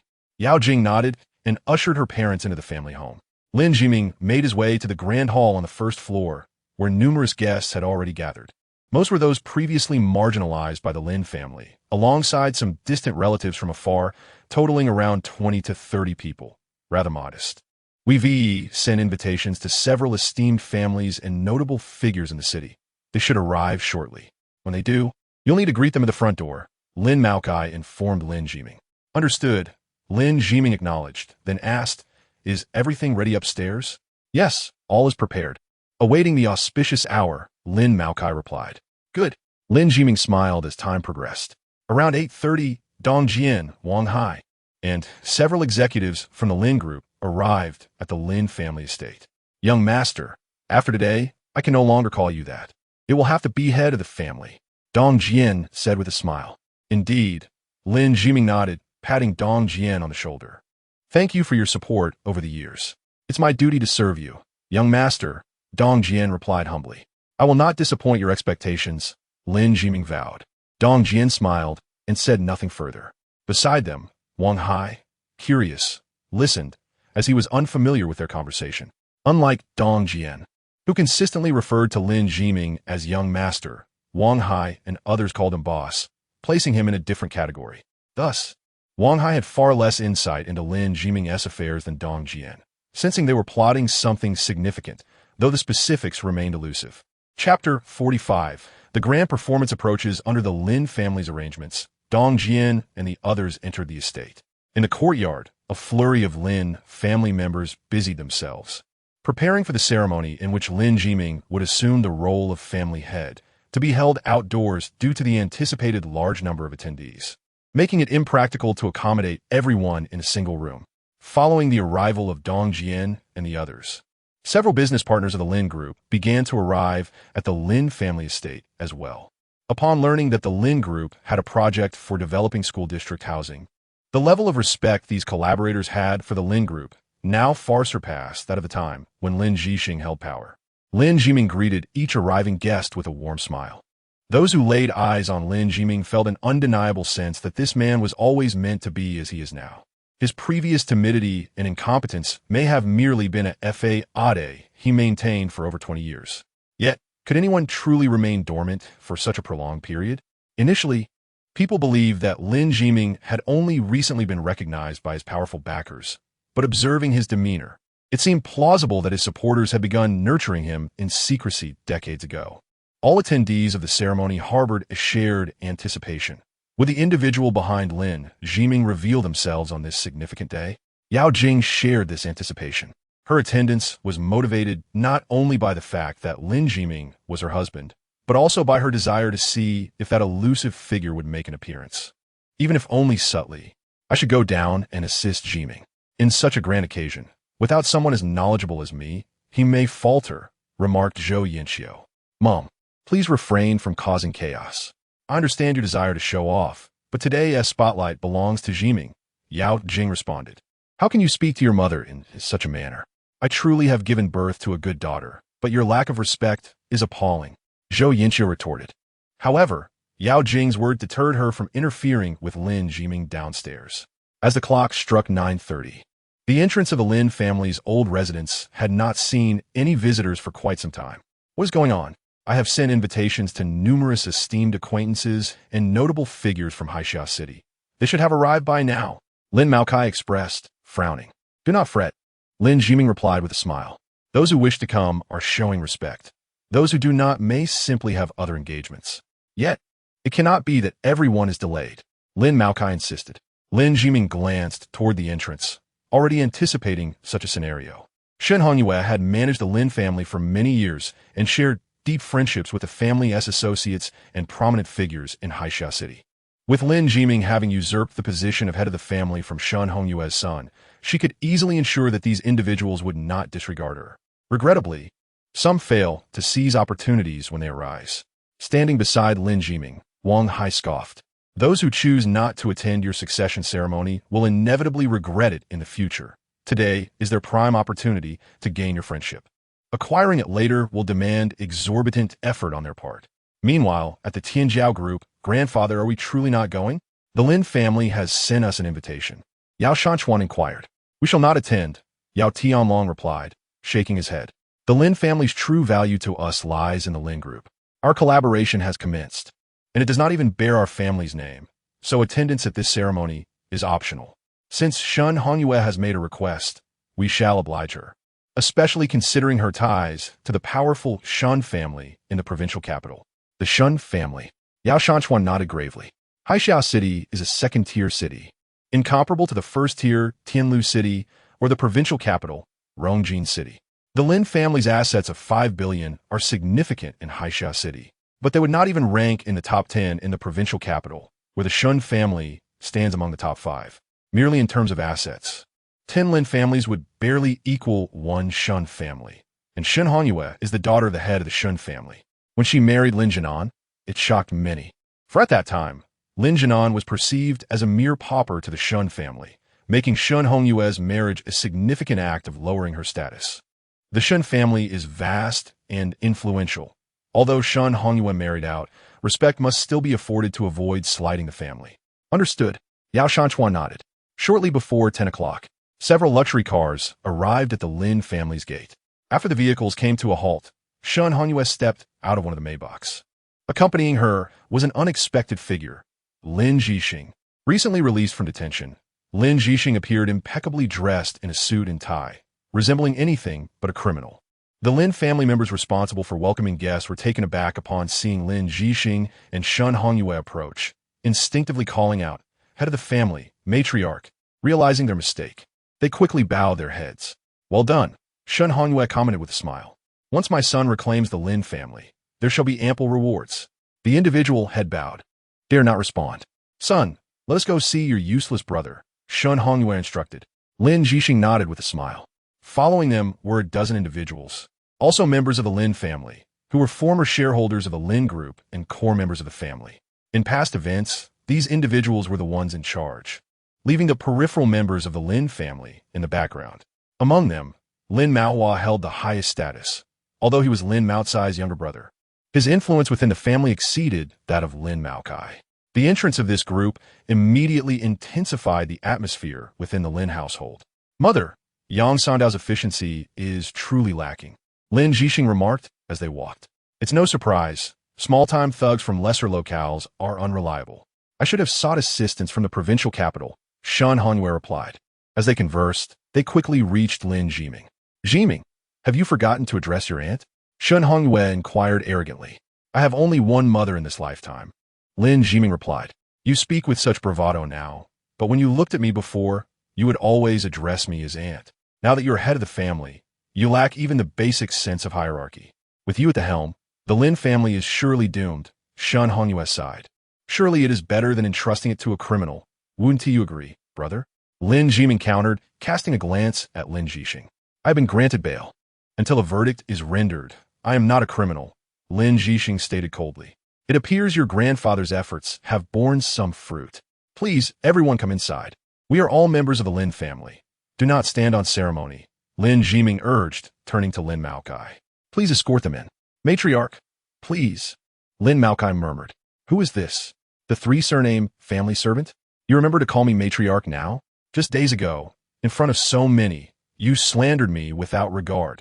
Shen Hongyue retorted with a sarcastic tone. Lin Maocai's face flushed, and he trembled slightly. To him, Shen Hongyue was an untouchable figure, and despite his seniority, he felt insignificant before her. "How dare you speak to me that way?" Lin Wei interjected, stepping forward. "And how dare you speak out of turn? This is not your place to speak." Lin Jixing glared. My grandfather is the highest-ranking member of the Lin family. Disrespect towards him is disrespect towards the entire Lin family. Lin Wei asserted. Lin Wei, it's only been a few days. Have you become accustomed to being a lackey already? Lin Zhixing asked coldly. Who is calling anyone a lackey? I am merely stating the facts. Lin Wei replied.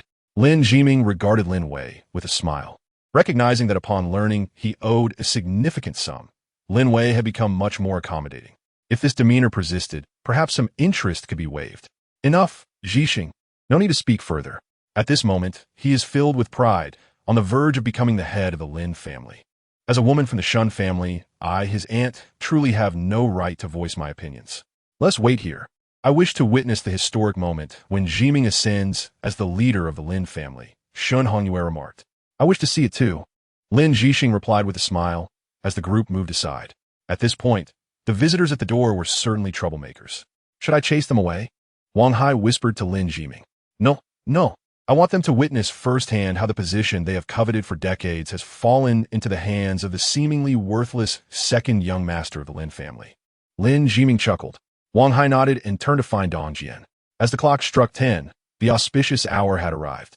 The Lin family's old residence was not crowded. Only about 50 to 60 individuals were present, including representatives from Lin Group and business partners, along with Lin family members, totaling no more than 100. A few years ago, when Lin Zhixing assumed the role of head, over 1,000 guests attended, including prominent figures from Haixia City and several representatives from the Shun family. In stark contrast to Lin Zhixing's former glory, Lin Zhiming's current situation appeared exceedingly humble and austere. Many members of the Lin family observed this scene, secretly relishing their schadenfreude. As the auspicious hour approached, just as Lin Mao was about to announce the commencement of the ceremony, a cacophony of car engines roared from the entrance. Chapter 46. Uninvited guest Lin Mao halted his speech and looked towards the entrance. Outside, several van-like vehicles had parked at the door, and strong young men began to disembark. Dressed uniformly in black vests, some bore tattoos, while others sported hefty gold chains around their necks. Following them, a black Range Rover slowly rolled in, blocking the entrance entirely. Parking is not allowed here, the receptionist stated. Immediately, the men who had just exited the vans glared at him, causing him to quickly lower his head and pretend he had seen nothing. After the Range Rover parked, Tai Tu and a Yong stepped out, the latter with a bandage wrapped around his head. A Yong approached the rear door and opened it. Smiling, Yang Sandao descended from the vehicle and made his way towards the Lin family's old residence, followed closely by Yong and Tai Tu, with hundreds of men in vests trailing behind them, marching directly into the Lin family courtyard. Yao Jing walked over to Lin Zhiming and whispered, "That man is Yang Sandao. I've heard of him. He is involved in the underworld." "Indeed," Lin Zhiming nodded. "Lin family head, this is rather inappropriate for such a significant event as your succession. How could you not send me an invitation?" Yang Sandao boomed as he approached Lin Zhiming. "I feared your esteemed self might be too busy." "Yang da," Lin Zhiming replied, glancing at Yong and jokingly adding, "Brother Yong, your head seems pretty tough. You managed to avoid hospitalization after taking a couple of hits?" Lin Zhiming, "We came today to offer our congratulations, so please avoid bringing up any unfortunate topics." A Yong retorted, a hint of a smile on his face. "Yes, we're here to celebrate. Now bring in our gifts." Yang Sandao commanded. Outside, several of Yang Sandao's subordinates dragged in enormous burlap sacks. As soon as they appeared, a foul stench wafted through the Lin family courtyard. The sacks were soaked, leaving wet, red trails on the ground. "Here, present our gifts to the Lin family head," Yang Sandao declared. A Yong and Tai Tu exchanged glances, each seizing 2 sacks and tossing them at Lin Zhiming's feet before ordering the sacks to be opened. The moment the sacks were unveiled, many faces in the crowd turned pale. Numerous individuals covered their noses, while some with weaker constitutions even turned away in disgust. Before Lin Zhiming lay several animal carcasses, sheep, dogs, and cats, that appeared to have been deceased for several days, exuding a putrid odor, their fur matted with filth, and white maggots crawling from their wounds. You must admit, acquiring such wonderful items in a single night is no easy feat. You can use the sheep for soup. Prepare dog stew, and cat meat is quite sweet if stir-fried. You might want to try it. Yang Sandao smiled, addressing Lin Zhiming. "Thank you, Yangda. Lin Wei, please take care of these items," Lin Zhiming instructed. Lin Wei's expression shifted slightly, The sight of the rotting animal carcasses was repugnant, and handling them was quite challenging. However, recalling the debts he owed Lin Jiming, he gritted his teeth and summoned a few friends to assist in disposing of the carcasses. With the gifts delivered, my courtesy is fulfilled. Now, Lin family head, we must discuss serious matters. I understand today is significant for you, so I shall be brief.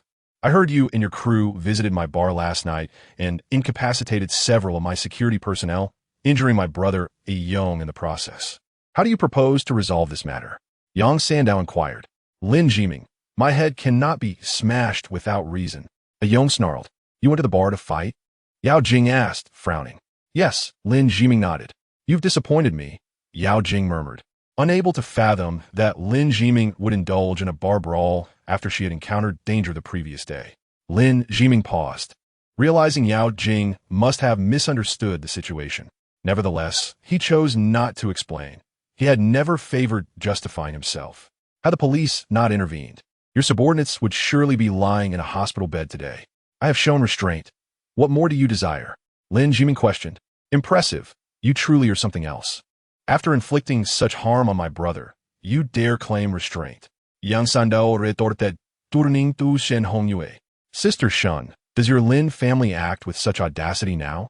Our Lin family has always sought harmony and never acted arrogantly or bullied others. However, circumstances have forced my son to relinquish the position of family head. And now, what happens in the Lin family is dictated by Lin Jiming, Shen Hongyue explained. Ah, I see. If the Lin family head insists on displaying such arrogance, then today, I too shall be audacious. Lin family head, all I require is your acknowledgement. If you kneel and apologize to my brother here today, I will overlook last night's incident. Should you refuse, I regret to inform you that today a succession ceremony may not proceed as planned. You may have to assume leadership from a hospital bed instead. Yang Sandao declared. Upon hearing these words, many faces turned ashen. Yang Sandow had indeed chosen the perfect moment to confront them, with such a crowd present. It was clear he would not relent. If Lin Jiming were to kneel, even if he were to become the family head, he would lose the Lin family's honor. And likely, the entire family would abandon him. Conversely, should he refuse to kneel, Yang Sandow would undoubtedly resort to violence, resulting in consequences for Lin Jiming and those present. To be beaten on the day of a succession would be a humiliation for the entire family. Lin Jiming regarded Yang Sandow with an impassive expression, while Yang Sandow smiled, living up to his moniker of Smiling Tiger. In that case, I present you with two choices, Lin Jiming stated. Oh, I seem to have stumbled upon a rather amusing proposition, Yang Sandow replied mockingly. What choices do you offer? First, take your people and leave this place. Once I finish my matters, I shall deal with you. Second, you and your company shall stay in the prison, Lin Jiming declared. How audacious! The very moment Lin Jiming uttered those words, everyone felt the intensity of his arrogance. Both options presented were aimed at Yang Sandow, leaving him no room for choice or retreat. Even if Yang Sandow were merely an ordinary person, faced with such options, he could only resolve to fight to the bitter end.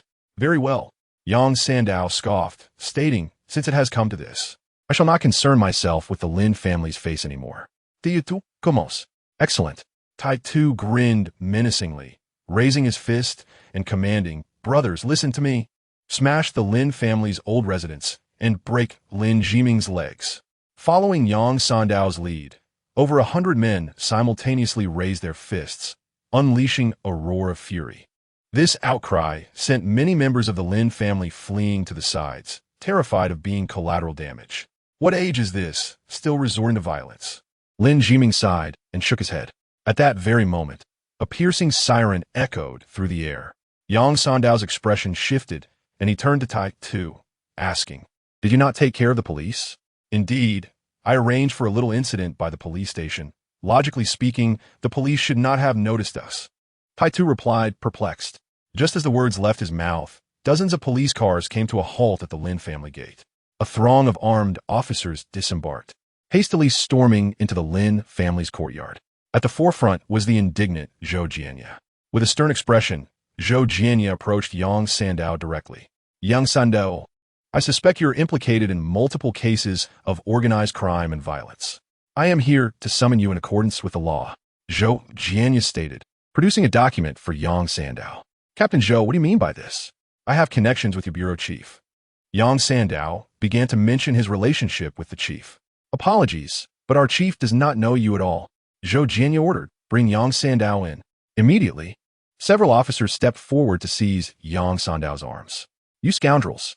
Yang Sandao bellowed, shaking his arms violently. The immense force sent the officers gripping him flying, and with a swift turn, he leaped 2 to 3 meters, landing on the shoulders of several subordinates, hastily making his escape. In the blink of an eye, Yang Sandao finally shed from Sieg. Yang Sandao has assaulted police officers. Immediately report to the bureau and initiate a citywide manhunt for him. Zhou Jianya declared. Understood. Ayong, you are implicated in a kidnapping case that occurred last night. I am arresting you in accordance with the law. Zhou Jianya coldly addressed Ayong. Ayong's face turned pale. He never expected Zhou Jianya would learn of his involvement in the abduction of Yao Jing. Could it be that those individuals were apprehended by Zhou Jianya? Tai 2. We have evidence linking you to several money laundering cases involving underground banks. You will also come with us, Zhou Jianya said, turning to Tai 2. Tai 2's expression darkened as he replied, Zhou Jianya, do not overstep your bounds. Zhou Jianya smirked, saying, dealing with societal cancers like you is never excessive. With that, Zhou Jianya loudly commanded, take all of Yang Sandao's subordinates away. Each and every one of them will be thoroughly investigated. I will not permit a single guilty individual to escape. Yes. Chapter 47. My Qualification. The grand entrance of Yang Sandao and his men concluded in such a dramatic fashion. Yang Sandao fled, while his subordinates Tai 2 and Ayong were arrested, along with hundreds of others, none of whom could escape, as none had a clean background. It was evident that the dynamics of the underworld in Haixia City would soon change. Though the city was small, its underbelly was tumultuous. Besides the notorious Yang Sandao, there were numerous other gang leaders. With Yang Sandao's departure, his businesses would inevitably become the center of contention among others. One by one, they were led away from the courtyard. Shen Hongyue's expression was grim. She did not anticipate Yang Sandao's utter uselessness. Indeed, small places breed small-minded individuals. What a farce of a gang leader, merely a thug. Shen Hongyue gritted her teeth. Truly, Lin Zhixing nodded. This morning, substantial evidence of Yang Sandao and his subordinates' crimes was delivered to the police station. Zhou Jianya looked at Lin Zhiming and said, is that so? It seems there are still many righteous individuals in this world. Lin Zhiming remarked. Any guilty person is destined to face the law's retribution. Zhou Jianya concluded, turning to leave. Let us see off, Captain Zhou. Lin Zhiming in Stut Wan Hai. No need, this is just routine for me. Zhou Jianya waved his hand. Lin Zhiming smiled, glancing at Lin Wei beside him, and said, keep the gift from Yang Sandao well. It will be useful later. Useful? Lin Wei was taken aback. What use could a pile of rotting animal corpses possibly have? Well then, shall we proceed with our ceremony? Lin Zhiming inquired with a smile. Certainly, Lin Maokai nodded, then declared, let the succession ceremony for the family head continue. With that, Lin Maokai instructed several younger members to place a red table in the center of the courtyard. On the table lay offerings of pig's head meat, ginkgo nuts, and at the center hung a painting of a man in a Zhongshan suit. This man was the ancestor of the Lin family, Lin Zhiming's grandfather's father. The Lin lineage was brought to Haixia City by this individual, flourishing in the city ever since. Lin Maokai donned a yellow ceremonial robe and a lotus hat, standing beside the table. Holding the family genealogy, he murmured in the local dialect for a while. The Lin family's genealogy was quite thin, as the Lin family had only been in Haixia City for just under a century. There was no record of where the Lin family had originated from. Lin Maokai mumbled for over 10 minutes before inserting 3 incense sticks into an incense holder and prostrating himself on the mat before the table. O ancestral spirits of the Lin family, today, Lin Zhiming, your descendant, seeks your blessing. I am a talented youth, successful in my endeavors and the people's choice. According to the Lin family's customs, I, Lin Zhiming, am to succeed as the family head. I hope the ancestors will bless my family with prosperity and flourishing descendants. Lin Maokai proclaimed loudly. All Lin family members present bowed to the ancestor's portrait after Lin Maokai finished speaking. Lin Zhiming stepped forward. Lin Maokai called. Taking a deep breath, Lin Zhiming approached Lin Maokai. Lin Maokai stood up and stepped aside, asking, do you wish to take charge of the Lin family and lead us toward greatness? I do. Lin Jiming nodded. I do not wish for it. Just as Lin Jiming finished, an incongruous voice suddenly rang out. This voice did not come from Shen Hongyue or Lin Jixing, but from Lin Maohua, Lin Jiming's third uncle. Third brother, what are you doing? Lin Maokai furrowed his brows. I oppose Lin Jiming's ascension to family head. Lin Maohua declared darkly. By what right do you oppose? Lin Maokai questioned. Simply because I am an elder of the Lin family. Simply because I possess a heart willing to sacrifice everything for the Lin family. Lin Maohua exclaimed passionately. According to family rules, since Lin Jixing voluntarily relinquished the position of family head, it must be inherited by Lin Jiming. You have no right to object. Lin Maokai asserted loudly. What qualifications does Lin Jiming have to be the family head? Just because of his bloodline? All present must consider. What sort of character does Lin Jiming possess? For over 20 years, Lin Jiming has been a worthless member of the Lin family. He is weak, incompetent, and has been bullied by everyone. Over these 20 years, how much ridicule has Lin Jiming brought upon the Lin family? Lin Maohua lamented. However, Lin Jiming has undergone a transformation. He is no longer the person he once was. Now, he possesses an immense fortune of billions. And who would dare to bully him? Lin Maokai inquired. Huh, a fortune of billions? Everyone knows that Lin Jiming is merely a puppet. Everything he currently possesses has been bestowed upon him by others. The individual lurking behind Lin Jiming harbors designs on our Lin family. Once Lin Jiming assumes the role of family head, the entire Lin family will fall into that person's hands. And at that moment, the Lin family will no longer bear the Lin surname. This is an absolute disgrace. Therefore, I oppose Lin Jiming becoming the family head unless he reveals his puppet master. Lin Maohua declared vehemently. His words resonated with conviction, leaving even Lin Maokai at a loss for a rebuttal.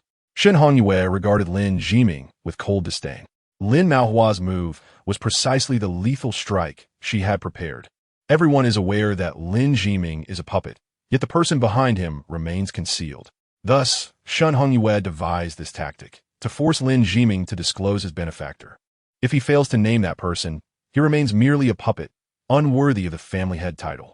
If he does reveal them, that individual will surely abandon Lin Jiming.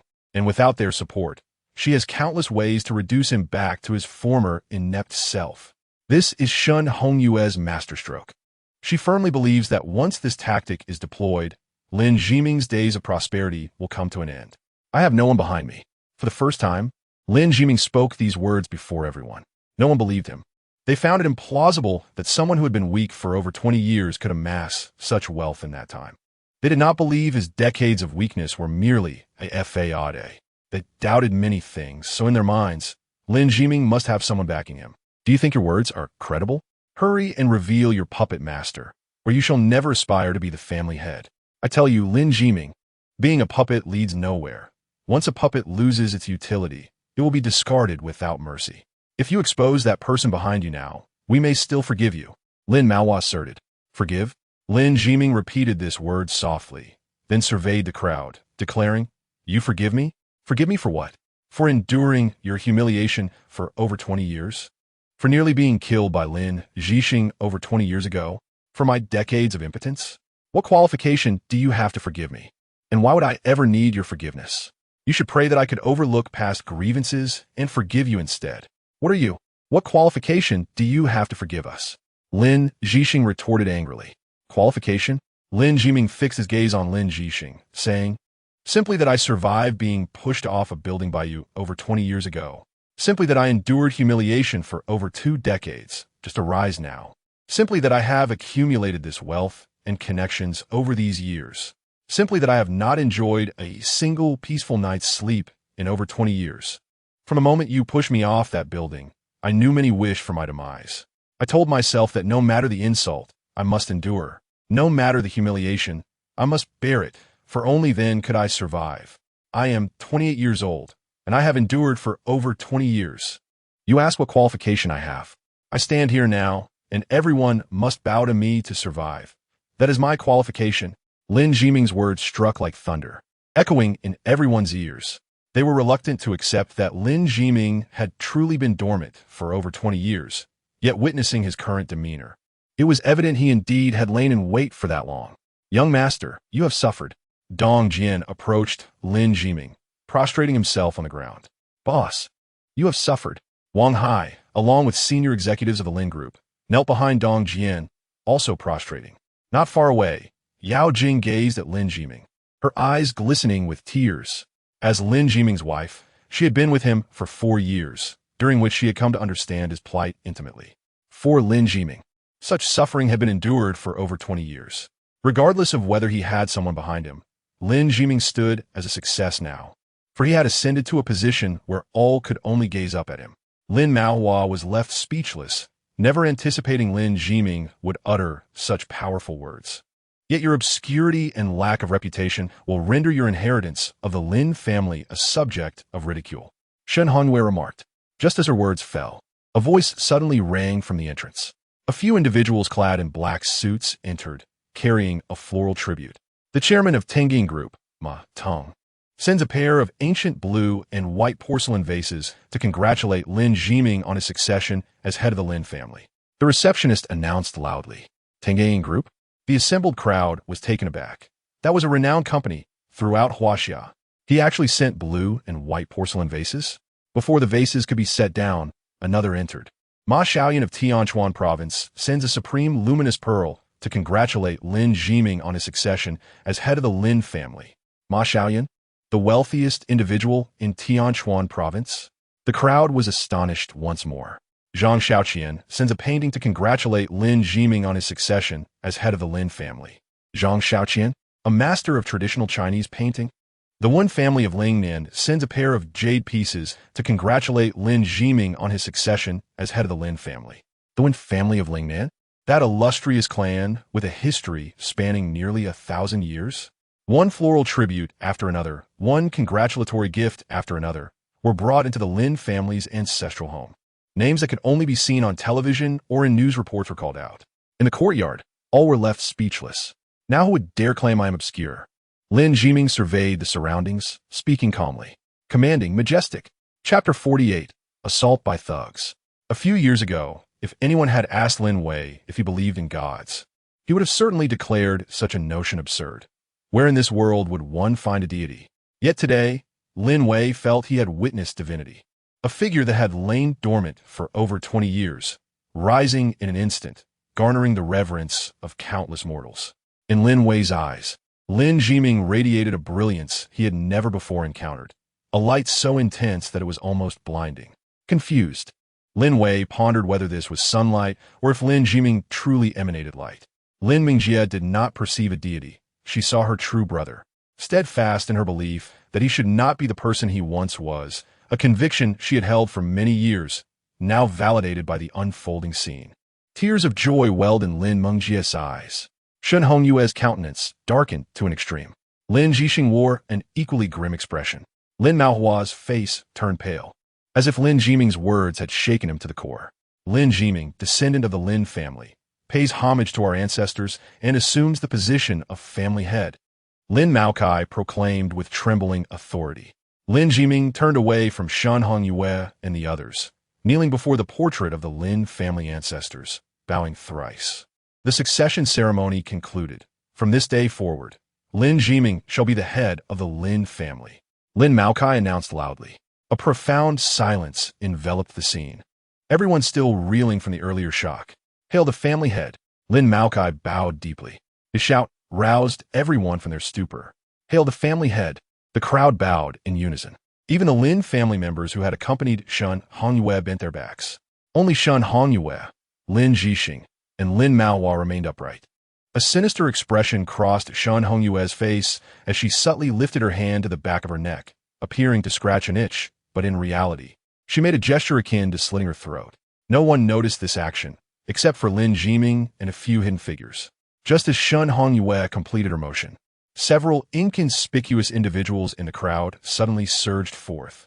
A total of 3, 2 charging ahead and 1 lagging slightly behind, all rushing toward Lin Jiming.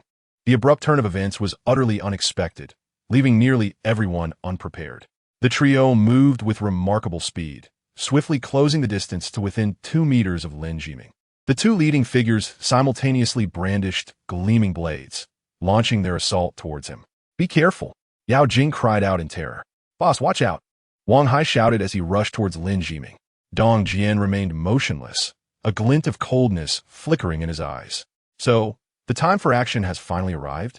Lin Jiming's lips curled slightly. In the next moment, a figure suddenly descended from the heavens, an individual falling from the 7th floor. Before the trio could unleash their attack, this person had already perceived the situation from above, allowing them to plummet downwards. Under the influence of gravity, the individual's speed surged to an extraordinary level, far exceeding that of the 3 assailants. With a thunderous crash, the ground trembled. The figure landed gracefully, seizing the wrists of the 2 attackers with both hands. The force of gravity slammed down upon them, causing their weapons to be forcefully dislodged. In the next instant, the person who had descended bent their knees and propelled themselves forward, legs outstretched towards the assailants. A pair of sharp impacts echoed as both attackers were caught off guard. Their chins struck simultaneously, sending them flying backward. It was then that the crowd could finally discern the face of this celestial savior, a woman, her expression devoid of emotion. Yet her eyes radiated a fierce intent to kill. Yao Jing felt a surge of joy upon recognizing her. It was none other than Lin Jiming's personal bodyguard, Li Sina. Previously, Yao Jing had been somewhat displeased that Li Sina had taken a 3-day leave, but now she was relieved that the bodyguard had appeared just in time. At that moment, as the 2 attackers were sent reeling, the 3rd assailant, who had lagged behind, approached Li Sina, thrusting forward with a fearsome spike in hand. This attack was executed with utmost precision, but Li Sina, having just kicked the others away, found herself momentarily exhausted and unable to evade. However, lack of room to dodge did not equate to helplessness. Li Sina raised her hand and grasped the spike directly. The sharp edges of the weapon posed no threat to her as she fearlessly seized it. Once caught, the spike advanced a mere 5 centimeters before coming to a halt. With a sudden, powerful flick of her wrist, Li Sina cast the assailant's hand aside, following up with a solid punch aimed at his face. The assailant's expression turned rigid and pale, revealing the unsettling truth that he wore a human skin mask. Just as her fist was about to make contact, he abruptly evaded, creating distance between them. Li Sina chose not to pursue, as the 2 previously dispatched attackers charged back into the fray, undeterred by their earlier defeat, their resilience far surpassing that of ordinary individuals. Li Sina assumed a combat stance, ready to engage. The 2 assailants swiftly closed in from either side, launching a coordinated attack, while the one wielding the spike maneuvered around to flank Lin Jiming. Their intent was clear. They would not relent until he was dead. Amidst the chaos, screams erupted. Some members of the Lin family fled in terror, while others remained, watching intently as Lin Jiming faced this onslaught. Wang Hai, though not particularly fast, had managed to reach Lin Jiming's side just as the 3rd assailant lunged toward him. What an opportunity for glory, Wang Hai thought, charging at the attacker without a hint of fear. Lin Jiming chuckled softly, amused by Wang Hai's audacity. The assailant, undeterred by Wang Hai's presence, thrust the spike directly at him. Just then, a sharp claw suddenly emerged from the side, seizing the assailant's hand. The claw was exceedingly sharp, piercing through the assailant's arm with alarming ease. He recoiled in shock, attempting to kick at the claw's owner. With a solid block, the owner staggered back 2 steps before accelerating back towards the attacker, effectively obstructing him. The 3 assailants found themselves completely thwarted. Lin Jiming, expressionless, turned to the entrance of the hall and pulled out a chair to sit down. "Leave a survivor," he commanded. The panicked members of the Lin family, witnessing this scene, felt an inexplicable calm wash over them, instinctively gathering behind Lin Jiming as if this was their only refuge. Yao Jing set down the chair she had previously intended to use for Lin Jiming's defense, realizing that skilled fighters had effectively neutralized the attackers. The battle raged fiercely in the courtyard. On Lin Jiming's side stood Li Sina and the clawed defender, known as the Wolf of Greed. The 3 attackers were formidable, especially the one with the spike, who posed a significant challenge even for the combined strength of the Wolf of Greed. Yet, Li Sina's prowess was unmatched. Dubbed the Blood Moon Rose, she fought with reckless abandon, disregarding defense as she pressed the attack against the 2 assailants, forcing them to retreat. Recognizing their impending defeat, the attacker with the spike barked a command to fall back, shoving the Wolf of Greed away before hastily fleeing. The other 2, seeing their leaders retreat, followed suit. Li Sina refrained from pursuing them, as her duty was to protect Lin Jiming, not to chase down the fleeing foes. The wolf of greed dashed after them, but was called back by Lin Jiming. "Let them go," he instructed, and the wolf of greed halted. Lin Jiming smiled, glancing at Shen Hongyue. "I never anticipated such a series of events on the day of my succession. You are fortunate. None of this has affected you." Shen Hongyue forced a smile. "The upcoming celebratory luncheon. Will you stay for a meal?" Lin Jiming inquired. "No, I cannot stomach the cuisine of the Lin family," she replied coldly. "Come, son, we are leaving." "Understood, mother," Lin Jixing responded.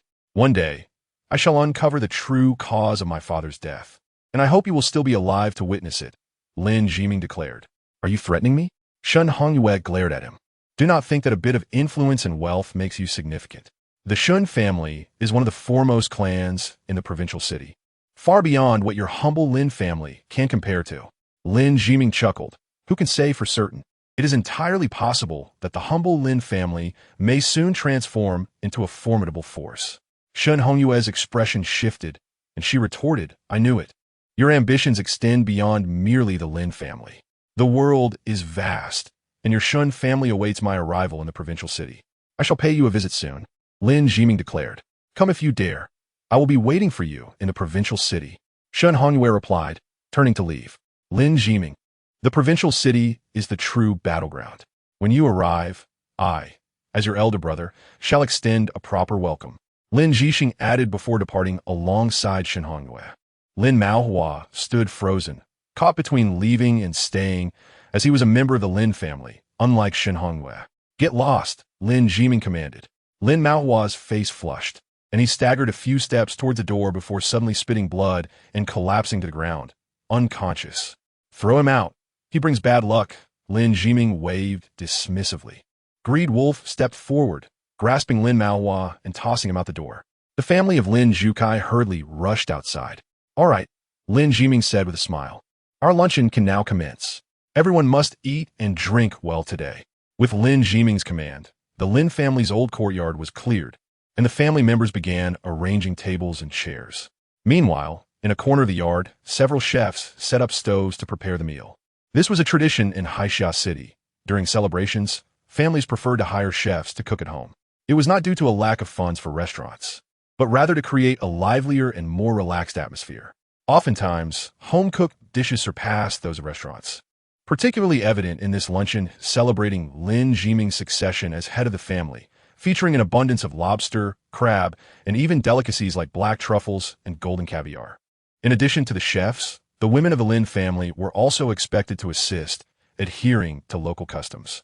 The men, on the other hand, occupied themselves with cards, conversations, and watching television, awaiting the meal with ease.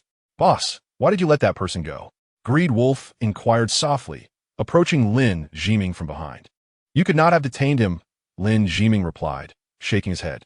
He had discerned the individual's strength at a glance, estimated to be around the 7th rank, while Greed Wolf's maximum fighting capability was also at the 7th rank. Should Greed Wolf press too hard, he might provoke the opponent to unleash greater power, resulting in either injury or death for Greed Wolf. "I fear no death in battle." Greed Wolf's eyes glinted with cold determination. He was not one to shy away from peril, often thriving in dire situations. "Our aces are already partially revealed, and too many are watching us. There is no need to expose all our cards.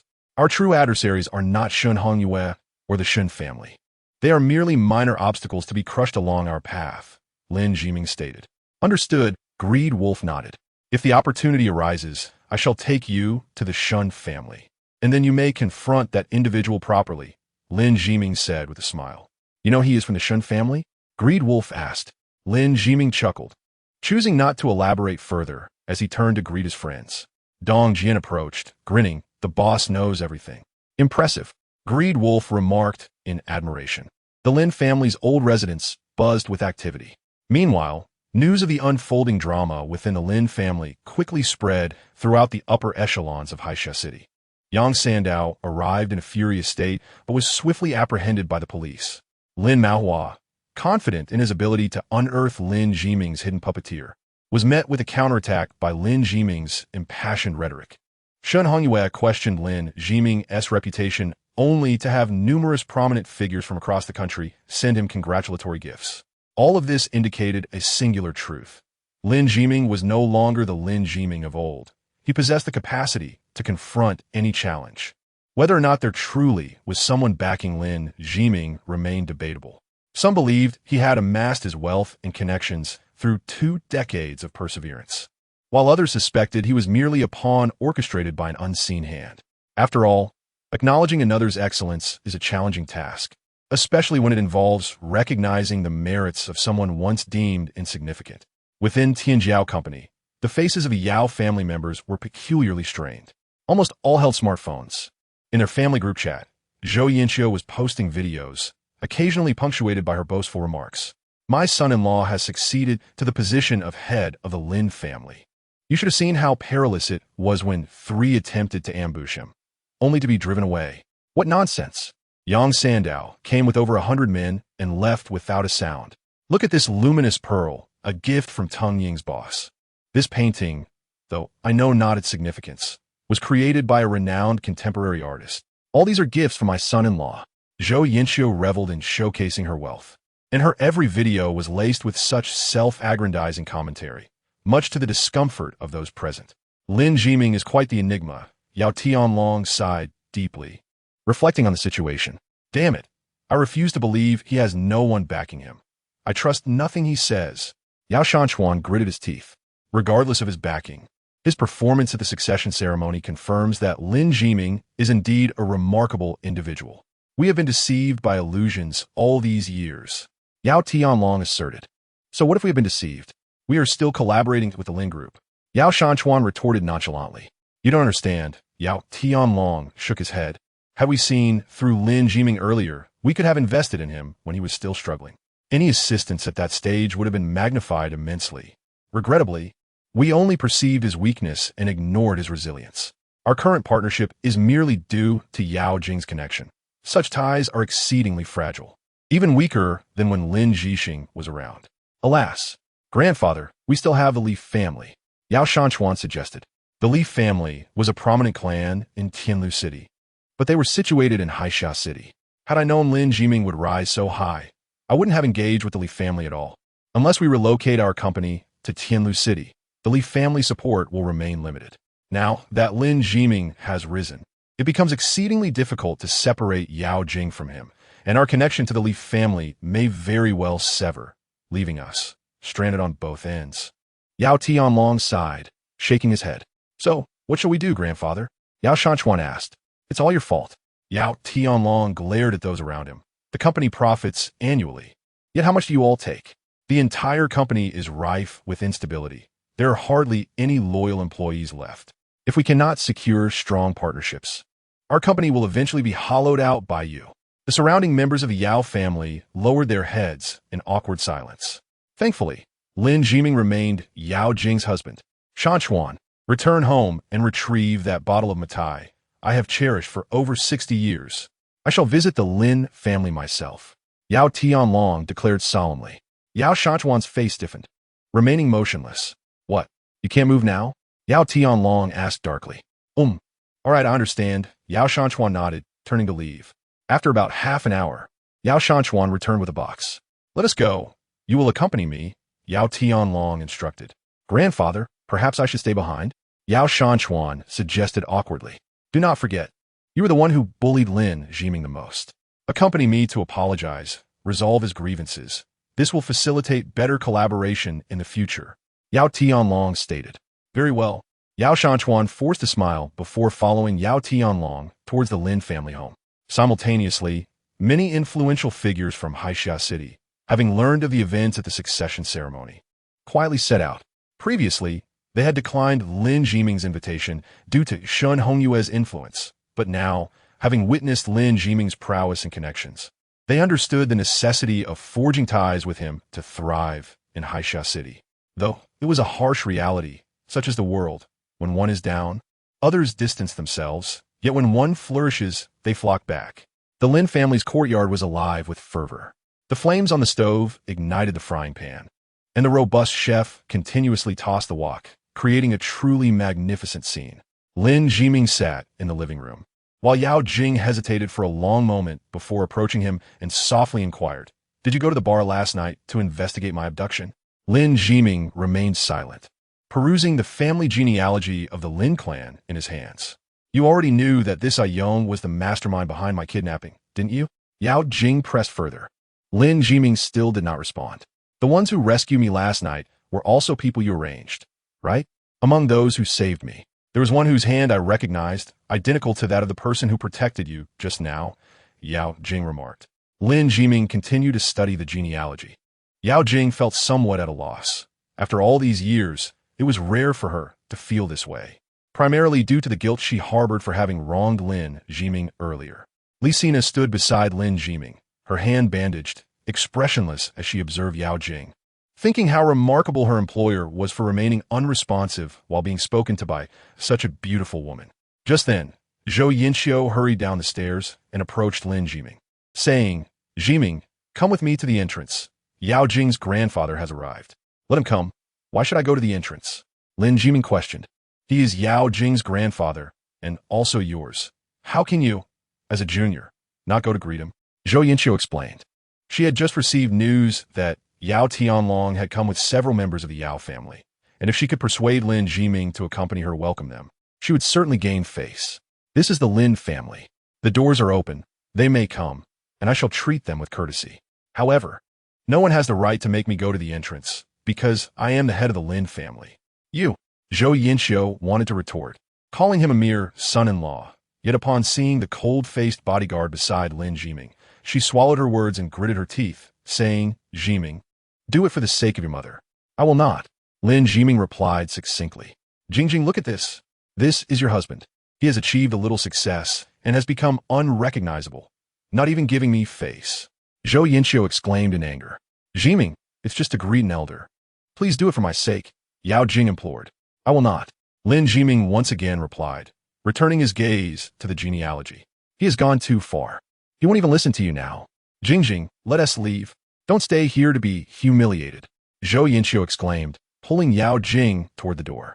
In the grand hall, Lin Jiming diligently examined the genealogy, committing to memory the names of each elder of the Lin family. At the entrance of the Lin family's old residence, Yao Jianyong, Zhou Yinxiu, and Yao Jing stood together. That Lin Jiming has truly grown wings and flown away. Jingjing, I must tell you, when you return home, you must firmly put him in his place. If you don't discipline him for even a day, he will take liberties. You must be assertive to gain the upper hand. Zhou Yinxiu advised. Yao Jing sighed. This was the first time she had seen Lin Jiming angry with her. She did not love or even particularly like him, but as his wife, she did not wish for him to be upset with her. Jiming is now the head of the Lin family, not the same as before. I believe Jingjing should be a bit gentler, Yao Jianyong suggested. So, according to your logic, the higher a man's status outside, the higher his status at home? Why don't you go find a head of the Yao family to be your husband?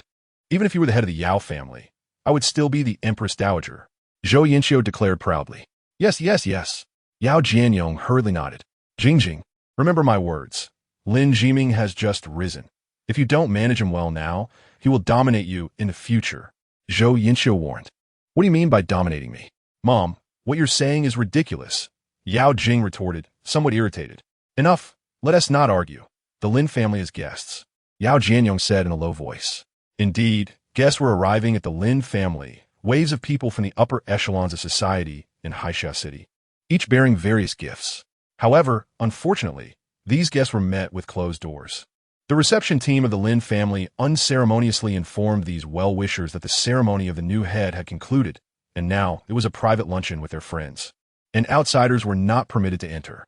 This action undoubtedly offended the upper-class society of Haixia City. They had never anticipated that Lin Jiming would treat them with such disregard. Having come to offer congratulations, they were turned away at the door, which was simply outrageous. Thus, they left in discontent, grumbling amongst themselves. Is Lin Jiming out of his mind? Won't he even let people come in to deliver gifts? Zhou Yinxiu observed the scene with astonishment. These individuals had previously been invited, but due to Shun Hongyue's influence, they had declined the invitation. The ceremony for Lin Jiming's succession was far more modest than Lin Jixing's. And now that Shun Hongyue had left in anger, Lin Jiming's prestige was soaring. Who would allow them to come now? When I needed your support, you all kept your distance. Now you wish to bask in the glory? There are no such good things in this world. Yao Jing remarked. Jing, are you referring to your grandfather? Zhou Yinxiu asked with an odd expression. I mean all those who previously looked down on Jiming. Yao Jing replied coolly. At that moment, Yao Jing felt a subtle sense of vindication. Although Lin Jiming's actions offended many in high society, at least it provided her with a sense of satisfaction. Did it not? She noticed that Lin Jiming was now even more unrestrained in his actions, hardly considering the consequences. At that moment, Yao Shanchuan and others finally arrived, pulling up in a Mercedes-Benz van to the entrance of the Lin family. Yao Jianyong was eager to rush forward, but was halted by Zhou Yinxiu. What's the hurry? I am Lin Jiming's mother-in-law. This is half my territory, Zhou Yinxiu said coolly, perfectly embodying the phrase a small person rising to power. Yao Jianyong hesitated for a moment and remained where he was. The Mercedes parked, and Yao Tianlong, along with Yao Shanchuan and several other members of the Yao family, stepped out of the vehicle. Noticing Zhou Yinxiu did not come to greet them, Yao Tianlong felt a twinge of dissatisfaction. But upon remembering that Lin Jiming was Zhou Yinxiu's son-in-law, his displeasure dissipated. Damn, a small person rising to power. Yao Shanchuan could not help but curse softly. Yao Tianlong walked directly to Yao Jing, smiling as he said, Jing, I was held up by work at the company and missed the succession ceremony. I've come over now to fulfill our previously agreed-upon cooperation conditions and to apologize to Jiming. Grandfather, please come in, Yao Jing replied. Yao Tianlong nodded and turned to Yao Jianyong, saying, Jianyong, the best thing you've done in your life is to raise such a wonderful daughter. Yao Jianyong chuckled, scratching his head. Yao Jing led Yao Tianlong into the Lin family residence. As the matriarch of the Lin family, the reception staff dared not obstruct Yao Jing. At this point, the courtyard was already filled with guests, and the luncheon was about to commence. Yao Tianlong and his party navigated through the tables and chairs, attracting curious glances from many. Yao Tianlong had never been subjected to such scrutiny in his life, and his face inevitably flushed with embarrassment. Finally, after what felt like an eternity, they reached Lin Jiming's table, situated right at the entrance of the grand hall. Lin Jiming sat at the center of the table, with an empty seat to his left reserved for Yao Jing and his right for Lin Maokai. Next to them were Dong Jian, Wang Hai, and several key members of the Lin group. Only 3 seats remained, with the other 2 designated for Zhou Yinxiu and Yao Jianyong. Upon seeing Yao Tianlong arrive, Lin Jiming remained seated without making the slightest movement. Jiming, congratulations, Yao Tianlong said, cupping his hands together as he approached Lin Jiming with a smile. You're too polite, Lin Jiming replied nonchalantly. I've been preoccupied with numerous company matters and couldn't arrive sooner. I'm here now to extend my congratulations and perhaps share a meal. Jiming, you won't be upset, will you? Yao Tianlong inquired with a grin. Of course not. Lin Jiming shook his head. As the head of the Yao family, Yao Tianlong exhibited significantly more decorum than Yao Shanchuan, adopting a humble demeanor and offering apologies, which made it difficult for Lin Jiming to maintain his aloofness. Dong Jian nudged Wang Hai's arm, and the 2 stood up to move elsewhere. Please take a seat, Lin Jiming said to Yao Tianlong after noticing their departure. All right. Yao Tianlong nodded and settled into the spot previously occupied by Dong Jian. Grandfather, you should sit there, Yao Jing urged Yao Tianlong, pointing to the seat beside Lin Jiming. Although she harbored reservations about the Yao family, she understood the basic principles of seniority. Feel free to sit anywhere. I have no particular preferences regarding seating, Lin Jiming stated. Upon hearing this, Yao Tianlong, who was about to sit beside Lin Jiming, promptly returned to his original position. After all, they were family. Why fuss over such trivialities? Jianyong, Shanchuan, please have a seat. Yao Tianlong chuckled. One by one, everyone took their places. Zhou Yinxiu glanced at Lin Maocai's seat and whispered to Yao Jianyong, I believe Jiming's right-hand side should be reserved for me. Even Yao Jianyong, known for his submissive temperament, couldn't help but roll his eyes at his peculiar wife. Once everyone was seated, the dishes began to arrive. Shanchuan, present the gifts, Yao Tianlong instructed. Yao Shanchuan nodded and picked up a beautifully crafted box. Jiming, this is a bottle of Maocai that grandfather has cherished for over 60 years, never daring to drink it. This time, it is presented as a congratulatory gift to you. Your grandfather has but this one bottle, which is unattainable even with wealth. Zhou Yinxiu chimed in. Jiming, this Maocai was given to me by an old leader during my time in the province. The older the Maocai, the more aromatic it becomes. I have several local dignitaries who wish to savor it. Yet I haven't been able to bring myself to open it. Yao Tianlong remarked with a smile, emphasizing the exceptional value of the 60-year-old Mao Tai. Is it truly that rare? Lin Jiming inquired. Indeed it is, Yao Shanchuan proclaimed with pride. Over 60 years ago, during a time of war, Mao Tai was not easily acquired. It required connections. Really? Let me see. Lin Jiming responded, taking the box and opening it. Inside lay a slightly yellowed bottle, wrapped in a layer of oil paper. After examining the bottle, Lin Jiming remarked, "It seems the old man who gifted me this liquor was not deceiving me." What do you mean? Yao Tianlong and the others looked at Lin Jiming, puzzled by his words. Lin Wei, bring the wine. Lin Jiming called out to Lin Wei, who was busy nearby.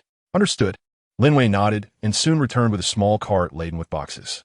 He wheeled it to the center of the courtyard and opened the boxes, extracting a bottle of liquor. Upon seeing the bottle, Yao Tianlong's expression shifted dramatically. The bottle was identical to the 60-year-old Mao Tai he had gifted Lin Jiming. These two bottles appear remarkably alike. Zhou Yinqiu murmured. Jiming, what wine is that? Yao Tianlong asked. It was a gift from a friend, who claimed it to be over 60 years old. I initially suspected he was pulling my leg, but it seems he was truthful, Lin Jiming replied with a smile. Over 60 years of Mao Tai? A whole cart? Yao Tianlong felt as though his worldview was being turned upside down.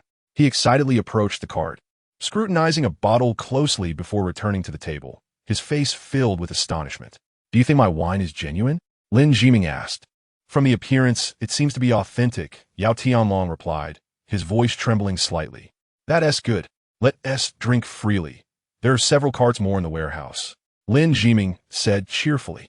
Yao Tianlong's expression twitched involuntarily. He anticipated that his prized 60-year-old Mao Tai would be dwarfed by the sheer quantity Lin Jiming possessed. Jiming, where did you acquire these wines? Yao Tianlong inquired. They were given to me by a friend, Lin Jiming explained. Given? Yao Tianlong's expression shifted, realizing the extraordinary value of such Mao Tai. How can anyone gift so many bottles at once? Yes, a good friend. He is quite the connoisseur and gifted me this entire collection, Lin Jiming continued. Jiming, this Mao Tai is truly scarce in today's market, let alone the 60-year-old vintage. I've heard rumors of unscrupulous vendors collecting genuine Mao Tai bottles and refilling them with inferior liquor, so you must be cautious and not fall for any tricks. Yao Tianlong warned. Are you suggesting my wines might be counterfeit? Lin Jiming asked. Not at all, merely a word of caution. However, the truth will reveal itself in comparison. The bottle I gifted you is undoubtedly authentic 60-year-old Mao Tai. Simply compare it with your wine, Yao Tianlong suggested. Grandfather, is such a comparison necessary? The authenticity of the wine can be elusive. Even bottled from the same batch, after decades, may taste different.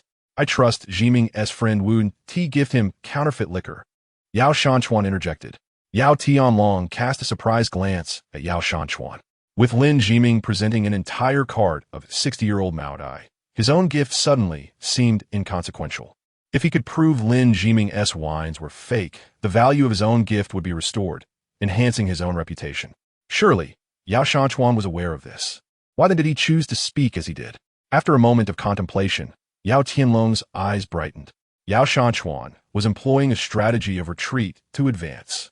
By suggesting no comparison was necessary, he was likely provoking Lin Jiming to insist on a comparison. Shanchuan, you've made considerable progress. You're beginning to understand strategy. Yao Tianlong thought to himself with satisfaction, though he voiced, in any case, we're here to drink, regardless of authenticity. Quite right. Lin Jiming nodded.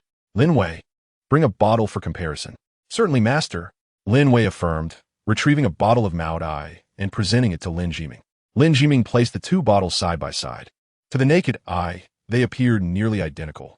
Grandfather, look at these wines. They seem indistinguishable. Surely they must both be authentic. Yao Shanchuan remarked once more. Yao Tianlong shook his head with a smile. You may not realize that today's vendors are adept at creating counterfeits. While they may appear identical, there could be significant differences within. I'll tell you, a key distinguishing feature of 60-year-old Mao Tai is its color. The older the Mao Tai, the deeper the yellow. Then let us open them and see, Lin Jiming declared. Lin Wei promptly uncorked both bottles of Mao Tai. Yao Shanchuan's face trembled slightly before he spoke. Grandfather, my stomach feels a bit uncomfortable. Let's wait a bit longer. A bottle of 60-year-old Maotai is quite rare. Once opened, it must be consumed swiftly, or the quality will deteriorate, Yao Tianlong replied. The Maotai on the left was a gift from a friend, and the one on the right is yours, isn't it, old master? Lin Jiming inquired. Indeed. Yao Tianlong nodded and added, we can pour the wine now. Lin Wei, pour the wine. Lin Jiming commanded. Lin Wei retrieved 2 transparent glass cups and set them down, then picked up the bottle of wine from Lin Jiming's side and filled the cup. As the amber liquid flowed into the glass, Yao Tianlong's expression subtly shifted. The wine's color seemed correct. However, Yao Tianlong had never tasted 60-year-old Maotai, so he was uncertain of its true appearance. Lin Wei set down the wine glass and bottle, then took the bottle of Maotai brought by Yao Tianlong and poured another glass. To Yao Tianlong's delight, the wine from his bottle was a deep yellow, considerably darker than that from Lin Jiming's. Jiming, look at the color of this wine. Mine is deep yellow and slightly murky, which is indicative of superior quality. Your wine, while yellow, lacks depth. I suspect it has been filled with Maotai of insufficient age. Many people on the market delight in passing off inferior products as superior. If you remain unaware, you might truly believe you have received something valuable. That chubby fellow truly sent me a bottle of underaged wine. I must give him a good beating later, Yao Tianlong exclaimed.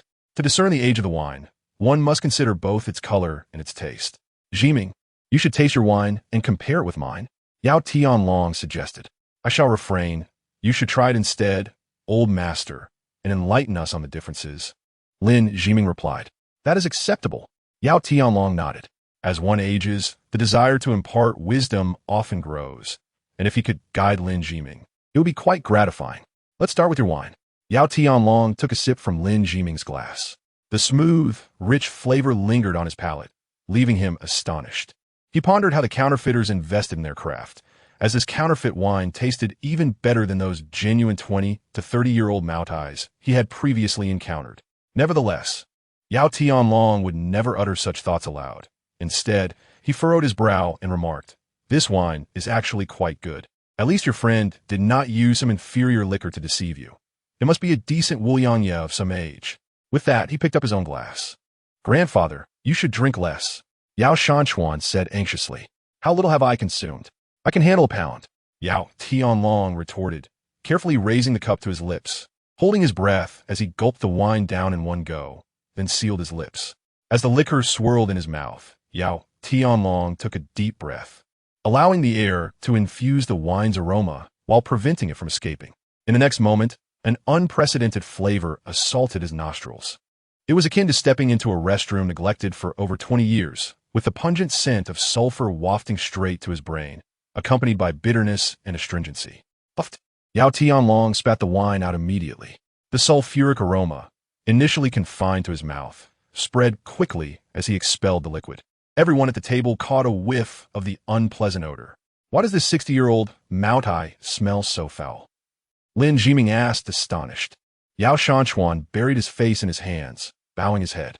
Lin Wei, standing at the table's edge, exhibited a range of emotions. First shock, then realization, and finally, barely contained laughter. The others at the table mirrored Lin Wei's reaction. With that single expulsion, they all understood that Yao Tianlong's 60-year-old Maotai was not a fine liquor, but an utter farce. This wine is quite fiery and overpowering, Lin Jiming added. Yao Tianlong remained silent, grabbing a bottle of water from the table and gulping down several mouthfuls before spitting it out. Yet, even after that, the foul taste lingered in his mouth.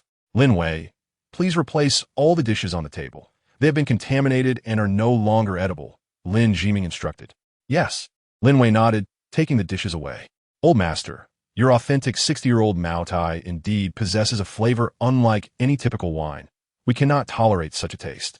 You are quite remarkable. You should take this wine home with you, Lin Jiming remarked. Yao Tianlong's complexion fluctuated between green and white. At this point, he realized that the bottle he had brought contained not wine, but urine. However, he could not voice such a revelation, with so many eyes upon him, admitting it would be mortifying. Yao Tianlong stood up, awkwardly retrieving the bottle of Maodai and forcing a smile. Perhaps it has been stored for too long, causing a change in quality. Jiming, I just tasted it, and it appears your wine is superior. Let us drink that instead. With that, Yao Tianlong handed the 60-year-old Maodai to Yao Shanchuan, his expression darkening as he instructed, "Seal the bottle tightly and take it home." "Yes, yes, grandfather." Yao Shanchuan trembled as he nodded, picking up a cap from the table to secure the bottle. "Jiming, my visit serves two purposes: to congratulate you on becoming the head of the Lin family and to apologize for the previous actions of the Yao family. As the head of the Yao family, I sincerely express my regrets on behalf of my family," Yao Tianlong stated as he stood and bowed to Lin Jiming. He had not intended to apologize publicly.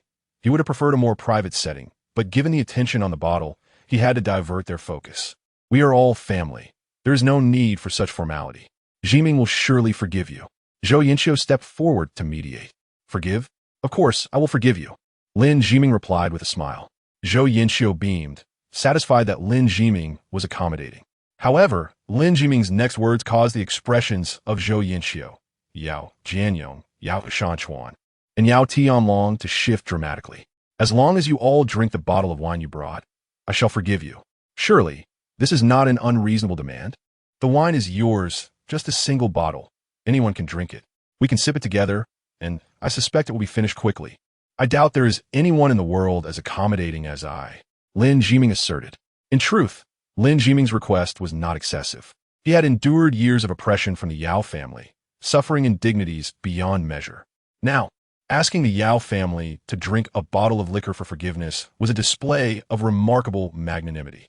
If that bottle had indeed contained genuine wine, Yao Tianlong could have indulged without hesitation.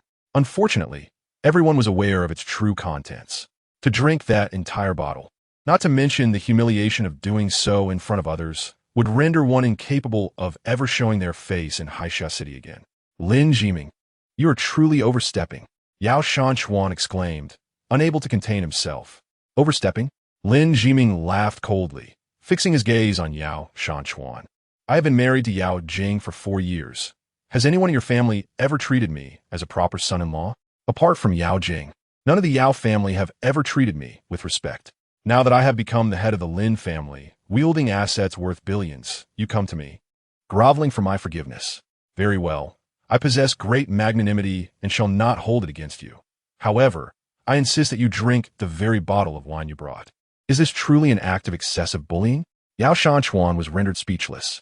"Jiming, you are aware of what is contained within that bottle. Do not speak in such a manner. It is unbecoming." Zhou Yinxiu frowned as she spoke. "You to know what is in that bottle?" Lin Jiming replied coldly, gazing at Zhou Yinxiu. "On this joyous occasion of mine, the head of the Yao family personally delivers such a thing to congratulate me. And you dare say I am unbecoming?" Zhou Yinxiu fell silent. Indeed, today marks a momentous day for Lin Jiming. Should it become known that the Yao family presented a bottle of urine to him, and he forgave their past transgressions, he would no longer be able to hold his head high in Haixia City. "Jiming, one must leave a line when dealing with others." Yao Tianlong took a deep breath, his expression darkening. "I am a person who prefers to eradicate all threats. If you are dissatisfied, the Yao family is free to declare war on me. However, consider the fate of Shun Hongyue, whom I expelled from the Lin family and sent back to the provincial city. How much can the Yao family withstand my wrath?" Lin Jiming declared with arrogant confidence. Yao Tianlong was left speechless. The Lin family was currently flourishing, and his small Yao family could not endure the turbulence. If Lin Jiming severed ties with the Yao family and informed other real estate developers, the Yao family would inevitably face significant troubles within 6 months. All members of the Yao family could only lament. Had we known this would be the outcome, we would have acted differently. Do not underestimate the youth. The once timid and ineffectual Yao family son-in-law had risen to prominence, becoming the head of the Lin family, capable of stirring the winds of change throughout Haixia City. The humiliations they had inflicted upon Lin Jiming would now be returned to them in full measure. Yao Shanchuan looked at the wine in his hand, feeling a bitter sensation in his throat. If someone must drink it, then, among those present, he was indeed the most suitable candidate. At that moment, a cool voice rang out. "I shall drink this wine," Yao Jing stated as she stood and walked towards Yao Shanchuan.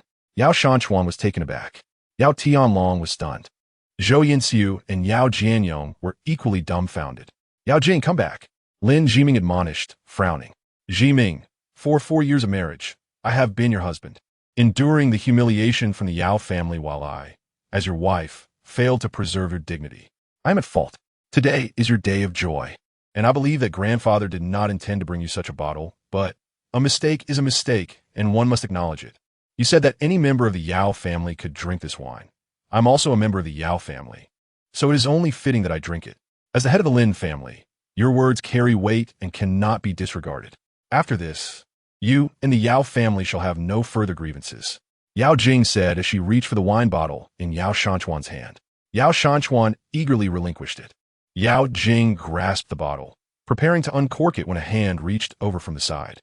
Madam, let us servants handle such rough tasks. The speaker was Dong Jian, and it was his hand that reached out. Before Yao Jing could react, Dong Jian seized the bottle from her, and with a careless motion, let it slip from his grasp. With a crash, the bottle shattered, yellow liquid spilling across the floor. Alas, look at my clumsiness. I cannot even hold a bottle of wine. Lin Wei, come and clean this up. Bring another bottle for the madam. Dong Jian lamented while instructing Lin Wei. Not far away, Lin Wei hurriedly began to tidy up, while Wang Hai, witnessing the scene, felt a chill run down his spine. He finally understood why Dong Jian held such a favored position in Lin Jiming's inner circle, privy to all of Lin Jiming's secrets.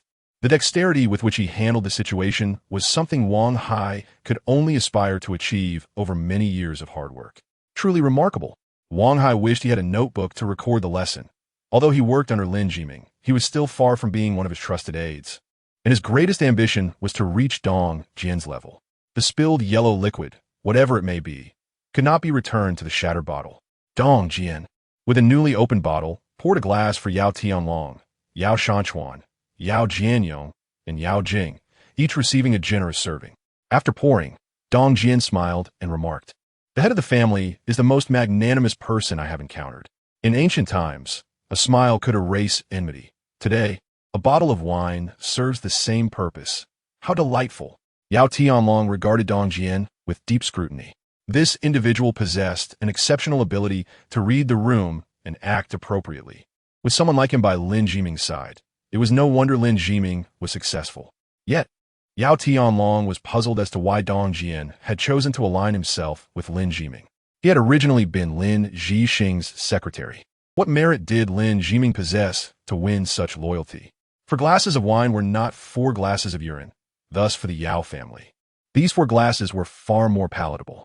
Yao Jing downed her drink in one go, and the others followed suit.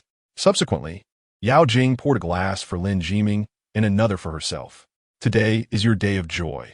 As your wife, I must toast you with a drink. Yao Jing declared. Observing Yao Jing, Lin Jiming recognized that she was the one most affected by the situation, torn between her family and her husband. Caught in a conflict where supporting either side would be justified and unjustified. Thus, Lin Jiming tempered his anger. Without Yao Jing's intervention, Yao Tianlong and Yao Shanchuan would have never been able to leave the Lin family without consuming that bottle of wine. Thank you. Lin Jiming raised his glass and clinked it with Yao Jing's. Cheers. Yao Jing swiftly drank her glass of liquor. Lin Jiming, who had a low tolerance for alcohol, followed suit, encouraged by Yao Jing's actions. Lin Wei timely brought forth a sumptuous feast, setting it upon the table as the luncheon resumed. Jing, though you're now employed at the Lin Group, you must frequently return to our family as company. The position of executive president has always been reserved for you. Yao Tianlong expressed with heartfelt sentiment. Had it not been for Yao Jing's intervention, he would have had no choice but to confront Lin Jiming, risking a public fallout. Thankfully, Yao Jing had diffused the situation, and with Dong Jian's assistance, the crisis had passed. Yao Tianlong felt immense gratitude and affection for Yao Jing. If only Yao Shanchuan possessed half of Yao Jing's wisdom, he would not be so reliant on others. Yao Tianlong, being a traditional man from Haixia City, could never consider passing the family business to a daughter. Ultimately, it must remain in the hands of the men in the family. However, due to the many unreliable men like Yao Shanchuan, he felt uneasy in trusting the company to them. Thus, he found himself continually seeking alliances with the powerful, striving to ensure the company as profitability and sustainability. Grandfather, am I not the executive president? Yao Shanchuan muttered. Yao Tianlong shot a cold glare at Yao Shanchuan, revealing a hint of menace for the first time. Yao Shanchuan promptly silenced himself, after sitting at the table for a little over 10 minutes. Yao Tianlong found an excuse to take his leave. His purpose for visiting had been fulfilled. The Yao family and Lin Jiming had mended their rift. While deep collaboration seemed unlikely, it was a promising start. As they exited the Lin family residence, Yao Jing bid them farewell. Jing, we are relying on you with Ji Ming, Yao Tianlong said earnestly, grasping Yao Jing's hand. Ji Ming has his own plans, Yao Jing replied. Regardless of his plans, he is still a man. Once you assert yourself, he will obediently heed your words, Yao Shanchuan interjected. Slap. Yao Tianlong delivered a resounding slap to Yao Shanchuan. Enough of your nonsense. Do you believe I will break your legs? Yao Tianlong reprimanded sharply. Yao Shanchuan shrank his neck, covering his face in fear of speaking. When did you switch the wine I gave you? Yao Tianlong asked with a dark expression. Yao Shanchuan's earlier demeanor had already revealed that he was well aware the drink contained urine. Well, once after drinking with friends, I bragged about having a bottle of 60-year-old Mao Tai. They insisted I show it to them, so I did, and I couldn't resist taking a sip. Yao Shanchuan confessed, his head lowered in embarrassment. You could have just drunk it, but why did you urinate in it? Yao Tianlong pressed. I drank too much and felt a pressing need, and fearing you would discover it, I ended up urinating in it. Not just me, but also Wen Kai, Wang Shaoi, and Li Jiesin, they did too, Yao Shanchuan explained. Yao Tianlong's face turned a deeper shade of displeasure. He had not anticipated that he had consumed a concoction of mixed urine. Return home and stay there for half a month. If I catch you stepping outside during this period, I will break your legs, Yao Tianlong declared angrily. Turning to get into his car, Yao Shanchuan hurriedly followed him, leaving the Lin family estate. Yao Jing observed their departure and sighed inwardly. Despite the circumstances, Yao Tianlong did not truly intend to punish Yao Shanchuan harshly. If the Yao family were to fall into Yao Shanchuan's hands, it would likely not endure for long. Chapter 53. The pursuit of Yang Sandao, the welcome luncheon concluded amidst laughter and joy. It was now evening. Li Xinan had started Lin Jiming's car, parking it outside the courtyard. Lin Jiming staggered as he bid farewell to others, before being assisted into the vehicle by Yao Jing. Upon joining him inside, Yao Jing noticed that Lin Jiming, who had seemed intoxicated earlier, now appeared quite sober. Lin Jiming held his phone, engrossed in something on the screen. I'll take you home first, he stated, not turning his head. Are you going out again? Yao Jing asked with a frown, considering Lin Jiming had consumed at least 1.5 Jin of baijiu that afternoon. Yes, he nodded, adding, I've arranged for another car to take your parents home, so you need not worry. Are you angry with me? Yao Jing inquired. Lin Jiming shook his head, opting not to elaborate. With a sigh, Yao Jing informed Li Xinan, we live in the Jinyuan community. I know, Li Xinan replied as she drove away. Throughout the journey, Lin Jiming and Yao Jing exchanged little conversation. Upon reaching their building, Yao Jing reminded Lin Jiming before opening the door and exiting the vehicle. I'll take a few laps around to sober up, Lin Jiming remarked. All right, Li Xinan acknowledged as she drove out of the community. The car traversed several streets before merging onto the elevated highway, then onto the ring road. Lin Jiming closed his eyes, regulating his breath. Despite the air conditioning, beads of sweat began to form on his skin, soon saturating his attire. Exit at the next highway exit and continue north, Lin Jiming instructed. Li Xinan remained silent, expertly guiding the vehicle as directed. After about 10 minutes, Lin Jiming commanded, stop by the roadside. Li Xinan complied, and Lin Jiming pushed open the door, stepping out to a modest river by the roadside. The water was neither deep nor swift. He walked along the gravel path to the riverbank, shedding his clothing before plunging into the cool water. Li Xinan approached the riverbank, folding Lin Jiming's clothes neatly, then stood with her arms crossed, watching him swim. Boss, be cautious. This river can have hidden currents. If anything seems off, please call for help immediately, she advised.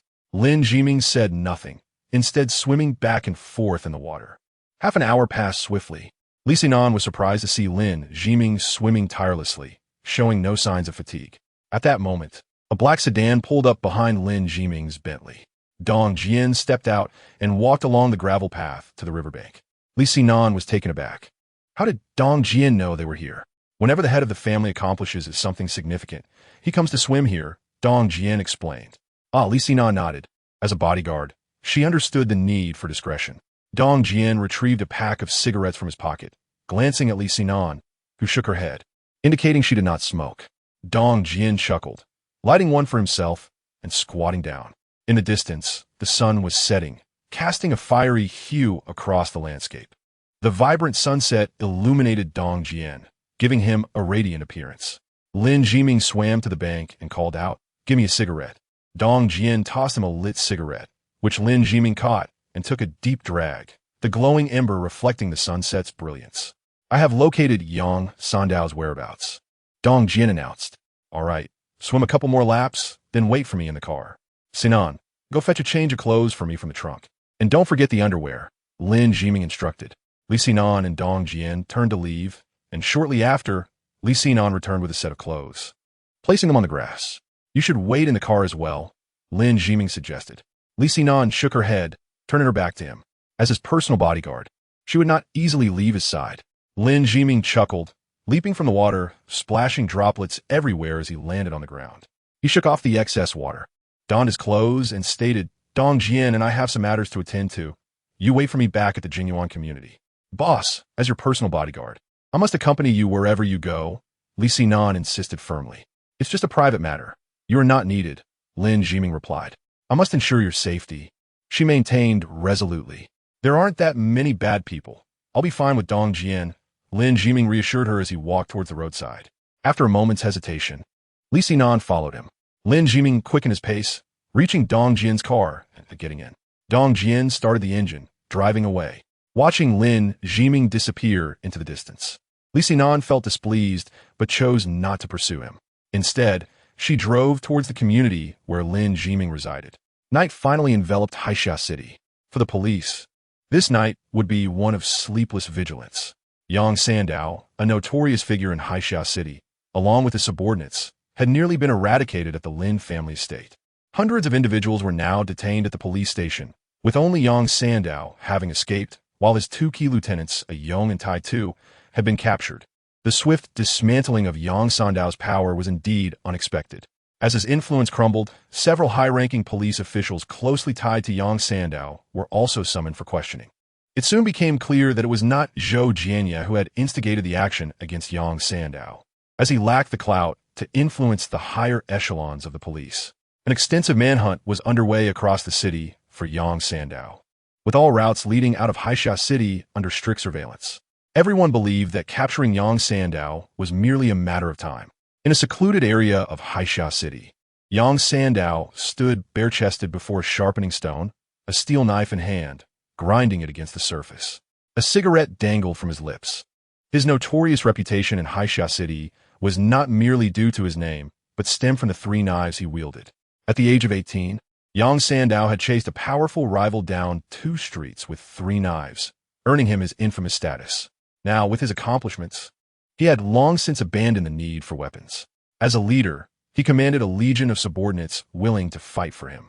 Nevertheless, Yang Sandao had never relinquished his dedication to training. At just shy of 40, he had already attained the status of a 6th-tier warrior. What does it mean to be a 6th-tier warrior? It signifies a level of prowess where one can effortlessly confront 10 adversaries at once. This tiered system of martial prowess was established over 50 years ago by several martial arts luminaries, serving as a benchmark to gauge an individual's strength. The higher the tier, the greater the power, with the pinnacle being the 10th tier.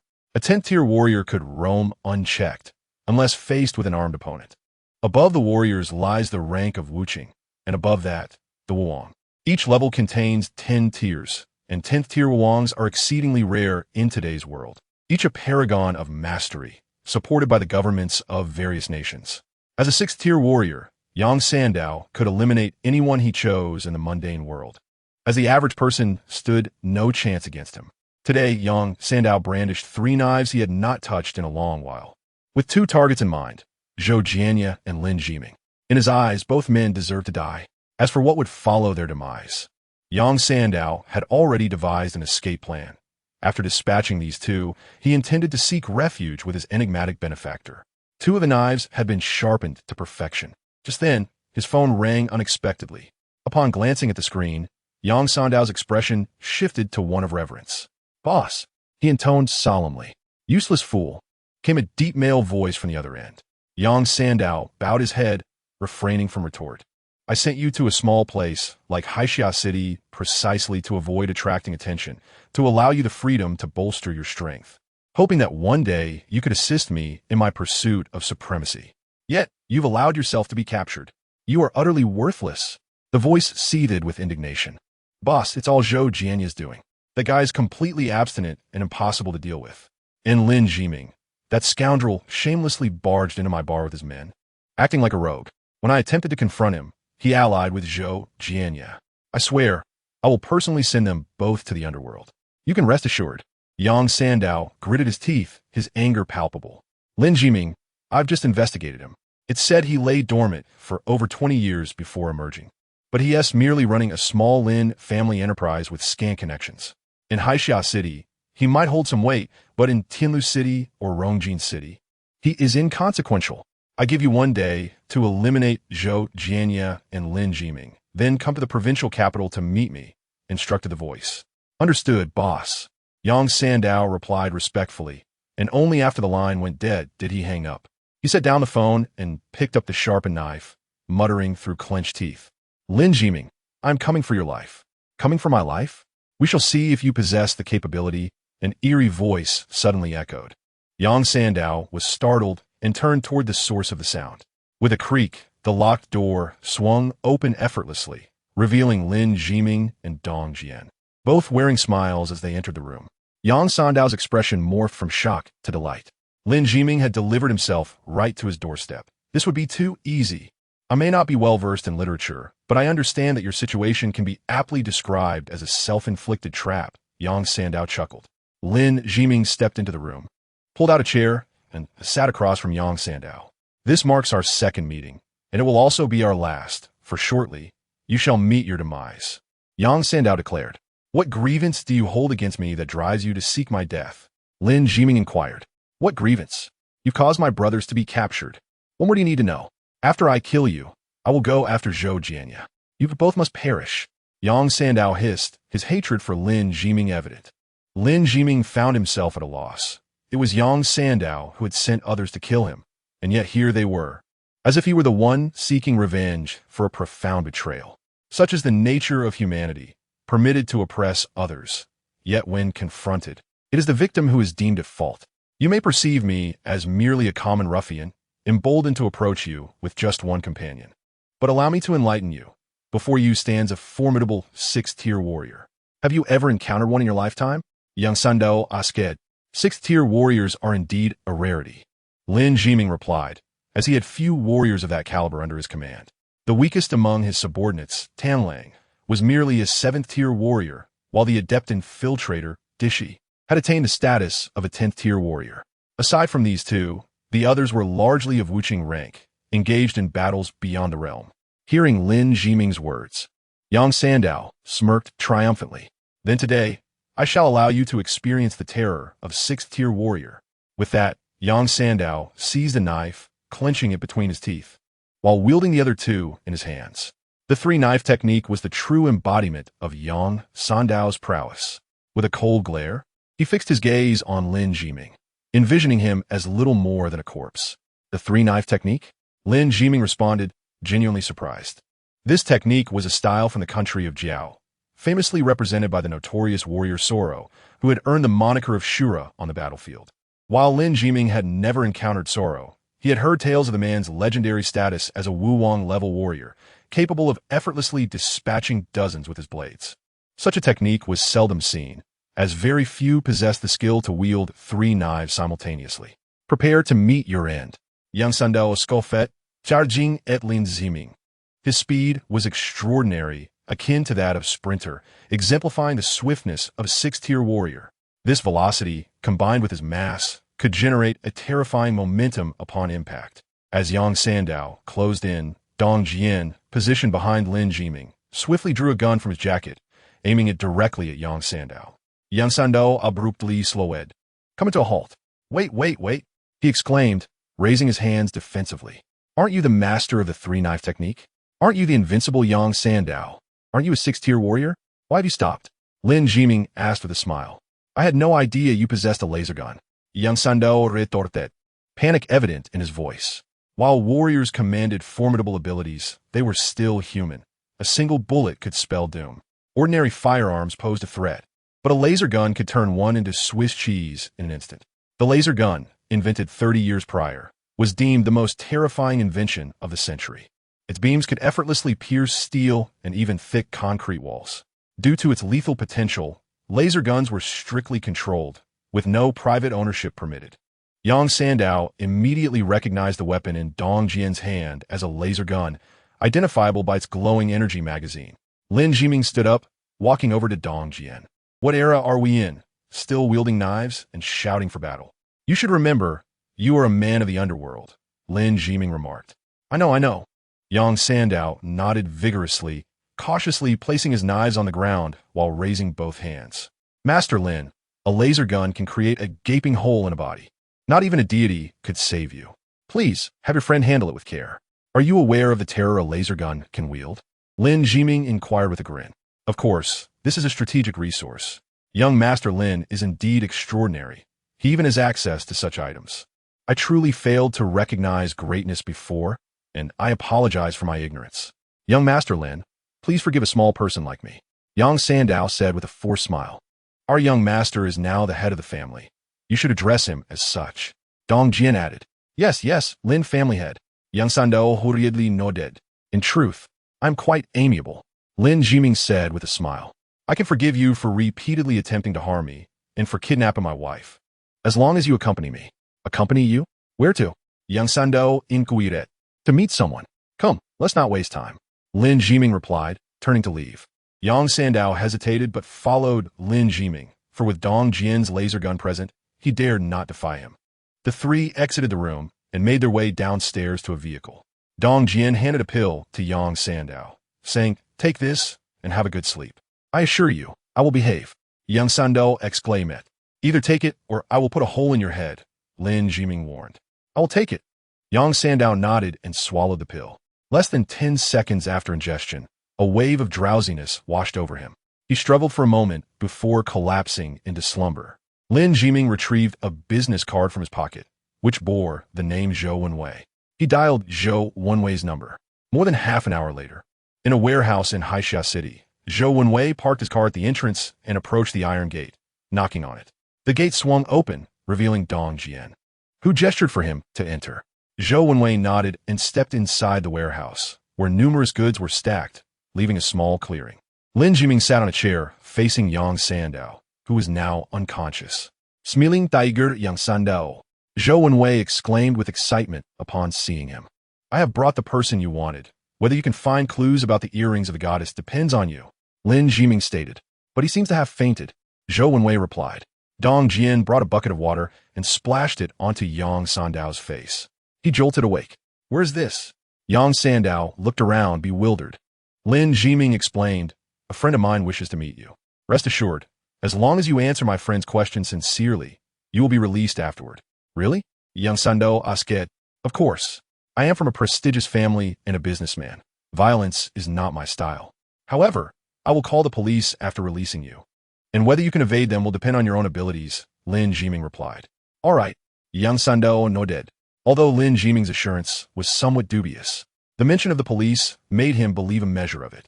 Yang Sandao then turned to Zhou Wenwei, saying, I don't know you. What do you wish to ask? Has anyone in your family ever mentioned a family heirloom? Zhou Wenwei inquired. A family heirloom? What nonsense is that? If we had one, would I need to struggle in society? Yang Sandao frowned. Is that so? It seems improbable, Zhou Wenwei mused. Logically, the goddess's earrings, even if not regarded as an heirloom, would be considered extremely valuable jewelry, sufficient to be a family treasure in any household. Dong Jian, Lin Jiming said calmly. Dong Jian raised his gun and shot Yang Sandao in the hand. With a faint pop, a thumb-sized hole appeared in Yang Sandao's hand. He screamed in agony. Speak the truth, or the next shot will be aimed at your head, Lin Jiming warned. Zhou Wenwei's face turned pale. Lin Jiming was indeed ruthless, shooting without hesitation. I truly have no idea about any family heirloom, Yang Sandao cried out in distress. Lin Jiming scrutinized him for several seconds before saying, He does not appear to be lying. You shot him without confirming if he was lying? Zhou Wenwei asked in astonishment, having thought Lin Jiming could discern the truth. No. Lin Jiming shrugged. Zhou Wenwei felt a chill. Shooting someone without ascertaining their honesty showed a disregard for human life. Lin Jiming, can you not be more composed? Yang Sandao showed that. Apologies, Lin Jiming shrugged again, turning to Zhou Wenwei. I have brought you the person. If you cannot extract any information, I will be greatly disappointed. I will do my best. Zhou Wenwei nodded before asking so. Yang Sandao, has anyone in your family mentioned an earring shaped like a teardrop that is blood red in color? Upon hearing Zhou Wenwei's words, Yang Sandao's expression shifted slightly, but he shook his head, insisting, I truly have never heard of such a thing. Bang! Dong Jian fired another shot, this time piercing Yang Sandao's other hand. You lied this time. I could tell, Dong Jian said with a grin. I could tell as well. Lin Jiming chuckled. Yang Sandao looked at the two men, realizing that the moniker Smiling Tiger truly belonged to them. Chapter 55. The tyrant's name honestly, can you stop shooting? Yang Sandao pleaded, his voice quivering. Each of his hands bore a hole, the flesh charred and bloodless. Such was the horror of the laser gun. It seared through flesh with high-temperature beams, rendering wounds nearly irreparable even with surgery. Moreover, the laser gun could adjust its output power. The shots Dong Jian had fired earlier were likely at a low power, resulting in mere finger-size holes. At a higher power, the damage could be catastrophic. Speak, Lin Jiming commanded. I have indeed heard the elders mention that our family once owned such an earring, said to be worth a fortune. However, during my grandfather generation, due to financial hardship, he sold it, Yang Sandao recounted. Sold it? To whom? Zhou Wenwei asked eagerly. To a pawn shop, which had no name but was quite renowned in Haixia over 50 years ago, Yang Sandao replied. A pawn shop from over 50 years ago. Lin Jiming exchanged a glance with Zhou Wenwei. This will be difficult to trace. There were many pawn shops back then. Do you know how much it was sold for? Perhaps a few hundred, Yang Sandao estimated. A few hundred? Zhou Wenwei exclaimed, incredulous.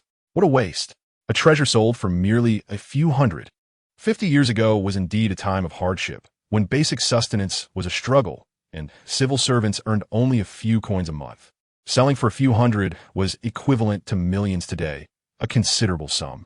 Back then, a few hundred was no small amount. Why didn't your family take the opportunity to prosper?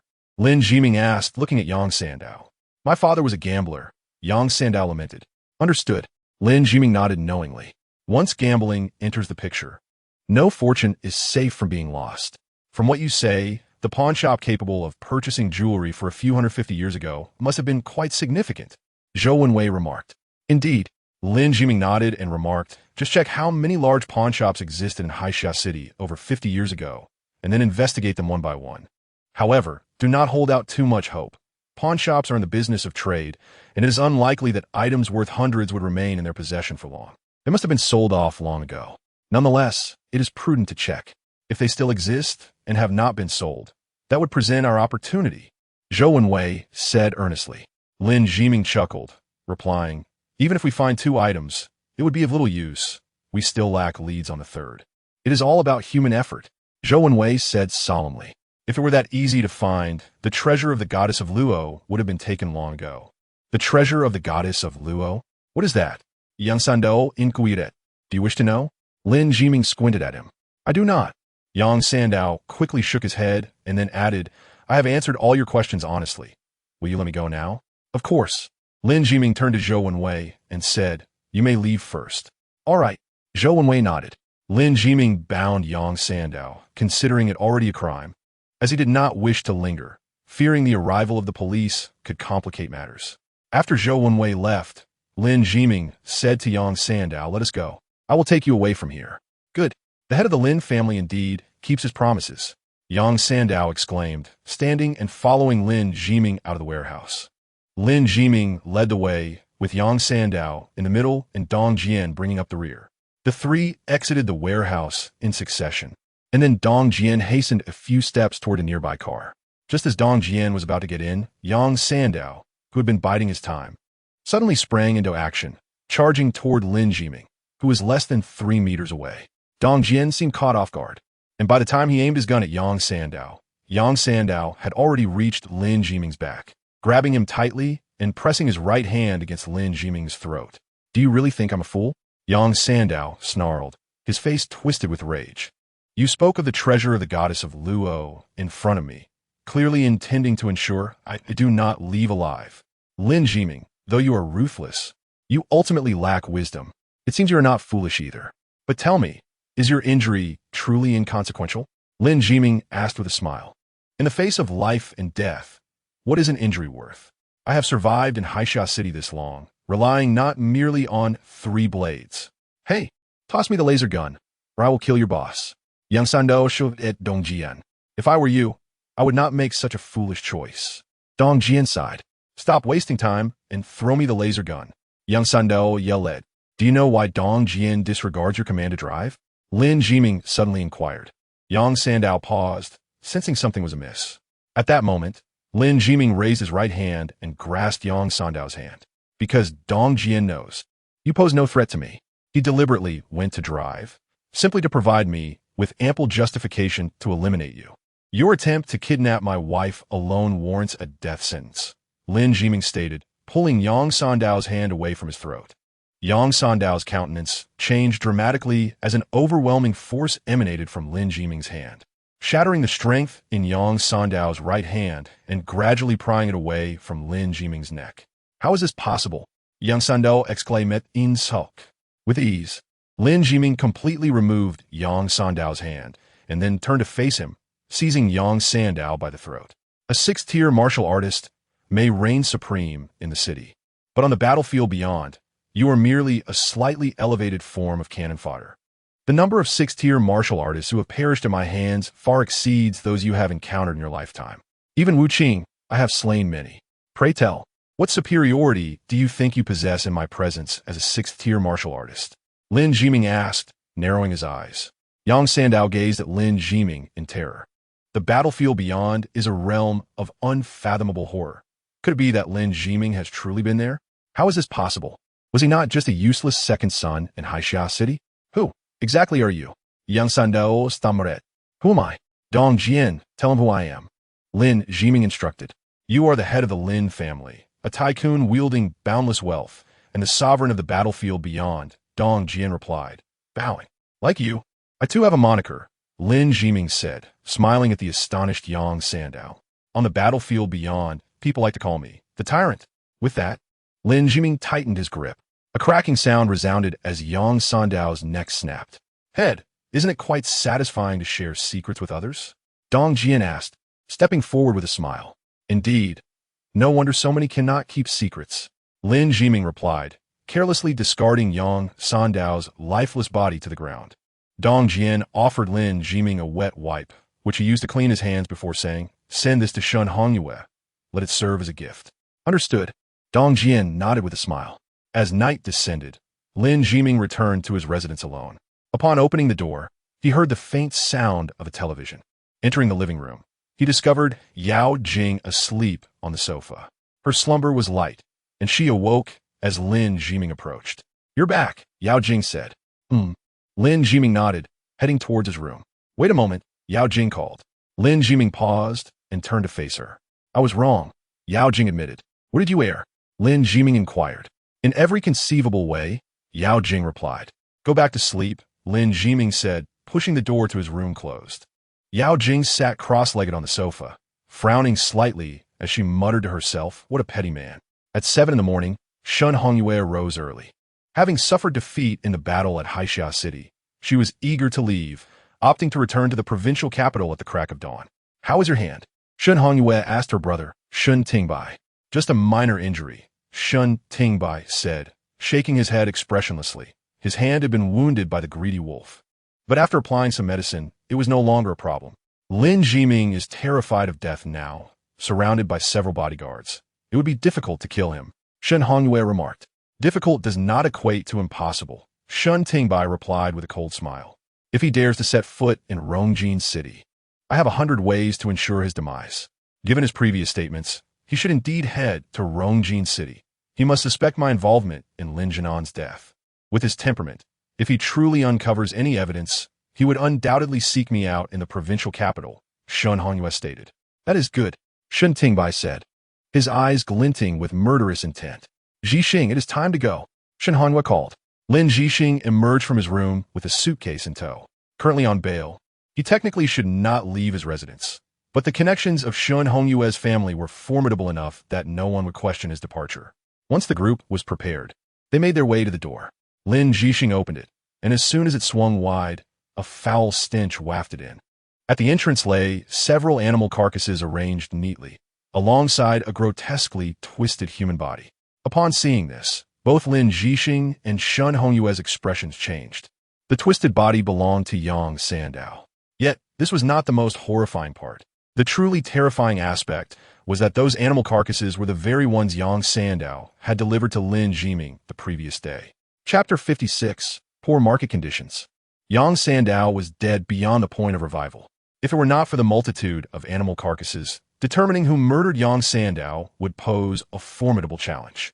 However, with the presence of these remains, the answer becomes glaringly evident. These animal corpses were entrusted to Lin Zhiming by Yang Sandao, and now that Yang Sandao is deceased, the only conceivable suspect left is Lin Zhiming. This is a demonstration of defiance from Lin Zhiming, quite impressive indeed. Shen Hongyue said through gritted teeth, "Mother, should we not hand Yang Sandao's body over to the police? We must inform them that Lin Zhiming is the prime suspect." Lin Zhixing remarked, "Is there evidence?" His audacity to discard the body at our doorstep indicates his hands are undoubtedly clean. Once we deliver Yang Sandao's corpse to the authorities, they will inevitably investigate our connection to him. If it is revealed that I paid Yang Sandao to eliminate Lin Zhiming, how shall I return to the provincial capital? Shen Hongyue questioned. Lin Zhixing's eyes widened in realization, taken aback by the intricacies of the situation. Lin Zhiming.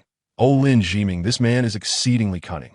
He has not only discarded Yang Sandao's corpse at our threshold, but has also placed the animal carcasses he received from Yang Sandao here, likely to provoke us into reporting him. Shen Hongyue declared, "Why did I not recognize sooner that this fellow was so insidious?" Lin Zhixing exclaimed in frustration. "From this moment forth, we must alter our perception of Lin Zhiming. Otherwise, we shall suffer in the future." As Shen Hongyue spoke, she cast a glance at the remains on the ground and instructed, "Have them disposed of." "Understood." Lin Zhixing nodded. Witnesses reported seeing Shen Hongyue departing Haixia City with her son and trusted aides. Just yesterday, Lin Zhiming had ascended to the position of family head, and today Shen Hongyue was leaving with her son. The implications were abundantly clear. Shen Hongyue had conceded defeat and, thus, opted to withdraw from the struggle against Lin Zhiming. Lin Zhiming had triumphed, emerging from 20 years of obscurity to achieve an unprecedented resurgence. Nevertheless, Lin Zhiming's prospects were not viewed favorably. For Shen Hongyue was backed by the formidable Shun family, one of the most influential clans in the provincial capital, boasting assets in the hundreds of millions and a plethora of talented individuals scattered nationwide.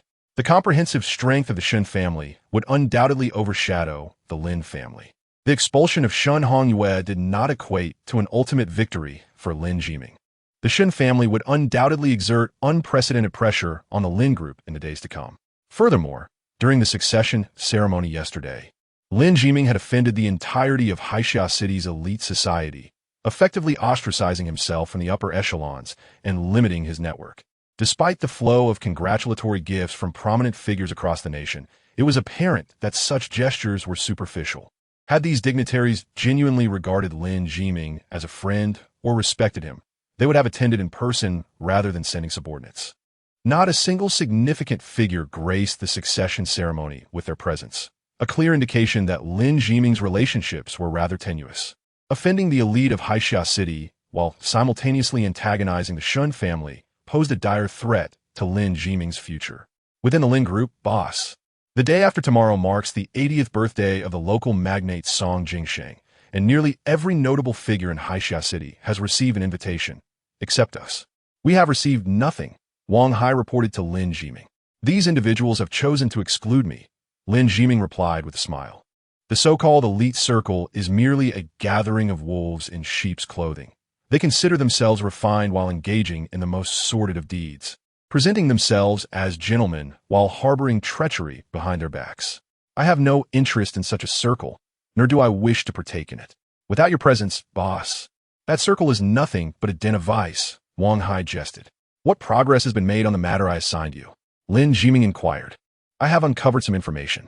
Following your father's car accident, the driver perished as well, but curiously, his family vanished from Haixia City immediately after, Wang Hai explained. And then? Lin Zhiming pressed. I tracked down the family's whereabouts, discovering they relocated to a neighboring province, living incognito and quite discreetly. The driver's wife even purchased a house outright in the area. Wang Hai continued. Is that all? Lin Jiming asked. Further investigations are ongoing, Wang Hai replied. Deploy additional personnel to monitor that family. I do not wish for them to inexplicably disappear from this world, Lin Jiming commanded. Do you suspect someone may be unable to resist the temptation to silence them? Lin Jiming mused with a grin. Understood. At noon, Lin Jiming remained at the office. Yao Jing entered, pushing the door open. May I borrow your car? She inquired. The keys on the rack. Lin Jiming gestured towards the entrance. After retrieving the keys, Yao Jing asked, will you be returning home for lunch? I won't be. There are matters to attend to at the company. Please order me some takeout, Lin Jiming instructed. Yao Jing frowned slightly. While his tone was calm, it carried an unmistakable air of command. Lin Jiming had never before issued her directives. However, she refrained from protesting, nodded, and departed. In Yao Jing's office, Zhou Yinqiu was idly wandering about. Upon Yao Jing's entrance, Zhou Yinqiu rushed over. So, did you manage to borrow the keys? She inquired. Here, Yao Jing said, handing the car keys to Zhou Yinqiu. What a good daughter you are, Zhou Yinqiu exclaimed happily. Ah, we are family. There is no need for such formality, Yao Jing sighed. You know how your uncle has always looked down upon us, speaking ill of me to my family, claiming I married a worthless husband. Now that Lin Jiming has made a name for himself, I must uphold our family's dignity. When his family visits the city, I will pick them up in this multi-million-dollar vehicle, allowing them to see that our Jingjing's husband is indeed a person of wealth and influence. Zhou Yinqiu declared proudly. Be cautious while driving. It isn't registered yet, and it's a luxury car. Any mishap could easily be magnified, Yao Jing advised. I am well aware. I have been a seasoned driver for over a decade. Did I not also drive your previous Audi without incident? You need not worry, Zhou Yinqiu responded confidently. By the way, Jingjing, this painting is lovely. I'll be taking it with me, Zhou Yinqiu said, walking over and removing a painting from the wall. Mother, that is a work of art. Please do not handle it carelessly, Yao Jing urged.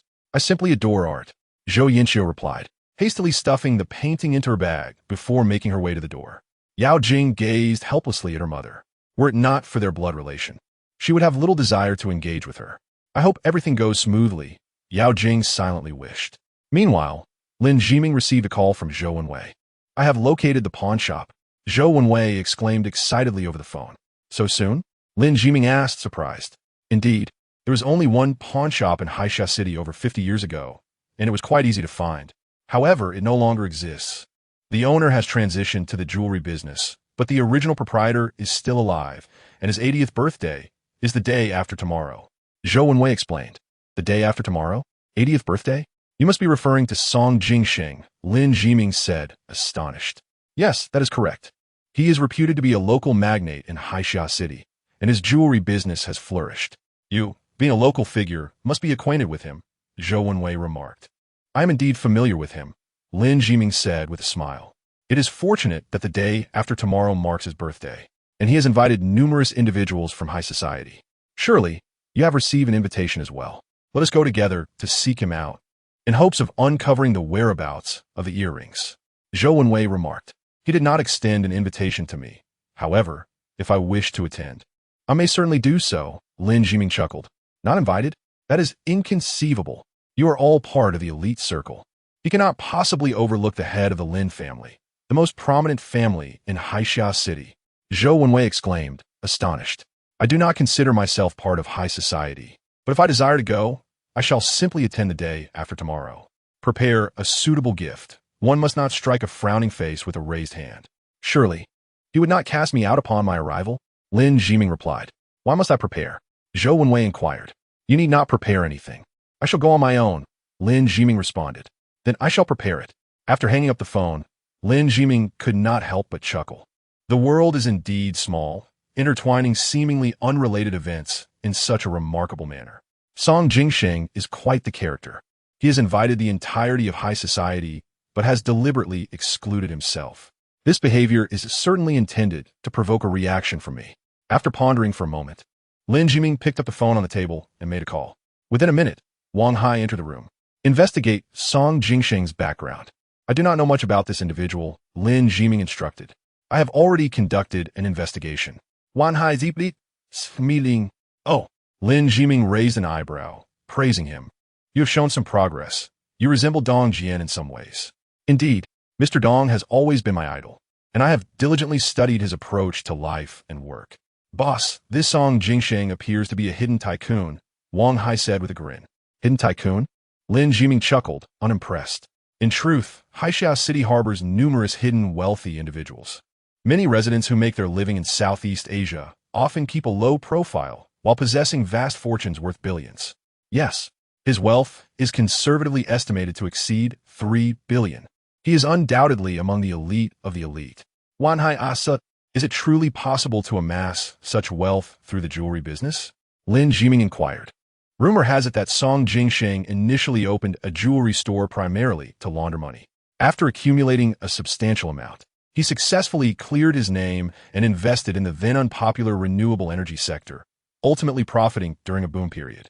By the time he retired in his 60s, his jewelry company was managed by his grandson. This man has spent his entire life in Haixia City, has many friends, and is considered one of the top figures in high society, Wang Hai explained. Is that so? Then his birthday banquet the day after tomorrow should be quite lively. Lin Jiming remarked with amusement. The banquet will be held at the Hilton Hotel, where he has reserved an entire floor. Additionally, he has arranged for a shipment of rare ingredients from overseas, making this celebration unprecedented in scale. Wang Hai stated, Understand. Meanwhile, in the Jin Wufu Jewelry Company of Haixia City, the silver-haired Song Jingsheng reclined in a rattan chair. Beside him, a beautiful woman gently waved a fan. Have all the invitations been sent out? Song Jingsheng inquired, eyes closed. His grandson, Song Disheng, who is also the current general manager of Jin Wufu Jewelry, nodded in affirmation. All invitations have been dispatched. Did you send one to the Lin family? Song Jingsheng asked. How could we possibly send one to the Lin family? Yesterday, I dispatched a congratulatory gift, only for Lin Jiming to turn away at the door. If we send an invitation to the Lin family today, we would lose face as a family. Song Dashing replied. Lin Jiming is still young. After lying low for so many years, he has finally resurfaced. He has offended the entire high society of Haixia City. I look forward to seeing which members of high society will engage with the Lin family in the future. Oomph. Song Jingsheng snorted disdainfully. Such nouveau riche mentality is common, Song Desheng remarked. By the way, have you come to an agreement with those individuals regarding the earrings? Song Jingsheng asked. Not yet. Their offer does not meet the price you provided. Negotiations are still ongoing, Song Dasheng replied. Those earrings are said to be from the goddess of Luo, tied to the Luo goddess's treasury. Such tales are merely meant to deceive outsiders. Having been in the jewelry business for so many years, I am well aware of the tricks involved. A piece of jewelry worth 100 can be sold for 10,000 simply by attaching a story or legend. We have done such things in the past. If someone believes in this tale, we shall demand an exorbitant price. I purchased it for several hundred. It would be meaningless to sell it for less than 30 million. Song Jingsheng declared. I understand, grandfather. Song Disheng nodded.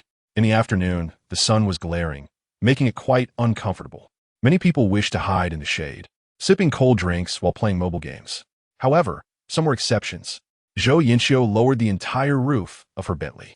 Lin Jiming's Bentley Continental was a convertible, and with the roof down, it transformed into a stunning sports car.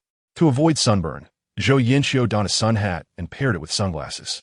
As the car traveled down the road, it turned heads, and many paused to admire it. Just over half an hour ago, Zhou Yinxiu had driven the car back to her neighborhood and circled around several times, basking in the envious glances of onlookers before finally departing towards the airport. This afternoon, her brother Zhou Kaixian and his family were visiting from out of town to see Zhou Yinxiu's family, prompting her to borrow the car from Yao Jing to pick them up from the airport, all for the sake of showing off. Zhou Yinxiu parked the car at the arrivals terminal, stepped out, and confidently began taking selfies with her phone. Miss, you cannot park here for long. A staff member at the airport approached her. Do you know what kind of car this is? Zhou Yinxiu asked proudly. It's a Bentley, the staff member replied. Do you know how expensive it is? Zhou Yinxiu pressed. A few million, I suppose, the staff member responded vaguely. What harm is there in parking my few million-dollar car here for a moment? Those junky cars only detract from the aesthetics of Haixia City. My luxury vehicle enhances the city's image. When people disembark from their flights and see a few million-dollar car, won't their impression of Haixia City improve significantly? Zhou Yinxiu argued. Well, please move along quickly and don't exceed 5 minutes, the staff member advised, recognizing that someone who could afford such a car was not to be trifled with. Commoner, Zhou Yinxiu scoffed disdainfully. After waiting for several minutes, Zhou Yinxiu finally spotted her brother and his family. She waved her hand excitedly, calling out, Kaixian, I'm over here. Zhou Kaixian, along with his wife and child, hurried toward her, pulling along their luggage. Zhou Kaixian, in his 50s and somewhat portly with a balding head, was accompanied by his wife, Su Meili, though in her 40s, was still quite striking and stylishly dressed. Their son, Zhou Xiaojun, had just graduated from university at 22 and was yet to find a job. Sister, where did you get this car? It's a Bentley. Zhou Kaixian exclaimed in surprise as he approached Zhou Yinxiu. Isn't Bentley just an ordinary car? This was purchased by our Jingjing for transportation. We have plenty of vehicles at home, so I simply took one out, Zhou Yinxiu replied with a smile. Plenty of vehicles? I recall your family only has Yao Jing's Audi. You didn't rent this, did you? It doesn't even have a license plate. Su Meili laughed, covering her mouth. This car was recently purchased, hence the lack of a license plate. Jingjing is now the assistant to the president of a large company, earning over 100,000 a month. Why would we need to rent a car? Zhou Yinxiu retorted. Zhou Yinxiu remarked, the role of a CEO assistant? Sister, you must be cautious. Nowadays, many CEO assistants are merely mistresses. Jingjing is so beautiful and already married. Although she would a worthless man, being a mistress is still beneath her. Our family is honorable. We must not engage in such disgraceful conduct. Su Meili interjected, upon hearing Su Meili's words. Zhou Yinxiu smiled with pride and replied, I forgot to mention, my worthless son-in-law is actually the chairman and CEO of their company. And he's also the head of the Lin family now. Is that possible? Are you referring to someone named Lin Jiming? Jingjing couldn't have divorced and changed her affections. Could she? Su Meili asked in astonishment. Not at all. Our Jingjing is a paragon of virtue. She has been married for 4 years, and her devotion to Jiming is unwavering. Furthermore, he has worked tirelessly in secret for many years and has finally turned his fortunes around, now worth over 5 billion. Zhou Yinxiu stated. Su Meili's face was a mask of shock. Each time the two families met, they would secretly compare their situations. Initially, they measured who had better jobs and higher incomes, and later, they compared their children as accomplishments. For years, they had exchanged victories and defeats. However, in recent years, with Yao Jing marrying Lin Jiming, Zhou Yinxiu's family had been under Su Meili's family shadow. To her surprise, during this encounter, Lin Jiming had risen to prominence. Su Meili's first reaction was disbelief, but given the luxury car parked before them, she had no strong retort. Thus, she simply said, Sister, you truly have struck gold. Since your son-in-law is so successful now, you must treat us well during our visit to Haixia City. Of course, hop in, Zhou Yinxiu replied. Su Meili waved her hand and elegantly opened the car door, taking her seat. The Zhou family followed suit, and Zhou Yinxiu drove them toward the city center. Zhou Yinxiu escorted them to the Crown Plaza Hotel in Haixia City. I've booked you a room here. It's one of the finest hotels in Haixia City, Zhou Yinxiu declared, having spared no expense to regain the dignity lost in previous years. A 5-star hotel. I've never stayed in one. Zhou Xiaojun exclaimed in delight. Never stayed? That won't do. When traveling, one must stay in 5-star hotels. Anything less is akin to living in a doghouse. Not only are 5-star hotels comfortable, but they also ensure safety. We must protect our children, understand? Zhou Yinxiu insisted. Understood, understood, Su Meili said, her face slightly embarrassed. All right, you settle in first. I must return home for a bit. We will have dinner at the restaurant downstairs tonight. I've made a reservation, Zhou Yinxiu stated. Remember to invite your son-in-law. We want to see what he has become. Su Meili zeminde. I will certainly call him, Zhou Yinxiu affirmed as she turned to leave. Look at your sister. She is truly putting on airs. Who is she trying to impress with her 5-star hotel talk? How many times has she even stayed in one? Su Meili Gedumba. Last year, I humiliated him. This year, I will not fail to do so again, Su Meili declared through clenched teeth. Didn't my sister say her son-in-law has money now? Perhaps it's best if we don't, Zhou Kaixian suggested. What if he has money? Wealth does not necessarily alter character. Lin Jiming has been weak and useless his entire life. Does money suddenly make him strong? I refuse to believe it. Tonight, you must cooperate with me. We have won for so many years. We cannot lose face this year. Su Meili in seat. Understood. Zhou Kaixian nodded. Chapter 58. bad intentions persist, Zhou Yinxiu parked the car downstairs at her home. Just as she turned off the engine, a Maybach drove up beside her and stopped. The door opened, and Li Bin stepped out. "Annie, you've changed cars." "A Bentley Continental, impressive," Li Bin remarked with a smile. Realizing it was Li, Zhou Yinxiu's expression turned slightly peculiar. A few days prior, she had considered him as a potential son-in-law, but now, with Lin Jiming becoming the head of the Lin family, her perspective had dramatically shifted.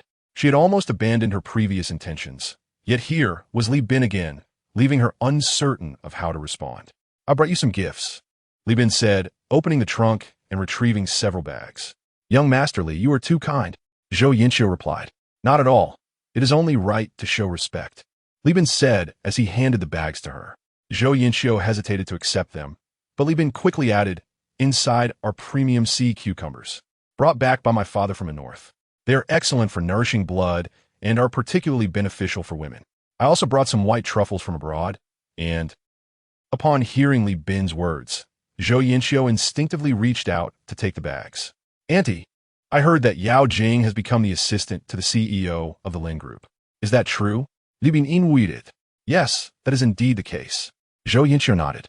"Auntie, you know my feelings for Yao Jing. I can offer her even more. Our family is quite prominent in Tianlu City. A small Lin family is nothing to us. So, I kindly ask you to persuade Yao Jing.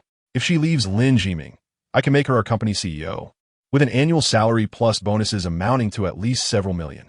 Furthermore, if she marries me, she will become the matriarch of the Li family in Tianlu City, a status far beyond that of a Lin family matriarch. I trust you can see the difference." Li Bin professed.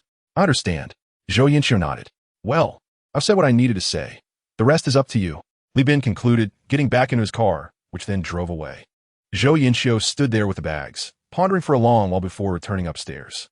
Once upstairs, she found Yao Jianyong watching television. Upon seeing Zhou Yinxiu enter with her arms full of bags, he asked in surprise, "Aren't you supposed to be picking someone up? Why did you buy so many things?" "I ran into Li Bin downstairs, and these are gifts from him," Zhou Yinxiu explained as she walked into the living room and opened the bags. Inside were indeed a variety of precious items. "Why are you accepting his gifts?" "I've been contemplating how to return the things he gave us before. Jingjing and Jiming are clearly on the right track, and Jiming has achieved some success. Li Bin has no hope. Why would you accept his gifts?" Yao Jianyong said, agitated. "Why raise your voice? Am I supposed to turn him away just because he brought gifts? Besides, look at what these are. Did Lin Jiming ever send us anything like this?" "True. Lin Jiming has indeed succeeded, but that man holds grudges. Have you seen how he treats us lately? He has no respect for us as family. I believe Li Bin is quite decent, more mature and stable than Lin Jiming, and he respects us more. If possible, I would prefer Jingjing to divorce Lin Jiming," Zhou Yinxiu expressed. "That is nonsense," Yao Jianyong exclaimed in frustration. "So, you think you can speak to me like that now? Have you lost your mind?" Zhou Yinxiu shot back, her eyes blazing. "The car you're driving still belongs to Jiming. Yinxiu, we mustn't go too far. Jiming has done well. Who else could endure so much humiliation for so many years? Just this quality alone will ensure he achieves greatness in the future." Yao Jianyong softened his tone, speaking earnestly. "No matter how grand one may be, can they truly compare to Li Bin? The assets of the Li family are counted in the hundreds of billions. While what is Lin Jiming worth? Enough said. I will handle everything quietly, so you need not concern yourself." As Zhou Yinxiu spoke, she excitedly rummaged through the gifts sent by Li Bin, her face illuminated with joy. Yao Jianyong sighed. He held little authority at home and could not voice his opinions to Zhou Yinxiu. Instinctively, he felt that Lin Jiming was far more formidable and promising than Li Bin. Yet Zhou Yinxiu held an opposing view, and there was little he could do about it. Meanwhile, within the Lin Group, "Boss, there is something I must discuss with you," Li Sina stated earnestly as she stood before Lin Jiming. "Please go ahead," Lin Jiming replied, glancing at the documents. "As your personal bodyguard, I often hope you will heed my advice, for I am the most qualified in matters of security. For instance, yesterday, I should have been by your side at all times, yet you made me wait on the rooftop of your old residence, which undoubtedly increased the difficulty of ensuring your safety. I understand you are a confident and talented individual, but when it comes to security, it would be best to follow my arrangements," Li Sina insisted. "Do you not believe that being on the rooftop allowed for a better overview of the situation?" Lin Jiming countered.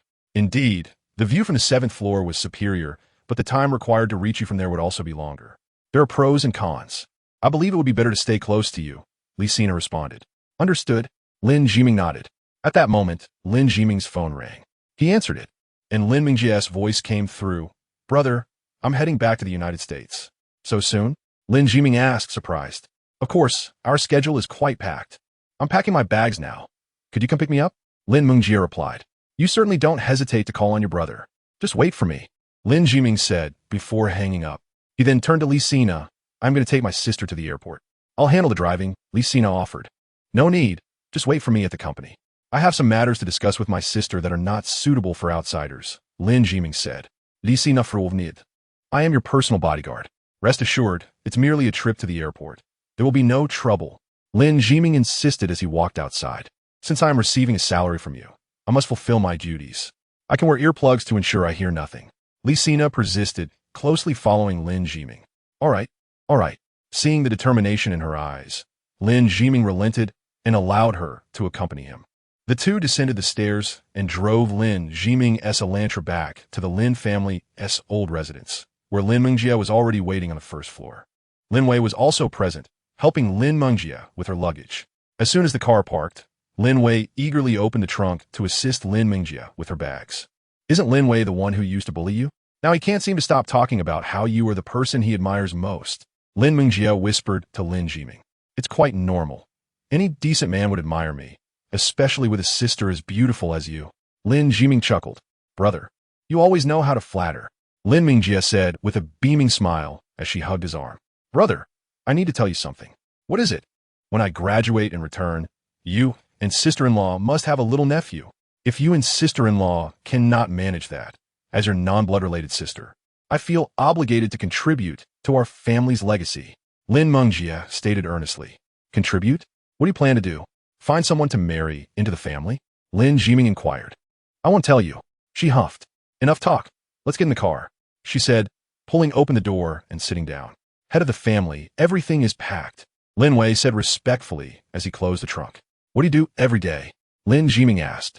Oh, just busy with family matters, Lin Wei replied, scratching his head.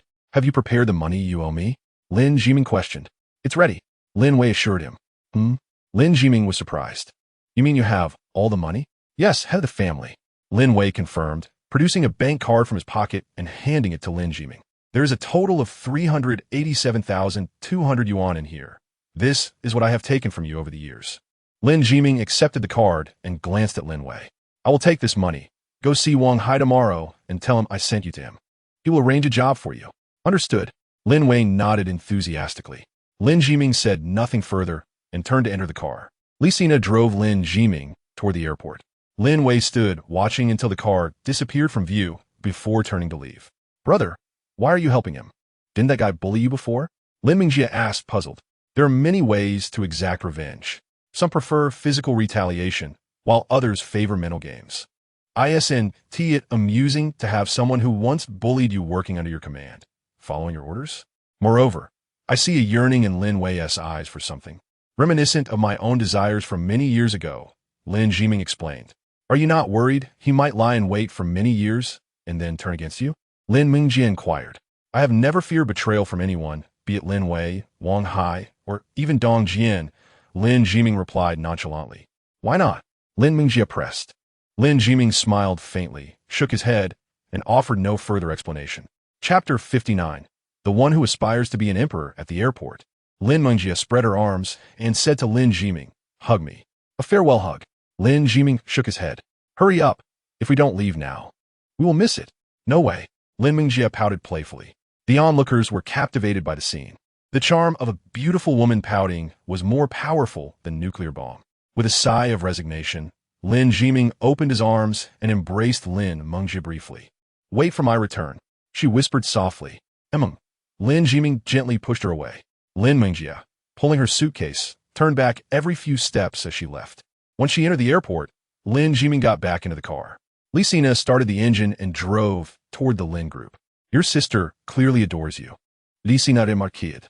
A qualified bodyguard should speak less, Lin Jiming replied, gazing out the window. My apologies, Li Sina said, slightly embarrassed. Just then, Lin Jiming's phone rang, It was Dong Jian calling. Boss, the informant has arrived in Haixia City, Dong Jian informed him. Send me the location, Lin Jiming instructed. Understood. Dong Jian sent over the coordinates, prompting Lin Jiming to directly Sina to turn the car around and head toward the location Dong Jian had provided. Before long, the car stopped in front of a two-story building. Wait for me in the car, Lin Jiming said as he opened the door and exited. Li Sina opened her door to follow Lin Jiming, but realized he had vanished. Startled, she scanned her surroundings. There were numerous alleyways and, for a moment, she was unsure which path Lin Jiming had taken. Frowning in displeasure, she gritted her teeth and returned to the car. Meanwhile, Lin Jiming had traversed an alley and entered a modest residence. Upon reaching the second floor, he encountered two individuals. One was Dong Jian, and the other was a scruffy-looking man of diminutive stature, likely around 5 feet tall, the sort who would struggle to find a partner. Upon seeing Lin Jiming, the man grinned and called out, "Boss." The man's voice was barely audible, with the two words boss uttered almost as a breath. If one did not listen carefully, it would be impossible to discern his words. "Digger, it's been a while. How has the journey been?" Lin Jiming inquired with a smile. "Not too bad. When I departed from the outer battlefield, that old rascal attempted to stop me. I had to eliminate 6 of his subordinates to escape," replied the man known as Digger. "Without me in the outer battlefield, his spring has arrived," Lin Jiming chuckled. "Indeed, he has nearly dominated the entire outer battlefield now, trying to recruit our brothers everywhere. However, no one pays him any mind. If it weren't for your disinterest, boss, that old fellow would have no place in the current outer battlefield," Digger scoffed. "That old man truly never tires of his games. I'm too weary to play.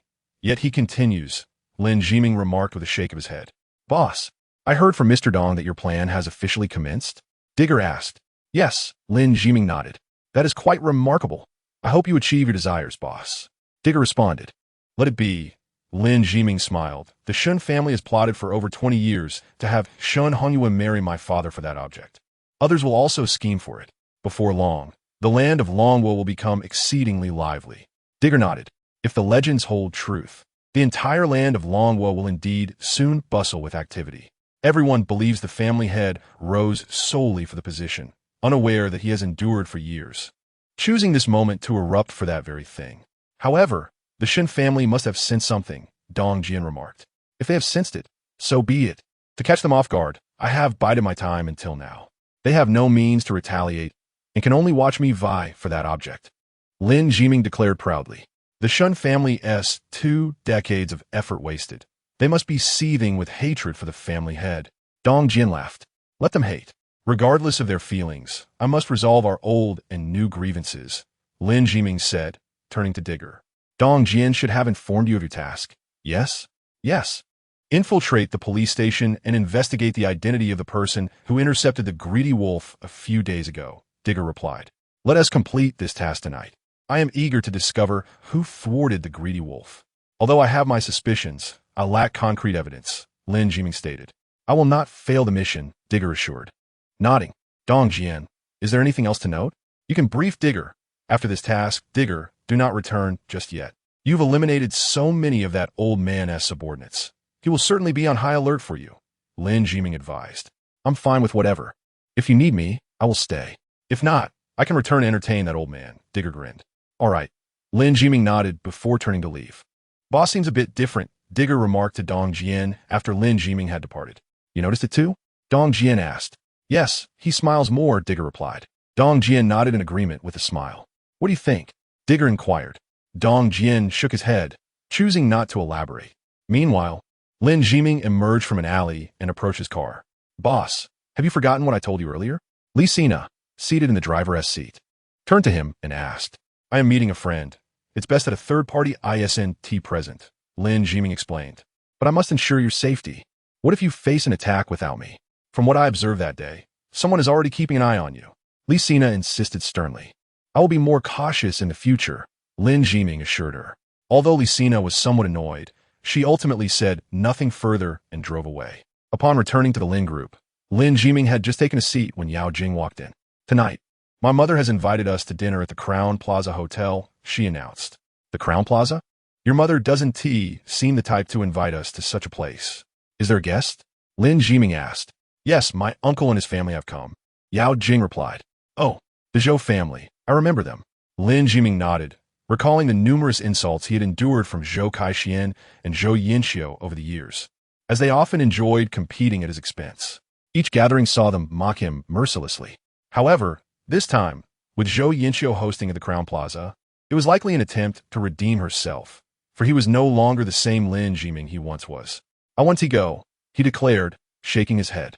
"Going to the Crown Plaza is merely a way to belittle Zhou Kaixian's family. Though they have insulted me in the past, I would rather not witness Zhou Yinxiu's pretentious demeanor. After all, the Zhou family is just a bunch of common folks. For me, trampling them holds no satisfaction. It would only serve to highlight my own petty triumph," Lin Jiming reasoned. "My mother rarely invites you to dinner at a hotel. Grant her this favor, and do it for me," Yao Jing urged. "You know very well that your mother merely wishes to use me as a means to trample your uncle's family and vent her frustrations. She doesn't genuinely want to invite me," Lin Jiming replied. "My mother can indeed be somewhat opportunistic at times, but you are still her son-in-law," Yao Jing countered. "If you wish for me to help your mother humiliate your uncle, then I shall go," Lin Jiming said. "Perhaps we could reach a compromise," Yao Jing suggested. "Let be, you go ahead. I will not be joining. The car you drive, the jewelry you wear, and the bag you carry all serve to prove that you are living better than your uncle's family. There is no need for me to accompany you." Lin Jiming waved dismissively. Seeing Lin Jiming's firm stance, Yao Jing had no choice but to turn and leave. Lin Jiming recognized that Yao Jing was upset, yet his attitude would not waver. He had little fondness for Yao Jing's uncle's family, but their insults came in frequently, perhaps only 3 or 4 times over the years. In contrast, Zhou Yinxiu had insulted him countless times throughout the years. While he could overlook past grievances with Zhou Yinxiu, he could not bring himself to willingly enhance a reputation. Lin Jiming found such behavior beneath him, suddenly feeling a twinge of disappointment. Lin Jiming regarded Yao Jing as a clever woman, one who naturally considers her husband. However, in this matter, Yao Jing seemed more concerned for Zhou Yinxiu. Yet, he quickly regained his composure. His relationship with Yao Jing was not particularly deep, and her loyalty to her mother was understandable. Humans are creatures of emotion, and the strongest bonds are those of blood. No matter what kind of person Zhou Yinxiu might be, as long as she remained Yao Jing's mother, she could never truly favor Lin Jiming. Lin Jiming was not one to hold grudges, nor did he wish to contend with his wife. In his eyes, there were far more pressing matters at hand. He possessed wealth, power, and skills, yet he did not consider himself to have reached the pinnacle of success. Having endured oppression for over 20 years, he understood a fundamental truth. To avoid being bullied or looked down upon, one must continuously strive for greatness. One day, when he truly reached the summit, no one would dare to oppress him. This was a stubborn trait forged from years of suppression. Even though Lin Jiming had achieved what many could only dream of, he remained unsatisfied. He harbored greater ambitions. He sought to etch his name in history. Romantic entanglements were merely obstacles hindering one's progress. Throughout history, many emperors were devoid of sentiment. Lin Jiming aspired to be an emperor. Chapter 60. Grant Lin Jiming a favor. As night fell, at the Crown Plaza Hotel, in the VIP room, Zhou Yinxiu, Yao Jianyong, and his family were already seated. "Why hasn't he arrived yet?" Zhou Kaixian inquired. "It's a workday. How can he come so early?" "It's rush hour now," Zhou Yinxiu replied. "Could it be that your son-in-law is too intimidated to come?" Su Meili teased with a smile. "Intimidated? My son-in-law is no longer the same. He is now the boss of a major company. How could he possibly be intimidated?" "Just wait," Zhou Yinxiu declared, picking up her phone to call Yao Jing. After a brief conversation, she hung up and said, "He is downstairs. He'll be up shortly. I'm eager to see how different your son-in-law has become," Su Meili remarked with a laugh. Being an outsider, she was unaware of the recent happenings in Haixia City and the sensational events that Lin Jiming had been involved in. Therefore, she thought Zhou Yinxiu was merely boasting, and as for Zhou Yinxiu's car, it could very well have been borrowed from somewhere. Su Meili had prepared herself. She intended to observe Lin Jiming when he arrived. If he truly was different, she wouldn't belittle him, but if he remained the same, she would not hold back. A few minutes later, the door to the private room swung open, and Yao Jing walked in. "Uncle, aunt, cousin," she greeted in succession. "Jing, where is Jiming?" Zhou Yinxiu asked upon seeing Yao Jing enter alone. "He couldn't make it due to company matters," Yao Jing replied. "What could possibly be more important then joining our family for dinner. Call him immediately and tell him to come. Zhou Yinxiu insisted angrily. She had finally managed to wield a bit of authority, and for Lin Jiming not to show up was something she absolutely would not tolerate. Company matters can't just be brushed aside. If he can't come, we can still enjoy our meal. Yao Jing countered. If you want to call him, I will. Zhou Yinxiu said, grabbing her phone to call Lin Jiming. However, it seemed Lin Jiming had anticipated her call and had blocked her number. Hearing the busy tone on the other end, Zhou Yinxiu's expression darkened considerably. Hey sister, why has your son-in-law shown up? Does he really have such pressing business that he can't even attend his mother-in-law's dinner? Su Meili asked sarcastically. He has company matters, as you know. Big bosses have many responsibilities. Zhou Yinxiu replied stiffly. Is that so? I've heard you say your son-in-law is a big boss dozens of times, yet he remains absent. Could it be that he is feeling guilty? Su Meili lauget. Guilty? He is indeed a big boss. You can ask him yourself. Zhou Yinxiu shot back, agitated. All right. Whether he is a big boss or not, we're all family. Why bring that up? Even if Lin Jiming isn't a big boss, he is still our junior. Zhou Kaixian interjected. I've only heard my sister talk about him, so I was quite curious. It's unfortunate I can't see him this time. Su Meili lamented. Zhou Yinxiu was not enjoying the meal at all. She had spent a significant amount of money to book a 5-star hotel for Zhou Kaixian and the others, organizing a lavish banquet that now felt like a mere facade since Lin Jiming was absent, rendering all her efforts futile. Originally, Zhou Yinxiu had also planned to serve a vintage mitai from Lin Jiming's succession ceremony, but now that he wasn't present, she lost the desire to serve it. After all, Zhou Kaixian's family wouldn't be able to discern its authenticity.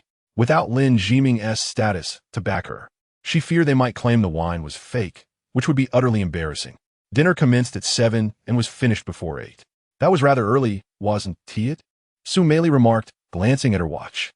Sister, I've heard the night market in Haisha City is quite splendid. Why don't you drive us there for a stroll? The night market? It's just about food. We've just eaten. What else there's see? Zhou Yinxiu replied. Aunt, returning home so early to sleep is rather dull. Let us go to the night market. Zhou Xiaojun pleaded. Fine. Zhou Yinxiu hesitated for a moment before nodding. After all, the only thing she had left to flaunt was her car, so taking them to the night market wouldn't be too much of a burden. Mom, the night market will be crowded. I should drive them.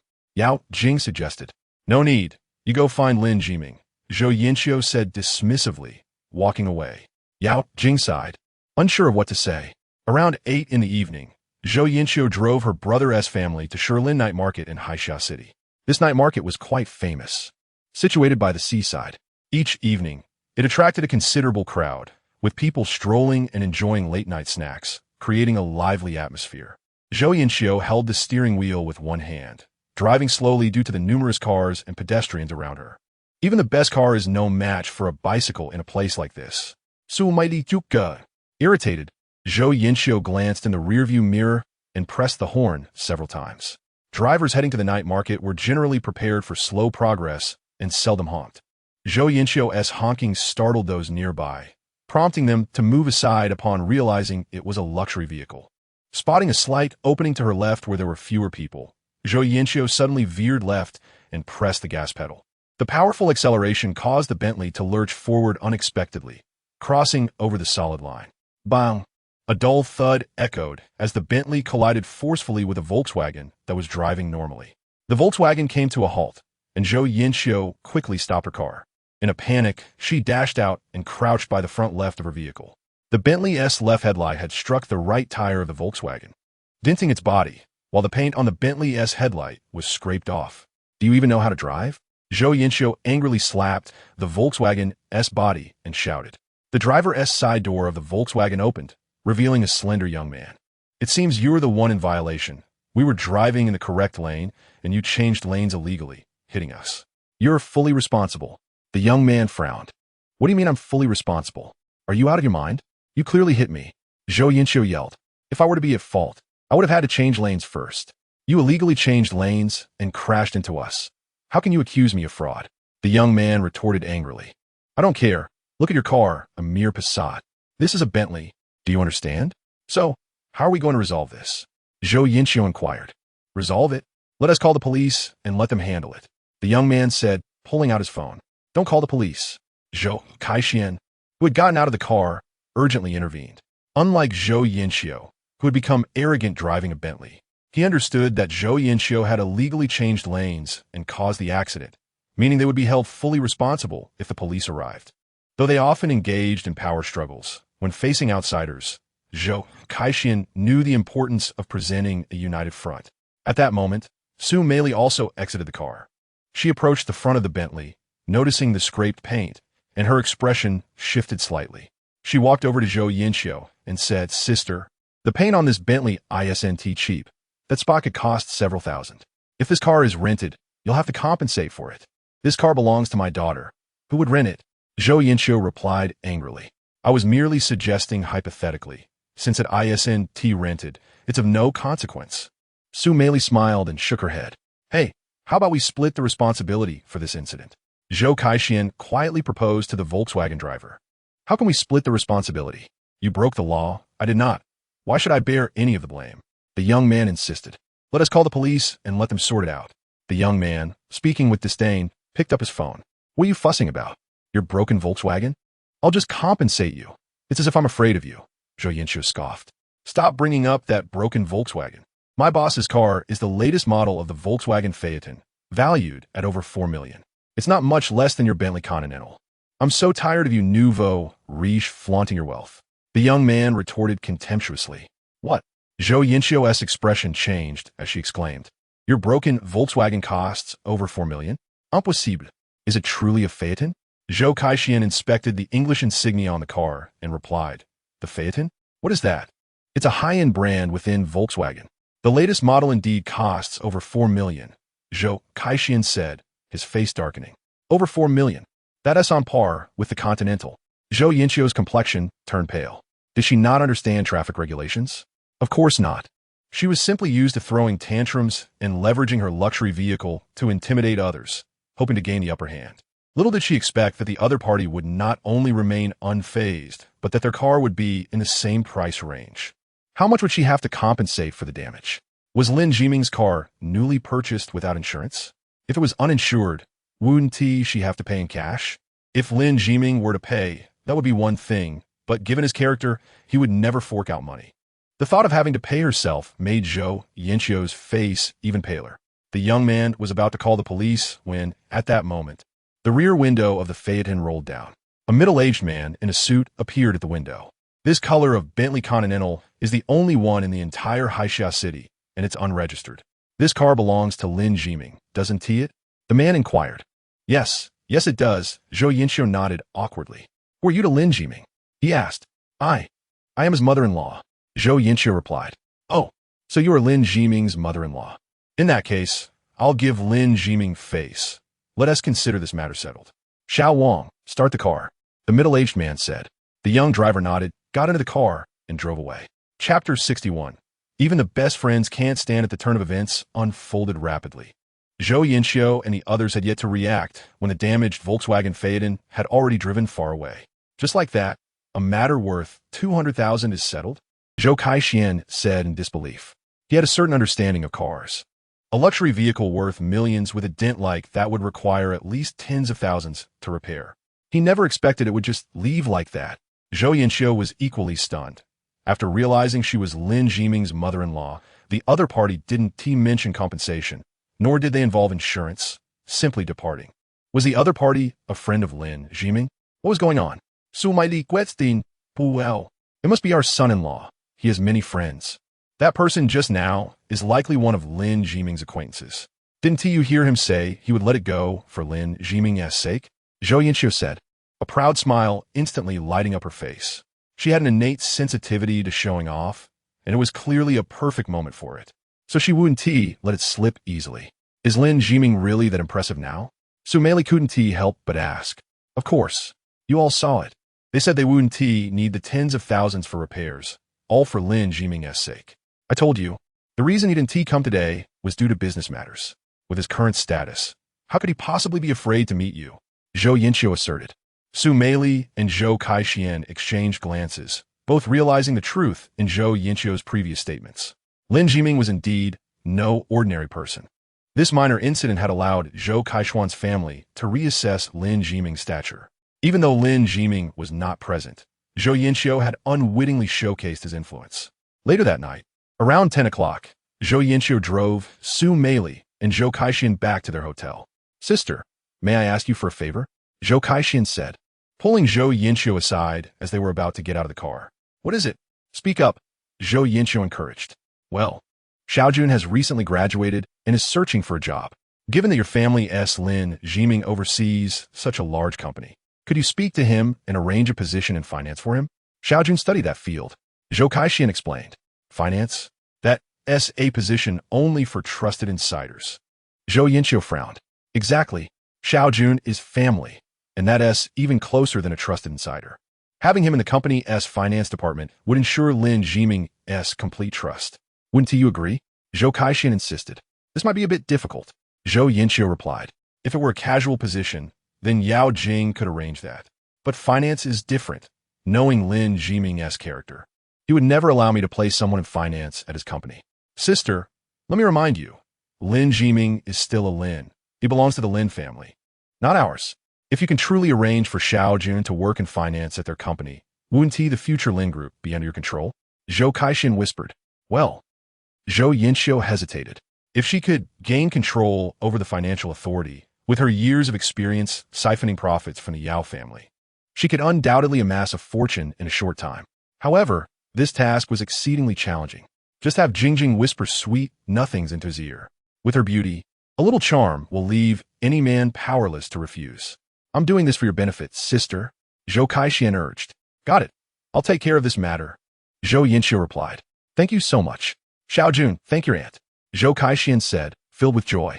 The following morning, Zhou Yinxiu returned the car to Yao Jing. "I accidentally bumped into someone with this car, but it's no big deal. Just take it for repairs when you get a chance," Zhou Yinxiu said nonchalantly. Yao Jing frowned as she examined the scratch near the headlight. "Didn't I tell you to be careful while driving? What is going on? Are you blaming your mother now? There were so many people at the night market last night. I just didn't notice," Zhou Yinxiu replied helplessly. "You hit someone's car? Did you compensate them?" Yao Jing inquired. "Yes, I did. I paid 20,000, and you need to reimburse me for that. I'm planning to buy another property, and I need the cash," Zhou Yinxiu stated. "Understood." Yao Jing tucked away the keys and was about to leave when Zhou Yinxiu called her back. "By the way, your cousin Xiaojun has graduated from university. He has nowhere to go. So can you help him find a position at the Lin Group? He studied accounting, so it would be perfect for him to work in finance," Zhou Yinxiu suggested. "Mom, that company belongs to Jiming. I'm merely an executive assistant. Why do I have to arrange for someone to work in finance?" Yao Jing retorted angrily. "You know it's Jiming's company? Then who is Jiming to you? Isn't your husband? Talk to him. He didn't attend such an important occasion yesterday. I'm not holding that against him, but he needs to understand the situation. Xiaojun is family, and having him in finance is better than bringing in outsiders," Zhou Yinxiu insisted. "Mom, please don't meddle. Jiming's company is rapidly expanding, and any personnel arrangements are handled by designated individuals. I can't interfere." Yao Jing shook her head. "If you can't interfere, then don't acknowledge me as your mother. Take care of yourself," Zhou Yinxiu coldly remarked before turning to leave. "Sigh." Yao Jing sighed, feeling exasperated with her mother at times. She glanced at her car before returning to the company, finding someone to take the vehicle to the 4S shop for repairs. In Lin Jiming's office, Dong Jian pushed open the door to find Wang Hai and Lin Jiming present. "Boss, last night your mother-in-law drove the car you bought for your wife and collided with another vehicle," Dong Jian remarked. "Dong Jian, Wang Hai gang just informed me of this matter," Lin Jiming replied.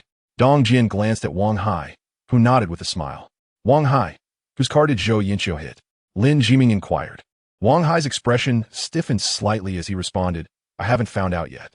I will have someone investigate immediately." At that moment, they had crashed into a Volkswagen Phaeton with the license plate number Hi C58888, owned by Ren Shuesong. Dong Jian interjected. "Hey, Shuesong, that rival of Yang Sandao?" Lin Jiming questioned. "Indeed, Ren Shuesong was aware the car belonged to you and, out of respect, drove away without any fuss," Dong Jian stated. "Understood. I will remember this favor." Lin Jiming nodded, then stood up, saying, "I am off to the gym." "All right." Dong Jian and Wang Hai slightly bowed as they watched Lin Jiming leave. After Lin Jiming departed, Dong Jian approached Wang Hai, patting him on the shoulder. "Knowing what happened last night is not enough. You must also be familiar with all the individuals involved and their backgrounds. This way, when the boss raises questions, you can provide complete answers. I was too hasty, Wang Hai admitted awkwardly. Pay attention in the future, Dong Jian smiled, and then turned to leave. Where are you going? Wang Hai asked. To inform Ren Shuesong that the boss remembers this favor, Dong Jian replied. Ah, how did I not think of that? Wang Hai et gleam, stamping his foot in frustration before exiting Lin Jiming's office. In the evening, Yao Jing finished work but did not return home, as Lin Jiming had informed her that he would not be dining at home that night. Thus, Yao Jing decided against cooking and took a taxi to Song Xiqing's residence. After spending 2 days in the hospital, Song Xiqing had recovered enough to return home. Ugh, I'm exhausted, Yao Jing exclaimed as she entered Song Xiqing's home, tossing her bag aside and shedding her blazer, leaving only a snug white shirt that perfectly accentuated her figure. Song Xiqing reclined on the sofa, a facial mask on her face, and remarked, What are you tired from? Don't think I don't know you. You claim to be exhausted, yet you must be feeling quite pleased. What do you want to eat? Yao Jing asked as she stepped into the kitchen. Look at you. Just off work and already back to cooking, Song Xiqing observed. Then don't eat, Yao Jing replied sternly. No. I want to eat sukiyaki. I haven't had your sukiyaki in ages. Song Xiqing whined. Yao Jing chuckled and began preparing the ingredients. Over the years of cooking for Lin Jiming, Yao Jing had honed her culinary skills, while Song Xiqing had long been captivated by her cooking. As night fell, a sukiyaki hot pot was set on the living room table. Living alone in a studio apartment, Song Xiqing had no formal dining area. Meals were typically taken in the living room. Each time Yao Jing visited, she not only had to solve Song Xiqing's dining dilemma, but also assist with household chores. According to Song Xiqing, it was only right for Yao Jing to be exhausted. However, Yao Jing found joy in busyness. Idleness felt unnatural to her. Have you quarreled with your domineering CEO husband again? Song Xiqing asked between bites. What domineering CEO husband? Yao Jing replied without looking up. The one named Lin Jiming. He is so bad, so overbearing, and yet so wealthy, truly infuriating. Song Xiqing lamented. Lin Jiming's relationship with my parents, more specifically with my mother, is quite poor. Yao Jing sighed. It wouldn't be any better for me. Song Xiqing rolled her eyes. Your mother is the most snobbish person I have ever encountered. If I were in your husband's shoes, after enduring all her disdain and humiliation, I would have divorced you long ago. Lin Jiming is still holding on, which proves he truly loves you. Didn't you say you hated my husband? Why are you speaking well of him now? Yao Jing frowned. I judge people by actions, not by their circumstances. No, it's actions over people. Your mother has indeed been outrageous, and she continues to be so. Let me ask you a question. If your mother and Lin Jiming fell into a river, and you could only save one, who would you choose? Song Xiqing queried. Yao Jing froze, never having considered such a question that typically arises in relationships. Lin Jiming can swim. I would save my mother, Yao Jing finally declared after a moment of contemplation. That answer lacks excitement. My premise was that neither could swim. Song Xiqing insisted. That assumption doesn't exist. Yao Jing shook her head. Then I will assume it. Think about it. Both can't swim and they fall into the river. You can only save one. Whom do you choose? Song Xiqing pressed. Yao Jing fell silent. Isn't your instinct to save your mother? Song Xiqing asked. Yao Jing nodded. See, in your heart, your mother holds more importance than your husband. Because of this, you often justify your mother's actions against Lin Jiming, regardless of what she has done. Personally, I believe Lin Jiming has it tough. Marrying someone as beautiful as you is pressure enough for anyone, especially with a mother like yours. Sigh. Song Xiqing lamented. I came here to adjust my emotions. Why are you making me more conflicted? Yao Jing shot a frustrated look at Song Xiqing. What emotions to adjust? Since you believe your mother is more important than Lin Jiming, just divorce him. Didn't you mention that someone named Li Xiao is pursuing you? Your mother would surely prefer him over Lin Jiming. If you divorced Lin Jiming and went with Li Xiao, it would be perfect. Song Xiqing suggested. I'm not that kind of person. Yao Jing shook her head. Jing, over the years, I've always wanted to ask you, why haven't you divorced Lin Jiming? Is it merely because of the words he spoke on your wedding night? Or are you seeking revenge against your family? I think neither of these reasons is sufficient to justify staying with him, Song Xiqing said earnestly. Yao Jing lowered her head, staring at her bowl without responding. All right, since you want to speak, I want to ask further. I'm full now. I'll go live stream and meet my fans, Song Xiqing declared, rising to head to her room. Yao Jing tidied the dishes, then entered Song Xiqing's room. Song Xiqing's room was styled in a Gothic manner, filled with dark elements, mirroring her quirky personality. Besides her regular job, Song Xiqing also worked part-time as a streamer. For urban girls, especially attractive ones, a standard salary often falls short of their expenses. The cost of maintaining one's beauty is significantly higher for pretty girls, and the items they possess must complement their looks.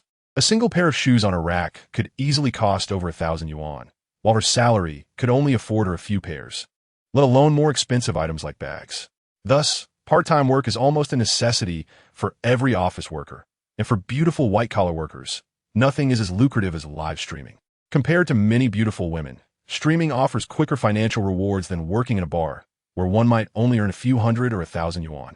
Online, however, a chance encounter with a wealthy patron could yield tens of thousands in mere moments, and streaming does not require the same social niceties as bar work. As a streamer, one merely needs to engage with their audience. Every streamer harbors a desire for easy wealth, and Song Xiqing is no exception. As she claimed, she is now a popular streamer with hundreds of thousands of fans, earning tens of thousands a month from gifts and donations. At that moment, Song Xiqing sat at her computer, chatting with her fans. Upon noticing Yao Jing's arrival, Song Xiqing addressed the computer, saying, "My darlings, I have a celestial sister here who is even more beautiful than I am, and she is also my dear friend. Would you like to meet her? If so, send me some rockets." Yao Jing rolled her eyes and replied, "Don't use me to make money." "Oh, come on. My darlings often hear me mention you. They have long wanted to meet you," exclaimed Song Xiqing. "Wow, thanks to Brother DeLong for the rocket. Brother DeLong is magnificent. Moi. I'll bring my friend on screen now." As she spoke, Song Xiqing beckoned Yao Jing. "Come here to show your face." "No." Yao Jing shook her head. "Come on, just show your face, and I'll teach you a trick to deal with Lin Jiming." Song Xiqing said mysteriously. "Deal with him? Why would I want to do that?" Yao Jing retorted, rolling her eyes. "Men are natural adversaries. If you can conquer him, you will hold the reins and no longer need to worry about arguments. You will live in sweet bliss every day. If you cannot defeat him, you will end up like today, sounding like a scorned woman." Song Xiqing explained. "Really?" Yao Jing asked, frowning.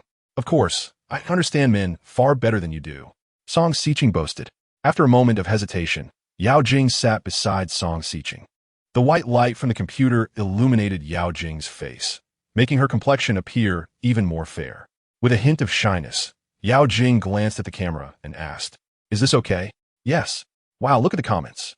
Song Xiqing excitedly pointed at the screen. Yao Jing looked at the computer screen, which was filled with the word beauty. "All right." Yao Jing stood up, intending to move aside, but was abruptly pulled back by Song Xiqing. "Brother DeLong, did my friend disappoint you?" "Wow, thanks for the rockets. 1, 2, 3, 10. My brother DeLong is magnificent and powerful, the best in the world," Song Xiqing shouted enthusiastically. "All right, I just came to show my face, that's it." Yao Jing pried Song Xiqing's hand away and stepped aside, saying, "Remember what you said? I will tell you after I finish my stream. You keep busy. Be good." "Wow, Jing, my brother DeLong is begging for your contact information." "Brother DeLong? Seriously? You're trying to court my friend right in front of me?" Song Xiqing said, pouting. Yao Jing shook her head helplessly. She knew Song Xiqing's character. It appeared open, yet concealed a conservative nature. Over the years, although Song Xiqing had several boyfriends, none had ever been in her room. Yao Jing moved to the living room, fetched her laptop, and began to work at the bedside. Song Xiqing curled up on a chair, engaging in playful banter with her fans. The stark contrast between their personalities was striking. One was extremely quiet, while the other was vivacious. It is indeed remarkable how such different individuals can form a close friendship, revealing the complexities of human relationships. Suddenly, the phone beside the bed lit up. Yao Jing casually glanced over and saw a provocative message. "Little darling, what are you doing? Do you miss me?" While the message itself was innocuous, the sender's name made Yao Jing's brows furrow. Zhou Wenwei, the husband of Yishui. Seeing Yao Jing looking at her phone, Song Xiqing quickly snatched it away. "What is going on between you and Zhou Wenwei?" Yao Jing asked, frowning. "What do you mean? There is nothing going on." Song Xiqing shook her head. "Xiqing, I must tell you, no matter how reckless you are, you must have boundaries. I know you used to test other women as boyfriends, but that was just a boyfriend. Zhou Wenwei is Shu Hui's husband. You cannot act this way. No man is free from temptation, especially when faced with a woman like you. Yao Jing said earnestly. What are you thinking? It's just casual chatting. It's nothing. Besides, do you forget what he Shui did to us back in school? She spread rumors that I was drugged by thugs, and she even claimed I was colluding with them. You know how much that affected us. Song Xiqing turned off her computer microphone and looked at Yao Jing. You have no evidence that it was her. Yao Jing countered. I have no evidence. But who could possibly provide proof in such matters? Back then, I asked many people to find out who spread the rumors, and they all pointed to one person, He Shui. That incident labeled me throughout high school. I will never easily forgive a woman like her. This is my war with her, and there can only be one victor. Me, Song Xiqing, she declared, gritting her teeth. But everything has to have a limit. Yao Jing insisted. I have my limits, but I cannot say the same for Zhou Wenwei. Song Xiqing shrugged and typed a reply on her phone, then resumed interacting with her fans. Witnessing this, Yao Jing sighed. Back in high school, both she and Song Xiqing were the school beauties, and naturally, they faced their share of rumors and challenges, which had indeed impacted them. However, that was many years ago. Yao Jing had long since let go, while Song Xiqing seemed to hold on tightly. As the clock approached 10, Song Xiqing finished her stream and shut down her computer. I'm getting ready to head back. Yao Jing stated. If you want to go, just go.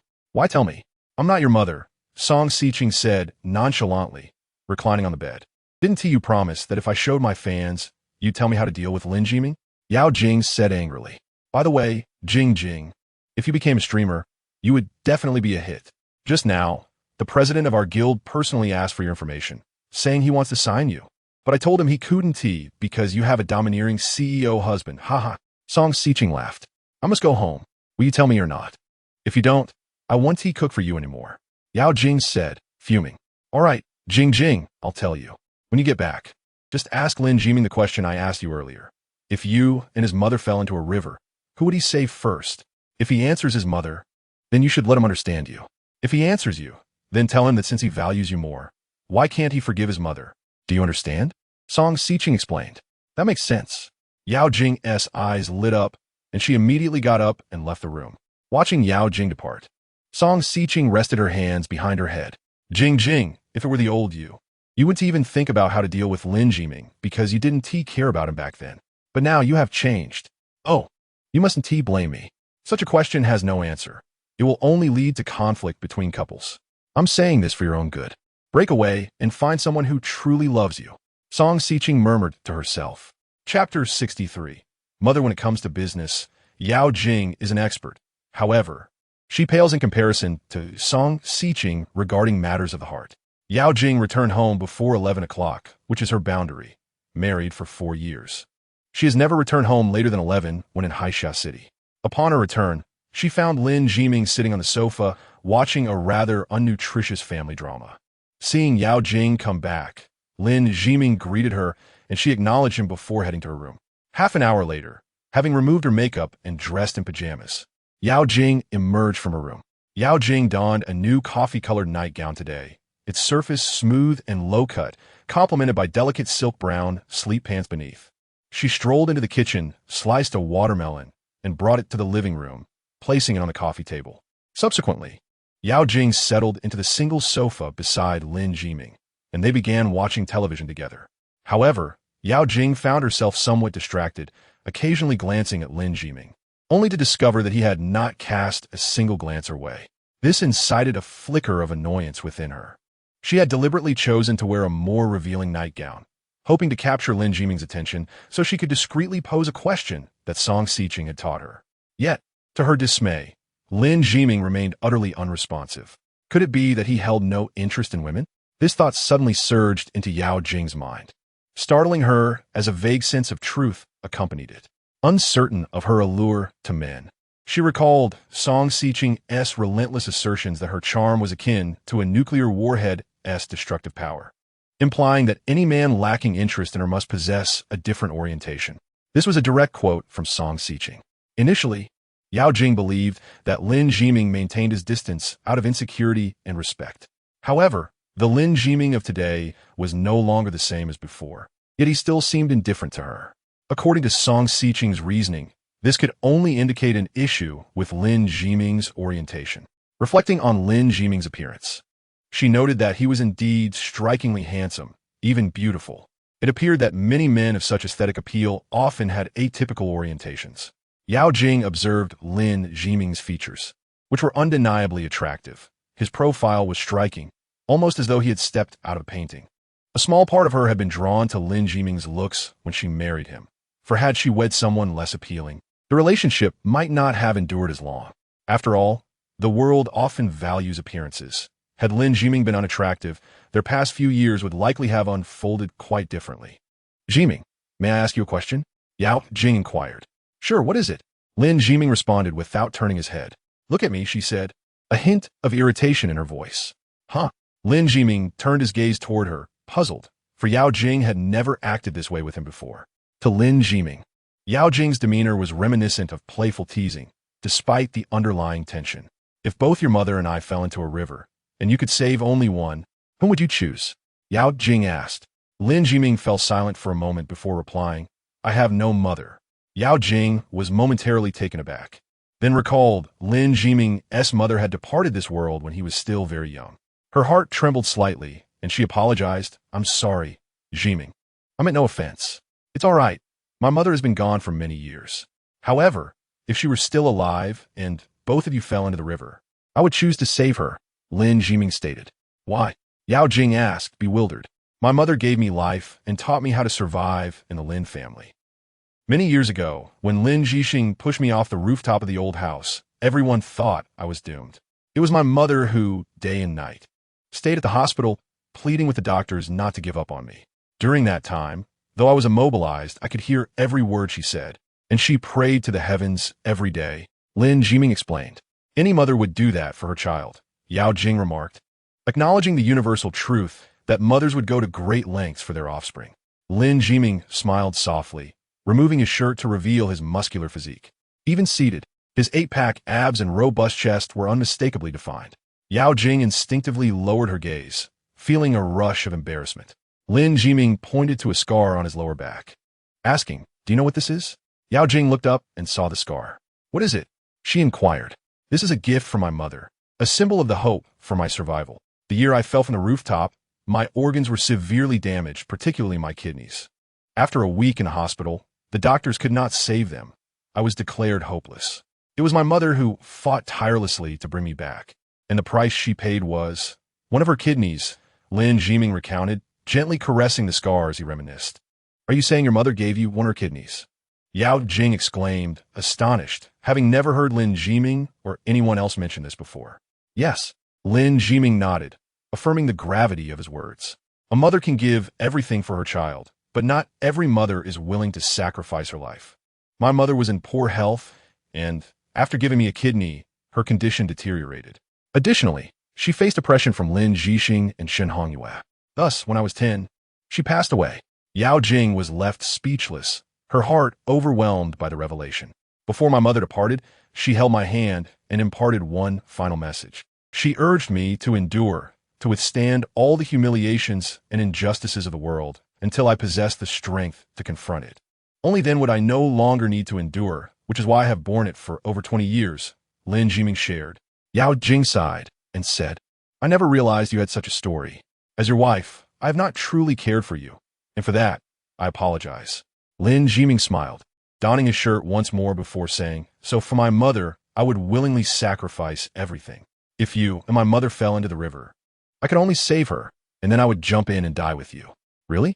Yao Jing gazed at Lin Jiming in astonishment. I failed to protect my mother, losing her forever. If I cannot safeguard my wife, I would rather perish alongside her, Lin Jiming professed. His words were delivered with a casual tone. Yet Yao Jing felt their weight. She believed that if the day ever came when Lin Jiming saved her mother, but she drowned, he would undoubtedly leap in without hesitation to join her in death. Yao Jing rose and moved to sit beside Lin Jiming, gently leaning against him as she whispered, Thank you, Jiming. Lin Jiming sat cross-legged, watching the television, refraining from embracing Yao Jing, for he understood that she was merely touched by the moment. Nonetheless, he noted how fragrant she was. It was rare for him to be this close to her. He had heard that Yao Jing possessed a natural fragrance. After 4 years of marriage, this was the first time he truly inhaled her scent. It was unlike any typical shampoo or body wash fragrance. It was subtle, almost imperceptible, yet undeniably present. Lin Jiming focused on the unfolding drama on the screen. "I apologize to you on behalf of my mother," Yao Jing said. "Everyone has someone they cannot bear to part with, no matter the circumstances," Lin Jiming replied. "My mother was impoverished in her youth, leading her to be overly calculative and petty as an adult. Yet, as you said, she gave me life. Without her, I would not exist, so regardless of her flaws, she will always hold a place of utmost importance in my heart," Yao Jing expressed. Lin Jiming nodded in understanding. "I comprehend your feelings. I know it is difficult for you to forgive my mother, especially given the hurtful things she has done to you, but I hope to assist you both in mending your relationship," Yao Jing remarked. "Do you know why I am reluctant to hold your mother's past actions against her?" Lin Jiming inquired. "Why?" Yao Jing questioned. "Because I envy those like you who have a mother.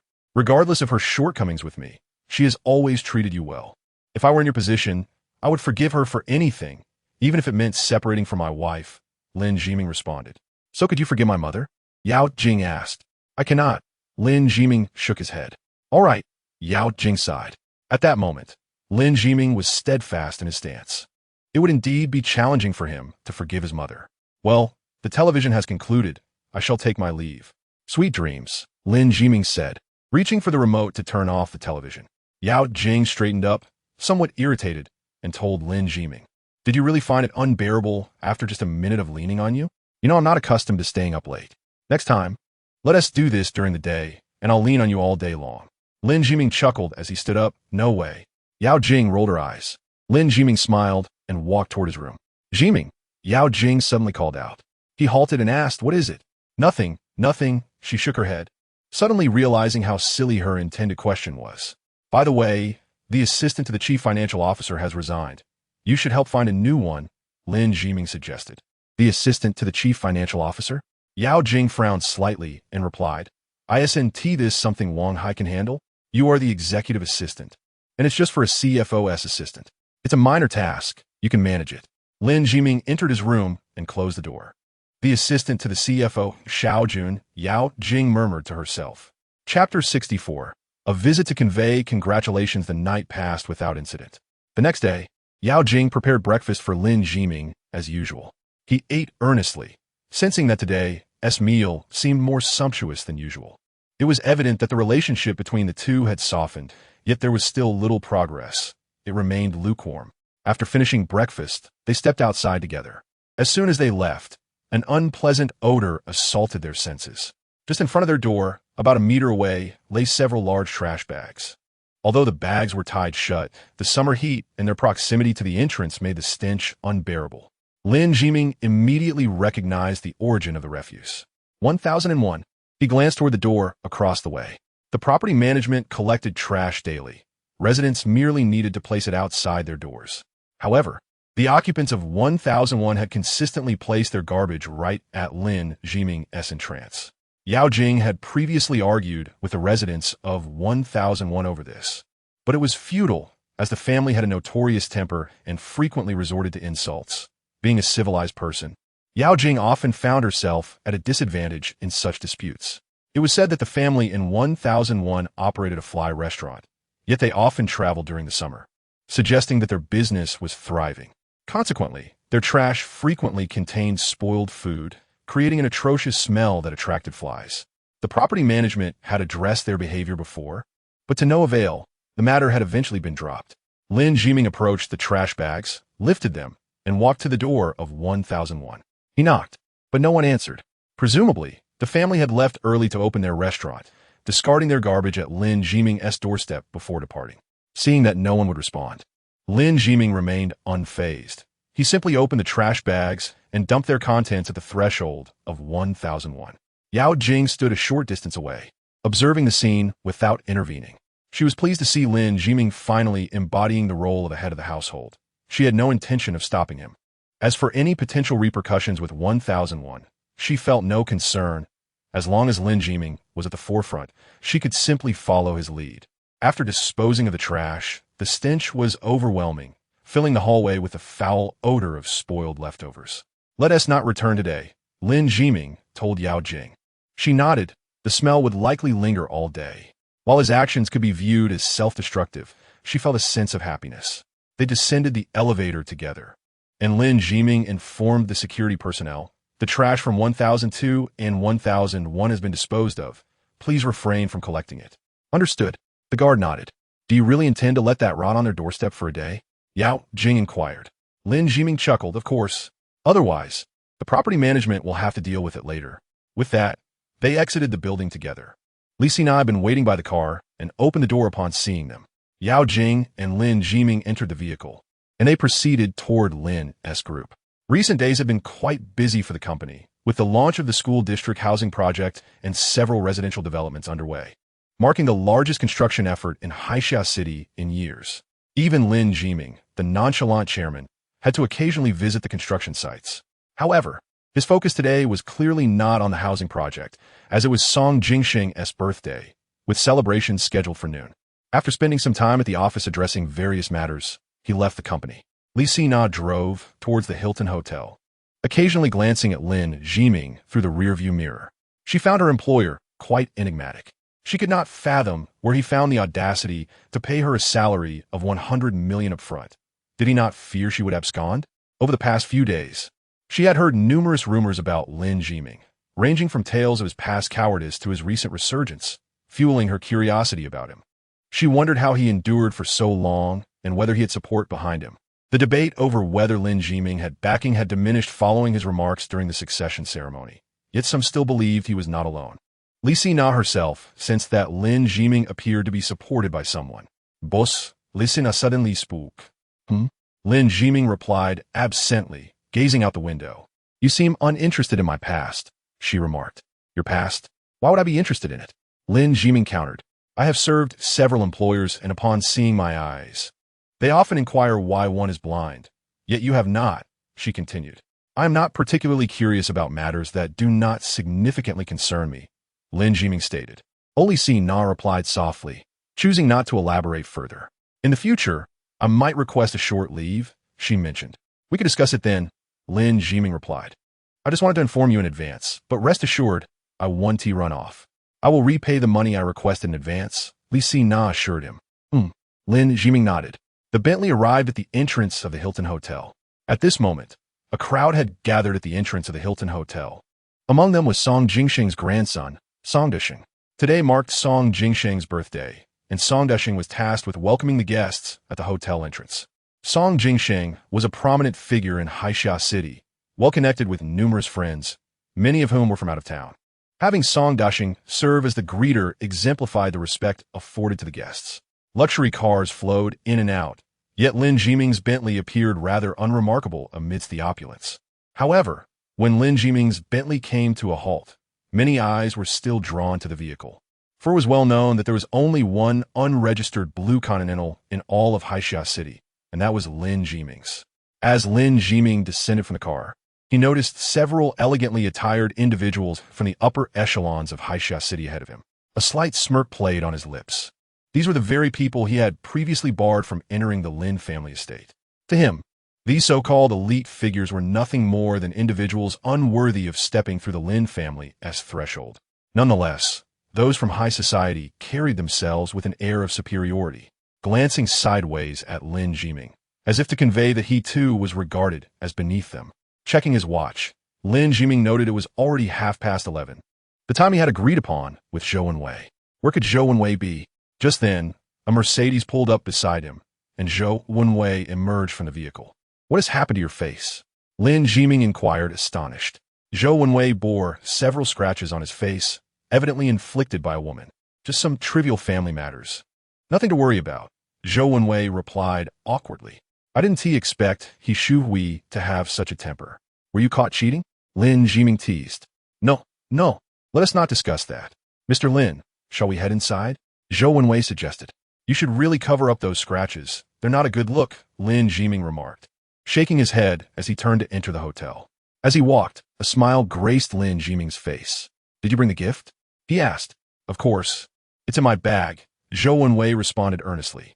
"That is splendid." Lin Jiming nodded with a smile, then turned to Song Dasheng, saying, "Congratulations, my friend." Song Dasheng frowned slightly, looking at Lin Jiming, and replied, "Mr. Lin, what is there to celebrate?" Having an elder in the family is akin to possessing a treasure. Celebrating Old Master Song's 80th birthday is certainly a joyous occasion. I heard of his birthday today, so I came to extend my congratulations, Lin Jiming said with a grin. Upon hearing Lin Jiming's words, many in the surrounding upper-class circle immediately displayed disdainful sneers. Previously, Lin Jiming had arrogantly kept them at bay, yet now, for the birthday of the prestigious Song Jingsheng, he came uninvited to offer his regards. His obsequiousness struck them as utterly pathetic. The Song family had already informed other members of high society that Lin Jiming was not invited. This news delighted them. It was a chance to watch Lin Jiming, who prided himself on being above them, reduced to seeking their approval. Mr. Lin, we initially planned to send you an invitation, but it seems you don't hold us in high regard, so we didn't send one. I must say, your uninvited presence is quite surprising. It seems the rumors of your capacity for enduring humiliation are indeed true, Song Jingsheng said with a grin. Each of his words, devoid of vulgarity, struck Lin Jiming like a slap in the face. Laughter erupted among the elite, with some even chiming in, indeed, Mr. Lin can endure much.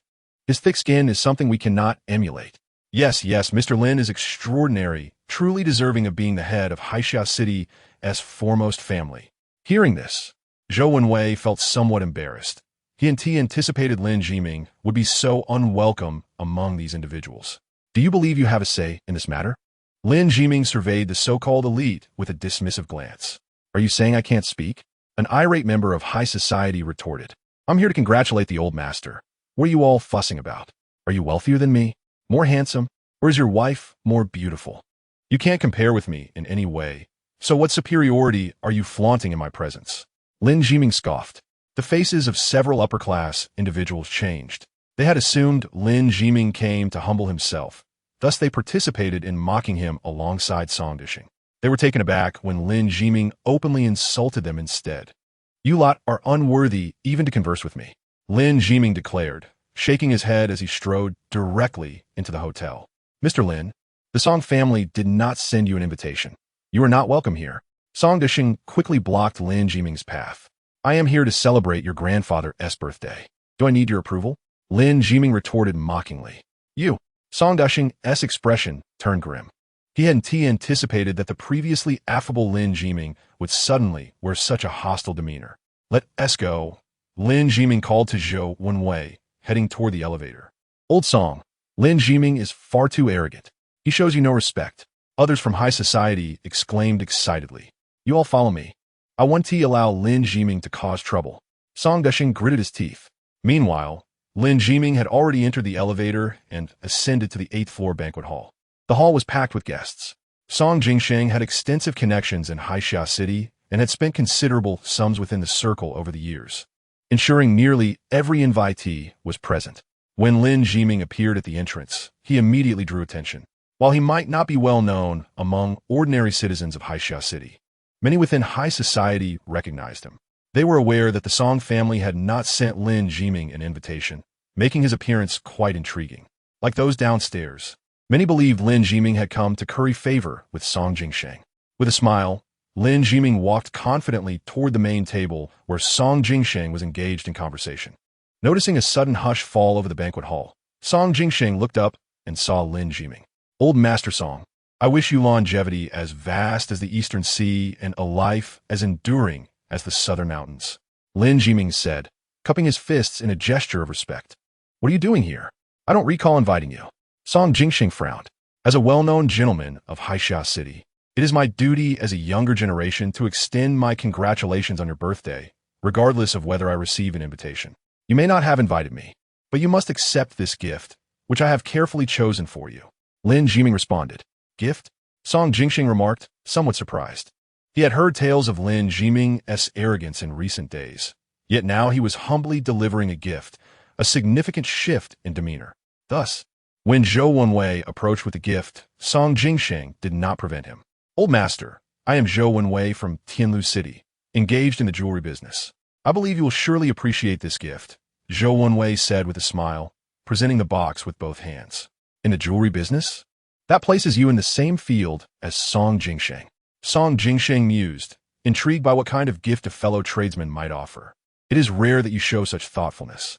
Song Jingsheng remarked that he bore no significant grudge against Lin Jiming. He merely found him displeasing. Now that Lin had lowered his stature to present a congratulatory gift, Jingsheng had no intention of reciprocating with a smile. Old master, the gift from boss Lin must be extraordinary. Let us unveil it to broaden our horizons, suggested someone. Indeed, old master, show us what it is, echoed the crowd. Observing their eager faces, Jingsheng understood their ulterior motive. They wished to scrutinize the gift for an opportunity to mock Lin Jiming. However, he would not deny them their moment. Very well, let's take a look, he acquiesced. With that, Song Jingsheng opened the box in front of everyone. As the lid lifted, the expressions of all present stiffened, including Lin Jiming and Zhou Wenwei. Lin trusted Zhou, being a jeweler, and was confident in his choice of gift. But he never anticipated that the contents would be so shocking. Inside the box lay a thin plastic bag, flat and slightly larger than a beer cap. Within it, a circular bulge was visible. Any man would recognize what it was. Was this not the infamous condom? For the occasion of Old Master Song's 80th birthday, Lin Jiming presented a condom. Song Jingsheng's countenance shifted dramatically, mirrored by the expressions of the upper-class attendees. Lin Jiming, you have gone too far, they exclaimed in indignation. What do you mean by this? I am 80 years old, and you give me such a gift? Jingsheng's voice trembled with fury. Though the Song family may not match your Lin family, we are still prominent figures in Haixia City. How dare you insult us in such a manner? Lin Jiming turned to Zhou Wenwei, bewildered. I had no idea. I prepared a ring instead. Ah, I see now. It must have been Shu Wei. She argued with me this morning and must have switched the gift. That brand of condom is what we use. Zhou exclaimed, his face flushed with embarrassment. You and your wife use this? Lin questioned, his expression incredulous. We weren't planning on having children just yet, Zhou replied awkwardly. This is a misunderstanding, Lin Jiming said, glancing apologetically at Song Jingsheng. Old master, I genuinely came to congratulate you. However, I did not anticipate bringing the wrong item. You have gone too far. Song Jingsheng was so incensed that his face turned crimson, and he struggled to speak, clutching his chest, appearing as if he might suffer a heart attack. Instantly, the Song family members rushed to his aid, administering first aid and offering heart medication.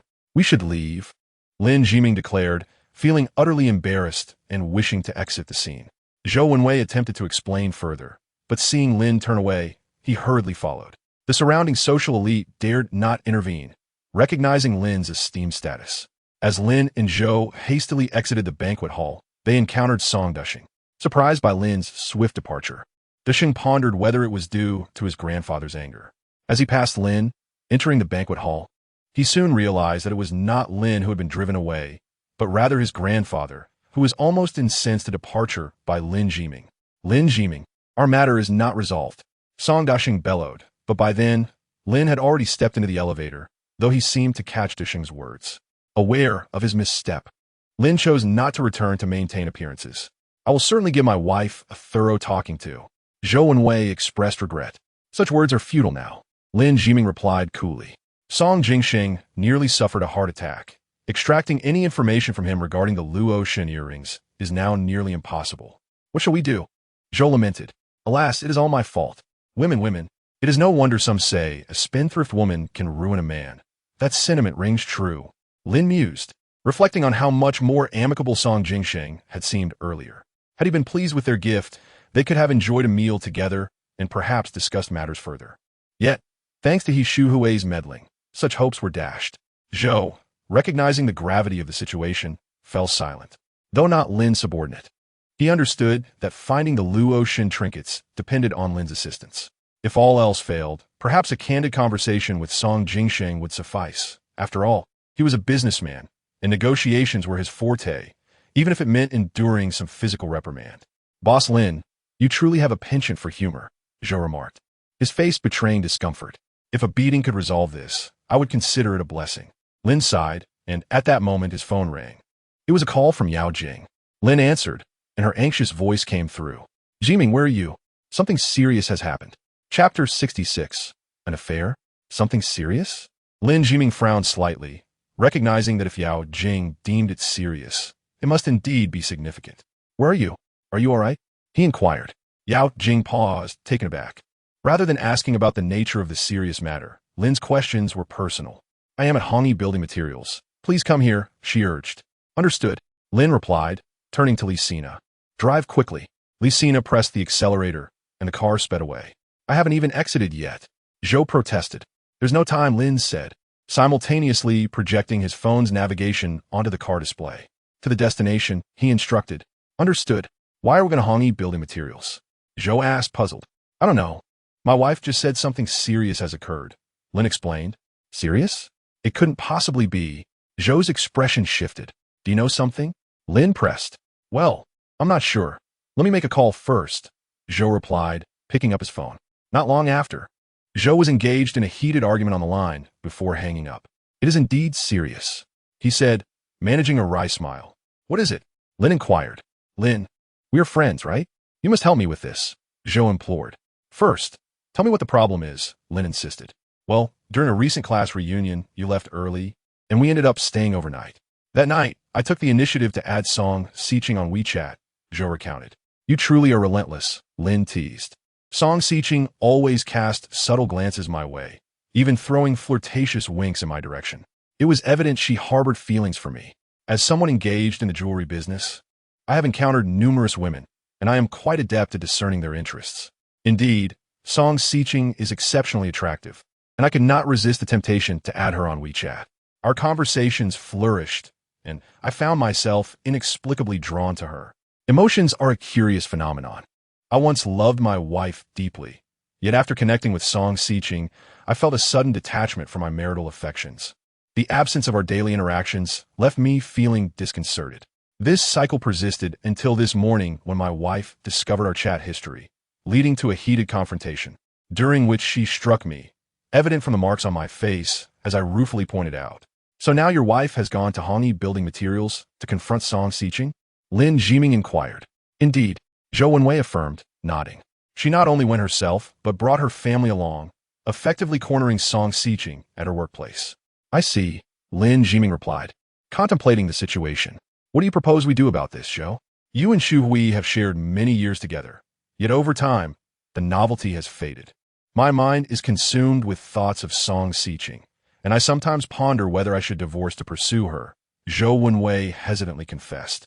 Humans are inherently insatiable, Lin Jiming quipped with a wry smile. Yet we are also creatures of emotion, bound by our nature, Zhou Wenwei lamented. Are you certain Song Xiqing has feelings for you? Has she ever explicitly stated such? Lin Jiming probed.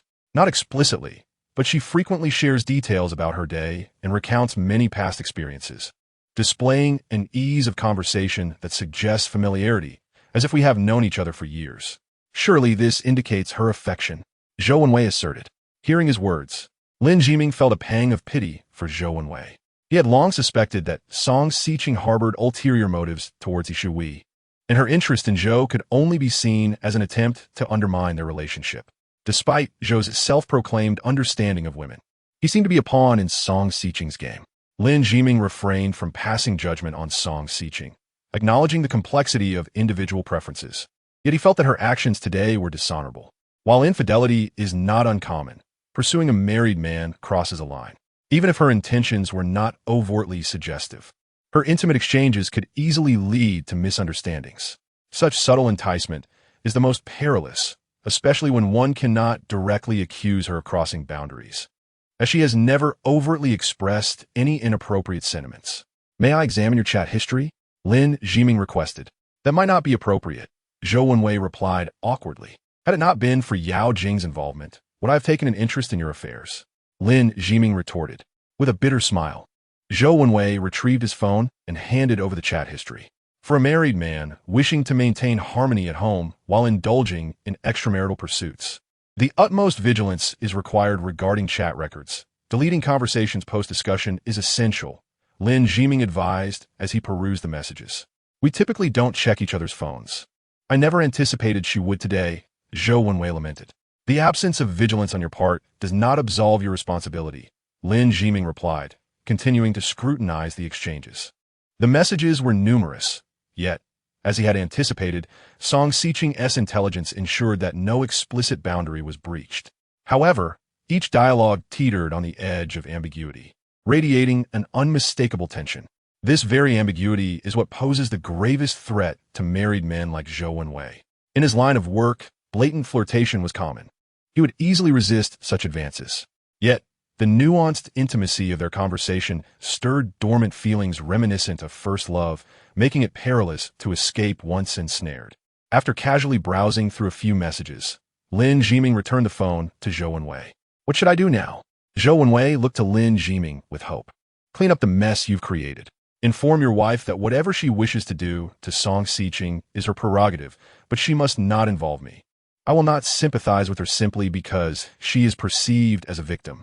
If she confronts my wife, I will ensure that both she and her relatives face the consequences," Lin Jiming stated coldly. Zhou Wenwei's expression turned awkward. "I will message her immediately. But Song Xiqing is your wife's close friend. My wife will undoubtedly intervene on her behalf, leading to inevitable conflict. Women are often seeking reassurance of your feelings. As long as you continue to express your love and commitment to her, she will likely forgive your transgressions. When we arrive, I will assume the role of the antagonist. You focus on being the good man. Do not entertain thoughts of divorce. Song Xiqing is a cunning adversary," Lin Jiming advised. "Are you suggesting she harbors no genuine feelings for me?" Zhou Wenwei asked, perplexed. "First, she possesses no genuine affection for you. Second, you are married. Even if she did have feelings, it is irrelevant. Third, never confess your feelings for another woman in front of your wife. You may justify your interactions as mere social obligations or physical needs, but never admit emotional involvement. The greatest betrayal for a woman is emotional infidelity," Lin Jiming elucidated. "Understood. Lin, you are indeed worthy of your reputation as someone capable of managing Yao Jing.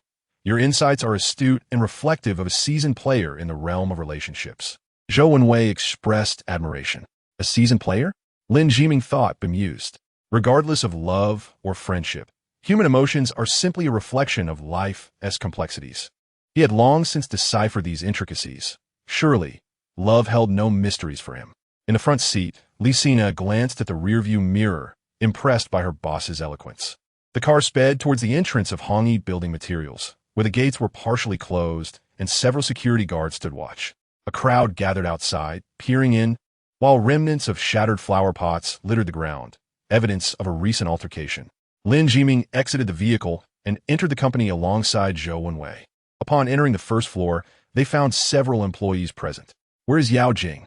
Lin Jiming inquired. The employees appeared bewildered, unfamiliar with her. "Where is Song Xiqing?" he pressed. "Our director Song is on the second floor," someone replied. Without hesitation, Lin Jiming ascended the staircase alongside Zhou Wenwei. Upon reaching the second floor, they encountered a tumultuous gathering.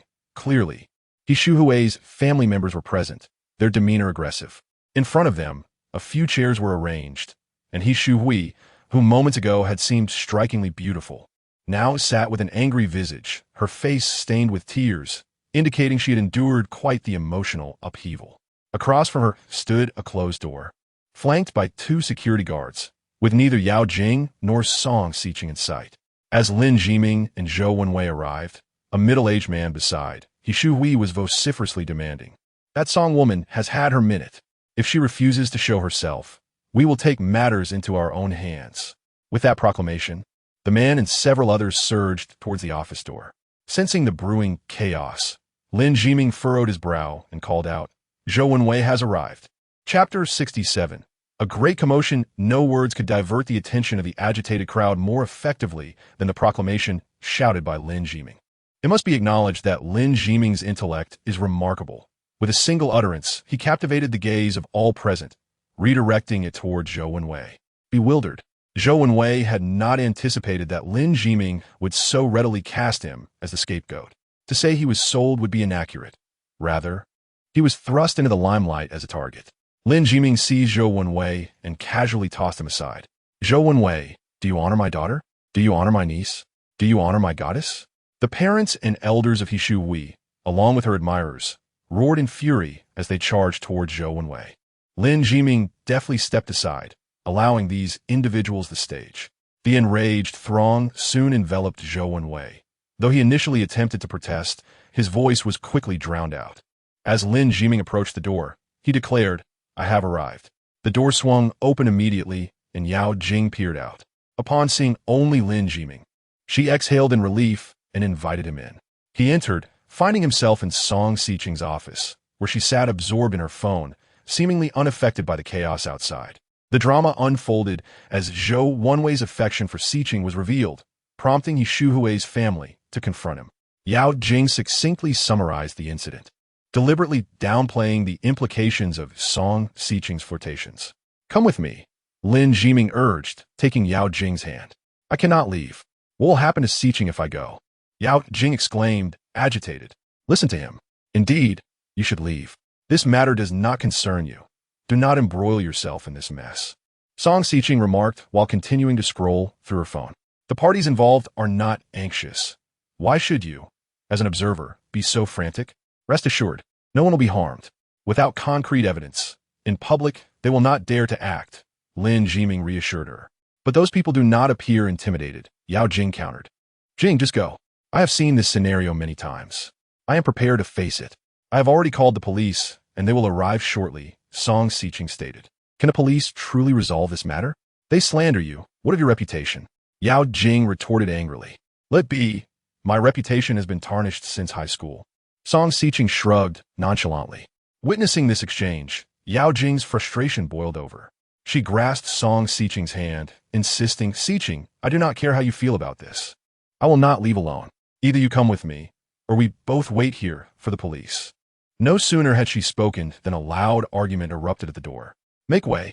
I demand to see that vixen, Song Xiqing," came a voice, followed by another. "Song Xiqing, I considered you a classmate. Is this how you repay me? Enticing a married man. Do you possess even a shred of decency?" The words were unmistakably from He Shuhui, whose anger and sorrow were palpable, her voice tinged with tears. Yao Jing sighed. "Xiqing, perhaps you should let Shuhui in and clarify matters? What is there to discuss? Zhou Wenwei and I have had no involvement. He merely indulges in fantasies. For a woman, if her man entertains such thoughts about another, it is undoubtedly due to that other woman's seduction. I consider it a public service to expose the issue early. It is far better than allowing it to fester."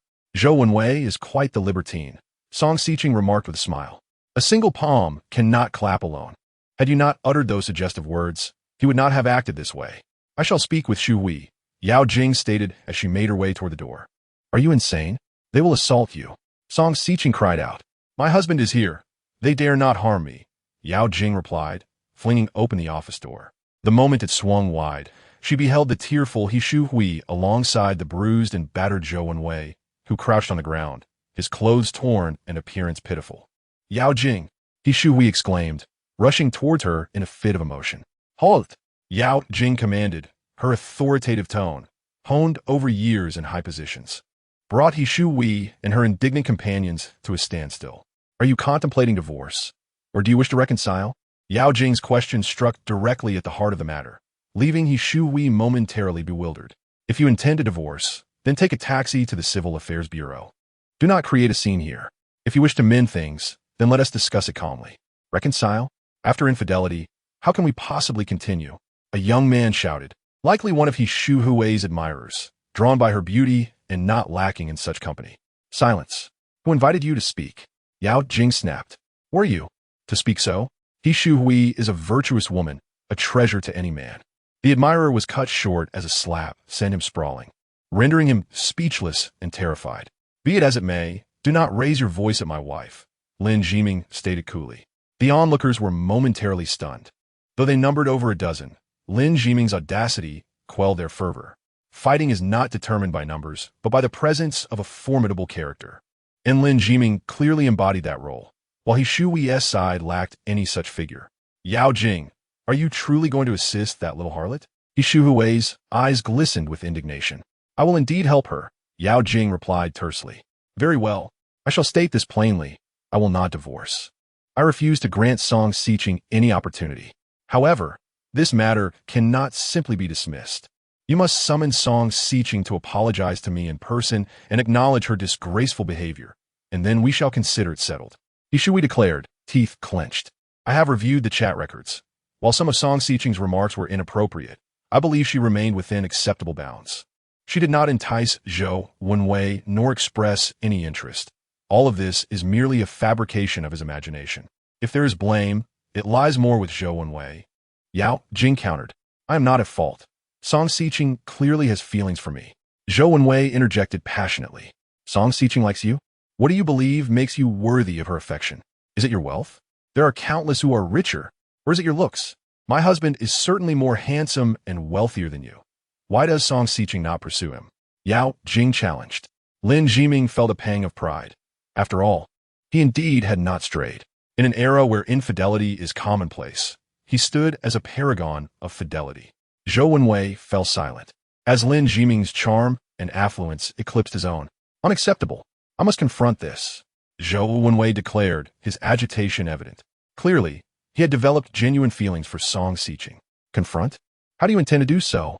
Song Xiqing's voice emerged from behind the door, and all eyes turned to see her approach, serene and composed. You wretched woman! He Shui exclaimed excitedly and rushed forward. The people beside her also shouted and surged ahead. Lin Jiming remained silent, grabbing a chair from the ground and smashing it against the wall. With a resounding crash, the chair shattered, leaving only a single leg in Lin Jiming's hand. He positioned himself firmly at the doorway, instinctively pulling Yao Jing behind him for protection. Then, he turned his gaze towards the dozen or so individuals before him, his expression calm and his lips sealed. Despite his silence, everyone froze in place, gripped by an unspoken pressure emanating from Lin Jiming that instilled a sense of unease in their hearts. They were not warriors of the underworld, nor were they adept at combat. Thus, faced with someone as formidable as Lin Jiming, they immediately faltered. Song Xiqing, articulate your thoughts. With me here, no one can harm you, Lin Jiming declared. Song Xiqing looked at him in astonishment. He had always been her ultimate goal. To her surprise, at this critical moment, it was this man who stood in her defense. His slender figure appeared fragile, yet he exuded an undeniable strength. Wielding the chair leg not like a thug, but with a calm assurance that offered a sense of security amidst chaos. Speak, Xiqing. Jiming and I are here for you, Yao Jing urged. Yes. Song Xiqing nodded, turning to Zhou Wenwei. Zhou Wenwei, I have no feelings for you whatsoever. Everything you believe is merely your own delusion. I speak to everyone just as I do with you. If you and your wife misunderstand, that is beyond my control. Apologize, Lin Jiming interjected, furrowing his brow. He was objective enough to discern right from wrong. Although Song Xiqing had no tangible evidence against her, her words could lead to misunderstandings, which sufficed for the matter at hand. Moreover, Song Xiqing seemed to harbor intentions of disrupting Zhou Wenwei's marital life. In Lin Jiming's eyes, she was far from a virtuous woman. Impossible. Song Xiqing stubbornly lifted her chin. You truly have no affection for me? Zhou Wenwei asked incredulously. None. Song Xiqing shook her head. Well, it seems I've been misguided. Shui, I am sorry. With a wife like you, I should not have been thinking of other women. I am unworthy of you. Let's divorce when we return. I will leave you everything. Zhou Wenwei sighed, shaking his head as he turned to leave, looking as though he had suffered a profound injury. Chapter 68. Best friend Song Xiqing since high school. You have relentlessly used your so-called tactics against those you perceive as enemies. To win, you have even resorted to seducing others' boyfriends. To me, you are nothing but a thoroughly wretched woman. You have long believed that I was the one who spread rumors about you and Yao Jing back in high school. And thus you have schemed to make Wenwei think you have feelings for him, seeking revenge against me. However, I swear by the child in my womb that I was not the source of those rumors, although I did not favor you or Yao Jing. My criticisms were merely whispered behind your backs. What you're doing now is far more malicious than anything I did then. If Wenwei and I truly divorce, you will be the culprit who robs my child of a father. Our family will never forgive you. He Shui accused, pointing at Song Xiqing. Shui, are you pregnant? Yao Jing asked, astonished. He Shui said nothing further and simply turned to leave. If Shui were not pregnant, would we be so agitated? A middle-aged man remarked. Subsequently, the individuals He Shui had brought began to disperse, leaving behind a scene of disarray and a somewhat dazed Song Xiqing. Did you know she was pregnant? Lin Jiming frowned at Song Xiqing. If you knew she was pregnant and still attempted to disrupt her family, that would be utterly reprehensible. I didn't know. Song Xiqing shook her head, her face betraying her first signs of panic. Pregnant women must not experience excessive emotional upheaval, especially in the early stages. If emotions run high, the child may not endure, Lin Jiming remarked coolly. I truly did not know. Jingjing, believe me, I had no idea. Had I known she was pregnant, we would not have acted this way. I may not be a good person, but I would not do that. Song Xiqing grasped Yao Jing's hand, her voice thick with emotion. Come, I will take you home, Yao Jing said, leading Song Xiqing away. Song Xiqing, in a daze, allowed herself to be pulled along by Yao Jing. Lin Jiming observed their departure with an expression of calm, his heart undisturbed. Song Xiqing was a girl who appeared carefree, yet harbored deep thoughts, and she was strong-willed. At this moment, pointing fingers at her was futile. It was better to let her quietly contemplate her errors alongside Yao Jing. Lin Jiming picked up his phone and sent a simple message to Zhou Wenwei. Your wife is pregnant. Be gentle with her. After sending the message, he silenced his phone. Before long, Zhou Wenwei called, but Lin Jiming, disinterested in playing the role of a caring older brother, pretended not to notice.